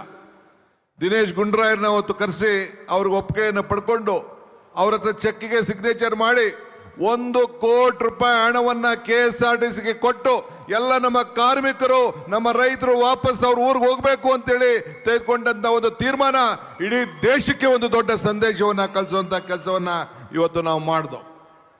ಇಡೀ ದೇಶ ನಮ್ಮ ತೀರ್ಮಾನವನ್ನು ಒಪ್ತು. ಇವತ್ತು ತಾವೆಲ್ಲ ನೆನಪಿರ್ಬೋದು, ಆಕ್ಸಿಜನ್ನಲ್ಲಿ 36 ಜನ ಪಿಲಿ ಪಿಲಿ ಪಿಲಿ ಅಂತ ಹೇಳಿ ನಮ್ಮ ಜನ ಸತ್ರು. ನಾನು ಸಿದ್ದರಾಮಯ್ಯನವರು ಇಬ್ರು ಓದೋ, ಟ್ರಯಲ್ ಮಾಡ್ದೋ, ಪರಿಸ್ಥಿತಿಯನ್ನು ನೋಡ್ದೋ, ವಿಧಾನಸಭೆಯಲ್ಲಿ ಚರ್ಚೆ ಮಾಡ್ದೋ. ಇವತ್ತು ಆದಂಥ ಅನ್ಯಾಯಕ್ಕೆ ಮಾತು ಕೊಟ್ಟು ಅಲ್ಲಿ ಇವತ್ತು ಏನು ಅವತ್ತು ಜನ ಸತ್ತಿದ್ರು ಅವರೆಲ್ಲರೂ ಕೂಡ ಮುಂದಿನ ದಿನ ನಾವು ನ್ಯಾಯವನ್ನು ಒದಗಿಸ್ಕೊಡ್ತೇವೆ ಅಂತೇಳಿ ಮಾತು ಕೊಟ್ಟು ಇವತ್ತು ಶರಣ್ ಪ್ರಕಾಶ್ ಮಂತ್ರಿಗಳು ಇಲ್ಲೇ ಇದ್ದಾರೆ, ವೆಂಕಟೇಶ್ ಅವರು ಇಲ್ಲೇ ಇದ್ದಾರೆ. ಅವರ ಮುಖಂಡತ್ವದಲ್ಲಿ ಯಾರು ಅವತ್ತು ಸತ್ತಿದ್ದಾರೆ, ಏನು ಮಾತು ಕೊಟ್ಟಿದ್ದೋ ಆ 33 ಜನಕ್ಕೂ ಕೂಡ ಸರ್ಕಾರದ ಉಚಿತವಾದಂಥ ನೌಕರಿಯನ್ನು ಕೊಟ್ಟು ಇವತ್ತು ನಮ್ಮೆಲ್ಲರೂ ಕೂಡ ಒಂದು ಶಕ್ತಿ ಕೊಟ್ಟ ಮಾತನ್ನು ಇವತ್ತು ಉಳಿಸ್ಕೊಂಡಿದ್ದೇವೆ ಅಂತ ಹೇಳ್ಕೊಳ್ಳಿಕ್ಕೆ ನನಗೆ ಬಹಳ ಸಂತೋಷ ಆಗ್ತದೆ. ಹಿಂಗೆ ಇಡೀ ರಾಜ್ಯದ ಜನತೆ ನಮ್ಮ ಪ್ರತಿಯೊಂದು ಹೆಜ್ಜೆಯನ್ನು ಕೂಡ ನೋಡಿದ್ರು. ಕೃಷಿ ಕಾಯ್ದೆ ಬಂತು. ಕೇಂದ್ರ ಸರ್ಕಾರ ಕೃಷಿ ಕಾಯ್ದೆಯನ್ನು ನಮ್ಮೆಲ್ಲರ ಹೋರಾಟದಲ್ಲಿ ಬೆಂಗಳೂರಿನಲ್ಲೂ ಕೂಡ ಹೋರಾಟವನ್ನು ಮಾಡಿ ವಾಪಸ್ ತೆಗೆದುಕೊಳ್ಬೇಕಾದಂಥ ಒಂದು ಪರಿಸ್ಥಿತಿ ಅನಿವಾರ್ಯತೆಯನ್ನು ಬಂತು. ಇಂದಿನ ಬೆಲೆ ಏರಿಕೆ, ಎತ್ತಿನಗಾಡಿನಲ್ಲಿ ಮೆರವಣಿಗೆ, ಸೈಕಲ್ ಜಾಥಾ, ಟಾಂಗಾ ಜಾಥಾ ಇವೆಲ್ಲ ಕೂಡ ಮಾಡಿ ಇವತ್ತು ಅನೇಕ ಹೋರಾಟಗಳನ್ನು ಮಾಡಿ ಆವತ್ತಿನ ಕಾಲದಲ್ಲಿ 2 ಮಂತ್ರಿಗಳು ಕೂಡ ರಾಜೀನಾಮೆಯನ್ನು ಕೊಡಿಸ್ಬೇಕಂತ ಅನಿವಾರ್ಯತೆ ಕೂಡ ಬಂತು. ರಾಷ್ಟ್ರಧ್ವಜ ಅಪಮಾನ ಮಾಡಿದಂಥ ಈಶ್ವರಪ್ಪನವ್ರಿಗೂ ಕೂಡ ನಾವು ರಾಜೀನಾಮೆ ಕೊಡಿಸ್ಬೇಕಂತ ಒಂದು ಪರಿಸ್ಥಿತಿ ತಾವೆಲ್ಲ ನೋಡಿದ್ರಿ. PSIನಲ್ಲಿ ಆಕ್ರಮಣ, ಸೋನಿಯಾ ಗಾಂಧಿ ಅವರ ವಿರುದ್ಧ ಕೊಟ್ಟಂಥ ಕಿರುಕುಳ, ಇವತ್ತು ರಾಹುಲ್ ಗಾಂಧಿ ಅವರಿಗೆ ಮಾಡಿದಂಥ ಅನೇಕ ಖಂಡನೆಯ ಪ್ರತಿಭಟನೆ, ಇವತ್ತು ನಮ್ಮ ಸಂಸತ್ ಸದಸ್ಯರನ್ನೆಲ್ಲ ವಿರೋಧ ಪಕ್ಷದವರು ನಮ್ಮನ್ನ ವಜಾ ಮಾಡಿ ಅವ್ರಿಗೆ ಮಾಡಿದಂಥ ಅವಮಾನ, ಇದೆಲ್ಲದೂ ಕೂಡ ಗಮನದಲ್ಲಿಟ್ಕೊಂಡು ನಾವು ಹೋರಾಟವನ್ನು ಮಾಡಿದೆವು. ಬಂಧುಗಳೇ, ಈ ದೇಶದಲ್ಲಿ ನೀವು ಕೂಡ ಇತಿಹಾಸವನ್ನು ಸೃಷ್ಟಿಸಿದ್ದೀರಿ. 75 ಲಕ್ಷ ಕಾಂಗ್ರೆಸ್ ಪಕ್ಷದ ಸದಸ್ಯರನ್ನಾಗಿ ಜವಾಹರ್ಲಾಲ್ ನೆಹರು ಅವರ 75 ವರ್ಷದ ಏನು ಒಂದು ಆಚರಣೆ ಇತ್ತು, ನಮ್ಮ ಕಾಂಗ್ರೆಸ್ ಪಕ್ಷದ ಆಚರಣೆ ಇತ್ತು, ಸ್ವಾತಂತ್ರ್ಯ ಆಚರಣೆ ಇತ್ತು. ಅವರ ಹುಟ್ಟದ ಹಬ್ಬ ಮೆಂಬರ್ಶಿಪ್ ಡ್ರೈವನ್ನು ಮಾಡಿ ಇಡೀ ದೇಶಕ್ಕೆ ಒಂದು ದೊಡ್ಡ ಸಂದೇಶವನ್ನು ಕಟ್ಟಿ 75 ಲಕ್ಷದ ಮೆಂಬರನ್ನು ತಾವೆಲ್ಲ ಮಾಡಿದ್ರಿ. ಇದು ಈ ದೇಶದಲ್ಲಿ ಒಂದು ಇತಿಹಾಸ. ಈ ದೇಶದಲ್ಲಿ ಇತಿಹಾಸ. ನಾವು ರೈತರಿಗೋಸ್ಕರ ಕೃಷ್ಣೆ, ಮಾದಾಯಿ, ಕಾವೇರಿ ವಿಚಾರದಲ್ಲಿ ಹೋರಾಟವನ್ನು ಮಾಡಿದ್ದು. ಕೋವಿಡ್ ಸಂದರ್ಭ, ಆ ಸಂದರ್ಭದಲ್ಲಿ ಮೇಕೆದಾಟು ಪಾದಯಾತ್ರೆಯನ್ನು ಮಾಡಿದ್ದು. BJPಯವರು ಅನುಮತಿ ಕೊಡಲಿಲ್ಲ. ಕೊನೆಗೆ 8 ದಿನ ಆದಮೇಲೆ ನಾವು ವಾಪಸ್ ನಿಲ್ಲಿಸಬೇಕಾದಂಥ ಪರಿಸ್ಥಿತಿ ಬಂತು. ನಮ್ಮ ನೀರು ನಮ್ಮ ಹಕ್ಕು ಹೆಜ್ಜೆ ಮೇಲೆ ಹೆಜ್ಜೆ ಹಾಕಿ ವಾಪಸ್ ನಿಲ್ಲಿಸಿ ಮತ್ತೆ ಅದನ್ನು ಕೂಡ ಸಂಗಮದಲ್ಲಿ ಬಂದು ಮಲ್ಲಿಕಾರ್ಜುನ್ ಖರ್ಗೆ ಅವರ ಅಧ್ಯಕ್ಷತೆಯಲ್ಲಿ ಅವರು ಉದ್ಘಾಟನೆಯನ್ನು ಮಾಡಿ ಇವತ್ತು ಏನು ಮೇಕೆದಾಟು ಪಾದಯಾತ್ರೆ ಮಾಡಿದ್ದು ಈ ರಾಜ್ಯದಲ್ಲಿ ಅದು ಒಂದು ಐತಿಹಾಸಿಕವಾದಂಥ ಪುಟ.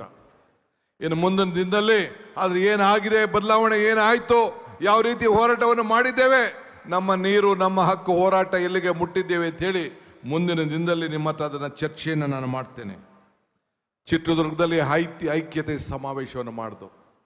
ಏನು ನಮ್ಮ ಇಂಟರ್ನಲ್ ರಿಸರ್ವೇಷನ್ ಇತ್ತು, ಆ ವಿಚಾರದಲ್ಲಿ ಎಲ್ಲರೂ ಕೂಡ ಒಟ್ಟಿಗೆ ಸೇರಿಸಿ ಎಲ್ಲರೂ ಸೇರಿ ಒಗ್ಗಟ್ಟಾಗಿ ನಾವು ದುಡಿಬೇಕು ಅಂತೇಳಿ ಎಲ್ಲರೂ ಕೂಡ ನ್ಯಾಯವನ್ನು ಕೊಡಬೇಕು. ಸರ್ವರಿಗೂ ಸಮಬಾಳು ಸಮಪಾಳು ಅಂತೇಳಿ ಸಂಕಲ್ಪವನ್ನು ಮಾಡಿ ಕಾರ್ಯಕ್ರಮವನ್ನು ರೂಪಿಸಿ ಅದನ್ನು ಕೂಡ ಇವತ್ತು ಜಾರಿಗೆ ನಾವು ತಂದಿದ್ದೇವೆ. ಹಂಗೆ ಪ್ರತಿ ಹಂತದಲ್ಲೂ ಕೂಡ ಪ್ರಜಾಧ್ವನಿ ಬಸ್ ಯಾತ್ರೆ, ಇವತ್ತು ಅನೇಕ ಯುವಕರ ಉದ್ಯೋಗದ ವಿಚಾರದಲ್ಲಿ ಮಾಡಿದಂಥ ಹೋರಾಟ, ಇವೆಲ್ಲ ಕೂಡ ತಾವೆಲ್ಲ ಕೂಡ ಗಮನಿಸಿದ್ದೀರಿ. ಹಿಂಗೆ ಒಂದೊಂದಲ್ಲ ಎರಡಲ್ಲ, ಈ ರೀತಿ ನಾವು ಹೋರಾಟವನ್ನು ಮಾಡಿ ಪ್ರಜಾಧ್ವನಿ ಕಾರ್ಯಕ್ರಮವನ್ನು ಇಟ್ಕೊಂಡು ಬೊಂಬಾಯಿಗೆ ಇವತ್ತು ಬೆಳಗಾಂಗೆ ಹೋಗಿ ಗಾಂಧಿ ಬಾವಿಯಲ್ಲಿ ಹೋಗಿ ನೀರನ್ನು ತೆಗೆದು ರಸ್ತೆಗೆ ಚೆಲ್ಲಿ, ಆ ನೀರನ್ನು ತೆಗೆದು ಚೆಲ್ಲಿಗೆ ಕಸವನ್ನು ಗುಡಿಸಿ ಅಲ್ಲಿ ಹೋಗಿ ಚಿಕ್ಕೋಡಿಯಲ್ಲಿ ಮೊದಲನೇ ಗ್ಯಾರಂಟಿ ಗೃಹ ಜ್ಯೋತಿ ತಮ್ಮೆಲ್ಲರ ಮನೆಯಲ್ಲೂ ಕೂಡ ಉಚಿತವಾಗಿ ಬೆಳಗಬೇಕು, 200 ಯೂನಿಟ್ ಕೊಡಬೇಕು ಅಂತೇಳಿ ಕೊಟ್ಟನ್ನ ಮಾತನ್ನ ಕೂಡ ನಾವು ಮೊದಲನೇ ಗ್ಯಾರಂಟಿ ನಿಮ್ಮ ಮನೆಯ ಜ್ಯೋತಿ ಬೆಳಗಬೇಕು ಅಂತೇಳಿ ತೀರ್ಮಾನವನ್ನು ನಾವು ಮಾಡ್ದು. ಹಿಂಗೆ 10 ರೀತಿ ಹೋರಾಟ. ಇದು ನನ್ನ ಹೋರಾಟ ಅಲ್ಲ, ಸಿದ್ದರಾಮಯ್ಯನವ್ರ ಹೋರಾಟ ಅಲ್ಲ, ನಿಮ್ಮೆಲ್ಲರ ಹೋರಾಟ, ನಿಮ್ಮೆಲ್ಲರ ಶಕ್ತಿ ಇವತ್ತು ಈ ರಾಜ್ಯದಲ್ಲಿ 136 ಸೀಟು ಗಳಿಸಲಿಕ್ಕೆ ಅವಕಾಶವನ್ನು ಇವತ್ತು ತಂದಿದೆ. ನಾನೊಬ್ಬ ಮಾಡಲಿಕ್ಕೆ ಸಾಧ್ಯ ಇಲ್ಲ, ನಾನೊಬ್ಬಂದು ಅಲ್ಲಿ ಸಿದ್ದರಾಮಯ್ಯನವ್ರದ್ದಲ್ಲ. ಈ ವೇದಿಕೆಯಲ್ಲಿರುವಂಥ ಎಲ್ಲ ನಾಯಕರುಗಳು, ನೀವಿರುವಂಥ ಎಲ್ಲ ಕಾರ್ಯಕರ್ತರು ಹಗಲು ರಾತ್ರಿ ದುಡಿದಿದ್ದೀರಿ. ಇದೇ ಮಧ್ಯದಲ್ಲಿ ರಾಹುಲ್ ಗಾಂಧಿಯವರು ತೆಗೆದುಕೊಂಡಂಥ ದಿಟ್ಟ ಹೋರಾಟ, ಇದೊಂದು ಇತಿಹಾಸ, ಒಂದು ಐತಿಹಾಸಿಕ. ಮಹಾತ್ಮ ಗಾಂಧೀಜಿಯವರು ದಂಡಿ ಯಾತ್ರೆ ಆದಮೇಲೆ ಮತ್ತೆ ಈ ದೇಶದಲ್ಲಿ ಒಂದು ಹೋರಾಟ, ಒಂದು ಯಾತ್ರೆ ನಡೆದಿದೆ ಅಂತಂದ್ರೆ ಭಾರತ್ ಜೋಡೋ ಯಾತ್ರೆ. ರಾಹುಲ್ ಗಾಂಧಿಯವರು ಕಾಶ್ಮೀರಿಂದ ಕನ್ಯಾಕುಮಾರಿವರೆಗೂ ಏನು ಪಾದಯಾತ್ರೆ ಮಾಡಿದ್ರು, ಆ ನಮ್ಮ ರಾಜ್ಯದಲ್ಲಿ 23 ದಿನಗಳ ಕಾಲ ಶ್ರೀಮತಿ ಸೋನಿಯಾ ಗಾಂಧಿಯವರು ಬಂದು ಹೆಜ್ಜೆ ಹಾಕಿ ಸಾಕ್ಷಿ ಆದರು. ಆ ಸಾಕ್ಷಿ ಸಮಯದಲ್ಲಿ ನಮ್ಮ ಮಲ್ಲಿಕಾರ್ಜುನ್ ಖರ್ಗೆ ಸಾಹೇಬರು ಒಬ್ಬ ಬ್ಲಾಕ್ ಕಾಂಗ್ರೆಸ್ ಅಧ್ಯಕ್ಷ ಆಗಿದ್ದಂಥವ್ರು ಈ ದೇಶದ ಮಹಾತ್ಮ ಗಾಂಧೀಜಿಯವರು ಯಾವ ಸ್ಥಾನದಲ್ಲಿ ಕೂತಿದ್ರೋ ಆ ಸ್ಥಾನದಲ್ಲಿ ಮತ್ತೆ ಅವ್ರಿಗೆ ಅಧಿಕಾರವನ್ನು ಕೊಡುವಂಥ ಒಂದು ದೊಡ್ಡ ಅವಕಾಶ ಈ ಕರ್ನಾಟಕ ರಾಜ್ಯದಲ್ಲೇ ನಾವು ನೀವೆಲ್ಲ ಸೇರಿ ಮತ ಚಲಾಯಿಸುವಂಥ ಐತಿಹಾಸಿಕ ಘಟನೆ ನಡೀತು. ರಾಹುಲ್ ಗಾಂಧಿಯವರು ಕೂಡ ಬಳ್ಳಾರಿಯಲ್ಲಿ ಮತವನ್ನು ಹಾಕುವಂಥ ಒಂದು ದೊಡ್ಡ ಸುವರ್ಣ ಅವಕಾಶ ನಡೆದು ಶ್ರೀ ಮಲ್ಲಿಕಾರ್ಜುನ್ ಖರ್ಗೆ ಅವರು ACC ಅಧ್ಯಕ್ಷರಾಗಿ ಇವತ್ತು ನೇಮಕಗೊಂಡರು. ಇದೆಲ್ಲ ಇತಿಹಾಸ. ಇಂಥ ಸಂದರ್ಭದಲ್ಲಿ ಕಾಂಗ್ರೆಸ್ ಪಕ್ಷದ ಅಧ್ಯಕ್ಷನಾಗಿ ಅಧಿಕಾರವನ್ನು ಸ್ವೀಕಾರ ಮಾಡಿ ನಿಮ್ಮೆಲ್ಲ ಘಟನೆಗಳನ್ನು ಕೂಡ ಯಾಕೆ ನಾನು ನೆನಪು ಮಾಡ್ತಾ ಇದ್ದೀನಿ ಅಂದರೆ, ನನ್ನ ಅಧಿಕಾರ ಅವಧಿಯಲ್ಲಿ ಏನು ಸಾಕ್ಷಿ ಗುಡ್ಡೆಯನ್ನು ಬಿಟ್ಟು ಹೋಗ್ತಾ ಇದ್ದೀನಿ ಅನ್ನೋ ಮಾತನ್ನು ಹೇಳಲಿಕ್ಕೆ ನನಗೆ ಭಾಳ ಸಂತೋಷ ಆಗ್ತದೆ. ಈ ಸಾಧನೆ ನನ್ನದಲ್ಲ ಅಂತ ಈಗೂ ಹೇಳ್ತಾ ಇದ್ದೀನಿ. ಈ ಸಾಧನೆ ನಿಮ್ಮೆಲ್ಲರಕ್ಕಿಂತ ಮಾತ್ರ ಸಾಧ್ಯ ಆಯಿತು. ಬೈದಿರ್ಬೋದು, ನೊಂದಿರ್ಬೋದು, ಜಗಳ ಆಡಿರ್ಬೋದು, ಮಾತಾಡದೇ ಇರ್ಬೋದು, ಆದರೂ ಕೂಡ ಈ ರಾಜ್ಯದಲ್ಲಿ ಕಾಂಗ್ರೆಸ್ ಸರ್ಕಾರ ತರಬೇಕು ಅಂತೇಳಿ ಡಬಲ್ ಇಂಜಿನ್ ಸರ್ಕಾರಕ್ಕೆ ತಾವೆಲ್ಲ ಒಂದು ದೊಡ್ಡ ಶಕ್ತಿಯನ್ನು ನಮಗೆಲ್ಲ ಕೂಡ ಕೊಟ್ರಿ. ಈ ಮಧ್ಯದಲ್ಲಿ ಅಧಿಕಾರ ಬಂತು, 136 ಸೀಟ್ ಬಂತು.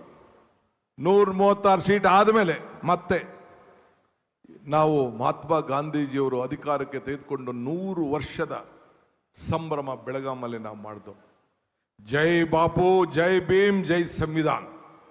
ಆ ಸಂವಿಧಾನ ಪುಸ್ತಕವನ್ನು ನಾನು ಕೂಡ ನನ್ನ ಮುಖ್ಯಮಂತ್ರಿಯಾಗಿ ಅಧಿಕಾರ ಸ್ವೀಕಾರ ಮಾಡಿದಾಗ ಹಿಡಿದು ನಾನು ಪ್ರತಿಜ್ಞೆಯನ್ನು ನಾನು ಮಾಡಿದೆ. ಈಗೂ ಕೂಡ BK ಹರಿಪ್ರಸಾದ್ ರವರೊಬ್ಬ ಹಿರಿಯ ಪಕ್ಷದ ಕಾರ್ಯಕರ್ತರು, ಮುಖಂಡರಾಗಿ ಇವತ್ತು ಅಧ್ಯಕ್ಷರಾಗಿ ಇಡೀ ರಾಜ್ಯದ ಉದ್ದಗಲಕ್ಕೂ ಕೂಡ ಸೇವೆಯನ್ನು ಮಾಡ್ಕೊಂಡು ಬಂದಂಥವರು ಇವತ್ತು ಕೂಡ ನನಗೆ ಹಸ್ತಾಂತರವನ್ನು ಆ ಪುಸ್ತಕವನ್ನು ಕೊಟ್ಟಿದ್ದಾರೆ. ನಾನು ಹರಿಪ್ರಸಾದ್ ಅವರು ಕೂಡ ವಿದ್ಯಾರ್ಥಿ ನಾಯಕರಾಗಿ ಬೆಳೆದಂಥವ್ರು, ಒಂದೇ ಕಾಲೇಜಿನಲ್ಲಿ ಬೆಳೆದಂಥವ್ರು. ನನಗೆ 3-4 ವರ್ಷ ಅವ್ರು ಸೀನಿಯರ್. ಅವರು 83 ಎಲೆಕ್ಷನ್ ನಿಂತ್ಕೊಂಡ್ರು, ನಾನು 85 ಎಲೆಕ್ಷನ್ ನಿಂತ್ಕೊಂಡೆ ವಿಧಾನಸಭೆಗೆ. ಅವರು ವಿದ್ಯಾರ್ಥಿ ನಾಯಕರಾಗಿ ಬೆಳೆದರು, ನಾನು ಕೂಡ ವಿದ್ಯಾರ್ಥಿ ನಾಯಕರಾಗಿ ಬೆಳೆದು ಇವತ್ತು ಒಬ್ಬ ನಿಷ್ಠಾವಂತ ಒಬ್ಬ ಕಾರ್ಯಕರ್ತನಿಗೆ, ಒಬ್ಬ ವಿದ್ಯಾರ್ಥಿ ನಾಯಕನಿಗೆ, ಇವತ್ತು ಇಡೀ ದೇಶವನ್ನು ಸಂಘಟನೆ ಮಾಡಿದಂಥ ಒಬ್ಬ ನಾಯಕರಿಗೆ ಹಸ್ತಾಂತರ ಮಾಡೋದು ನನಗೂ ಕೂಡ ಒಂದು ದೊಡ್ಡ ಸಮಾಧಾನ ಇವತ್ತು ತಂದಿದೆ. ಇವತ್ತು ನಾನು ಈ ಮಧ್ಯದಲ್ಲಿ ಎಲ್ಲ ವರ್ಗದ ಜನರನ್ನು, ಇವತ್ತು ಮೀನುಗಾರರನ್ನ, ಲಂಬಾಣಿ ಜನಾಂಗನ, ದೌದಾಯ ಸಮಾಜರನ್ನ, ನೇಕಾರರನ್ನ, ತಿಗಳ ಶಕ್ತಿಯ ಸಮಾಜರನ್ನ, ಮಡಿವಾಳದವ್ರನ್ನ, ಗಾಣಿಗರನ್ನ, ಉಪ್ಪಾರರನ್ನ ಎಲ್ಲನೂ ಕೂಡ ಇವತ್ತು ನಾನು ಭೇಟಿಯನ್ನು ಮಾಡಿದ್ದೇನೆ. ಅವರ ಸಮಸ್ಯೆಯನ್ನು ಕೇಳಿದ್ದೇನೆ, ರೈತರ ಸಮಸ್ಯೆ ಕೇಳಿದ್ದೇನೆ, ಕಾರ್ಮಿಕರ ಸಮಸ್ಯೆ ಕೇಳಿದ್ದೇನೆ, ಆಟೋವನ್ನು ನಡೆಸ್ತಾ ಇರೋಂಥವ್ರು, ಡ್ರೈವರು, ಬೀದಿ ಬದಿ ವ್ಯಾಪಾರದವರು, ಎಲ್ಲ ವರ್ಗದ ಜನರನ್ನು ಕೂಡ ಭೇಟಿಯನ್ನು ಮಾಡಿದ್ದೇನೆ. ಅವರ ಸಮಸ್ಯೆಯನ್ನು ಕೇಳಿ ಆ ಬೆಲೆ ಏರಿಕೆ ಗಗನಕ್ಕೆ ಹೋಗ್ತಾ ಇದೆ, ಆದಾಯ ಪಾತಾಳಕ್ಕೆ ಹೋಗ್ತಾ ಇದೆ ಅಂತೇಳಿ 5 ಗ್ಯಾರಂಟಿಗಳನ್ನು ಮಾಡಬೇಕು ಅಂತ ತೀರ್ಮಾನ ಮಾಡ್ತು, ಪ್ರತಿಜ್ಞೆಯನ್ನು ಮಾಡ್ತು. ಶ್ರೀಮತಿ ಪ್ರಿಯಾಂಕಾ ಗಾಂಧಿ ಅವ್ರನ್ನ ಆಹ್ವಾನಿಸಿದೆ. ಬಂದು ಅವರು ಪ್ಯಾಲೇಸ್ನಲ್ಲಿ ಸುಮಾರು 50,000ಕ್ಕೂ 60,000ಕ್ಕೂ ಹೆಚ್ಚು ಮಂದಿಯಲ್ಲಿ ಬಂದು ಈ ಒಂದು ಗೃಹಲಕ್ಷ್ಮಿ ಯೋಜನೆಯನ್ನು ಇವತ್ತು ಚಾಲನೆಗೆ ಕೊಟ್ಟರು. ಅವ್ರು ಹೇಳಿದ್ರು, DK ಇದು ಮಾತ್ರ ಉಳ್ಕೊಳ್ಬಾರ್ದು, ನೀನು ಸಿದ್ದರಾಮಯ್ಯನಿಬ್ಬರು ನನ್ನ ಮುಂದೆ ಆ ಗ್ಯಾರಂಟಿ ಚೆಕ್ಗೆ ನೀವು ಸೈನ್ ಹಾಕಬೇಕು ಅಂತ ಹೇಳಿದ್ರು. ನಾನು ಸಿದ್ದರಾಮಯ್ಯನವರು ಅದಕ್ಕೆ ಸೈನ್ ಹಾಕ್ದೋ, ಆ ಸೈನನ್ನು ಮನೆಗೆ ತಲುಪಿಸೋ. ಇವತ್ತು 1,21,00,000 ಮಹಿಳೆಯರಿಗೆ, ಮನೆ ಯಜಮಾನರಿಗೆ ಇವತ್ತು ಹಣ ತಲುಪ್ತಾ ಇದೆ ಅಂತಂದ್ರೆ ಇಡೀ ರಾಷ್ಟ್ರಕ್ಕೆ ಒಂದು ದೊಡ್ಡ ಸಂದೇಶ. ಇದು ನನ್ನ ಕಾರ್ಯಕ್ರಮ ಅಲ್ಲ, ಇದು ಜನರ ಭಾವನೆ. ಯುವಕರ ಮೇಲೆ, ವಿದ್ಯಾರ್ಥಿ ಮೇಲೆ ನಂಬಿಕೆ. ಜನ ನಗ್ತಾ ಇದ್ರು. ನಾನು ಹೇಳಿದೆ, ಈ DK ಶಿವಕುಮಾರ್ನ ಬಂಡೆ ಅಂತ ಕರಿತೀರಿ, ಈ ಬಂಡೆನ ಚಪ್ಪಡಿಯಾರು ಮಾಡ್ಕೊಳ್ಳಿ, ಗರಡಗಂಬಾರು ಮಾಡ್ಕೊಳ್ಳಿ, ಕೋಲಾರು ಮಾಡ್ಕೊಳ್ಳಿ, ಜಲ್ಲಿಯಾರು ಮಾಡ್ಕೊಳ್ಳಿ. ಪ್ರತಿಯೊಬ್ಬ ಕಾರ್ಯಕರ್ತರು ಕೂಡ ಈ ಬಂಡೆ ಮೇಲೆ, ಈ ಚಪ್ಪಡಿ ಮೇಲೆ ನಡ್ಕೊಂಡು ಹೋಗಿ ವಿಧಾನಸೌಧ ಮುಟ್ಟಬೇಕು ಅಂತೇಳಿ ಅವತ್ತು ಪ್ರತಿಜ್ಞೆಯನ್ನು ಮಾಡಿದೆ. ಕಳೆದ 3 ವರ್ಷದಿಂದ ನಿಮಗೆ ಎಲ್ಲ ಕಾರ್ಯಕರ್ತರು ವಿಧಾನಸೌಧದಲ್ಲಿ ಆ ಬಂಡೆ ಮೇಲೆ ನಡಿಲಿಕ್ಕೆ ನಿಮಗೆಲ್ಲ ಶಕ್ತಿ ಬಂದಿದೆ. ಇವತ್ತು ಕೂಡ ಮತ್ತೆ ಶ್ರೀ ಸಿದ್ದರಾಮಯ್ಯ ಸಾಹೇಬರು, ನಾನು ಅವ್ರ ಕೈ ಜೋಡಿಸಿ ಜೊತೆಗೆ ಸೇರಿ ಒಟ್ಟಿಗೆ ಒಂದು ಸಣ್ಣ ಸ್ಟೇಟ್ಮೆಂಟು ಕೂಡ ನಾನು ತಾಳ್ಮೆಯಿಂದ, ನಾನು ಸಿದ್ದರಾಮಯ್ಯ ಸಾಹೇಬರು ಸೋನಿಯಾ ಗಾಂಧಿ ಅವರ ಮುಖಂಡತ್ವದಲ್ಲಿ ನನ್ನ ಹತ್ರ ಏನು ಚರ್ಚೆ ಮಾಡಿದ್ರು, ಖರ್ಗೆ ಸಾಹೇಬರ ಮುಖಂಡತ್ವದಲ್ಲಿ ನಾವೆಲ್ಲ ಮಾತುಕತೆ ಮಾಡಿದ್ದವು, ಅದಕ್ಕೆ ಒಪ್ಪಂದವನ್ನು ಮಾಡಿಕೊಂಡು ಇವತ್ತು ಹಸ್ತಾಂತರವನ್ನು ನನಗೆ ಈ ಜವಾಬ್ದಾರಿಯನ್ನು ಕೊಟ್ಟಿದ್ದಾರೆ. ಇದನ್ನು ಉಳಿಸ್ಕೊಂಡು ಹೋಗ್ಬೇಕು. ನಾನು ಇವತ್ತು ಹೇಳ್ತಾ ಇದ್ದೀನಿ, ನನಗೆ ಗುಂಪು ಬಗ್ಗೆ ನಂಬಿಕೆ ಇಲ್ಲ, ಜಾತಿ ಬಗ್ಗೆ ನಂಬಿಕೆ ಇಲ್ಲ, ಧರ್ಮದ ಬಗ್ಗೆ ನಂಬಿಕೆ ಇಲ್ಲ. ಆದರೆ ನಮ್ಮ ಜಾತಿ, ನಮ್ಮ ಧರ್ಮ ನಮ್ ಬಿಟ್ಟಿದ್ದು. ಆದರೆ ಇದೊಂದು ಕಾಂಗ್ರೆಸ್ ಜಾತಿ, ಇದೊಂದು ಕಾಂಗ್ರೆಸ್ ಧರ್ಮ, ಇದು ಕಾಂಗ್ರೆಸ್ ಧ್ವಜ, ಇದು ಅನ್ನೋದು ಮಾತ್ರ ನಾವು ಯಾರು ಕೂಡ ಮರೀಲಿಕ್ಕೆ ಸಾಧ್ಯ ಇಲ್ಲ. ಬಂಧುಗಳೇ, ಇವತ್ತು ಇತಿಹಾಸ ಪುಟಕ್ಕೆ ನಾವೆಲ್ಲ ಸೇರಬೇಕಾಗಿದೆ. ನಮ್ಮ ಮೇಲೆ, ನಿಮ್ಮ ಮೇಲೆ ದೊಡ್ಡ ಜವಾಬ್ದಾರಿ ಇದೆ. ಇವತ್ತು ಅನೇಕ ಪಾದಯಾತ್ರೆಗಳನ್ನು ನಾವು ಮಾಡಿದ್ದೇವೆ. 23 ದಿನಗಳ ಕಾಲ ರಾಹುಲ್ ಗಾಂಧಿ ಅವರು ಮಾಡಿದಂಥ ಭಾರತ್ ಜೋಡೋ ಪಾದಯಾತ್ರೆಗೆ ಇವತ್ತು ಸಾಕ್ಷಿಯಾಗಿ ಅವ್ರು ಎಲ್ಲೆಲ್ಲಿ ಹೆಜ್ಜೆ ಹಾಕಿದ್ರು, ಎಲ್ಲ ಕ್ಷೇತ್ರದಲ್ಲೂ ಕೂಡ ಕಾಂಗ್ರೆಸ್ ಪಕ್ಷ ಅಧಿಕಾರಕ್ಕೆ ಬಂತು. ನೀವು ಚಾಮರಾಜನಗರದಿಂದ ನೆನಪಿಡಿ, ಕೊನೆಗೆ ಬಳ್ಳಾರಿವರೆಗೂ ನೋಡಿ, ಎಲ್ಲ ಕ್ಷೇತ್ರದಲ್ಲೂ ಕೂಡ ಅವರ ಹೆಜ್ಜೆ, ಅವರ ಸಂಘಟನೆ, ನೀವು ಇಡೀ ರಾಜ್ಯದಿಂದ ಮೂಲೆಯಿಂದ ನಮ್ಮ ನಾಯಕರುಗಳೆಲ್ಲ ಕರ್ಕೊಂಡು ಬಂದು ಇವತ್ತು ಶಕ್ತಿಯನ್ನು ತುಂಬಿ ಇಡೀ ದೇಶಕ್ಕೆ ಒಂದು ದೊಡ್ಡ ಸಂದೇಶವನ್ನು ಕೊಟ್ರಿ. ನಾವು ಕೊಟ್ಟಂಥ ಸಂದೇಶ ಪಕ್ಕದ ರಾಜ್ಯಗಳಿಗೂ ಕೂಡ ತಲುಪಿತು. ಆದ್ರಿಂದ ಇವತ್ತು ಅಂಥ ಕಾರ್ಯಕ್ರಮವನ್ನು ಯಾರು ಕೂಡ ಮರೀಲಿಕ್ಕೆ ಸಾಧ್ಯ ಇಲ್ಲ. ಸಿದ್ದರಾಮಯ್ಯನವರ 75 ಜನ್ಮದಿನ, ಐತಿಹಾಸಿಕವಾದಂಥ ಜನ್ಮದಿನ.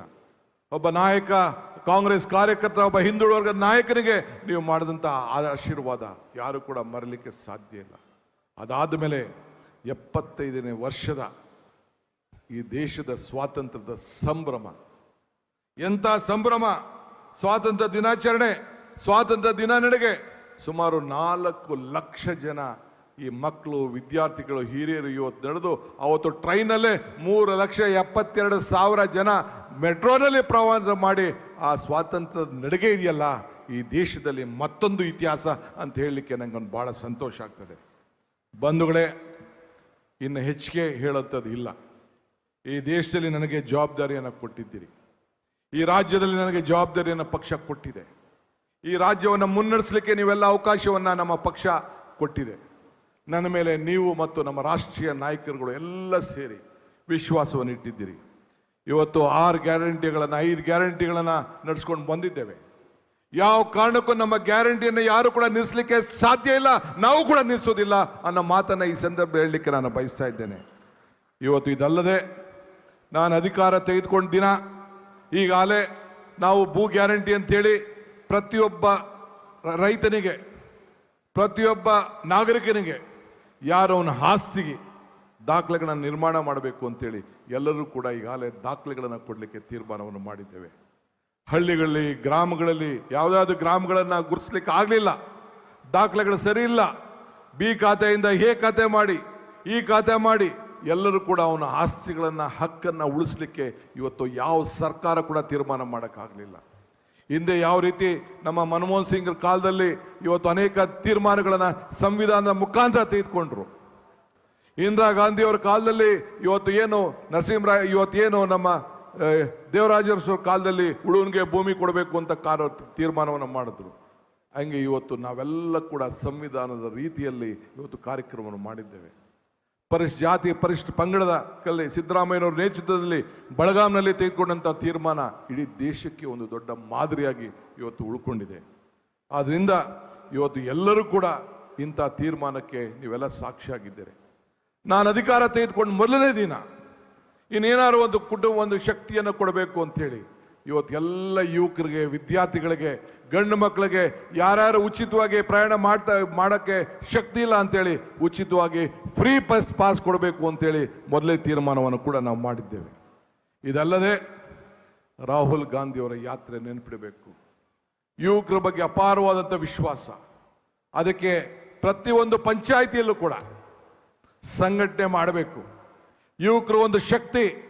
ಈ ದೇಶದಲ್ಲಿ ಯುವಕರು ತೀರ್ಮಾನ ಮಾಡಿದ್ರೆ ಏನು ಬೇಕಾದ್ರೂ ಮಾಡಲಿಕ್ಕೆ ಸಾಧ್ಯ ಅಂಥೇಳಿ ಒಂದೊಂದು ಪಂಚಾಯತಿಗೆ 100, 200, 300 ಜನ ಯುವಕರನ್ನ ಸೇರಿಸ್ಬೇಕು, ಯುವಕ ಯುವತಿಯರು ಸೇರಬೇಕು. ಏನು ಈ ದೇಶದಲ್ಲಿ ಭಾರತ್ ಜೋಡೋ ಏನು ರಾಹುಲ್ ಗಾಂಧಿಯವರ ಯಾತ್ರೆ ಶಾಶ್ವತವಾಗಿ ಉಳಿಬೇಕು. ಎಲ್ಲ ಧರ್ಮದವರು, ಎಲ್ಲ ಜಾತಿಯರನ್ನು ಕೂಡ ಒಟ್ಟಿಗೆ ತೆಗೆದುಕೊಂಡು ಹೋಗಬೇಕು. ಆ ಹಿನ್ನೆಲೆಯಲ್ಲಿ ಪ್ರತಿಯೊಂದು ಪಂಚಾಯಿತಿಯಲ್ಲಿ, ಪ್ರತಿಯೊಂದು ವಾರ್ಡಲ್ಲಿ, ಪ್ರತಿಯೊಂದು ನಗರಸಭೆ ವಾರ್ಡಲ್ಲಿ ಒಟ್ಟು 10,000 ಸಂಘಗಳನ್ನು ನಿರ್ಮಾಣ ಮಾಡಿ 1,000 ಕೋಟಿ ರೂಪಾಯಿ ಅದಕ್ಕೋಸ್ಕರ ಮೀಸಲಾಗಿ ಇಡಬೇಕು ಅಂತೇಳಿ ಒಂದು ಕಾರ್ಯಕ್ರಮವನ್ನು ಇವತ್ತು ತೀರ್ಮಾನವನ್ನು ನಾವು ಮಾಡಿದ್ದೇವೆ. ಇದು ದೇಶದ ಐಕ್ಯತೆಯ ಶಕ್ತಿ. ಇದು ಜಾತಿ ಧರ್ಮ ಎಲ್ಲ ಬಿಟ್ಟು ಒಗ್ಗಟ್ಟಿಂದ ನಮ್ಮ ಯುವಕರು ಬಾಂಧವ್ಯದಿಂದ ಮೆರಿಬೇಕು. ಆ ದೃಷ್ಟಿಯಿಂದ ಇಂಥ ತೀರ್ಮಾನವನ್ನು ಮಾಡಿದ್ದೇವೆ. ಇದಲ್ಲದೆ ಇನ್ನು 10 ಕಾರ್ಯಕ್ರಮಗಳನ್ನು ಪ್ರತಿದಿನ ಕೂಡ ಮಾಡಿದ್ದೇವೆ. ನಿನ್ನೆ ಕ್ಯಾಬಿನೆಟ್ ಇತ್ತು. OCCC ಬಗ್ಗೆ ಒಂದು ದೊಡ್ಡ ಸಮಸ್ಯೆ ಸುಪ್ರೀಂ ಕೋರ್ಟು, ಅದನ್ನು ಕೂಡ ತೀರ್ಮಾನವನ್ನು ಮಾಡಿದ್ದೇವೆ. ಇದಲ್ಲದೆ ಇವತ್ತು ಒಂದು ಹೊಸ ಇಲಾಖೆ, ಎಲ್ಲರೂ ಕೂಡ ಯಾರ್ಯಾರು ಹೋರಾಟವನ್ನು ಮಾಡ್ತಾ ಇದ್ದಾರೆ ಅವರೆಲ್ಲರೂ ಕೂಡ ಪ್ರಜಾ ಸೇವೆ, ಎಲ್ಲರೂ ಕೂಡ ಪಬ್ಲಿಕ್ ಗ್ರೀವೆನ್ಸಸ್ ಏನಿದೆ, ನಿಮ್ಮ ಸಮಸ್ಯೆಗಳೇನಿದೆ, ಯಾವುದೇ ಒಬ್ಬ ಸಮಸ್ಯೆ ಏನಿದೆ ಅದಕ್ಕೊಂದು ಪ್ರತ್ಯೇಕವಾದಂಥ ಇಲಾಖೆಯನ್ನು ಮಾಡಿ ಅದಕ್ಕೆ ಮಂತ್ರಿಯನ್ನು ನೇಮಕವನ್ನು ಮಾಡುವಂಥ ಒಂದು ಐತಿಹಾಸಿಕ ತೀರ್ಮಾನವನ್ನು ಇವತ್ತು ನಾವು ಮಾಡಿದ್ದೇವೆ. ಹಿಂಗೆ ಅನೇಕ ಕಾರ್ಯಕ್ರಮಗಳನ್ನು ಇವತ್ತು ನಾವು ರೂಪಿಸಿದ್ದೇವೆ. ಆದ್ದರಿಂದ ನಾನು ತಮಗೆಲ್ಲ ಕೇಳೋದಿಷ್ಟೇ, ಇವತ್ತು ನಿಮ್ಮ ಶಕ್ತಿ, ನಿಮ್ಮ ಆಶೀರ್ವಾದ ನಮ್ಮೆಲ್ಲರೂ ಕೂಡ ಅವಶ್ಯಕತೆ ಇದೆ. ಆದರೆ ನಾನು ಒಬ್ಬನ ಕೈಯಲ್ಲಿ ಮಾಡಲಿಕ್ಕೆ ಸಾಧ್ಯ ಇಲ್ಲ. ನಮ್ಮೆಲ್ಲ ಶಾಸಕರಿಗೂ ಕೂಡ ನಾನು ಹೇಳ್ತಾ ಇದ್ದೇನೆ. ಇವತ್ತು ನಾನು ಮಂತ್ರಿಗಳಿಗೆ ಸಂಪುಟದಲ್ಲಿ ಹೇಳಿದ್ದೇನೆ, ಎಲ್ಲ ಮಂತ್ರಿಗಳು, ಜಿಲ್ಲಾ ಮಂತ್ರಿಗಳು ಕನಿಷ್ಠ ವಾರಕ್ಕೊಂದಿನ ಪ್ರತಿಯೊಬ್ಬ ಮಂತ್ರಿ ಕೂಡ ಪ್ರತಿ ತಾಲೂಕು ಕೂಡ ಭೇಟಿಯನ್ನು ಕೊಟ್ಟು ಈ ಅಹವಾಲನ್ನು ಸ್ವೀಕಾರ ಮಾಡಿ ಪ್ರಜೆಗಳ ಸೇವೆಯನ್ನು ಮಾಡಬೇಕು, ಅವರ ಅಹವಾಲನ್ನು ಸ್ವೀಕರಿಸಬೇಕು, ಅವರ ಸ್ಪಂದಿಸಬೇಕು ಅಂತೇಳಿ ಈಗಾಗಲೇ ನಾನು ಮನವಿಯನ್ನು ಕೂಡ ನಾನು ಮಾಡಿದ್ದೇನೆ. ಸೊ ಅದರಿಂದ ಯಾರೇ ಎಷ್ಟು ದೊಡ್ಡವರಾಗಲಿ ನಿಮ್ಮ ಪಂಚಾಯಿತಿಗಳು ಹೋಗಿ ಅಸೆಂಬ್ಲಿ ಕ್ಷೇತ್ರಕ್ಕೆ ಬಂದು ನಿಮ್ಮ ಕಚೇರಿಗಳಿಗೆ ಭೇಟಿಯನ್ನು ಕೊಟ್ಟು ನಿಮ್ಮ ಅಹವಾಲನ್ನು ಸ್ವೀಕಾರ ಮಾಡಿ ನಿಮಗೆ ಶಕ್ತಿ ತುಂಬುವಂಥ ಕೆಲಸವನ್ನು ನನ್ನ ಸಹೋದ್ಯೋಗಿಗಳು ಮಾಡ್ತಾರೆ ಅನ್ನೋ ಆತ್ಮವಿಶ್ವಾಸ ನನಗಿದೆ. ಏಕೆಂದರೆ ನಿಮಗೆ ಶಕ್ತಿ ಕೊಟ್ಟರೆ ನಮಗೆ ಶಕ್ತಿ, ನೀವು ಶಕ್ತಿಯಾಗಿದ್ದರೆ ನಾವು ಶಕ್ತಿಯಾಗಿರ್ತೇವೆ. ಹಂಗೆ ಅದ್ರ ಜೊತೆಗೆ ಇವತ್ತು ನಮಗೆ ಕಾಂಗ್ರೆಸ್ ಕಚೇರಿ ಅಂದರೆ ಒಂದು ದೇವಸ್ಥಾನ. ಹಿಂದೆ ದೇವಸ್ಥಾನ ಹೇಗಿತ್ತು ಕಾಂಗ್ರೆಸ್ ಕಚೇರಿ, ಈಗ ಏನಿದೆ 100 ವರ್ಷದ ಇತಿಹಾಸದಲ್ಲಿ ಏನಾದ್ರು ಒಂದು ನೆನಪನ್ನು ಬಿಟ್ಟು ಹೋಗ್ಬೇಕಲ್ಲ, ಸಾಕ್ಷಿ ಬಿಟ್ಟು ಹೋಗ್ಬೇಕಲ್ಲ. ಇವತ್ತು ನಾನು ಸಿದ್ದರಾಮಯ್ಯನವರೆಲ್ಲ ಕ್ಯಾಬಿನೆಟಲ್ಲಿ ಚರ್ಚೆ ಮಾಡಿ, ನನ್ನ ಸಹೋದ್ಯೋಗಿಗಳೆಲ್ಲ ಚರ್ಚೆ ಮಾಡಿ 100 ಕಡೆ ಹೊಸ ಕಚೇರಿಯನ್ನ, ಗಾಂಧಿ ಭಾರತದ ಹೆಸರಿನಲ್ಲಿ ಹೊಸ ಕಡೆ ಕಾಂಗ್ರೆಸ್ ಕಚೇರಿಯನ್ನ ಮಾಡಲಿಕ್ಕೆ ಎಲ್ಲ ಜಾಗಗಳನ್ನು ಮಂಜೂರಾತಿಯನ್ನು ಮಾಡಿಸಿದ್ದೇವೆ. ಇದೊಂದು ಇಡೀ ದೇಶಕ್ಕೆ ಒಂದು ಇತಿಹಾಸ ಪುಟಕ್ಕೆ ನಿಮ್ಮ ರಾಜ್ಯ ಸೇರಿದೆ. ಇದಕ್ಕೆ ಸಹಕಾರ ಕೊಟ್ಟಂತ ನನ್ನ ಸಹೋದ್ಯೋಗಿಗಳು, ಮಂತ್ರಿಗಳು, ಮಾಜಿ ಮುಖ್ಯಮಂತ್ರಿಗಳಾದ ಸಿದ್ದರಾಮಯ್ಯನವರು ಮತ್ತು ಎಲ್ಲರಿಗೂ ಕೂಡ ಈ ಸಂದರ್ಭದಲ್ಲಿ ತುಂಬ ಹೃದಯದ ಶುಭವನ್ನು ಹಾರೈಸ್ತೇನೆ, ಅಭಿನಂದನೆ ಮಾಡಲಿಕ್ಕೆ ಸಂದೆ. ನಾನು ಯಾರು ಶಾಶ್ವತ ಅಲ್ಲ, ನೀವು ಯಾರು ಸಾಕ್ಷತೆ ಇಲ್ಲ. ಆ ನಮ್ಮ ಕಾಂಗ್ರೆಸ್ ಪಕ್ಷದ ದೇವಸ್ಥಾನಗಳು ಸಾಕ್ಷಿಯಾಗಿ ಉಳ್ಕೊಳ್ತದೆ. ಅದು ಪ್ರತಿಯೊಬ್ಬ ಕಾರ್ಯಕರ್ತರು ಕೂಡ 10 ರೂಪಾಯಿ ಆಗಲಿ 100 ರೂಪಾಯಿ ಆಗಲಿ ಕೊಟ್ಟು ನೀವು ಆ ಬಿಲ್ಡಿಂಗ್ಗಳನ್ನು ಕಟ್ಟಿ ಆ ಒಂದು ದೇವಸ್ಥಾನಗಳಿಗೆ ತಾವೆಲ್ಲ ಕೂಡ ಅಡಿಪಾಯವನ್ನು ಹಾಕಬೇಕು. ಆ ದೇವಸ್ಥಾನದಲ್ಲಿ ನಿಮ್ಮ ಸೇವೆ ಆಗಬೇಕು, ಎಲ್ಲ ವರ್ಗದ ಜನರು ಸೇರುವಂಥ ಒಂದು ಜಾಗ ಆಗಬೇಕು ಅಂತೇಳಿ ತಮ್ಮಲ್ಲಿ ನಾನು ಪ್ರಾರ್ಥನೆ ಮಾಡಲಿಕ್ಕೆ ನಾನು ಪ್ರಯತ್ನವನ್ನು ಮಾಡ್ತೇನೆ. ಆದ್ದರಿಂದ ಇವತ್ತು ಈ ಪ್ರಜಾಸೇವೆ ಇಲಾಖೆಗೆ ಒಂದು ದೊಡ್ಡ ಶಕ್ತಿ ತುಂಬುತ್ತಿದೆ. ಇದರ ಜೊತೆಗೆ ಕೇಂದ್ರ ಸರ್ಕಾರ ನಮಗೊಂದು ದೊಡ್ಡ ಶಾಕ್ ಕೊಡ್ತಾ ಇದ್ದಾರೆ. ಒಂದು ಅಪಾಯಕ್ಕೆ ತಗುಲಿಸಿದ್ದೇವೆ. ಒಂದು ಅಪಾಯ, ಇನ್ನೊಂದು ಅವಕಾಶ. ಇವತ್ತು ನೀವೆಲ್ಲ ಗಮನಿಸಿದ್ರಿ, ತಮಿಳುನಾಡಿನಲ್ಲಿ 64 ಲಕ್ಷ ಮತವನ್ನು ತೆಗೆದಿದ್ದಾರೆ. 91 ಲಕ್ಷ ಮತವನ್ನು ವೆಸ್ಟ್ ಬೆಂಗಾಲ್ ತೆಗೆದಿದ್ದಾರೆ.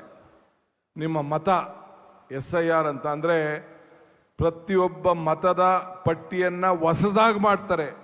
ಈಗಿರೋಂಥ ಮತದಾರರಿಗೆ ಯಾವುದು ಕೂಡ ನೀವು ಯಾರು ಬೇರೆ ಬೇರೆ ಏನೋ ಮ್ಯಾಪಿಂಗ್ ಆಗಿದೆ ಅಂತ ತಿಳ್ಕೊಂಡ್ರೆ ನೀವೆಲ್ಲ ಕೂಡ ಮೂರ್ಖರಾಗಿ ಹೋಗ್ತೀರಿ. ನಾನಿಂದ ಹಿಡಿದು ಸಿದ್ದರಾಮಯ್ಯನವ್ರು ಹಿಡಿದು ಖರ್ಗೆ ಸಾಹೇಬ್ರಿಂದ ಹಿಡಿದು ವೇದಿಕೆಯವರೆಲ್ಲ ಕೂಡ ಎನ್ಯುಮರೇಷನ್ ಫಾರ್ಮ್ ಏನು ನಮ್ಮ BLOಗಳು ಕೊಡ್ತಾರೆ, ಆ ಎಲ್ಲರೂ ಕೂಡ ವಾಪಸ್ಸು ಸಿಗ್ನೇಚರ್ ಮಾಡಿ ದಾಖಲೆ ಸಮೇತ ಕೊಟ್ಟಾಗ ಮಾತ್ರ ನಿಮ್ಮ ಮತದಾನದ ಹಕ್ಕು ನಿಮಗೆ ಇರ್ತದೆ ಹೊರತು ನಿಮಗಿಲ್ಲ ಅಂದರೆ ಮತದಾನದ ಹಕ್ಕು ಇರಲಿಲ್ಲ, ಸಿಕ್ಕುವುದಿಲ್ಲ. ಈಗಾಗಲೇ ನಮ್ಮ ವರ್ಕಿಂಗ್ ಪ್ರೆಸಿಡೆಂಟು GC ಚಂದ್ರಶೇಖರ್ ನಿಮ್ಮ ಬೆನ್ನಿಗೆ ನಿಂತಿದ್ದಾರೆ.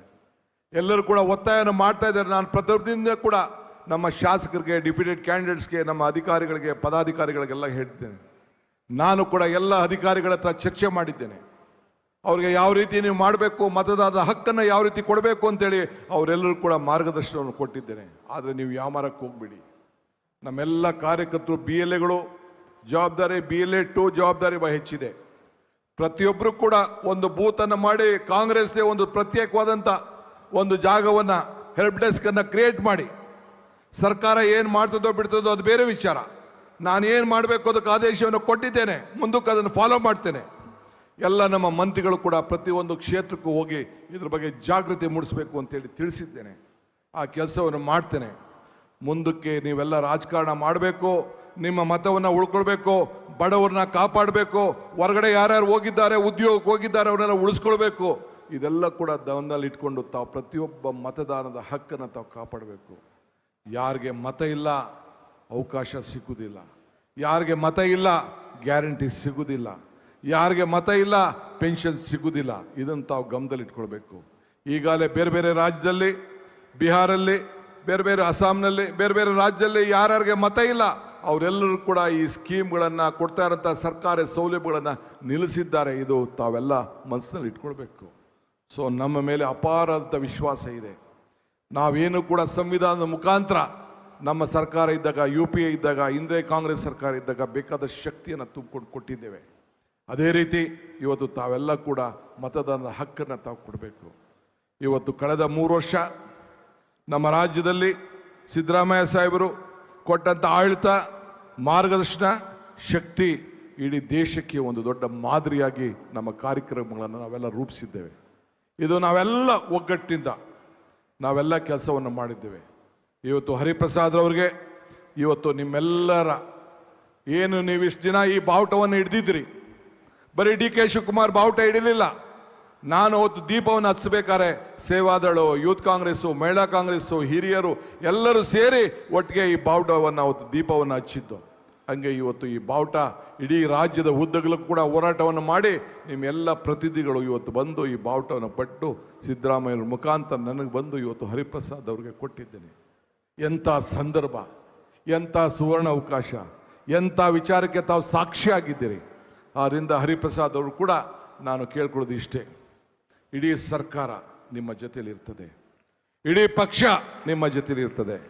ನಾನು ಮುಖ್ಯಮಂತ್ರಿ ಆಗಿರ್ಬೋದು, ಆದರೆ ಒಬ್ಬ ಕಾರ್ಯಕರ್ತನಾಗಿ ಇವತ್ತು ನಿಮ್ಮ ಜೊತೆ ಕೈ ಜೋಡಿಸಿ ಈ ಪಕ್ಷವನ್ನು ಮತ್ತೆ 2028ರಲ್ಲಿ ಅಧಿಕಾರಕ್ಕೆ ತಂದು 2029ರಲ್ಲಿ ಈ ದೇಶದ ಪ್ರಧಾನಮಂತ್ರಿಗಳಾಗಿ ರಾಹುಲ್ ಗಾಂಧಿ ಅವ್ರನ್ನ ಮಾಡಲಿಕ್ಕೆ ನಾವೆಲ್ಲ ಸಂಕಲ್ಪವನ್ನು ಇವತ್ತು ನಾವು ಮಾಡಬೇಕಾಗಿದೆ. ಆ ಕೆಲಸವನ್ನು ಮಾಡೋಣ.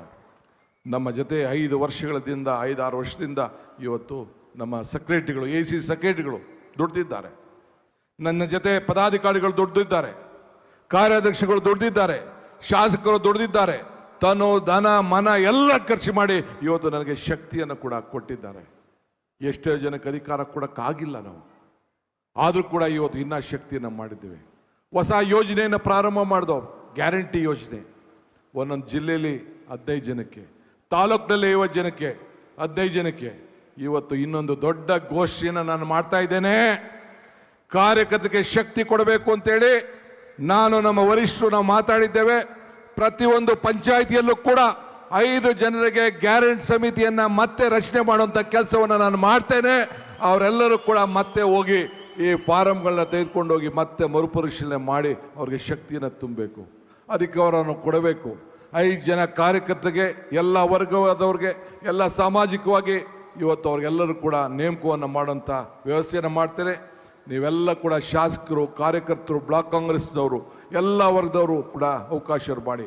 ಪ್ರತಿ ಪಂಚಾಯಿತಿಲಿ 5 ಜನ, ಪ್ರತಿ ವಾರ್ಡಲ್ಲಿ 5 ಜನ, 7,000 ಪಂಚಾಯಿತಿ ಇದೆ, 4,000 ವಾರ್ಡ್ ಇದೆ. ಪ್ರತಿ ಒಂದು ಪಂಚಾಯಿತಿ ವಾರ್ಡ್ನಲ್ಲೂ 5-5 ಜನ ಅಂದರೆ ಎಷ್ಟು ನಾಯಕರುಗಳನ್ನು ತಯಾರು ಮಾಡ್ತಾ ಇದ್ದೀವಿ. ಒಬ್ಬ ನಾಯಕನಾದವನು ಇನ್ನೊಬ್ಬ ನಾಯಕರನ್ನು ತಯಾರು ಮಾಡಬೇಕೇ ಹೊರತು ಫಾಲೋಯರ್ಸ್ನಲ್ಲ. ಅದಕ್ಕೆ ಕಾಂಗ್ರೆಸ್ ಪಕ್ಷ ಇವತ್ತು ಇದಕ್ಕೆ ಬದ್ಧವಾಗಿದೆ. ಅದಲ್ಲದೆ ನಾನು, ಹರಿಪ್ರಸಾದ್, ಸಲೀಂ ಅಹಮ್ಮದ್, ಇನ್ನ ಭಾಳ ಜನ ಲೀಡರ್ಸ್ ಎಲ್ಲ ಇಲ್ಲಿದ್ದೀವಿ. ವಿದ್ಯಾರ್ಥಿ ನಾಯಕರಾಗಿ ಬೆಳೆದಂಥವ್ರು, ವಿದ್ಯಾರ್ಥಿ ನಾಯಕರಾಗಿ ಭಾಳ ಜನ ಇಲ್ಲಿದ್ದೀವಿ, ಸ್ಟೂಡೆಂಟ್ ಲೀಡರ್ಸ್ ಆಗಿ ಇದ್ದಂಥವ್ರು. ಇವತ್ತು ಮುಂದಕ್ಕೆ ಇದೇ ಜೂನು ನೆಕ್ಸ್ಟ್ ಕ್ಯಾಬಿನೆಟಲ್ಲಿ ತೀರ್ಮಾನವನ್ನು ತೆಗೆದುಕೊಳ್ತಾ ಇದ್ದೇವೆ. ರಾಹುಲ್ ಗಾಂಧಿ ಅವರ ಮಾರ್ಗದರ್ಶನ ಇದೆ.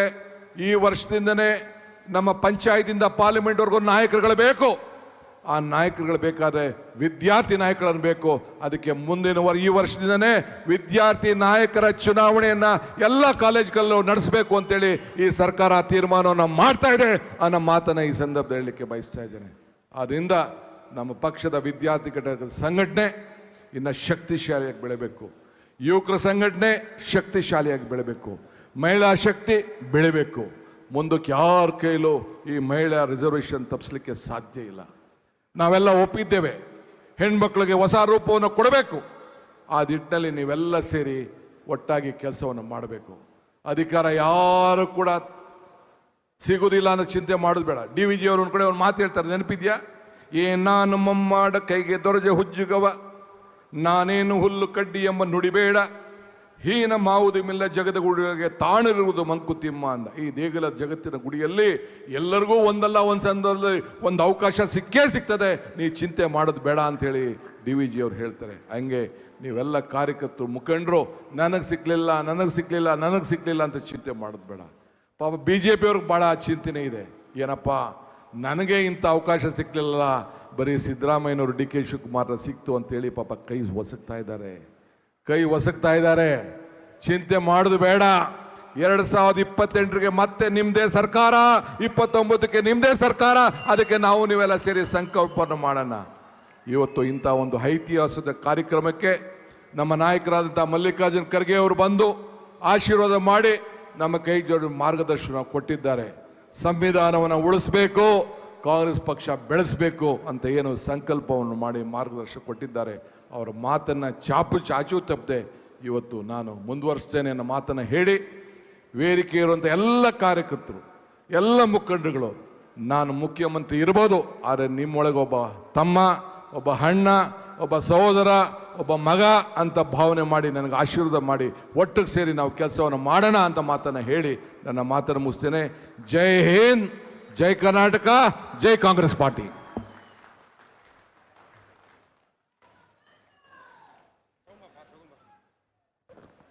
ಸನ್ಮಾನ್ಯ ಮಾಜಿ KPCC ಅಧ್ಯಕ್ಷರು ಹಾಗೂ ಜನಪ್ರಿಯ ಮುಖ್ಯಮಂತ್ರಿಗಳಿಗೆ ಧನ್ಯವಾದಗಳು ಹೇಳ್ತಾ, ಅವರಿಗೂ ಮತ್ತು ಸುರ್ಜೇವಾಲಾ ಸಾಹೇಬರಿಗೆ ಒಂದು KPCC ವತಿಯಿಂದ ಒಂದು ನೆನಪಿನ ಕಾಣಿಕೆಯನ್ನು ನೀಡ್ತಾ ಇದ್ದೇವೆ.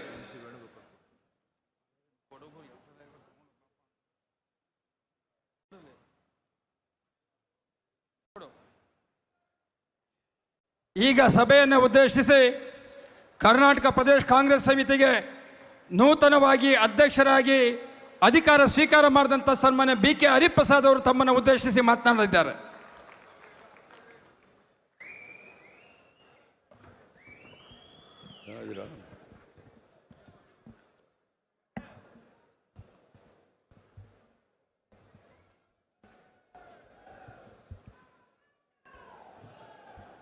ಎಲ್ಲರಿಗೂ ನಮಸ್ಕಾರ.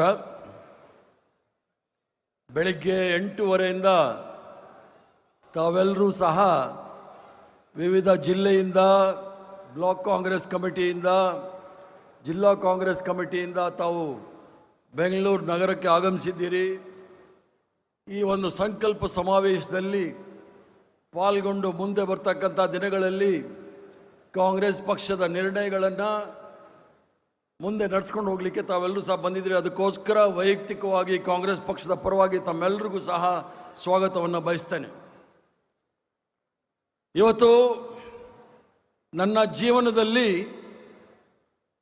ಮಹತ್ವಪೂರ್ಣ ದಿವಸ ಅಂತೇಳಿ ನಾನು ಭಾವಿಸ್ಕೊಳ್ಬೇಕಾದ್ರೆ ಮುಖ್ಯವಾಗಿ ಈ ಒಂದು ಜವಾಬ್ದಾರಿಯನ್ನು ಏನು ವಹಿಸ್ಕೊಂಡಿದ್ದೀನಿ, ಇದು ಅಧಿಕಾರ ಅಲ್ಲ.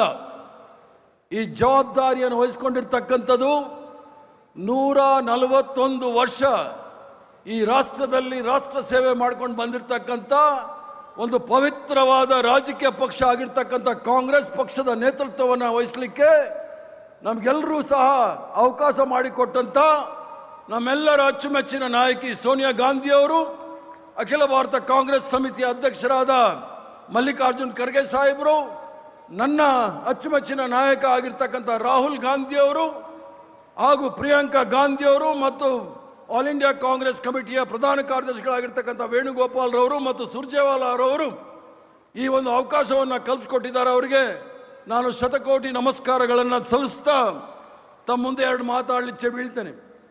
ಕಾಂಗ್ರೆಸ್ ಪಕ್ಷದ ಜವಾಬ್ದಾರಿ ಅಂತ ಹೇಳಿದ್ರೆ, ಈಗಾಗಲೇ ನಾನು ಹೇಳಿದೆ, ಅದೊಂದು ಬಹಳ ಪವಿತ್ರವಾದ ಪಕ್ಷ ಅಂತ ಹೇಳಿದ್ರೆ, ಇದು ಯಾವುದೋ ದೇವಸ್ಥಾನದಲ್ಲಿ, ಮಸೀದಿನಲ್ಲಿ, ಚರ್ಚಲ್ಲಿ ಯಾವುದಾದ್ರೂ ಇದೆಯಾ ಅಂತ ಹೇಳಿ, ಈ ರಾಷ್ಟ್ರ ಗುಲಾಮರ ಬ್ರಿಟಿಷರ ಕೆಳಗಡೆ ಗುಲಾಮ್ಗಿರಿಯ ಅಡಿಯಲ್ಲಿದ್ದಾಗ ಮತ್ತು ಭೇದ ಭಾವಗಳಿಂದ ತುಂಬಿ ತುಳುಕ್ತಾ ಇದ್ದ ಸಂದರ್ಭದಲ್ಲಿ ನಾವೆಲ್ಲರೂ ಸಹ ಸ್ವತಂತ್ರರು ಅಂತ ಹೇಳಿ, ಯಾವುದೇ ರೀತಿಯ ಭೇದ ಭಾವಗಳಿಲ್ಲ ಅಂತ ಹೇಳಿ ಈ ಒಂದು ಕಾಂಗ್ರೆಸ್ ಪಕ್ಷ ಹುಟ್ಟು ಹಾಕಿದ ಮೇಲೆ ನಿರಂತರವಾಗಿ ಸ್ವತಂತ್ರ ಹೋರಾಟ ಮಾಡಿ ನಾವೆಲ್ಲರಿಗೂ ಸಹ ಸ್ವತಂತ್ರವನ್ನು ಕೊಟ್ಟಿರ್ತಕ್ಕಂಥದ್ದು ತಾವೆಲ್ಲರೂ ಸಹ ಅನುಭವಿಸ್ತಾ ಇದ್ದೀರಿ. ಕಾಂಗ್ರೆಸ್ ಪಕ್ಷ ಇದು ಕೇವಲ ರಾಜಕೀಯ ಪಕ್ಷ ಅಲ್ಲ, ಇದು ಭಾರತದ ಬಹುತ್ವದ ಆತ್ಮ. ಈಗಾಗಲೇ ಬಹಳಷ್ಟು ಜನ ಮಾತಾಡುವಾಗ ಹೇಳ್ತಾ ಇದ್ರು, ಈ ದೇಶದಲ್ಲಿ ಬಹುತ್ವ ಅಂತ ಹೇಳಿದ್ರೆ 7 ದೊಡ್ಡ ಧರ್ಮಗಳಿರ್ತಕ್ಕಂಥ ರಾಷ್ಟ್ರ. ಹಿಂದೂ ಧರ್ಮ, ಇಸ್ಲಾಂ ಧರ್ಮ, ಕ್ರೈಸ್ತ ಧರ್ಮ, ಬೌದ್ಧ ಧರ್ಮ, ಜೈನ್ ಧರ್ಮ, ಸಿಖ್ ಧರ್ಮ, ಜೊರಾಸ್ಟ್ರಿಯನ್ ಧರ್ಮ ಇರ್ತಕ್ಕಂಥ ಬಹುತ್ವದ ರಾಷ್ಟ್ರ ಇಡೀ ಪ್ರಪಂಚದಲ್ಲಿ ನಿಮ್ಗೆಲ್ಲೂ ಸಿಗದೆ ಇರ್ತಕ್ಕಂಥದ್ದು ಈ ಭೂಮಂಡಲದಲ್ಲಿ ಭಾರತ ದೇಶದ ಹೆಸರಲ್ಲಿ ಇರ್ತಕ್ಕಂಥ ಈ ಒಂದು ಕೊಡುಗೆ ಕಾಂಗ್ರೆಸ್ ಪಕ್ಷದ ಕೊಡುಗೆ. ಭಾರತ ರಾಷ್ಟ್ರದ ಪರಿಕಲ್ಪನೆಯನ್ನು ಕೊಟ್ಟಿರ್ತಕ್ಕಂಥದ್ದು ಕಾಂಗ್ರೆಸ್ ನೇತೃತ್ವದಲ್ಲಿ ಮಹಾತ್ಮ ಗಾಂಧಿ ಅವರು. ಸ್ವಾತಂತ್ರ್ಯ ಬರೋದಕ್ಕಿಂತ ಮೊದಲು ಈ ರಾಷ್ಟ್ರದಲ್ಲಿ ಸುಮಾರು 560 ರಾಜ ಮಹಾರಾಜರಿದ್ದಂಥ ರಾಷ್ಟ್ರವನ್ನ ಸ್ವತಂತ್ರ ರಾಷ್ಟ್ರವನ್ನಾಗಿ ಮಾಡಿ, ಗಣರಾಜ್ಯವಾಗಿ ಮಾಡಿ, ಎಲ್ಲರಿಗೂ ಸಹ ಅಧಿಕಾರ ಇರಬೇಕು ಅಂತೇಳಿ ತಮ್ಮ ಕೈಯಲ್ಲಿ ಅಧಿಕಾರವನ್ನು ಕೊಟ್ಟಿರ್ತಕ್ಕಂಥದ್ದು ಕಾಂಗ್ರೆಸ್ ಪಕ್ಷ. ಅದಕ್ಕೋಸ್ಕರ ಇದು ಪವಿತ್ರವಾದ ಪಕ್ಷ ಅಂತ ಹೇಳ್ತಾ ಇದ್ದೀನಿ. ಅದ್ರ ಜೊತೆಗೆ ಕಾಂಗ್ರೆಸ್ ಪಕ್ಷ ಕೇವಲ ಸರ್ಕಾರ, ಚುನಾವಣೆ, ಮಂತ್ರಿ, MLA, MLC, MP ಆಗುವಂಥದ್ದಲ್ಲ. ಈ ರಾಷ್ಟ್ರಕ್ಕೆ ಕೊಟ್ಟಿರ್ತಕ್ಕಂಥ ಬಾಬಾ ಸಾಹೇಬ್ ಭೀಮರಾವ್ ಅಂಬೇಡ್ಕರ್ ಅವರು, ಪಂಡಿತ್ ಜವಾಹರ್ಲಾಲ್ ನೆಹರೂರವರ ನೇತೃತ್ವದಲ್ಲಿ ಕೊಟ್ಟಿರ್ತಕ್ಕಂಥ ಸಂವಿಧಾನವನ್ನ ರಕ್ಷಣೆ ಮಾಡಿಕೊಂಡು ಮುಂದೆ ತೆಗೆದುಕೊಂಡು ಹೋಗ್ತಕ್ಕಂಥ ದೊಡ್ಡ ಸಂಕಲ್ಪವನ್ನು ನಾವು ತೆಗೆದುಕೊಳ್ಬೇಕಾಗಿದೆ. ಈಗಾಗಲೇ ನಮಗೂ ಸಹ ಎಲ್ಲ ವಯಸ್ಸಾಗ್ತಾ ಇದೆ. ಈ ಒಂದು ಸಂಕಲ್ಪ ಸಮಾವೇಶದಲ್ಲಿ ಈ ಒಂದು ಏನು ಮುಖ್ಯಮಂತ್ರಿಗಳು ಈಗಾಗಲೇ ಹೇಳಿದ್ದಾರೆ, 5 ವರ್ಷದಲ್ಲಿ 28 ಮತ್ತು 29 ಅಂತ ಹೇಳಿ, ಇವೆಲ್ಲಕ್ಕೂ ಸಹ ನಮ್ಮ ಮುಂದೆ ದೊಡ್ಡ ಸವಾಲಿದೆ. ಈ ಸವಾಲನ್ನ ಎದುರಿಸಲಿಕ್ಕೋಸ್ಕರ ನಮ್ಮ ಜೊತೆ ಆಲ್ ಇಂಡಿಯಾ ಕಾಂಗ್ರೆಸ್ ಕಮಿಟಿ ಅಧ್ಯಕ್ಷರಾದ ಖರ್ಗೆ ಸಾಹೇಬರ ಜೊತೆ ಮತ್ತು ವರ್ಕಿಂಗ್ ಕಮಿಟಿಯ ಸದಸ್ಯರಾಗಿರ್ತಕ್ಕಂಥ ಮಾಜಿ ಮುಖ್ಯಮಂತ್ರಿಗಳಾಗಿರ್ತಕ್ಕಂಥ ಸಿದ್ದರಾಮಯ್ಯನವರು, ಅಖಿಲ ಭಾರತ ಕಾಂಗ್ರೆಸ್ ಸಮಿತಿಯ ಪ್ರಧಾನ ಕಾರ್ಯದರ್ಶಿಗಳಾದಂಥ ಸುರ್ಜೇವಾಲಾರವರು, ಕರ್ನಾಟಕ ರಾಜ್ಯದ ನೂತನವಾಗಿ ನೇಮಕಗೊಂಡಿರ್ತಕ್ಕಂಥ ಮುಖ್ಯಮಂತ್ರಿಗಳಾಗಿರ್ತಕ್ಕಂಥ DK ಶಿವಕುಮಾರ್ ಅವರು, ವೇದಿಕೆ ಮೇಲೆ ಕುಳಿತಿರ್ತಕ್ಕಂಥ ಎಲ್ಲ ನಾಯಕರು. ನಾನು ಮಾತಾಡೋದಕ್ಕಿಂತ ಮೊದಲು ಇನ್ನೂ ಹಲವಾರು ನಾಯಕರು ಮಾತಾಡಬೇಕಾಯಿತು. ಸಮಯದ ಅಭಾವದಿಂದ ನಾಯಕರು ಹೇಳಿದ ತಕ್ಷಣ ಆ ಹೆಸರುಗಳು ಮಾತ್ರ ನಾನು ಹೇಳ್ತೀನಿ. ನಮ್ಮ ಮುನಿಯಪ್ಪನವರು ಮಾತಾಡಬೇಕಾಗಿತ್ತು, ಸತೀಶ್ ಜಾರಕಿಹೊಳಿ ಅವರು ಮಾತಾಡಬೇಕಾಗಿತ್ತು, ಜಮೀರ್ ಅಹಮದ್ ಅವರು ಮಾತಾಡಬೇಕಾಗಿತ್ತು. ಆದರೆ ಸಮಯದ ಅಭಾವದಿಂದ ನಾನೇ ಮಾತಾಡಿ ತದನಂತರ ಸಿದ್ದರಾಮಯ್ಯನವರು ಮಾತಾಡ್ತಾ ಇದ್ದಾರೆ.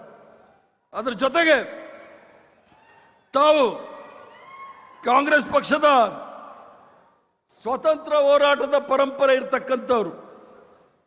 ನಮ್ಮ ಶತ್ರುಗಳು ಅಂತ ಹೇಳೋದಿಲ್ಲ, ವಿರೋಧಿಗಳು ಅಂತ ಹೇಳ್ತಕ್ಕಂಥ ಭಾರತೀಯ ಜನತಾ ಪಾರ್ಟಿಯವರು ಮತ್ತು RSS ರವರು, ಏನು ಸ್ವತಂತ್ರ ಹೋರಾಟದಲ್ಲಿ ಯಾವುದೇ ರೀತಿಯ ಕೊಡುಗೆ ಇಲ್ಲದಿರ್ತಕ್ಕಂಥ ಭಾರತೀಯ ಜನತಾ ಪಾರ್ಟಿಯ ಮತ್ತು RSS ರವರು ನಮ್ಮ ಮುಂದೆ ದೊಡ್ಡ ಸವಾಲನ್ನೇ ತಂದಿಟ್ಟಿದ್ದಾರೆ.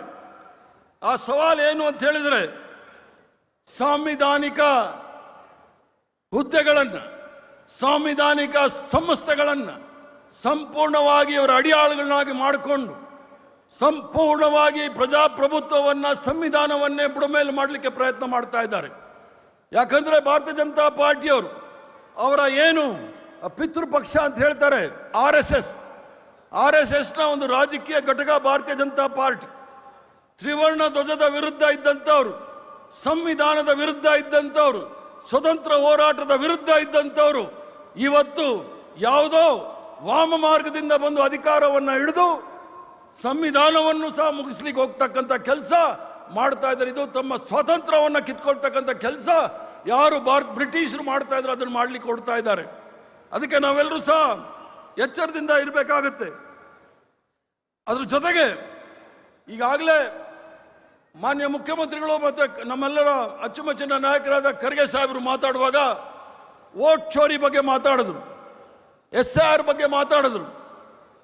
ಆದರೆ SIR ಬಗ್ಗೆ ಮಾತಾಡುವಾಗ ಅದರಲ್ಲಿ ಆಗ್ತಕ್ಕಂಥ ಅನಾಹುತಗಳು, ಈ ರಾಷ್ಟ್ರದಲ್ಲಿ ಇರ್ತಕ್ಕಂಥ ಮತಪಟ್ಟಿಯಲ್ಲಿ ಇರ್ತಕ್ಕಂಥ ಹೆಸರುಗಳನ್ನು ಕೈಬಿಟ್ಟು ಅವ್ರದ್ದೇ ಆದ ರೀತಿಯ ಮಾಡಲಿಕ್ಕೆ ಹೊರಡಿರ್ತಕ್ಕಂಥದ್ದನ್ನು ಸಹ ನಾವು ಎಚ್ಚರ ವಹಿಸಬೇಕಾಗತ್ತೆ. ಸ್ವತಂತ್ರ ಪೂರ್ವದಲ್ಲಿ ಚುನಾವಣೆ ನಡೆಯೋ ಸಂದರ್ಭದಲ್ಲಿ ಯಾರು ಮತ ಚಲಾವಣೆ ಮಾಡ್ತಾರೆ ಅಂತ ಒಂದು ಇತಿಹಾಸ ನೀವು ನೋಡಿದಾಗ, ಯಾರು ಟ್ಯಾಕ್ಸ್ ಕಟ್ತಾರೋ ಅವ್ರಿಗೆ ಮಾತ್ರ ಮತ ಚಲಾವಣೆ ಮಾಡ್ತಕ್ಕಂಥ ಪರಿಸ್ಥಿತಿ ಇತ್ತು. ಸ್ವತಂತ್ರ ಬಂದ ನಂತರ ಸಮಾಜದಲ್ಲಿರ್ತಕ್ಕಂಥ ಕಟ್ಟಕಡೆಯ ವ್ಯಕ್ತಿ, ಕಟ್ಟಕಡೆಯ ಪಂಕ್ತಿಯಲ್ಲಿರ್ತಕ್ಕಂಥ ಕಟ್ಟಕಡೆಯ ವ್ಯಕ್ತಿ ಕೂಡ ತಮ್ಮ ಮತವನ್ನು ಚಲಾವಣೆ ಮಾಡಿ 5 ವರ್ಷಕ್ಕೆ ಅವ್ರಿಗೆ ಬೇಕಾದಂಥ ಸರ್ಕಾರವನ್ನು ಆರಿಸ್ಕೊಡ್ತಕ್ಕಂಥ ಒಂದು ದೊಡ್ಡ ಪ್ರಜಾಪ್ರಭುತ್ವದ ಶಕ್ತಿಯನ್ನು ನಮ್ಮ ಕೈ ಕೊಟ್ಟಿದ್ದಾರೆ. ಅದಕ್ಕೋಸ್ಕರ ವಿಶೇಷ ತೀವ್ರ ಪರಿಷ್ಕರಣಾ SIR ಅಂತ ಏನು ಹೇಳ್ತೀವಿ, ಅದರ ಮೂಲಕ ನಮ್ಮ ಹಕ್ಕನ್ನು ಕಸಿದುಕೊಳ್ಳಕ್ಕೆ ಪ್ರಯತ್ನ ಮಾಡ್ತಾರೆ. ಅದರ ವಿರುದ್ಧ ನಾವೆಲ್ಲರೂ ಸಹ ಹೋರಾಟ ಮಾಡಬೇಕಾಗತ್ತೆ. ಇದು ಯಾಕೆ ಹೇಳ್ತಾ ಇದ್ದೀನಿ ಅಂತ ಹೇಳಿದ್ರೆ, ಶಿವಕುಮಾರ್ ಅವರು ಮಾತಾಡುವಾಗ ಹೇಳಿದ್ರು, ಕಾಂಗ್ರೆಸ್ ಪಕ್ಷದಲ್ಲಿ ಯಾವುದೇ ಧರ್ಮ, ಜಾತಿ, ಭಾಷೆ ಇಲ್ಲ ಅಂತ ಹೇಳಿ. ನಾನಾದ್ರೂ ಹೇಳಲಿಕ್ಕೆ ಇಚ್ಛೆ ಬೀಳ್ತೇನೆ, ನಮ್ಮ ಧರ್ಮ, ಕಾಂಗ್ರೆಸ್ ಪಕ್ಷದ ಧರ್ಮ ತ್ರಿವರ್ಣ ಧ್ವಜ ಅನ್ನೋದನ್ನು ಬಹಳ ಧೈರ್ಯವಾಗಿ ನೀವು ಹೇಳಬೇಕಾಗತ್ತೆ. ನಮ್ಮ ಧರ್ಮ ತ್ರಿವರ್ಣ ಧ್ವಜ, ನಮ್ಮ ಪವಿತ್ರವಾದ ಗ್ರಂಥ, ನಮ್ಮ ಸಂವಿಧಾನ, ನಮ್ಮ ಜಾತಿ ಕಾಂಗ್ರೆಸ್ ಪಕ್ಷ ಅಂತೇಳಿ ಧೈರ್ಯವಾಗಿ ಹೇಳಿ ನಾವು ಮುಂದೆ ಹೋಗ್ಬೇಕಾಗತ್ತೆ. ಯಾಕಂದ್ರೆ ಕಾಂಗ್ರೆಸ್ ಪಕ್ಷದಲ್ಲಿ ಈ ರಾಷ್ಟ್ರದಲ್ಲಿ ಯಾವುದೇ ಅಧಿಕೃತವಾದ ಧರ್ಮ ಇಲ್ಲ. ಈ ದೇಶದಲ್ಲಿ ಎಲ್ಲ ಧರ್ಮವೂ ಸಹ ಅವರ ಧರ್ಮವನ್ನು ಆಚರಣೆ ಮಾಡಲಿಕ್ಕೆ ಅವಕಾಶ ಸಂವಿಧಾನದಲ್ಲಿ ಮಾಡಿಕೊಟ್ಟಿದೆ, ಕಾಂಗ್ರೆಸ್ ಪಕ್ಷ ಮಾಡಿಕೊಟ್ಟಿದೆ. ಯಾರಿಗೂ ಸಹ ನಿರ್ಬಂಧ ಇಲ್ಲ, ಯಾವುದೇ ಧರ್ಮ ಆಚರಣೆ ಮಾಡಲಿಕ್ಕೆ ಯಾರಿಗೂ ಸಹ ನಿರ್ಬಂಧ ಇಲ್ಲ, ಯಾವುದೇ ಭಾಷೆ ಮಾತಾಡಲಿಕ್ಕೆ ಯಾವುದೇ ನಿರ್ಬಂಧ ಇಲ್ಲ. ಆದರೆ ಭಾರತೀಯ ಜನತಾ ಪಾರ್ಟಿ RSS ಅವರು ಧರ್ಮಾಧಾರಿತ ರಾಜಕಾರಣ ಮಾಡಿಕೊಂಡು ಈ ರಾಷ್ಟ್ರದಲ್ಲಿ ಅಶಾಂತಿಯನ್ನು ಸೃಷ್ಟಿ ಮಾಡಲಿಕ್ಕೆ ನಿರಂತರವಾಗಿ ಪ್ರಯತ್ನ ಮಾಡ್ತಾ ಇದ್ದಾರೆ. ಅದಕ್ಕೋಸ್ಕರ ತಾವೆಲ್ಲರೂ ಸಹ ಕರ್ನಾಟಕದವರ ಆದ ಜ್ಞಾನಪೀಠ ಪ್ರಶಸ್ತಿ ಪಡೆದಂಥ ಕುವೆಂಪುರವರ ಕವನವನ್ನು ಕೇಳಿರ್ಬೋದು. ಓ ಬನ್ನಿ ಸೋದರರೇ, ಗುಡಿ ಚರ್ಚು ಮಸೀದಿಗಳ ಬಿಟ್ಟು ಹೊರ ಬನ್ನಿ, ಮೌಢ್ಯತೆಯ ಮಾರಿಯನ್ನು ಹೊರದೂಡ ಬನ್ನಿ, ಬಡತನವ ಬುಡ ಮೇಲ ಕೀಳ ಬನ್ನಿ, ಬನ್ನಿ ಸೋದರರೇ ವಿಶ್ವಪಥಕ್ಕೆ ಅಂತೇಳಿ ಕುವೆಂಪುರವ್ರು ಏನು ಹೇಳಿದ್ರು ನೋಡಿ, ಅದನ್ನ ನಾವು ಸಾಕ್ಷಾತ್ಕಾರವಾಗಿ ಅನುಷ್ಠಾನಕ್ಕೆ ನಿರಂತರವಾಗಿ 80 ವರ್ಷದಿಂದ ತಂದಿರ್ತಕ್ಕಂಥದ್ದು ನಾವೆಲ್ಲರೂ ಸಹ ನೋಡಿದ್ದೇವೆ. ಅದಲ್ಲದೆ ನಾವು 2023ನೇ ಇಸ್ವಿಯಲ್ಲಿ ಬಹಳ ನಮ್ಮ ಪ್ರಣಾಳಿಕೆಯ ಶೀರ್ಷಿಕೆ ಬಹಳ ಸ್ಪಷ್ಟವಾಗಿ ಹೇಳಿತ್ತು. ಅದೇ ನಮ್ಮ ನಾಡಗೀತೆಯ ಒಂದು ಅಂಗ, ಸರ್ವ ಜನಾಂಗದ ಶಾಂತಿಯ ತೋಟ, ರಸಿಕರ ಕಣ್ಗಳು ಸೆಳೆಯುವ ನೋಟ, ಹಿಂದೂ ಮುಸ್ಲಿಂ ಕ್ರೈಸ್ತ ಮುಸಲ್ಮಾನ ಪಾರ್ಸಿಕರ ಜೈನರ ತಾಣ ಅಂತ ಹೇಳಿ ಎಷ್ಟು ಸುಂದರವಾದ ನಮ್ಮ ನಾಡಗೀತೆಯಲ್ಲಿ ವಿವೇಕಾನಂದ ಅವರು ಹೇಳಿದಾಗ ಎಲ್ಲರಿಗೂ ಸಹ ನಾವು ಅವಕಾಶ ಮಾಡಿಕೊಡ್ತಕ್ಕಂಥ ಈ ರಾಷ್ಟ್ರದಲ್ಲಿ ಕೋಮುವಾದ ಅಥವಾ ದ್ವೇಷವನ್ನು ಹರಡಲಿಕ್ಕೆ ನಾವು ಯಾರೂ ಸಹ ಬಿಡಬಾರ್ದು ಅನ್ನೋದನ್ನು ಬಹಳ ಸ್ಪಷ್ಟವಾಗಿ ಹೇಳ್ತೇನೆ. ಅದರ ಜೊತೆಗೆ ಈ ಒಂದು ಸಂಕಲ್ಪ ತಗೊಳ್ಳುವ ಸಂದರ್ಭದಲ್ಲಿ ತಾವೆಲ್ಲರೂ ಸಹ ಮಾಡಬೇಕಾಗಿರ್ತಕ್ಕಂಥದ್ದು ಮೊಟ್ಟ ಮೊದಲನೇದಾಗಿ ತಾವೆಲ್ಲರೂ ಸಹ ಕಾಂಗ್ರೆಸ್ ಪಕ್ಷದ ಕಾರ್ಯಕರ್ತರು ನಮ್ಮ ಹೋರಾಟವನ್ನ, ಅದು ರೈತ ಹೋರಾಟ ಇರಬಹುದು, ವಿದ್ಯಾರ್ಥಿಗಳ ಹೋರಾಟ ಇರಬಹುದು, ಕಾರ್ಮಿಕರ ಹೋರಾಟ ಇರಬಹುದು, ಮಹಿಳೆಯರ ಪರ ಹೋರಾಟ ಇರಬಹುದು, ಇವೆಲ್ಲ ಹೋರಾಟವನ್ನು ಸಹ ಕಾಂಗ್ರೆಸ್ ಪಕ್ಷದ ನೇತೃತ್ವ ವಹಿಸಿ ನಮ್ಮೆಲ್ಲರ ಅಚ್ಚುಮೆಚ್ಚಿನ ನಾಯಕಿ ಸೋನಿಯಾ ಗಾಂಧಿ ಅವರು, ರಾಹುಲ್ ಗಾಂಧಿ ಅವರು, ಮಲ್ಲಿಕಾರ್ಜುನ್ ಖರ್ಗೆ ಸಾಹೇಬರು ದೆಹಲಿಯಲ್ಲಿ ಹೋರಾಟ ಮಾಡೋ ಸಂದರ್ಭದಲ್ಲಿ ನಾವೆಲ್ಲರೂ ಸಹ ಅವ್ರ ಕೈ ಬಲಪಡಿಸ್ತಕ್ಕಂಥ ಕೆಲಸವನ್ನು ಮಾಡಬೇಕಾಗತ್ತೆ.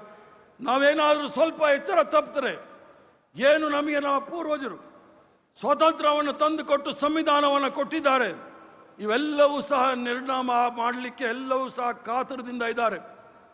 ಇದು ಯಾಕೆ ಹೇಳ್ತಾ ಇದ್ದೀನಿ ಅಂತ ಹೇಳಿದ್ರೆ, ತಾವೆಲ್ಲರೂ ಸಹ ಗಮನಿಸಿರ್ತೀರಿ, ದೇಶದಲ್ಲಿ ಧರ್ಮಾಧಾರಿತ ರಾಜಕಾರಣ ಮಾಡುವಾಗ ಯಾವ ಅನಾಹುತಗಳು ಈ ದೇಶದಲ್ಲಿ ಆಗಿದೆ ಅಂತ ಹೇಳಿ.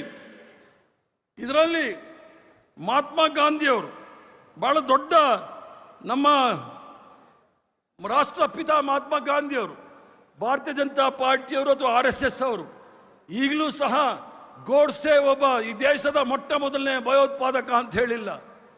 ಗೋಡ್ಸೆ ಮಹಾತ್ಮ ಗಾಂಧಿ ಅವರ ಕೊಲೆಗಡುಕ ಅಂತ ಇನ್ನೂ ಹೇಳಿಲ್ಲ. ಅದನ್ನ ಸಂಸ್ಕೃತದಲ್ಲಿ ಹೇಳ್ತಾರೆ ವಧ್ ಹುವಾ ಹೈ ಅಂತ ಹೇಳಿ.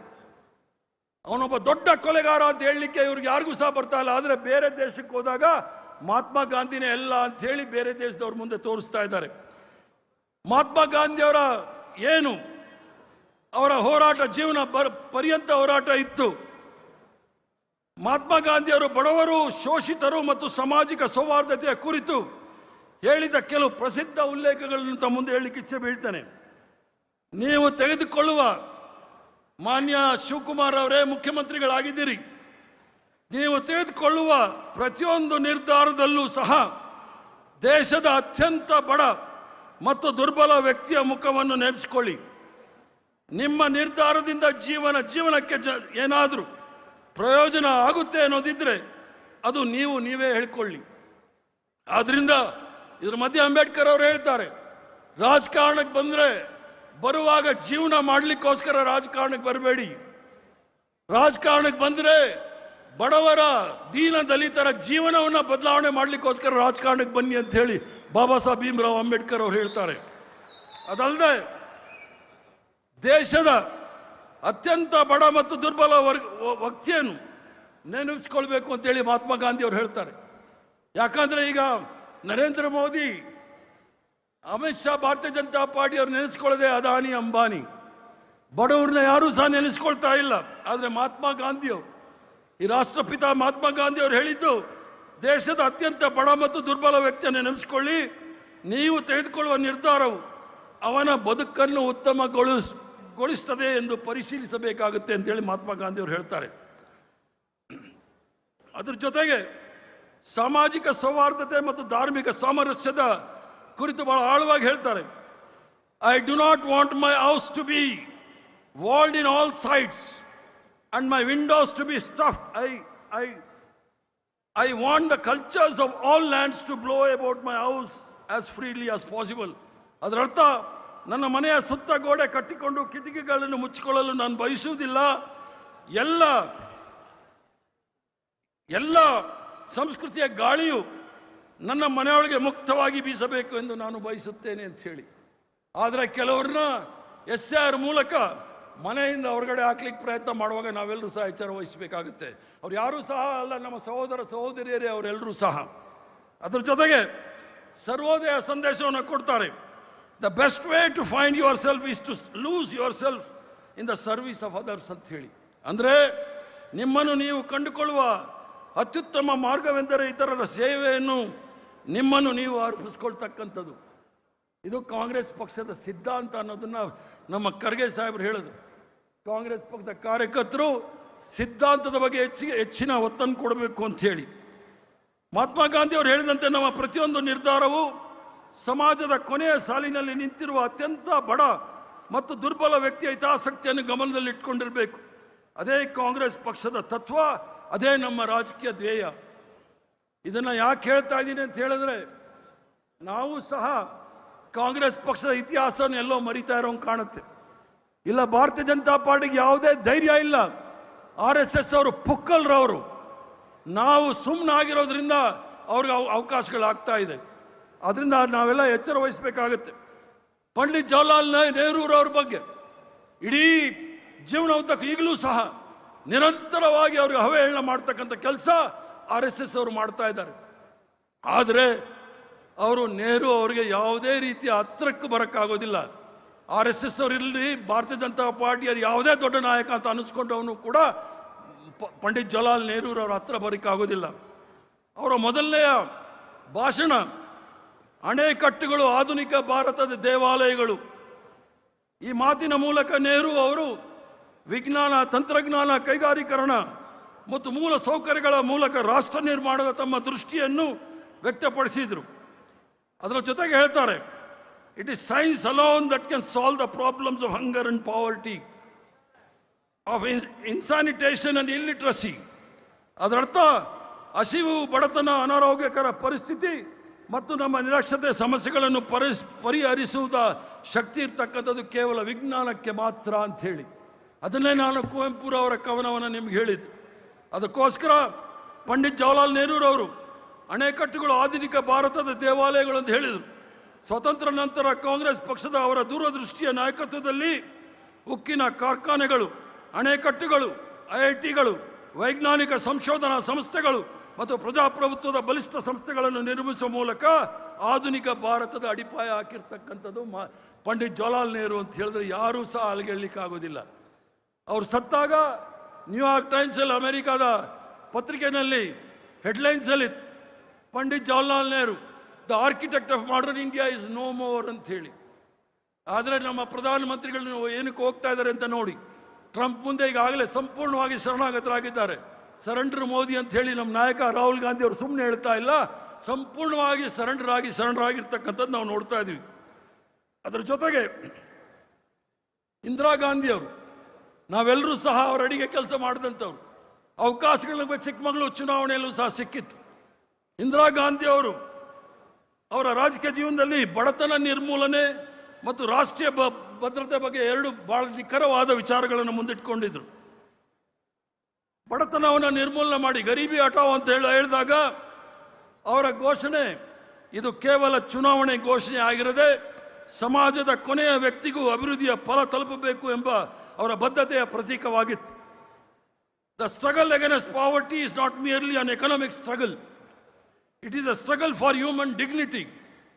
ಬಡತನದ ವಿರುದ್ಧ ಹೋರಾಟ ಕೇವಲ ಆರ್ಥಿಕ ಹೋರಾಟವಲ್ಲ, ಇದು ಮಾನವ ಘನತೆಯನ್ನು, ಸ್ವಾಭಿಮಾನವನ್ನು ಉಳಿಸ್ತಕ್ಕಂಥ ಹೋರಾಟ ಅಂತ ಹೇಳಿ ನಮ್ಮೆಲ್ಲರ ಅಚ್ಚುಮೆಚ್ಚಿನ ನಾಯಕಿ ಇಂದಿರಾ ಗಾಂಧಿ ಅವರು ಹೇಳಿರ್ತಕ್ಕಂಥದ್ದು. ರಾಷ್ಟ್ರೀಯ ಬದ್ಧತೆಯ ವಿಚಾರ ಬಂದಾಗ ತಾವೆಲ್ಲರೂ ಸಹ ನೋಡಿದಿರಿ, ಯಾವತ್ತೂ ಸಹ ಅಮೆರಿಕದ ಅಧ್ಯಕ್ಷ ನಿಕ್ಸನ್ ಇವರಿಗೆ ಭಾಳ ಬೆದರಿಕೆಯನ್ನು ಒದ್ದಾಗಲೂ ಸಹ 7 ಫ್ಲೀಟ್ ಅಂತೇಳಿ ದೊಡ್ಡ ಯುದ್ಧ ನೌಕೆಗಳನ್ನು ಬೆಂಗಾಲ ಕೊಲ್ಲಿಯಲ್ಲಿ ಬಂದಾಗಲೂ ಸಹ ಯಾವುದೇ ರೀತಿಗೆ ಅಂಜದೆ ರಷ್ಯಾದವ್ರ ಜೊತೆಗೆ ಒಂದು ಒಪ್ಪಂದವನ್ನು ಮಾಡಿಕೊಂಡು ದಿಟ್ಟತನದಿಂದ ಧೈರ್ಯವಾಗಿ ಎದುರಿಸಿ ಬಾಂಗ್ಲಾದೇಶವನ್ನು ಬೇರೆ ಮಾಡಿದಂಥ ಕೀರ್ತಿ ಯಾವ ನಾಯಕರಿಗೂ ಈ ದೇಶದಲ್ಲಿದ್ದ ಅದು ಇಂದಿರಾ ಗಾಂಧಿ ಅವ್ರಿಗೆ ಮಾತ್ರ ಇರ್ತಕ್ಕಂಥದ್ದು ಹೇಳಲಿಕ್ಕೆ ಇಚ್ಛೆ ಬೀಳ್ತೇನೆ. ಅದಲ್ಲದೆ ಅವ್ರು ಹೇಳ್ತಾರೆ, ಒಂದು ರಾಷ್ಟ್ರದ ನಿಜವಾದ ಶಕ್ತಿ ಅದು ಇತರರಿಂದ ಏನು ಪಡೆದುಕೊಳ್ಳುತ್ತದೆ ಎಂಬುದರಲ್ಲಿ ಇಲ್ಲ, ತನ್ನ ಸ್ವಂತ ಸಾಮರ್ಥ್ಯದಿಂದ ಏನು ಸಾಧಿಸುತ್ತದೆ ಇರ್ತಕ್ಕಂಥದ್ದು. ಇಂದಿರಾ ಗಾಂಧಿ ಅವ್ರ ಕಾಲದಲ್ಲೇ ಹಸಿರು ಕ್ರಾಂತಿ, ಬಡತನದಲ್ಲಿ ನಾವೆಲ್ಲರೂ ಸಹ ಅಮೆರಿಕಾದಿಂದ ಗೋಧಿ ಬರ್ತಾ ಇತ್ತು P4 ಅಂತೇಳಿ, ಭಾಳ ಹಿರಿಯರಿದ್ರೆ ಗೊತ್ತಾಗುತ್ತೆ. ಬಡತನದಲ್ಲಿ ನಾವೆಲ್ಲರೂ ಇದ್ದಾಗ ತಿನ್ನಕ್ಕೆ ಒಂದೊಟ್ಟು ಊಟ ಇಲ್ಲದೆ ಇರೋ ಸಂದರ್ಭದಲ್ಲಿ ಇಂದಿರಾ ಗಾಂಧಿ ಅವರು ಸ್ವಾಮಿನಾಥನ್ ಅವರ ನೇತೃತ್ವದಲ್ಲಿ ರಾಷ್ಟ್ರದ ಕೃಷಿ ನೀತಿಯನ್ನು ಮಾಡಿ ಹಸಿರು ಕ್ರಾಂತಿಯನ್ನು ಮಾಡಿದಂಥ ಕೀರ್ತಿ ಇಂದಿರಾ ಗಾಂಧಿ ಅವ್ರಿಗೆ ಬರುತ್ತೆ. ಇವತ್ತೇನಾದರೂ ಇಡೀ ಪ್ರಪಂಚದಲ್ಲಿ ಅತ್ಯಂತ ಹೆಚ್ಚಿನ ಅಕ್ಕಿ ಬೆಳೀತಕ್ಕಂಥ ರಾಷ್ಟ್ರ ಇದ್ರೆ ಅದು ಭಾರತ ದೇಶ. ಅದು ಮೋದಿ ಮಾಡಿದ್ದಲ್ಲ, ಇಂದಿರಾ ಗಾಂಧಿ ಅವರು ಮಾಡಿದ್ದು. ಇಡೀ ರಾಷ್ಟ್ರದಲ್ಲಿ 2ನೇ ಅತಿ ದೊಡ್ಡ ಹಾಲು ಉತ್ಪಾದನೆಯ ರಾಷ್ಟ್ರ ಅಂತ ಹೇಳಿದ್ರೆ ಅದು ಭಾರತ ದೇಶ. ಮೊದಲು ನಾವು ಅಮೆರಿಕಾದಿಂದ ಮಿಲ್ಕ್ ಪೌಡರ್ ಬರ್ತಿತ್ತು ಮಕ್ಕಳಿಗೆ ಕೊಡೋಕ್ಕೆ, ಇವತ್ತು ನಾವೇ ಬೇರೆ ರಾಷ್ಟ್ರಗಳಿಗೆ ಹಾಲು ಮತ್ತು ಹಾಲಿನ ಪುಡಿಯನ್ನು ಕಳಿಸ್ತಾ ಇರ್ತಕ್ಕಂಥದ್ದು. ಆದ್ದರಿಂದ ಈ ರಾಷ್ಟ್ರ ಏನಾದರೂ ಒಂದು ಬಲಿಷ್ಠ ರಾಷ್ಟ್ರವಾಗಿ ಪ್ರಪಂಚದಲ್ಲಿ ಇದೆ ಅಂತ ಹೇಳಿದರೆ ನಮ್ಮ ಅಚ್ಚುಮೆಚ್ಚಿನ ನಾಯಕರ ಕೊಡುಗೆ. ನಮ್ಮೆಲ್ಲರ ಅಚ್ಚುಮೆಚ್ಚಿನ ನಾಯಕ ರಾಜೀವ್ ಗಾಂಧಿಯವರು, 21ನೇ ಶತಮಾನದ ಕನಸನ್ನು ಕಂಡಿರ್ತಕ್ಕಂಥ ರಾಜೀವ್ ಗಾಂಧಿಯವರು ಯುವ ಶಕ್ತಿ, ತಂತ್ರಜ್ಞಾನ ಮತ್ತು ಆಧುನೀಕರಣದ ಬಗ್ಗೆ ಅವರ ದೃಷ್ಟಿಕೋನವನ್ನು ಪ್ರತಿಬಿಂಬಿಸುವ ಅತ್ಯಂತ ಪ್ರಸಿದ್ಧ ಉಲ್ಲೇಖ ಯಾವುದು ಅಂದರೆ, ಭಾರತವು ಪ್ರಾಚೀನ ದೇಶವಾದರೂ ಯುವ ರಾಷ್ಟ್ರವಾಗಿದೆ. ಯುವಕರಂತೆ ನಾವು ಕೂಡ ಅಪಾರ ಆಶಯಗಳನ್ನು ಹೊಂದಿದ್ದೇವೆ. ನಾನೂ ಕೂಡ ಒಂದು ಕನಸು ಕಾಣುತ್ತೇನೆ. ಬಲಿಷ್ಠ, ಸ್ವತಂತ್ರ, ಸ್ವಾವಲಂಬಿ ಹಾಗೂ ವಿಶ್ವದ ರಾಷ್ಟ್ರಗಳಲ್ಲಿ ಮುಂಚೂಣಿಯಲ್ಲಿರುವ ಭಾರತದ ಕನಸು. 21ನೇ ಶತಮಾನದ ಭಾರತದ ಕುರಿತು ಅವರು ಹೇಳಿದ ಮತ್ತೊಂದು ಪ್ರಸಿದ್ಧ ಮಾತು, ಭಾರತವನ್ನು 21ನೇ ಶತಮಾನಕ್ಕೆ ಪ್ರವೇಶಿಸಲು ನಾವು ಸಜ್ಜುಗೊಳಿಸಬೇಕಾಗಿದೆ ಅಂತೇಳಿ 18 ವರ್ಷ ಯುವಕರಿಗೆ ಮತದಾನದ ಹಕ್ಕನ್ನು ಸಹ ರಾಜೀವ್ ಗಾಂಧಿಯವರು ಕೊಟ್ಟರು. ರಾಜೀವ್ ಗಾಂಧಿಯವರು ಅವ್ರು ತಂದಂಥ ಮಾಹಿತಿ ತಂತ್ರಜ್ಞಾನ, ದೂರ ಸಂಪರ್ಕ, ಪಂಚಾಯಿತಿ ರಾಜ್ ವ್ಯವಸ್ಥೆ ಮತ್ತು ಯುವ ಶಕ್ತಿಯ ಮೇಲೆ ಇಟ್ಟ ನಂಬಿಕೆ ಇಂದು ಭಾರತ ಡಿಜಿಟಲ್ ಮತ್ತು ಆಧುನಿಕ ಬೆಳವಣಿಗೆಯ ಅಡಿಪಾಯವಾಗಿದೆ. ಅದರ ಕನಸಿನ ಭಾರತವನ್ನು ಸಕಾರಗೊಳಿಸುವುದು ನಮ್ಮೆಲ್ಲರ ಜವಾಬ್ದಾರಿಯಾಗಿದೆ. ನಾವೆಲ್ಲರೂ ಸಹ ಬಹುಶಃ ಇಡೀ ಭಾರತದಲ್ಲಿ ಯಾರು ತಪ್ಪು ತಿಳ್ಕೊಳ್ಬಾರ್ದು ಅಷ್ಟೇ, ಯಾರಾದರೂ ಆ ಒಂದು ಕುಟುಂಬದ ಜೊತೆ ಕೆಲಸ ಮಾಡಿದರೆ, ನಾನು ಇಂದಿರಾ ಗಾಂಧಿ ಅಡಿ ಕೆಲಸ ಮಾಡಿದ್ದೀನಿ, ಸಂಜಯ್ ಗಾಂಧಿ ಅವ್ರ ಜೊತೆ ಜೈಲಲ್ಲಿದ್ದೆ, ರಾಜೀವ್ ಗಾಂಧಿ ಅವರು ರಾಜ್ಯಸಭೆಗೆ ತಂದರು, ಸೋನಿಯಾ ಗಾಂಧಿ ಅವರು ರಾಜ್ಯಸಭೆಗೆ ತಂದರು, ರಾಹುಲ್ ಗಾಂಧಿ ಅವರು ರಾಜ್ಯಸಭೆಗೆ ತಂದರು, ಈಗ ಪ್ರದೇಶ್ ಕಾಂಗ್ರೆಸ್ ಕಮಿಟಿ ಅಧ್ಯಕ್ಷರಾಗಿ ಮಾಡಿದ್ದಾರೆ, ಪ್ರಿಯಾಂಕಾ ಗಾಂಧಿ ಜೊತೆ ಕೆಲಸ ಮಾಡಿ 6 ಜನ ಜೊತೆ ಕೆಲಸ ಮಾಡಿರ್ತಕ್ಕಂಥದ್ದೇ ನನ್ನ ದೊಡ್ಡ ಸಂಪತ್ತು, ಆಸ್ತಿ ಅಂತ ಹೇಳಲಿಕ್ಕೆ ಇಚ್ಛೆ ಬೀಳ್ತೇನೆ ನಾನು. ಅದ್ರ ಜೊತೆಗೆ ರಾಜಕೀಯ ವಿಚಾರ ಬಂದಾಗ ಅಕಾಲಿಕ ಮರಣ, ಈ ರಾಷ್ಟ್ರದಲ್ಲಿ ಏನಾದರೂ ದೇಶಕ್ಕೋಸ್ಕರ ಪ್ರಾಣ ಬಿಟ್ಟಿದ್ರೆ ಅದು ಕಾಂಗ್ರೆಸ್ ಪಕ್ಷದ ಇತಿಹಾಸ ಮಾತ್ರ. ಕೋಮು ಸೌಹಾರ್ದತೆಯನ್ನು ಕಾಪಾಡಲಿಕ್ಕೋಸ್ಕರ ಯಾರಾದರೂ ಪ್ರಾಣ ಬಿಟ್ಟಿದ್ರೆ ಅದು ನಮ್ಮೆಲ್ಲರ ರಾಷ್ಟ್ರಪಿತ ಮಹಾತ್ಮ ಗಾಂಧಿಯವರು ಮಾತ್ರ. ಈ ರಾಷ್ಟ್ರಕ್ಕೆ ಏಕತೆಗೆ ಧಕ್ಕೆ ಬಂದಾಗ ಪ್ರಾಣಾರ್ಪಣೆ ಮಾಡಿರ್ತಕ್ಕಂಥದ್ದು ಇಂದಿರಾ ಗಾಂಧಿಯವರು. ಈ ರಾಷ್ಟ್ರದ ಅಖಂಡತೆಗೆ ಧಕ್ಕೆ ಆದಾಗ ಪ್ರಾಣಾರ್ಪಣೆ ಮಾಡಿರ್ತಕ್ಕಂಥದ್ದು ರಾಜೀವ್ ಗಾಂಧಿಯವರು. ಈ ರಾಷ್ಟ್ರದಲ್ಲಿ ಭಾರತೀಯ ಜನತಾ ಪಾರ್ಟಿ ಅಧಿಕಾರಕ್ಕೆ ಬಂದು ಅಟಲ್ ಬಿಹಾರಿ ವಾಜಪೇಯಿ ಅವರ ನೇತೃತ್ವದಲ್ಲಿ ಅಲ್ಲೋಲ ಕಲ್ಲೋಲ ಆಗೋ ಸಂದರ್ಭದಲ್ಲಿ ಕಾಂಗ್ರೆಸ್ ಪಕ್ಷವನ್ನು ಅಧಿಕಾರಕ್ಕೆ ತಂದು ಪ್ರಧಾನಮಂತ್ರಿಯ ಹುದ್ದೆಯನ್ನು ತ್ಯಾಗ ಮಾಡಿದ್ದಾರೆ ಅಂತ ಹೇಳಿದ್ರೆ ಅದು ಸೋನಿಯಾ ಗಾಂಧಿ ಮಾತ್ರ ಅಂತ ಹೇಳಲಿಕ್ಕೆ ನಿಮಗೆ ಇಚ್ಛೆ ಬೀಳ್ತಾನೆ. ಡಾಕ್ಟರ್ ಮನಮೋಹನ್ ಸಿಂಗ್ ಅವರ ಕಾಲದಲ್ಲಿ ಸೋನಿಯಾ ಗಾಂಧಿ ಅವರ ಅಧಿಕಾರ ತೆಗೆದುಕೊಂಡ ನಂತರ ನೀವೆಲ್ಲರೂ ಸಹ ನೋಡಿದ್ದೀರಿ, ಮೊಟ್ಟ ಮೊದಲನೇದಾಗಿ ಗ್ರಾಮೀಣ ಪ್ರದೇಶದಲ್ಲಿ ಇರ್ತಕ್ಕಂಥ ಬಡವರಿಗೆ ಯಾರೂ ಸಹ ಉದ್ಯೋಗ ಇಲ್ಲದೆ ಇರಬಾರ್ದು ಅಂತೇಳಿ ವರ್ಷಕ್ಕೆ 100 ದಿನಗಳ ಕಾಲ ಉದ್ಯೋಗಾವಕಾಶವನ್ನು ಮಾಡಿಕೊಟ್ಟಂಥದ್ದು ಮಹಾತ್ಮ ಗಾಂಧಿ ಉದ್ಯೋಗ ಖಾತರಿ ಯೋಜನೆಯನ್ನು ಮಾಡಿಕೊಟ್ರು. ಅದನ್ನು ಇವತ್ತು ಭಾರತೀಯ ಜನತಾ ಪಾರ್ಟಿಯವರು ಬುಡಮೇಲು ಮಾಡ್ತಾ ಇದೆ. ಅದರ ಜೊತೆಗೆ ಸರ್ವ ಶಿಕ್ಷಾ ಅಭಿಯಾನ, ಎಲ್ಲ ಮಕ್ಕಳಿಗೂ ಸಹ ಉಚಿತ ವಿದ್ಯಾಭ್ಯಾಸಗಳು, RTI ಇರ್ಬೋದು, Jawaharlal Nehru urban renewal mission ಇರ್ಬೋದು, ಅಥವಾ ನ್ಯಾಷನಲ್ ಹೆಲ್ತ್ ಮಿಷನ್ ಇರ್ಬೋದು, ಎಲ್ಲ ಕಾರ್ಯಕ್ರಮಗಳನ್ನು ತಮಗೆ ತಂದುಕೊಟ್ರು. ಯಾರೂ ಸಹ ರಾತ್ರಿ ಹೊತ್ತು ಹೊಟ್ಟೆಗಿಲ್ಲದೆ ಮಲಗಬಾರ್ದು ಅಂಥೇಳಿ ಆಹಾರ ಖಾತ್ರಿ ಯೋಜನೆ, ಫುಡ್ ಸೆಕ್ಯೂರಿಟಿ ಆ್ಯಕ್ಟ್ ತಂದು ಏನಿವತ್ತು 5 kg 10 kg ಅಕ್ಕಿ ಬರ್ತಾ ಇದೆ, ಸೋನಿಯಾ ಗಾಂಧಿಯವರು ಮತ್ತು ಡಾಕ್ಟರ್ ಮನಮೋಹನ್ ಸಿಂಗ್ ಅವರು 2011ರಲ್ಲಿ ಮಾಡಿರ್ತಕ್ಕಂಥ ಆಹಾರ ಖಾತ್ರಿ ಯೋಜನೆ ಮೂಲಕ ನಿಮ್ಮೆಲ್ರಿಗೂ ಸಹ 5 kg 10 kg ಅಕ್ಕಿ ಸಿಗ್ತಾ ಇದೆ. ಯಾವುದಾದ್ರೂ ಒಂದು ಕಾರ್ಯಕ್ರಮ ಹೇಳಿ, ಬಡವರ ಬಗ್ಗೆ, ರೈತರ ಬಗ್ಗೆ, ಮಹಿಳೆಯರ ಬಗ್ಗೆ, ಯುವಕರ ಬಗ್ಗೆ, ವಿದ್ಯಾರ್ಥಿಗಳ ಬಗ್ಗೆ ಈ ಒಂದು ಸರೆಂಡರ್ ಮೋದಿ ಯಾವುದಾದ್ರೂ ಒಂದು ಕಾರ್ಯಕ್ರಮ 12 ವರ್ಷದಲ್ಲಿ ಕೊಟ್ಟಿದ್ದಾನೆ ಅಂತ ಹೇಳಿಬಿಡಿ, ನಾನು ಇವತ್ತೇ ರಾಜಕಾರಣ ಬಿಡ್ಲಿಕ್ಕೆ ತಯಾರಿದ್ದೇನೆ. ಪಾಕಿಸ್ತಾನ, ಮುಸಲ್ಮಾನ್, ಚಿಕನ್, ಮಟನ್, ಮछली, ಮಂಗಲ್ ಸೂತ್ರ ಅಂತ ಹೇಳ್ಕೊಂಡು ಜನಗಳನ್ನ ತಪ್ಪು ದಾರಿಗೆ ಎಳಿತಕ್ಕಂಥ ಈ ಸರ್ಕಾರಕ್ಕೆ ನಾವೇನಾದರೂ ಒಂದು ಕಡೆಗಾಣಿಸ್ಲಿಲ್ಲ ಅಂದರೆ ಭಾರಿ ಕಷ್ಟ ಆಗುತ್ತೆ ಮುಂದಿನ ದಿನಗಳಲ್ಲಿ. ಅದೇ ರೀತಿ ಡಾಕ್ಟರ್ ಮನಮೋಹನ್ ಸಿಂಗ್ ರವರು ಅಧಿಕಾರವನ್ನು ತೆಗೆದುಕೊಂಡಾಗ ಪರಿಸ್ಥಿತಿ, ಅವರು ಈಗಾಗಲೇ ಈ ಭಾರತದ ಆರ್ಥಿಕ ಸುಧಾರಣೆಯ ಶಿಲ್ಪಿಗಳು ಅಂತೇಳಿ ಬಹಳಷ್ಟು ಪ್ರಸಿದ್ಧರಾಗಿದ್ದಾರೆ. ಒಬ್ಬ ವಿಶ್ವದಲ್ಲಿ ಪ್ರಸಿದ್ಧ ಆರ್ಥಿಕ ಆರ್ಥಿಕ ತಜ್ಞ ಅಂತ ಹೇಳಿದ್ರೆ ತಪ್ಪಾಗಲಾರದು. ಅವರ ಕಾರ್ಯಕ್ರಮಗಳ ಮೂಲಕ ಹಲವಾರು ವಿಚಾರಗಳನ್ನು ನಾವು ನೋಡಿದ್ದೇವೆ. 1990ರ ಆರ್ಥಿಕ ಸುಧಾರಣೆ ಸಂದರ್ಭದಲ್ಲಿ ಈ ಮಾತು ವಿಶೇಷವಾಗಿ ಪ್ರಸಿದ್ಧಿಯಾಗಿತ್ತು. ಸಮಗ್ರ ಮತ್ತು ಒಳಗೊಳ್ಳುವ ಅಭಿವೃದ್ಧಿಯ ಕುರಿತು ಅವರ ಮತ್ತೊಂದು ಮಹತ್ವದ ಸಂದೇಶ, ನಮ್ಮ ಮುಂದಿರುವ ನಿಜವಾದ ಸವಾಲು ಎಂದರೆ ಆರ್ಥಿಕ ಬೆಳವಣಿಗೆಯ ಫಲವು ಸಮಾಜದ ಎಲ್ಲ ವರ್ಗಗಳಿಗೂ ಸಹ ತಲುಪುವಂತೆ ಮಾಡಿರ್ತಕ್ಕಂಥದ್ದು ಡಾಕ್ಟರ್ ಮನಮೋಹನ್ ಸಿಂಗ್ರವರು. ಆದ್ದರಿಂದ ಭಾರತೀಯ ಜನತಾ ಪಾರ್ಟಿಯವರು ಹೇಳ್ತಾರೆ, ನರೇಂದ್ರ ಮೋದಿಯವರು ಭಾಳ 5ನೇ ಆರ್ಥಿಕ ಶಕ್ತಿ ಮಾಡಿಬಿಟ್ಟಿದ್ದಾರೆ ದೇಶಕ್ಕೆ ಅಂತ ಹೇಳಿ.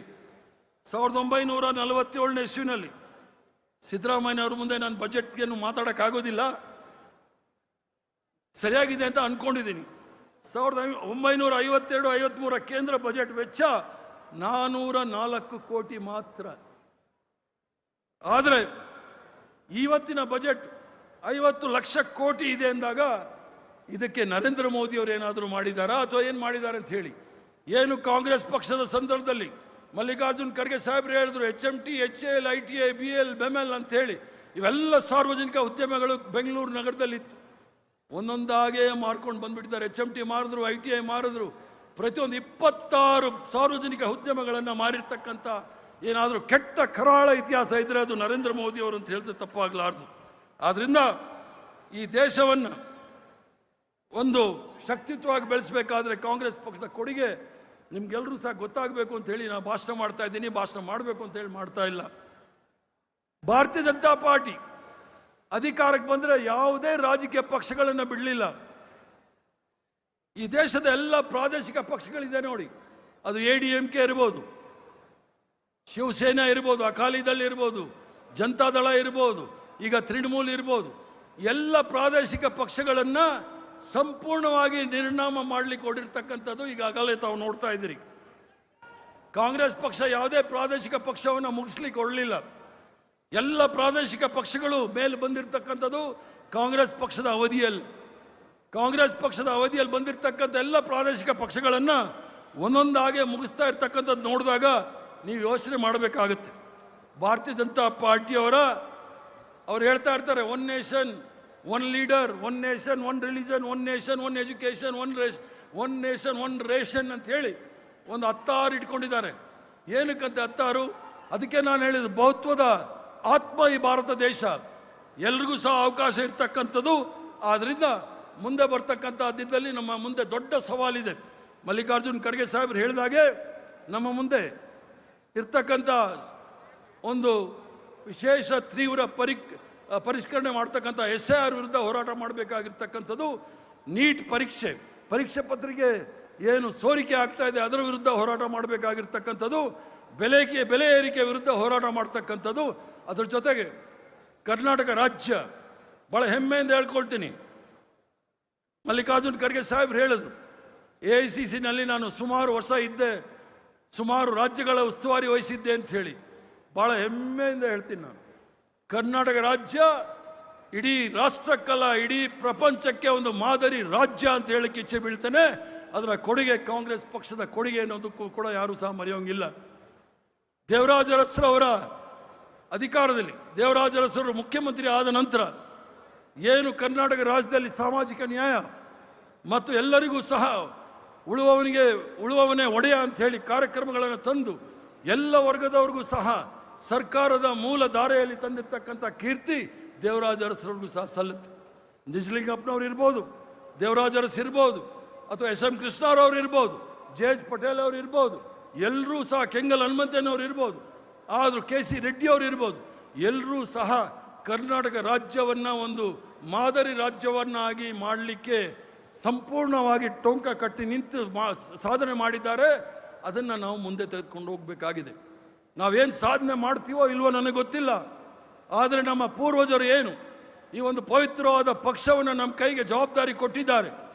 ಇದಕ್ಕೆ ಶಕ್ತಿ ಮೀರಿ ಕೆಲಸ ಮಾಡ್ತಕ್ಕಂಥ ಭರವಸೆನ ನಾನು ನಿಮಗೆ ಕೊಡ್ತೇನೆ. ಶಕ್ತಿ ಮೀರಿ ಕೆಲಸ ಮಾಡ್ತೇನೆ. ಮುಂದಿನ ಪೀಳಿಗೆಗೆ ಯಾವ ರೀತಿ ನಮ್ಮ ಪೂರ್ವಜರು ನಮಗೆ ಕಾಂಗ್ರೆಸ್ ಪಕ್ಷವನ್ನು ಕೊಟ್ಟಿದ್ರು ಅದೇ ರೀತಿ ತಮ್ಮ ಕೈಯಲ್ಲಿ ಕೊಟ್ಟು ನಾವು ಸಹ ಮುಂದೆ ಹೋಗ್ತೀವಿ. ಮತ್ತು ಖರ್ಗೆ ಸಾಹೇಬರು ಕೆಲವು ಕಿವಿ ಮಾತು ಹೇಳಿದರು, ಯಾವುದೇ ಸಂದರ್ಭದಲ್ಲಿ ಪಕ್ಷಕ್ಕೆ ತೊಂದರೆ ಆಗದಾಗೆ ನಾನು ಮತ್ತು ಮುಖ್ಯಮಂತ್ರಿಗಳಾಗಿರ್ತಕ್ಕಂಥ ಶಿವಕುಮಾರ್ ಅವರು ಒಟ್ಟಿಗೆ ಕಾಂಗ್ರೆಸ್ ಪಕ್ಷವನ್ನು ಮುಂದೆ ತೆಗೆದುಕೊಂಡು ಹೋಗ್ತೀವಿ. ಅದರ ಜೊತೆಗೆ ಕೆಲವು ಅಗ್ರಿಮೆಂಟ್ ಕೂಡ ತಾವು ಮಾಡಿಕೊಂಡಿದ್ರಿ. 2.5 ವರ್ಷ ಆಗೋಯ್ತು. ಬೋರ್ಡ್ ಕಾರ್ಪೊರೇಷನ್ ಚೇರ್ಮನ್ಗಳು ಹಂಗೆ ಇದ್ದಾರೆ, ಮೆಂಬರ್ಗಳು ಹಂಗೆ ಇದ್ದಾರೆ. ಅವ್ರನ್ನೆಲ್ಲ ರಾಜೀನಾಮೆ ತಗೊಂಡು ಹೊಸಬ್ರಿಗೆ ಅವಕಾಶ ಮಾಡಿಕೊಡಿ ಅಂತ ಕೂಡ ನಾನು ಹೇಳಲಿಕ್ಕೆ ಇಚ್ಛೆ ಬೀಳ್ತೇನೆ. ಯಾಕೆಂದರೆ 1ನೇ ಇನ್ನಿಂಗ್ಸ್ ಆಯಿತು, ಸಿದ್ದರಾಮಯ್ಯನವರು 1ನೇ ಇನ್ನಿಂಗ್ಸ್ ಮಾಡಿದ್ರು. ಈಗ 2ನೇ ಇನ್ನಿಂಗ್ಸ್ ನಾವು ಆಡಬೇಕಾದ್ರೆ ಪಿಚ್ ಹೆಂಗಿದೆ ಅನ್ನೋದು ನೋಡಬೇಕಾದ್ರೆ ಹೊಸ ಕಾರ್ಯಕರ್ತರ ಜೊತೆಗೆ ಹೊಸ ಜವಾಬ್ದಾರಿ ಅವ್ರಿಗೆಲ್ಲರೂ ಸಹ ಕೊಡಬೇಕು ಅಂತ ನಾನು ಹೇಳ್ತೇನೆ. ಯಾಕಂದರೆ ಇದು ನಮ್ಮ ಪೂರ್ವಾರ್ಜಿತ ಸೊತ್ತಲ್ಲ. ಸರ್ಕಾರ ಅಂತಕ್ಕಂಥದ್ದು ಯಾರ ಪೂರ್ವಾರ್ಜಿತ ಸೊತ್ತಲ್ಲ. ನೀವು ಏನು ಸರ್ಕಾರವನ್ನು ರಚನೆ ಮಾಡಲಿಕ್ಕೆ ಸಹಾಯ ಮಾಡಿದ್ರಿ, ರಕ್ತ ಬೆವರು ಸುಲ್ಸ್ ಮಾಡಿದಿರಿ, ಆ ಸರ್ಕಾರದ ಫಲ ನಿಮಗೂ ಸಹ ಸಿಗಬೇಕು ಅಂತೇಳಿ ನಾನು ಹೇಳ್ತೇನೆ. ಮತ್ತು ನನ್ನ ಜೀವನದಲ್ಲಿ ರಾಜಕೀಯ ಜೀವನದಲ್ಲಿ ನಾನು ಯಾವತ್ತೂ ಸಹ ವಿಧಾನಸೌಧ ಪಾರ್ಲಿಮೆಂಟ್ ಓಡಾಡ್ದವನಲ್ಲ, ಲೆಟರ್ ಗಿಟರ್ ಇಟ್ಕೊಂಡು ಓಡಾಡ್ದವನಲ್ಲ, ಫೈಲ್ ಇಟ್ಕೊಂಡು ಓಡಾಡ್ದವನಲ್ಲ. ಕಾಂಗ್ರೆಸ್ ಪಕ್ಷ ಪವಿತ್ರವಾದ ಪಕ್ಷ. 1000 ಜನ ಪ್ರಾಣಾರ್ಪಣೆ ಮಾಡಿ, ಲಕ್ಷಾಂತರ ಜನ ತ್ಯಾಗ ಮಾಡಿ ಈ ಪಕ್ಷವನ್ನು ಈ ರಾಷ್ಟ್ರದಲ್ಲಿ ಇಟ್ಟಿದ್ದಾರೆ. ಇಡೀ ಪ್ರಪಂಚದಲ್ಲಿ ಹೆಸರುವಾಸಿಯಾಗಿರ್ತಂಥ ಪಕ್ಷ. ಇದನ್ನು ಬಲಿಷ್ಠವಾಗಿ ಬೆಳೆಸಬೇಕು ಅಂತೇಳಿ ಭಾರತ್ ಸೇವಾದಳದಲ್ಲಿ ಮೊದಲನೇ ಹೆಜ್ಜೆ ಶೇಷಾಪುರಂ ಸ್ಕೂಲು, NSUI MES ಕಾಲೇಜಲ್ಲಿ NSUI. ನನ್ನ ಗುರುಗಳಾದ ಎಚ್ ನರಸಿಂಹಯ್ಯನವರು MPL ಶಾಸ್ತ್ರಿಗಳು. ಅವರು MPL ಶಾಸ್ತ್ರಿಗಳು ಒಂದು ಕಾಲೇಜಿನ ಅಧ್ಯಕ್ಷರಾಗಿ ಏನು ಮಾಡಬೇಕು ಅಂತ ಹೇಳ್ಕೊಟ್ಟಿರ್ತಕ್ಕಂಥದ್ದು ಈಗಲೂ ಸಹ ನಮಗೆ ಉಪಯೋಗಕ್ಕೆ ಬರ್ತಾ ಇದೆ. ಎಚ್ ನರಸಿಂಹಯ್ಯನವರು ಬೆಂಗಳೂರು ಯೂನಿವರ್ಸಿಟಿಯ ವೈಸ್ ಚಾನ್ಸಲರ್ ಇದ್ದರು. ನಾಯಕತ್ವ ಹೆಂಗಿರಬೇಕು ಅಂಥೇಳಿ ನನ್ನ ಜೊತೆ ಇಲ್ಲಿ ಸ್ಟೇಜ್ ಮೇಲೆ PM ಅಶೋಕ್ ಗಾಂಧಿ ಟೋಪಿ ಹಾಕ್ಬಿಟ್ಟಿದ್ದಾರೆ, ಅವರಿದ್ದರು. ರೇವಣ್ಣ ಇದ್ದರು, ಮತ್ತು KM ನಾಗರಾಜರು. ರೇವಣ್ಣ PM ಅಶೋಕ್ ಏನಾದರೂ ಸ್ವಲ್ಪ ಆದರು, ಮುಂದೆ ಏನೋ ಕನಸು ಕೂಡ ಕಾಣ್ತಾ ಇದ್ದಾರೆ ಅಶೋಕ್ರವರು, ಆದರೆ ಒಳ್ಳೆಯದು. KM ನಾಗರಾಜ್ ಅವರು ಮಾತ್ರ ಏನೂ ಆಗಲಿಲ್ಲ, ಅವ್ರಿಗೆ ಆರೋಗ್ಯನೂ ಸಹ ಸರಿ ಇರಲಿಲ್ಲ. ನಿರಂತರವಾಗಿ ನಾವೆಲ್ಲರೂ ಸಹ ಒಂದೇ ಪಕ್ಷದಲ್ಲಿ, ಇಂದಿರಾ ಗಾಂಧಿಯವರು ಇರ್ಬೋದು, ರಾಜೀವ್ ಗಾಂಧಿಯವರು ಇರ್ಬೋದು, ಸೋನಿಯಾ ಗಾಂಧಿಯವರು ಇರ್ಬೋದು, ರಾಹುಲ್ ಗಾಂಧಿಯವರು ಇರ್ಬೋದು, ಪ್ರಿಯಾಂಕಾ ಗಾಂಧಿಯವರು ಇರ್ಬೋದು, ನಿರಂತರವಾಗಿ ಒಂದೇ ಪಕ್ಷದಲ್ಲಿ ಕೆಲಸ ಯಾಕೆ ಮಾಡ್ಕೊಂಡು ಬಂದ್ವಿ ಅಂದರೆ ಎಲ್ಲರಿಗೂ ಸಹ ಅವಕಾಶ ಕೊಡ್ತಕ್ಕಂಥ ಯಾವುದಾದ್ರೂ ಪಕ್ಷ ಇದ್ದರೆ ಅದು ಕಾಂಗ್ರೆಸ್ ಪಕ್ಷ ಅನ್ನೋದನ್ನು ಹೇಳ್ತೀನಿ. ನೀವು ಸಹ ಧೃತಿ ಕೆಡಬೇಡಿ. ನಾನು ಯಾವುದೇ ದೊಡ್ಡ ಜಾತಿಯಿಂದ ಬಂದವನಲ್ಲ, ನಾನು ಯಾವುದೇ ದೊಡ್ಡ ಬಂಡವಾಳಶಾಹಿ ಅಲ್ಲ. ನಾನೊಬ್ಬ ಸಾಮಾನ್ಯ ಕಾರ್ಯಕರ್ತನಾಗಿ ಇಷ್ಟ ಮೇಲೆ ಬರಬೇಕಾದ್ರೆ ಒಂದು ಪಕ್ಷದ ನಿಷ್ಠೆ, ನಾಯಕತ್ವದಲ್ಲಿ ನಂಬಿಕೆ ಇದ್ರೆ ನೀವು ಸಹ ಮೇಲೆ ಬರ್ತೀರಾ ಅನ್ನೋದನ್ನು ನಿಮಗೆ ಆಶ್ವಾಸನೆ ಕೊಡಲಿಕ್ಕೆ ಇಚ್ಛೆ ಬೀಳುತ್ತೇನೆ. ಆದ್ದರಿಂದ ಮುಂದೆ ಬರ್ತಕ್ಕಂಥ ದಿನಗಳಲ್ಲಿ ಏನು ನಮ್ಮ ಸೋನಿಯಾ ಗಾಂಧಿಯವರು ನಮ್ಮೆಲ್ಲರ ಅಚ್ಚುಮೆಚ್ಚಿನ ನಾಯಕಿ, 2015 ಇಸ್ವಿನಲ್ಲಿ 33% ಮೀಸಲಾತಿ ಮಹಿಳೆಯರು ಕೊಡಬೇಕು ಅಂತ ಹೇಳಿದ್ದಾರೆ. 1998 ಇಸ್ವಿನಲ್ಲೇ 33% ಮಹಿಳೆಯರಿಗೆಲ್ಲ ಪದಾಧಿಕಾರಿಗಳ ಅವಕಾಶ ಮಾಡಿಕೊಡ್ಬೇಕು ಅಂತ ಹೇಳಿದ್ದಾರೆ. ಅದಕ್ಕೋಸ್ಕರ ಯಾರೇ ಪೂರ್ಣವಾಗಿ ಕೆಲಸ ಮಾಡೋರಿಗೆ ಎಲ್ಲ ರೀತಿಯ ಶಕ್ತಿ ತುಂಬಲಿಕ್ಕೆ ಪದಾಧಿಕಾರಿಗಳಾಗೋರು 33% ಡೆಫಿನೆಟ್ ಆಗಿ ಖಚಿತವಾಗಿರುತ್ತೆ ಅನ್ನೋದನ್ನು ನಿಮಗೆ ನಾನು ಭರವಸೆ ಕೊಡಲಿಕ್ಕೆ ಇಚ್ಛೆ ಬೀಳ್ತೇನೆ. ಜೊತೆಗೆ ಯುವಕರು ಬೇಕು, ವಿದ್ಯಾರ್ಥಿಗಳು ಬೇಕು, ಬುದ್ಧಿಜೀವಿಗಳು ಬೇಕು. ಅದ್ರ ಜೊತೆಗೆ ಅನುಭವ ಇರ್ತಕ್ಕಂಥ, ಎಕ್ಸ್ಪೀರಿಯನ್ಸ್ ಇರ್ತಕ್ಕಂಥ ಹಿರಿಯರನ್ನು, ಯುವಕರನ್ನು, ಮಹಿಳೆಯರನ್ನ, ವಿದ್ಯಾರ್ಥಿಗಳನ್ನ ಸೇರಿ ನಾನು ಪಕ್ಷವನ್ನು ಕಟ್ಟಲಿಕ್ಕೆ ಪ್ರಯತ್ನ ಮಾಡ್ತೀನಿ. ಇದಕ್ಕೆ ತಾವೆಲ್ಲರೂ ಸಹ ಸಹಕಾರ ಕೊಡಬೇಕು. ಇದು ನನಗೆ ಸಹಕಾರ ಕೊಡೋದಲ್ಲ, ಕಾಂಗ್ರೆಸ್ ಪಕ್ಷಕ್ಕೆ ಸಹಕಾರ ಕೊಡ್ತಕ್ಕಂಥದ್ದು. ನಮ್ಮೆಲ್ಲರ ಅಚ್ಚುಮೆಚ್ಚಿನ ನಾಯಕಿ ಸೋನಿಯಾ ಗಾಂಧಿಯವರು ಏನು ಹೋರಾಟ ಮಾಡ್ತಾ ಇದ್ದಾರೆ ಈ ಇಳಿ ವಯಸ್ಸಿನಲ್ಲೂ ಸಹ, ನಮ್ಮೆಲ್ಲರ ಅಚ್ಚುಮೆಚ್ಚಿನ ನಾಯಕ ರಾಹುಲ್ ಗಾಂಧಿಯವರು ಏನು ಹೋರಾಟ ನಮ್ಮ ಪರ ಮಾಡ್ತಾ ಇದ್ದಾರೆ, ಅವರ ಕೈ ಬಲಪಡಿಸ್ಲಿಕ್ಕೋಸ್ಕರ ನಾವೆಲ್ಲರೂ ಸಹ ಒಗ್ಗಟ್ಟಾಗಿ ಕೆಲಸ ಮಾಡಬೇಕಾಗುತ್ತೆ. ಯಾಕಂದರೆ ಭಾರತೀಯ ಜನತಾ ಪಾರ್ಟಿಯವರು ನೋಡಿ, ಏನಾದರೂ ಖರ್ಗೆ ಸಾಹೇಬರು BJP ಮೇಲೆ RSS ಮೇಲೆ ಒಂದು ಸ್ಟೇಟ್ಮೆಂಟ್ ಹೇಳಿದೆ ಕಾಂಗ್ರೆಸ್ ಆಫೀಸ್ಗೆ ಗೆರವು ಮಾಡಕ್ಕೆ ಬರ್ತಾರೆ. ಸೋನಿಯಾ ಗಾಂಧಿ ಅವರು ಏನಾದರೂ ಗೆರವು ಮಾಡಕ್ಕೆ ಬರ್ತಾರೆ. ನಾನು ಹೇಳ್ತಾ ಇರ್ತೀನಿ, ಸ್ವಲ್ಪ ನನ್ನ ಹತ್ರನೂ ಬಂದರೆ ಚೆನ್ನಾಗಿರುತ್ತೆ ಅಂತ ಅವ್ರಿಗೆ ಹೇಳ್ತಾ ಇದ್ದೀನಿ, ಈ ವೇದಿಕೆ ಮೂಲಕ ಹೇಳ್ತೇನೆ. ಆದ್ದರಿಂದ ಯುವ ಕಾಂಗ್ರೆಸ್ ಅವರು, NSU ಅವರು ಹೋರಾಟದ ಮನೋಭಾವವನ್ನು ಬೆಳೆಸ್ಕೊಳ್ಳಿ. ನಾನು ಸಹ NSUನಲ್ಲಿ ಅಖಿಲ ಭಾರತ ಮಟ್ಟದಲ್ಲಿ ಇದ್ದವನು, ಯುವ ಕಾಂಗ್ರೆಸ್ಸಲ್ಲಿ ಅಖಿಲ ಭಾರತ ಮಟ್ಟದಲ್ಲಿ ಇದ್ದವನು, ರಾಜ್ಯದಲ್ಲೂ ಇದ್ದವನು. ಇಂದಿರಾ ಗಾಂಧಿ ಅವ್ರ ಮೇಲೆ ಯಾರಾದರೂ ಮಾತಾಡಿದ್ರೆ ಯಾವ ಮಟ್ಟಕ್ಕಾದರೂ ನಾವು ಹೋಗಿ ಹೋರಾಟ ಅವರ ವಿರುದ್ಧ ಮಾಡ್ತಾ ಇದ್ವಿ. ಅದಕ್ಕೋಸ್ಕರ ನಾವೆಲ್ಲ ಅಶೋಕು ನಮಗೇನು ಅವಕಾಶಗಳು ಸಿಗ್ತಾ ಇಲ್ಲ ರೇವಣ್ಣನಿಗೆ. ನಮಗೆ ಜಿಂದಾಬಾದ್ ಕಮಿಟಿ ಚೇರ್ಮನ್ ಅಂತಾನೆ ಮಾಡಿ ನಮ್ಮ ಕೈಲಿ ಕೊಟ್ಟಿದ್ರು. ಸಂಬಳಿಲ್ಲ ಗಿಮ್ಳಿಲ್ಲ, ನನ್ನ ಗಂಡ ಜಮೇದಾರ ಅಂದಂಗೆ.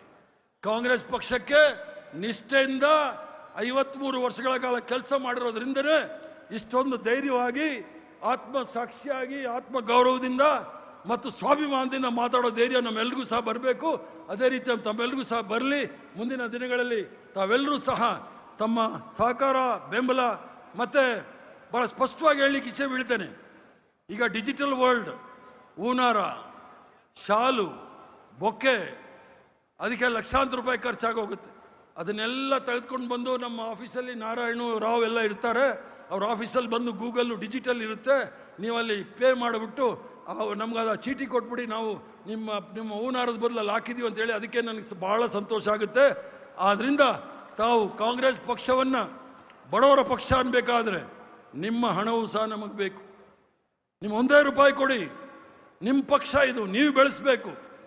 ಹಣವಂತರಿಂದ ತೆಗೆದುಕೊಂಡು ನಾವು ಪಕ್ಷ ಬೆಳೆಸೋದ್ರಲ್ಲಿ ಏನು ದೊಡ್ಡ ವಿಚಾರ ಅಲ್ಲ. ಆದರೆ ನಾವು ಅವ್ರಿಗೆ ಸರೆಂಡರ್ ಆಗಬೇಕಾಗತ್ತೆ.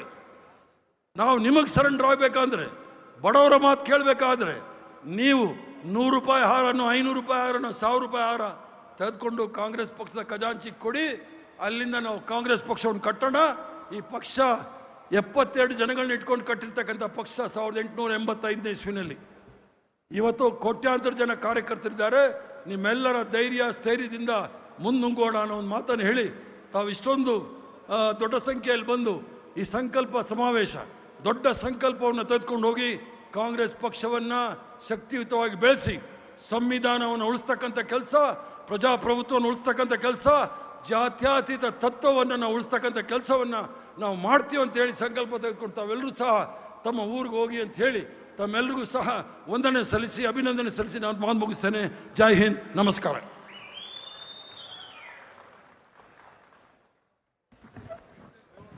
ಸನ್ಮಾನ್ಯ ಹರಿಪ್ರಸಾದ್ ಸಾಹೇಬರಿಗೆ ಧನ್ಯವಾದಗಳು. ಈ ಸಮಾರಂಭದ ಕೊನೆಯ ಘಟ್ಟಕ್ಕೆ ನಾವು ಬಂದಿದ್ದೀವಿ. ಕೊನೆಯದಾಗಿ ಕರ್ನಾಟಕ ಸರ್ಕಾರದ ಮಾಜಿ ಜನಪ್ರಿಯ ಮುಖ್ಯಮಂತ್ರಿಗಳು, ಕಾಂಗ್ರೆಸ್ ವರ್ಕಿಂಗ್ ಕಮಿಟಿಯ ಸದಸ್ಯರು ಆದಂಥ ಹಿರಿಯ ಸನ್ಮಾನ್ಯ ಸಿದ್ದರಾಮಯ್ಯ ಸಾಹೇಬರು ಮಾತನಾಡಬೇಕು ಅಂತೇಳಿ ಮನವಿಯನ್ನು ಮಾಡಿಕೊಳ್ತಾ ಇದ್ದೇನೆ.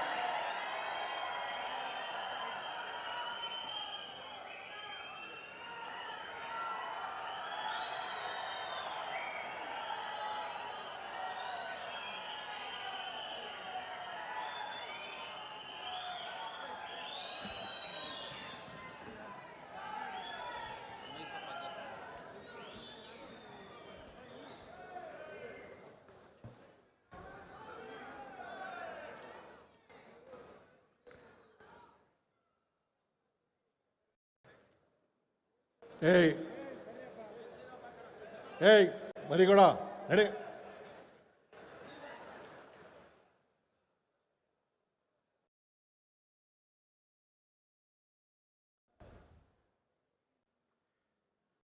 ACC ಅಧ್ಯಕ್ಷರಾದಂಥ ಶ್ರೀ ಮಲ್ಲಿಕಾರ್ಜುನ ಖರ್ಗೆ ಅವರೇ, ACC ಪ್ರಧಾನ ಕಾರ್ಯದರ್ಶಿಗಳಾದಂಥ ಶ್ರೀ ಸುರ್ಜೇವಾಲಾ ಅವರೇ, ರಾಜ್ಯದ ಮುಖ್ಯಮಂತ್ರಿಗಳಾದಂಥ DK ಶಿವಕುಮಾರ್ ಅವರೇ,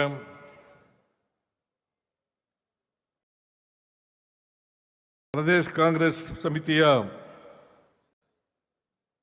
ನೂತನವಾಗಿ ಆಯ್ಕೆಯಾಗಿರ್ತಕ್ಕಂಥ ಶ್ರೀ ಹರಿಪ್ರಸಾದ್ ಅವರೇ,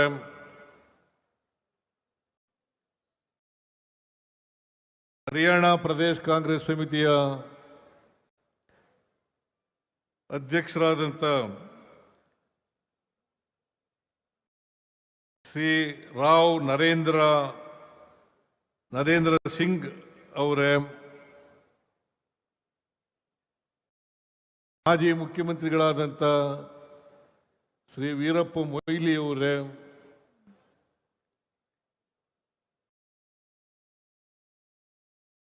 ವೇದಿಕೆ ಮೇಲಿರ್ತಕ್ಕಂಥ ಎಲ್ಲ ಆತ್ಮೀಯ ಸಚಿವರುಗಳೇ,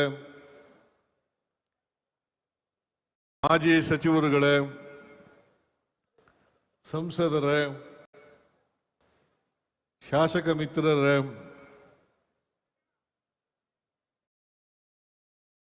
ಕೆಪಿಸಿಸಿಯ ಎಲ್ಲ ಪದಾಧಿಕಾರಿಗಳೇ,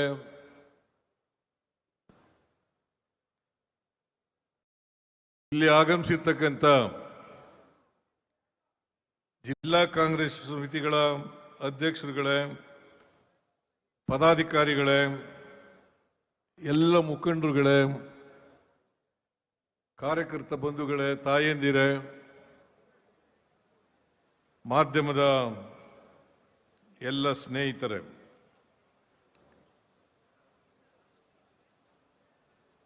ಇದು ಒಂದು ಮಹತ್ವದ ದಿನ. ಇವತ್ತು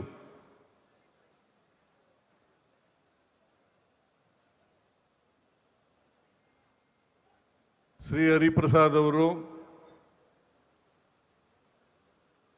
ನೂತನವಾಗಿ ಕೆಪಿಸಿಸಿ ಅಧ್ಯಕ್ಷ ಸ್ಥಾನವನ್ನು ಅಲಂಕರಿಸಿದ್ದಾರೆ.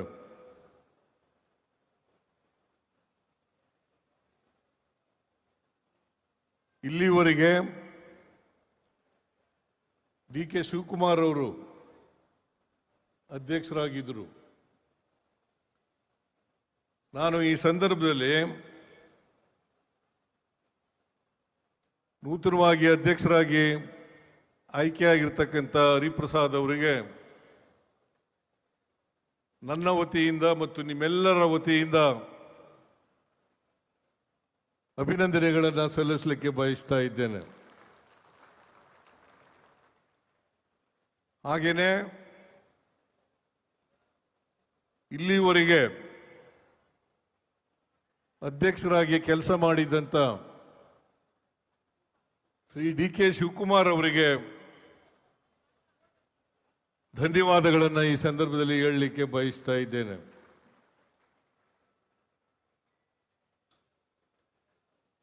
ನಾನು ಡಿ ಕೆ ಶಿವಕುಮಾರ್ ಅವರು, ನಾನು ಈ ರಾಜ್ಯದ ವಿರೋಧ ಪಕ್ಷದ ನಾಯಕನಾಗಿ ಮತ್ತು ರಾಜ್ಯದ ಮುಖ್ಯಮಂತ್ರಿಯಾಗಿ, ಅವರು ಅಧ್ಯಕ್ಷರಾಗಿ ಮತ್ತು ಉಪಮುಖ್ಯಮಂತ್ರಿಯಾಗಿ ಈ ರಾಜ್ಯವನ್ನು ಅಭಿವೃದ್ಧಿಪಡಿಸ್ತಕ್ಕಂಥ ಕೆಲಸವನ್ನು ನಾವು ಮಾಡಿದ್ದೇವೆ. ರಾಜ್ಯದ ಪ್ರಣಾಳಿಕೆಯಲ್ಲಿ ಕೊಟ್ಟಿದ್ದಂಥ ಭರವಸೆಗಳನ್ನು ಈಡೇರಿಸ್ತಕ್ಕಂಥ ಪ್ರಾಮಾಣಿಕ ಪ್ರಯತ್ನವನ್ನು ಮಾಡಿದ್ದೇವೆ.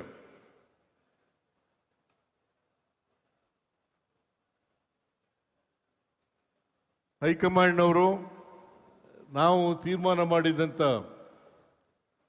5 ಗ್ಯಾರಂಟಿ ಯೋಜನೆಗಳನ್ನು ಜಾರಿ ಮಾಡಿದ್ದೇವೆ. ಕಳೆದ 3 ವರ್ಷದಿಂದ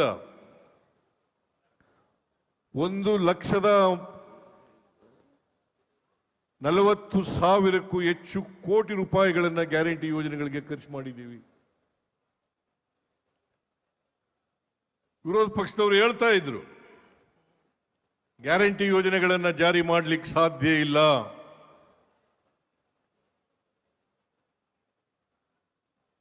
ಪ್ರಧಾನಮಂತ್ರಿಗಳಾದಂಥ ನರೇಂದ್ರ ಮೋದಿಯವರ ಆದಿಯಾಗಿ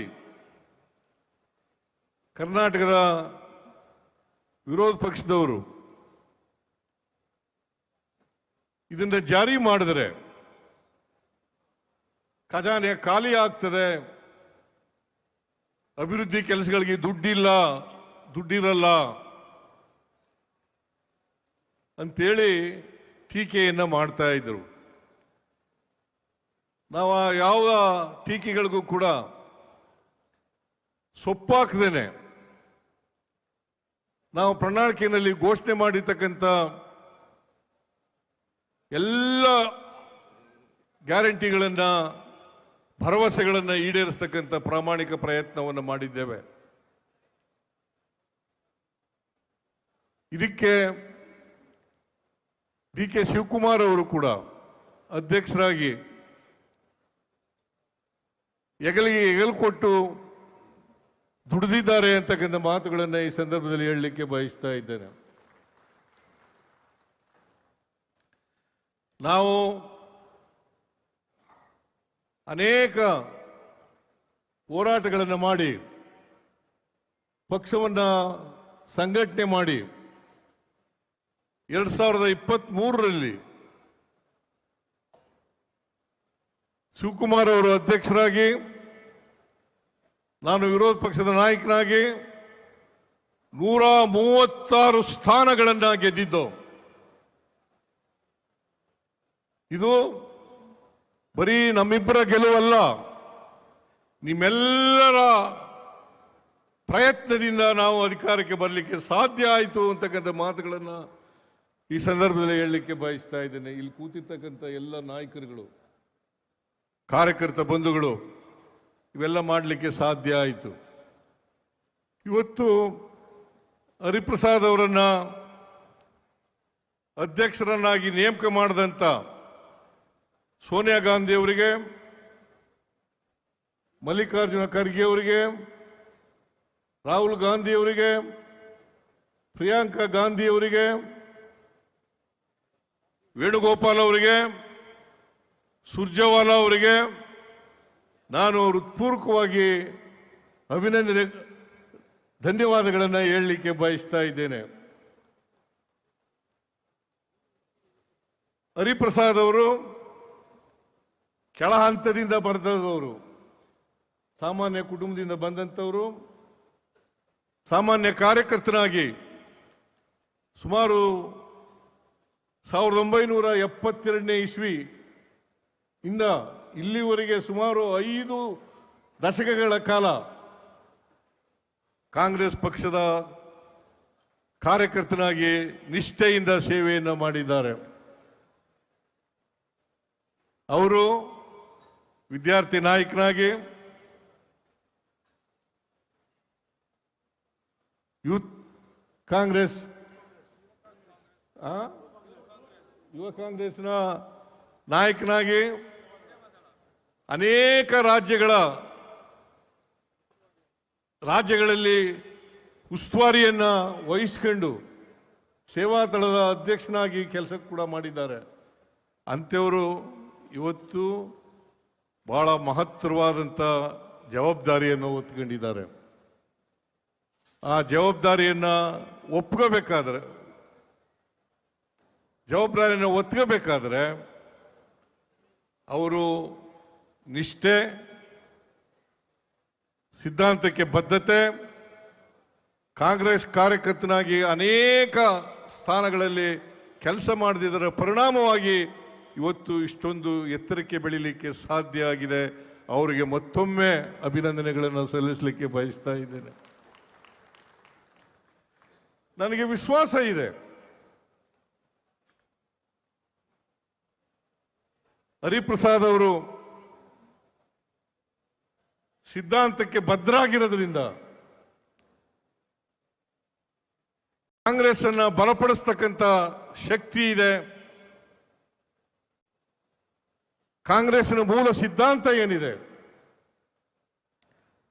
ಸಂವಿಧಾನದ ಆಶಯಗಳೇನಿದ್ದಾವೆ, ಅವುಗಳನ್ನು ಜಾರಿ ಮಾಡ್ತಕ್ಕಂಥ ಪ್ರಯತ್ನವನ್ನ ಮಾಡ್ತಾರೆ ಅಂತಕ್ಕಂಥ ಸಂಪೂರ್ಣ ವಿಶ್ವಾಸ, ನಂಬಿಕೆ ನನಗಿದೆ ಅಂತಕ್ಕಂಥ ಮಾತುಗಳನ್ನು ಈ ಸಂದರ್ಭದಲ್ಲಿ ಹೇಳಲಿಕ್ಕೆ ಬಯಸ್ತಾ ಇದ್ದೇನೆ. ಇವತ್ತು 1914ರಲ್ಲಿ ಬಿಜೆಪಿ ಅಧಿಕಾರಕ್ಕೆ ಬಂತು. ಅವರು ಅಧಿಕಾರಕ್ಕೆ ಬಂದ ಮೇಲೆ 12 ವರ್ಷಗಳಲ್ಲಿ ಈ ದೇಶದ ಬಹುತ್ವ ಏನಿದೆ ಅದನ್ನು ಹಾಳು ಮಾಡತಕ್ಕಂಥ ಪ್ರಯತ್ನವನ್ನು ಮಾಡಿದ್ದಾರೆ. ಭಾರತ ದೇಶ ಅನೇಕ ಜಾತಿಗಳು, ಅನೇಕ ಧರ್ಮಗಳು, ಅನೇಕ ಸಂಸ್ಕೃತಿಗಳಿಂದ ಕೂಡಿರ್ತಕ್ಕಂಥ ದೇಶ. ಈ ದೇಶದಲ್ಲಿ ನಾವು ಬಹುತ್ವವನ್ನು ಕಾಪಾಡ್ಕೊಳ್ತಕ್ಕಂಥದ್ದು, ಅದಕ್ಕೆ ಗೌರವವನ್ನು ಕೊಡ್ತಕ್ಕಂಥದ್ದು ಅತ್ಯಂತ ಅವಶ್ಯ ಅಂತಕ್ಕಂಥ ಮಾತುಗಳನ್ನು ಹೇಳಲಿಕ್ಕೆ ಬಯಸ್ತಾ ಇದ್ದೇನೆ. ಭಾರತೀಯ ಜನತಾ ಪಕ್ಷದವರು ಧರ್ಮದ ಹೆಸರಿನಲ್ಲಿ, ಜಾತಿಯ ಹೆಸರಿನಲ್ಲಿ, ಸಂಸ್ಕೃತಿ ಹೆಸರಿನಲ್ಲಿ ದೇಶವನ್ನ ಒಡೆಯತಕ್ಕಂಥ ಪ್ರಯತ್ನವನ್ನು ಮಾಡ್ತಾ ಇದ್ದಾರೆ. ಇದು ಒಂದು ಸವಾಲು, ಹರಿಪ್ರಸಾದ್ ಅವರಿಗೆ ಸವಾಲು, ನಮ್ಮ ಕಾರ್ಯಕರ್ತರಿಗೆ ಸವಾಲು. ಅನೇಕ ಜನ ನಮ್ಮ ಕಾರ್ಯಕರ್ತರುಗಳು ಕಾಂಗ್ರೆಸ್ಸಿನ ಇತಿಹಾಸ ಗೊತ್ತಿಲ್ಲದೆ ಇರತಕ್ಕಂಥದ್ದು. ಸ್ವಾತಂತ್ರ್ಯ ಹೋರಾಟದಲ್ಲಿ ನಮ್ಮ ಪಾತ್ರ ಏನು ಅಂತಕ್ಕಂಥದ್ದು ಗೊತ್ತಿರ್ತಕ್ಕಂಥದ್ದು, ಸಂವಿಧಾನದ ಮೂಲ ಉದ್ದೇಶಗಳು ಏನು ಅಂತಕ್ಕಂಥದ್ದು ಗೊತ್ತಿಲ್ಲದೆ ಇರ್ತಕ್ಕಂಥದ್ದು ಅನೇಕ ಕಾರ್ಯಕರ್ತರಿದ್ದಾರೆ. ನಾನು ಇವತ್ತು ನಮ್ಮ ಕಾರ್ಯಕರ್ತರಲ್ಲಿ ಮನವಿ ಮಾಡ್ತಕ್ಕಂಥದ್ದು ಏನಪ್ಪಾ ಅಂತಂದ್ರೆ, ಹರಿಪ್ರಸಾದ್ ಅವರ ಜೊತೆಯಲ್ಲಿ ನಿಲ್ಲಬೇಕು. ನೀವು ನಮ್ಮ ಸಿದ್ಧಾಂತ ಏನಿದೆ, ಸಂವಿಧಾನದ ಮೂಲ ಆಶಯಗಳೇನಿದಾವೆ, ಆ ಆಶಯಗಳನ್ನ ಸಂವಿಧಾನವನ್ನ ಜಾರಿ ಮಾಡ್ತಕ್ಕಂಥ ಪ್ರಯತ್ನವನ್ನು ಮಾಡಬೇಕು. ಅಷ್ಟೇ ಅಲ್ಲ, ಇನ್ನೂ ಒಂದು ಹೆಜ್ಜೆ ಮೂಲೆ ಹೋಗಿ ಜಿಲ್ಲಾ ಮಟ್ಟದಲ್ಲಿ, ತಾಲೂಕು ಮಟ್ಟದಲ್ಲಿ, ಬೂತ್ ಮಟ್ಟದಲ್ಲಿ ಶಿಬಿರಗಳನ್ನು ಏರ್ಪಾಡು ಮಾಡ್ತಕ್ಕಂಥ ಪ್ರಯತ್ನವನ್ನು ಮಾಡಬೇಕು. ಇವತ್ತು ನಮ್ಮ ಮೂಲ ಉದ್ದೇಶ, ಸಂವಿಧಾನದ ಮೂಲ ಉದ್ದೇಶ ಈಡೇರದೇ ಇರ್ತಕ್ಕಂಥ ಪ್ರಯತ್ನವನ್ನು ಮಾಡ್ತಾ ಇದ್ದೀವಿ. ಅದಕ್ಕೋಸ್ಕರನೇ ನಾನು ಮುಖ್ಯಮಂತ್ರಿಯಾಗಿರುವಾಗ ಮಾದೇವಪ್ಪನವರು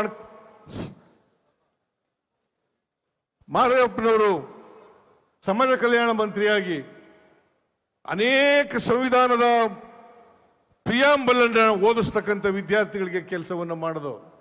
ಇದರ ಉದ್ದೇಶ ಸಂವಿಧಾನ ಎಲ್ರಿಗೂ ಕೂಡ ಗೊತ್ತಾಗಬೇಕು, ಸಂವಿಧಾನದ ಮೂಲ ಉದ್ದೇಶಗಳು ಗೊತ್ತಾಗಬೇಕು, ನಮ್ಮ ಸಮಾಜದ ಅಲ್ಲಿರ್ತಕ್ಕಂಥ ಬಹುತ್ವವನ್ನು ಕಾಪಾಡ್ತಕ್ಕಂಥದ್ದು ಅತ್ಯಂತ ಅವಶ್ಯ ಅಂತಕ್ಕಂಥ ಮಾತುಗಳನ್ನು ಹೇಳಲಿಕ್ಕೆ ಬಯಸ್ತಾ ಇದ್ದೇನೆ. ನನಗೆ ಸಂಪೂರ್ಣ ವಿಶ್ವಾಸ ಇದೆ, ಹರಿಪ್ರಸಾದ್ ಅವರು RSSನ ವಿರುದ್ಧವಾಗಿ, BJPಯ ವಿರುದ್ಧವಾಗಿ ಹೋರಾಟದ ಪ್ರಯತ್ನವನ್ನು ಮಾಡ್ತಾ ಇದ್ದಾರೆ. ಆ ಪ್ರಯತ್ನ ನಮ್ಮ ಕಾರ್ಯಕರ್ತರು, ಎಲ್ಲ ಕಾರ್ಯಕರ್ತರಲ್ಲೂ ಕೂಡ ಬರಬೇಕು. ಆ ಪ್ರಯತ್ನ ಎಲ್ಲ ಕಾರ್ಯಕರ್ತರಲ್ಲೂ ಪ್ರಯತ್ನ ಮಾಡಬೇಕು. ಈ ಪ್ರಯತ್ನ ಮಾಡಿದಾಗ ಮಾತ್ರ ನಾವು ದೇಶವನ್ನು ಉಳಿಸಲಿಕ್ಕೆ, ಸಂವಿಧಾನವನ್ನು ಉಳಿಸಲಿಕ್ಕೆ ಸಾಧ್ಯ ಆಗ್ತದೆ ಅಂತಕ್ಕಂಥ ಮಾತುಗಳನ್ನು ಈ ಸಂದರ್ಭದಲ್ಲಿ ಹೇಳಲಿಕ್ಕೆ ಬಯಸ್ತಾ ಇದ್ದೀನಿ. ಅದನ್ನು ಮಾಡಲೇಬೇಕು. ಅದೇ ಇಲ್ಲದೆ ಹೋದರೆ BJP ಸುಳ್ಳುಗಳ ಮೂಲಕ ಸಾಮಾಜಿಕ ಜಾಲತಾಣದ ಮೂಲಕ, ಆಮೇಲೆ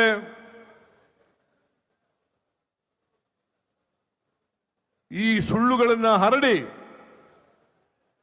ಜನರನ್ನು ದಾರಿ ತಪ್ಪಿಸ್ತಕ್ಕಂಥ ಕೆಲಸವನ್ನು ಮಾಡ್ತಾರೆ. ಜಾತಿ, ಧರ್ಮ, ಒಂದು ರಾಷ್ಟ್ರ, ಒಂದು ನೇಷನ್, ಒಂದು ಚುನಾವಣೆ ಅಂತಕ್ಕಂಥ ಮಾತುಗಳನ್ನು ಹೇಳಿ ಅವರು, ಯಾಕಂತಂದರೆ ಕೊನೆಯಲ್ಲಿ ಡಿಕ್ಟೇಟರ್ಶಿಪ್ನಲ್ಲಿ ನಂಬಿಕೆ ಇಟ್ಕೊಂಡಿರ್ತಕ್ಕಂಥವ್ರು ಭಾರತೀಯ ಜನತಾ ಪಕ್ಷದವರು. ಯಾಕಂತಂದ್ರೆ ಎಡ್ಗೆ ವಾರ್ RSS ಸಂಸ್ಥಾಪಕ, ಅವರು ಅವರ ಸ್ನೇಹಿತರನ್ನ ಕಳಿಸ್ತಾರೆ ವಿದೇಶಕ್ಕೆ. ಮುಸ್ಸೋಲಿನಿ, ಇಟಲಿಯ ಮುಸ್ಸೋಲಿನಿ, ಜರ್ಮನಿಯ ಹಿಟ್ಲರ್, ಅವರು ಯಾವ ರೀತಿ ನಡೆಸ್ತಾ ಇದ್ದಾರೆ ಅಂತಕ್ಕಂಥ ಹಿಟ್ಲರ್ನ ಆಡಳಿತ, ಮುಸ್ಸೋಲಿನಿ ಆಡಳಿತವನ್ನು ಈ ದೇಶದಲ್ಲಿ ಹುಟ್ಟಾಕ್ಲಿಕ್ಕೆ ಪ್ರಯತ್ನವನ್ನು ಮಾಡ್ತಾ ಇದ್ದಾರೆ. ಅವ್ರಿಗ್ಯಾರಿಗೂ ಕೂಡ BJPಯವ್ರಿಗಾಗಲಿ RSSನವ್ರಿಗಾಗಲಿ ನಮ್ಮ ಸಂವಿಧಾನದ ಬಗ್ಗೆ ನಂಬಿಕೆ ಇಲ್ಲ. ಸಂವಿಧಾನದ ವಿರೋಧಿಗಳು ಈ ದೇಶದಲ್ಲಿ ಯಾರು ಇದ್ರೆ ಅವರು RSSನವರು ಮತ್ತು BJPಯವರು ಅಂತಕ್ಕಂಥದ್ದನ್ನು ನಾವು ಮರೀಲಿಕ್ಕೆ ಸಾಧ್ಯ ಇಲ್ಲ. ಅದಕ್ಕೋಸ್ಕರ ಹಿಂದೂ ರಾಷ್ಟ್ರ ಮಾಡಲಿಕ್ಕೆ ಹೊರಟಿದ್ದಾರೆ. ಇದು ಮಾಡಲಿಕ್ಕೆ ಸಾಧ್ಯ ಇಲ್ಲ. ನಮ್ಮ ಕಾರ್ಯಕರ್ತರು ಬಿಡಕೂಡದು. ನಾವು ಯಾವತ್ತೂ ಕೂಡ ಬಹುತ್ವದ ಪರವಾಗಿರ್ತಕ್ಕಂಥವರು, ಬಹುತ್ವವನ್ನು ರೂಪಿಸ್ತಕ್ಕಂಥ ಕೆಲಸವನ್ನು ಮಾಡ್ತಕ್ಕಂಥದ್ದು, ಅದನ್ನು ಮುಂದುವರಿಸ್ತಕ್ಕಂಥ ಕೆಲಸವನ್ನು ಮಾಡ್ತಕ್ಕಂಥದ್ದು. ಈಗ ಹರಿಪ್ರಸಾದ್ ಅವರು ಕೇವಲ ಚುನಾವಣೆಗೋಸ್ಕರ ಮಾಡಿರ್ತಕ್ಕಂಥದ್ದಲ್ಲ. ಅದು 2028, 29 ಆ ಚುನಾವಣೆ ಅಲ್ಲ, ಅದಕ್ಕಿಂತ ಮಿಗಿಲಾಗಿ ನಮ್ಮ ಪಕ್ಷದ ಸಿದ್ಧಾಂತ ಗೊತ್ತಾಗಬೇಕು, ಇತಿಹಾಸ ಗೊತ್ತಾಗಬೇಕಲ್ಲ, ಪಕ್ಷದ ಇತಿಹಾಸ ಗೊತ್ತಾಗಬೇಕಲ್ಲ. ಅನೇಕ ಜನ ಸೆಕ್ಯುಲರಿಸಮ್ಗೆ ನಂಬಿಕೆ ಇಲ್ಲತಕ್ಕಂಥವ್ರು ಇದ್ದಾರೆ. ಇದನ್ನ ಗಟ್ಟಿಗೊಳಿಸ್ತಕ್ಕಂಥ ಪಕ್ಷವನ್ನು ಗಟ್ಟಿಗೊಳಿಸ್ತಕ್ಕಂಥ ಪಕ್ಷದ ಸಿದ್ಧಾಂತವನ್ನು ಗಟ್ಟಿಗೊಳಿಸ್ತಕ್ಕಂಥ ಕೆಲಸವನ್ನು ಮಾಡಬೇಕು. ಈ ಕೆಲಸ ಹರಿಪ್ರಸಾದ್ ಮಾಡ್ತಾರೆ ಅಂತಕ್ಕಂಥ ನಂಬಿಕೆ ಇದೆ, ವಿಶ್ವಾಸ ಇದೆ. ಯಾಕೆಂದರೆ ಅವರ ಹೋರಾಟನ ನೋಡಿದ್ದೀನಿ ನಾನು. ಅವರು ಯಾವತ್ತೂ ಕೂಡ RSS ವಿರುದ್ಧವಾಗಿ, ಬಿಜೆಪಿ ವಿರುದ್ಧವಾಗಿ, ಕೋಮುವಾದಿ ವಿರುದ್ಧವಾಗಿ ಕೆಲಸ ಮಾಡ್ತಕ್ಕಂಥ ವ್ಯಕ್ತಿ ಅಂತಕ್ಕಂಥದ್ದನ್ನು ನಾನು ಅರ್ಥ ಮಾಡ್ಕೊಂಡಿದ್ದೇನೆ. ಅದರಿಂದ ಇವತ್ತು ಪುನರ್ನಿರ್ಮಾಣ ಆಗಬೇಕು. ಮತ್ತೆ ಸ್ವಾತಂತ್ರ್ಯ, ಸಮಾನತೆ, ಭ್ರಾತೃತ್ವ ಈ ದೇಶದಲ್ಲಿ, ಈ ಸಮಾಜದಲ್ಲಿ ಎಸ್ಟಾಬ್ಲಿಷ್ ಆಗಿ ನಾವು ಈ ದೇಶವನ್ನು ಮುಂದೆ ಮಾಡಿಸ್ತಕ್ಕಂಥ ಕೆಲಸವನ್ನು ಮಾಡಬೇಕು. ಅದಕ್ಕೆ ನಮ್ಮ ಎಲ್ಲ ಕಾರ್ಯಕರ್ತರು ಕೂಡ ಗಟ್ಟಿಯಾಗಿ ಸಿದ್ಧಾಂತದ ಗಟ್ಟಿಯಾಗಿ ಕೆಲಸ ಮಾಡ್ತಕ್ಕಂಥ ಕೆಲಸವನ್ನು ಮಾಡಬೇಕು. ಇದರಿಂದ ಬರೀ ಕಾರ್ಯಕರ್ತರು ಕಾಂಗ್ರೆಸ್ ಪಕ್ಷಕ್ಕೆ ಬೆಂಬಲವನ್ನು ಕೊಡೋದರ ಜೊತೆಗೆ,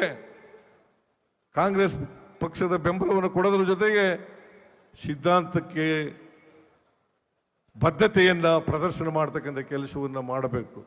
ಆ ಕೆಲಸವನ್ನು ಮುಂದಿನ ದಿನಗಳಲ್ಲಿ ಮಾಡಲಿ ಅಂತಕ್ಕಂಥ ಮಾತುಗಳನ್ನು ಹೇಳಿ 2028ರಲ್ಲಿ ಈಗಾಗಲೇ ಮಲ್ಲಿಕಾರ್ಜುನ ಖರ್ಗೆಯವರು ಹೇಳಿದ್ದಾರೆ, DK ಶಿವಕುಮಾರ್ ಕೂಡ ಹೇಳಿದ್ದಾರೆ, ಹರಿಪ್ರಸಾದ್ ಕೂಡ ಹೇಳಿದ್ದಾರೆ, ನಾವೇ ಅಧಿಕಾರಕ್ಕೆ ಬರ್ತೀವಿ.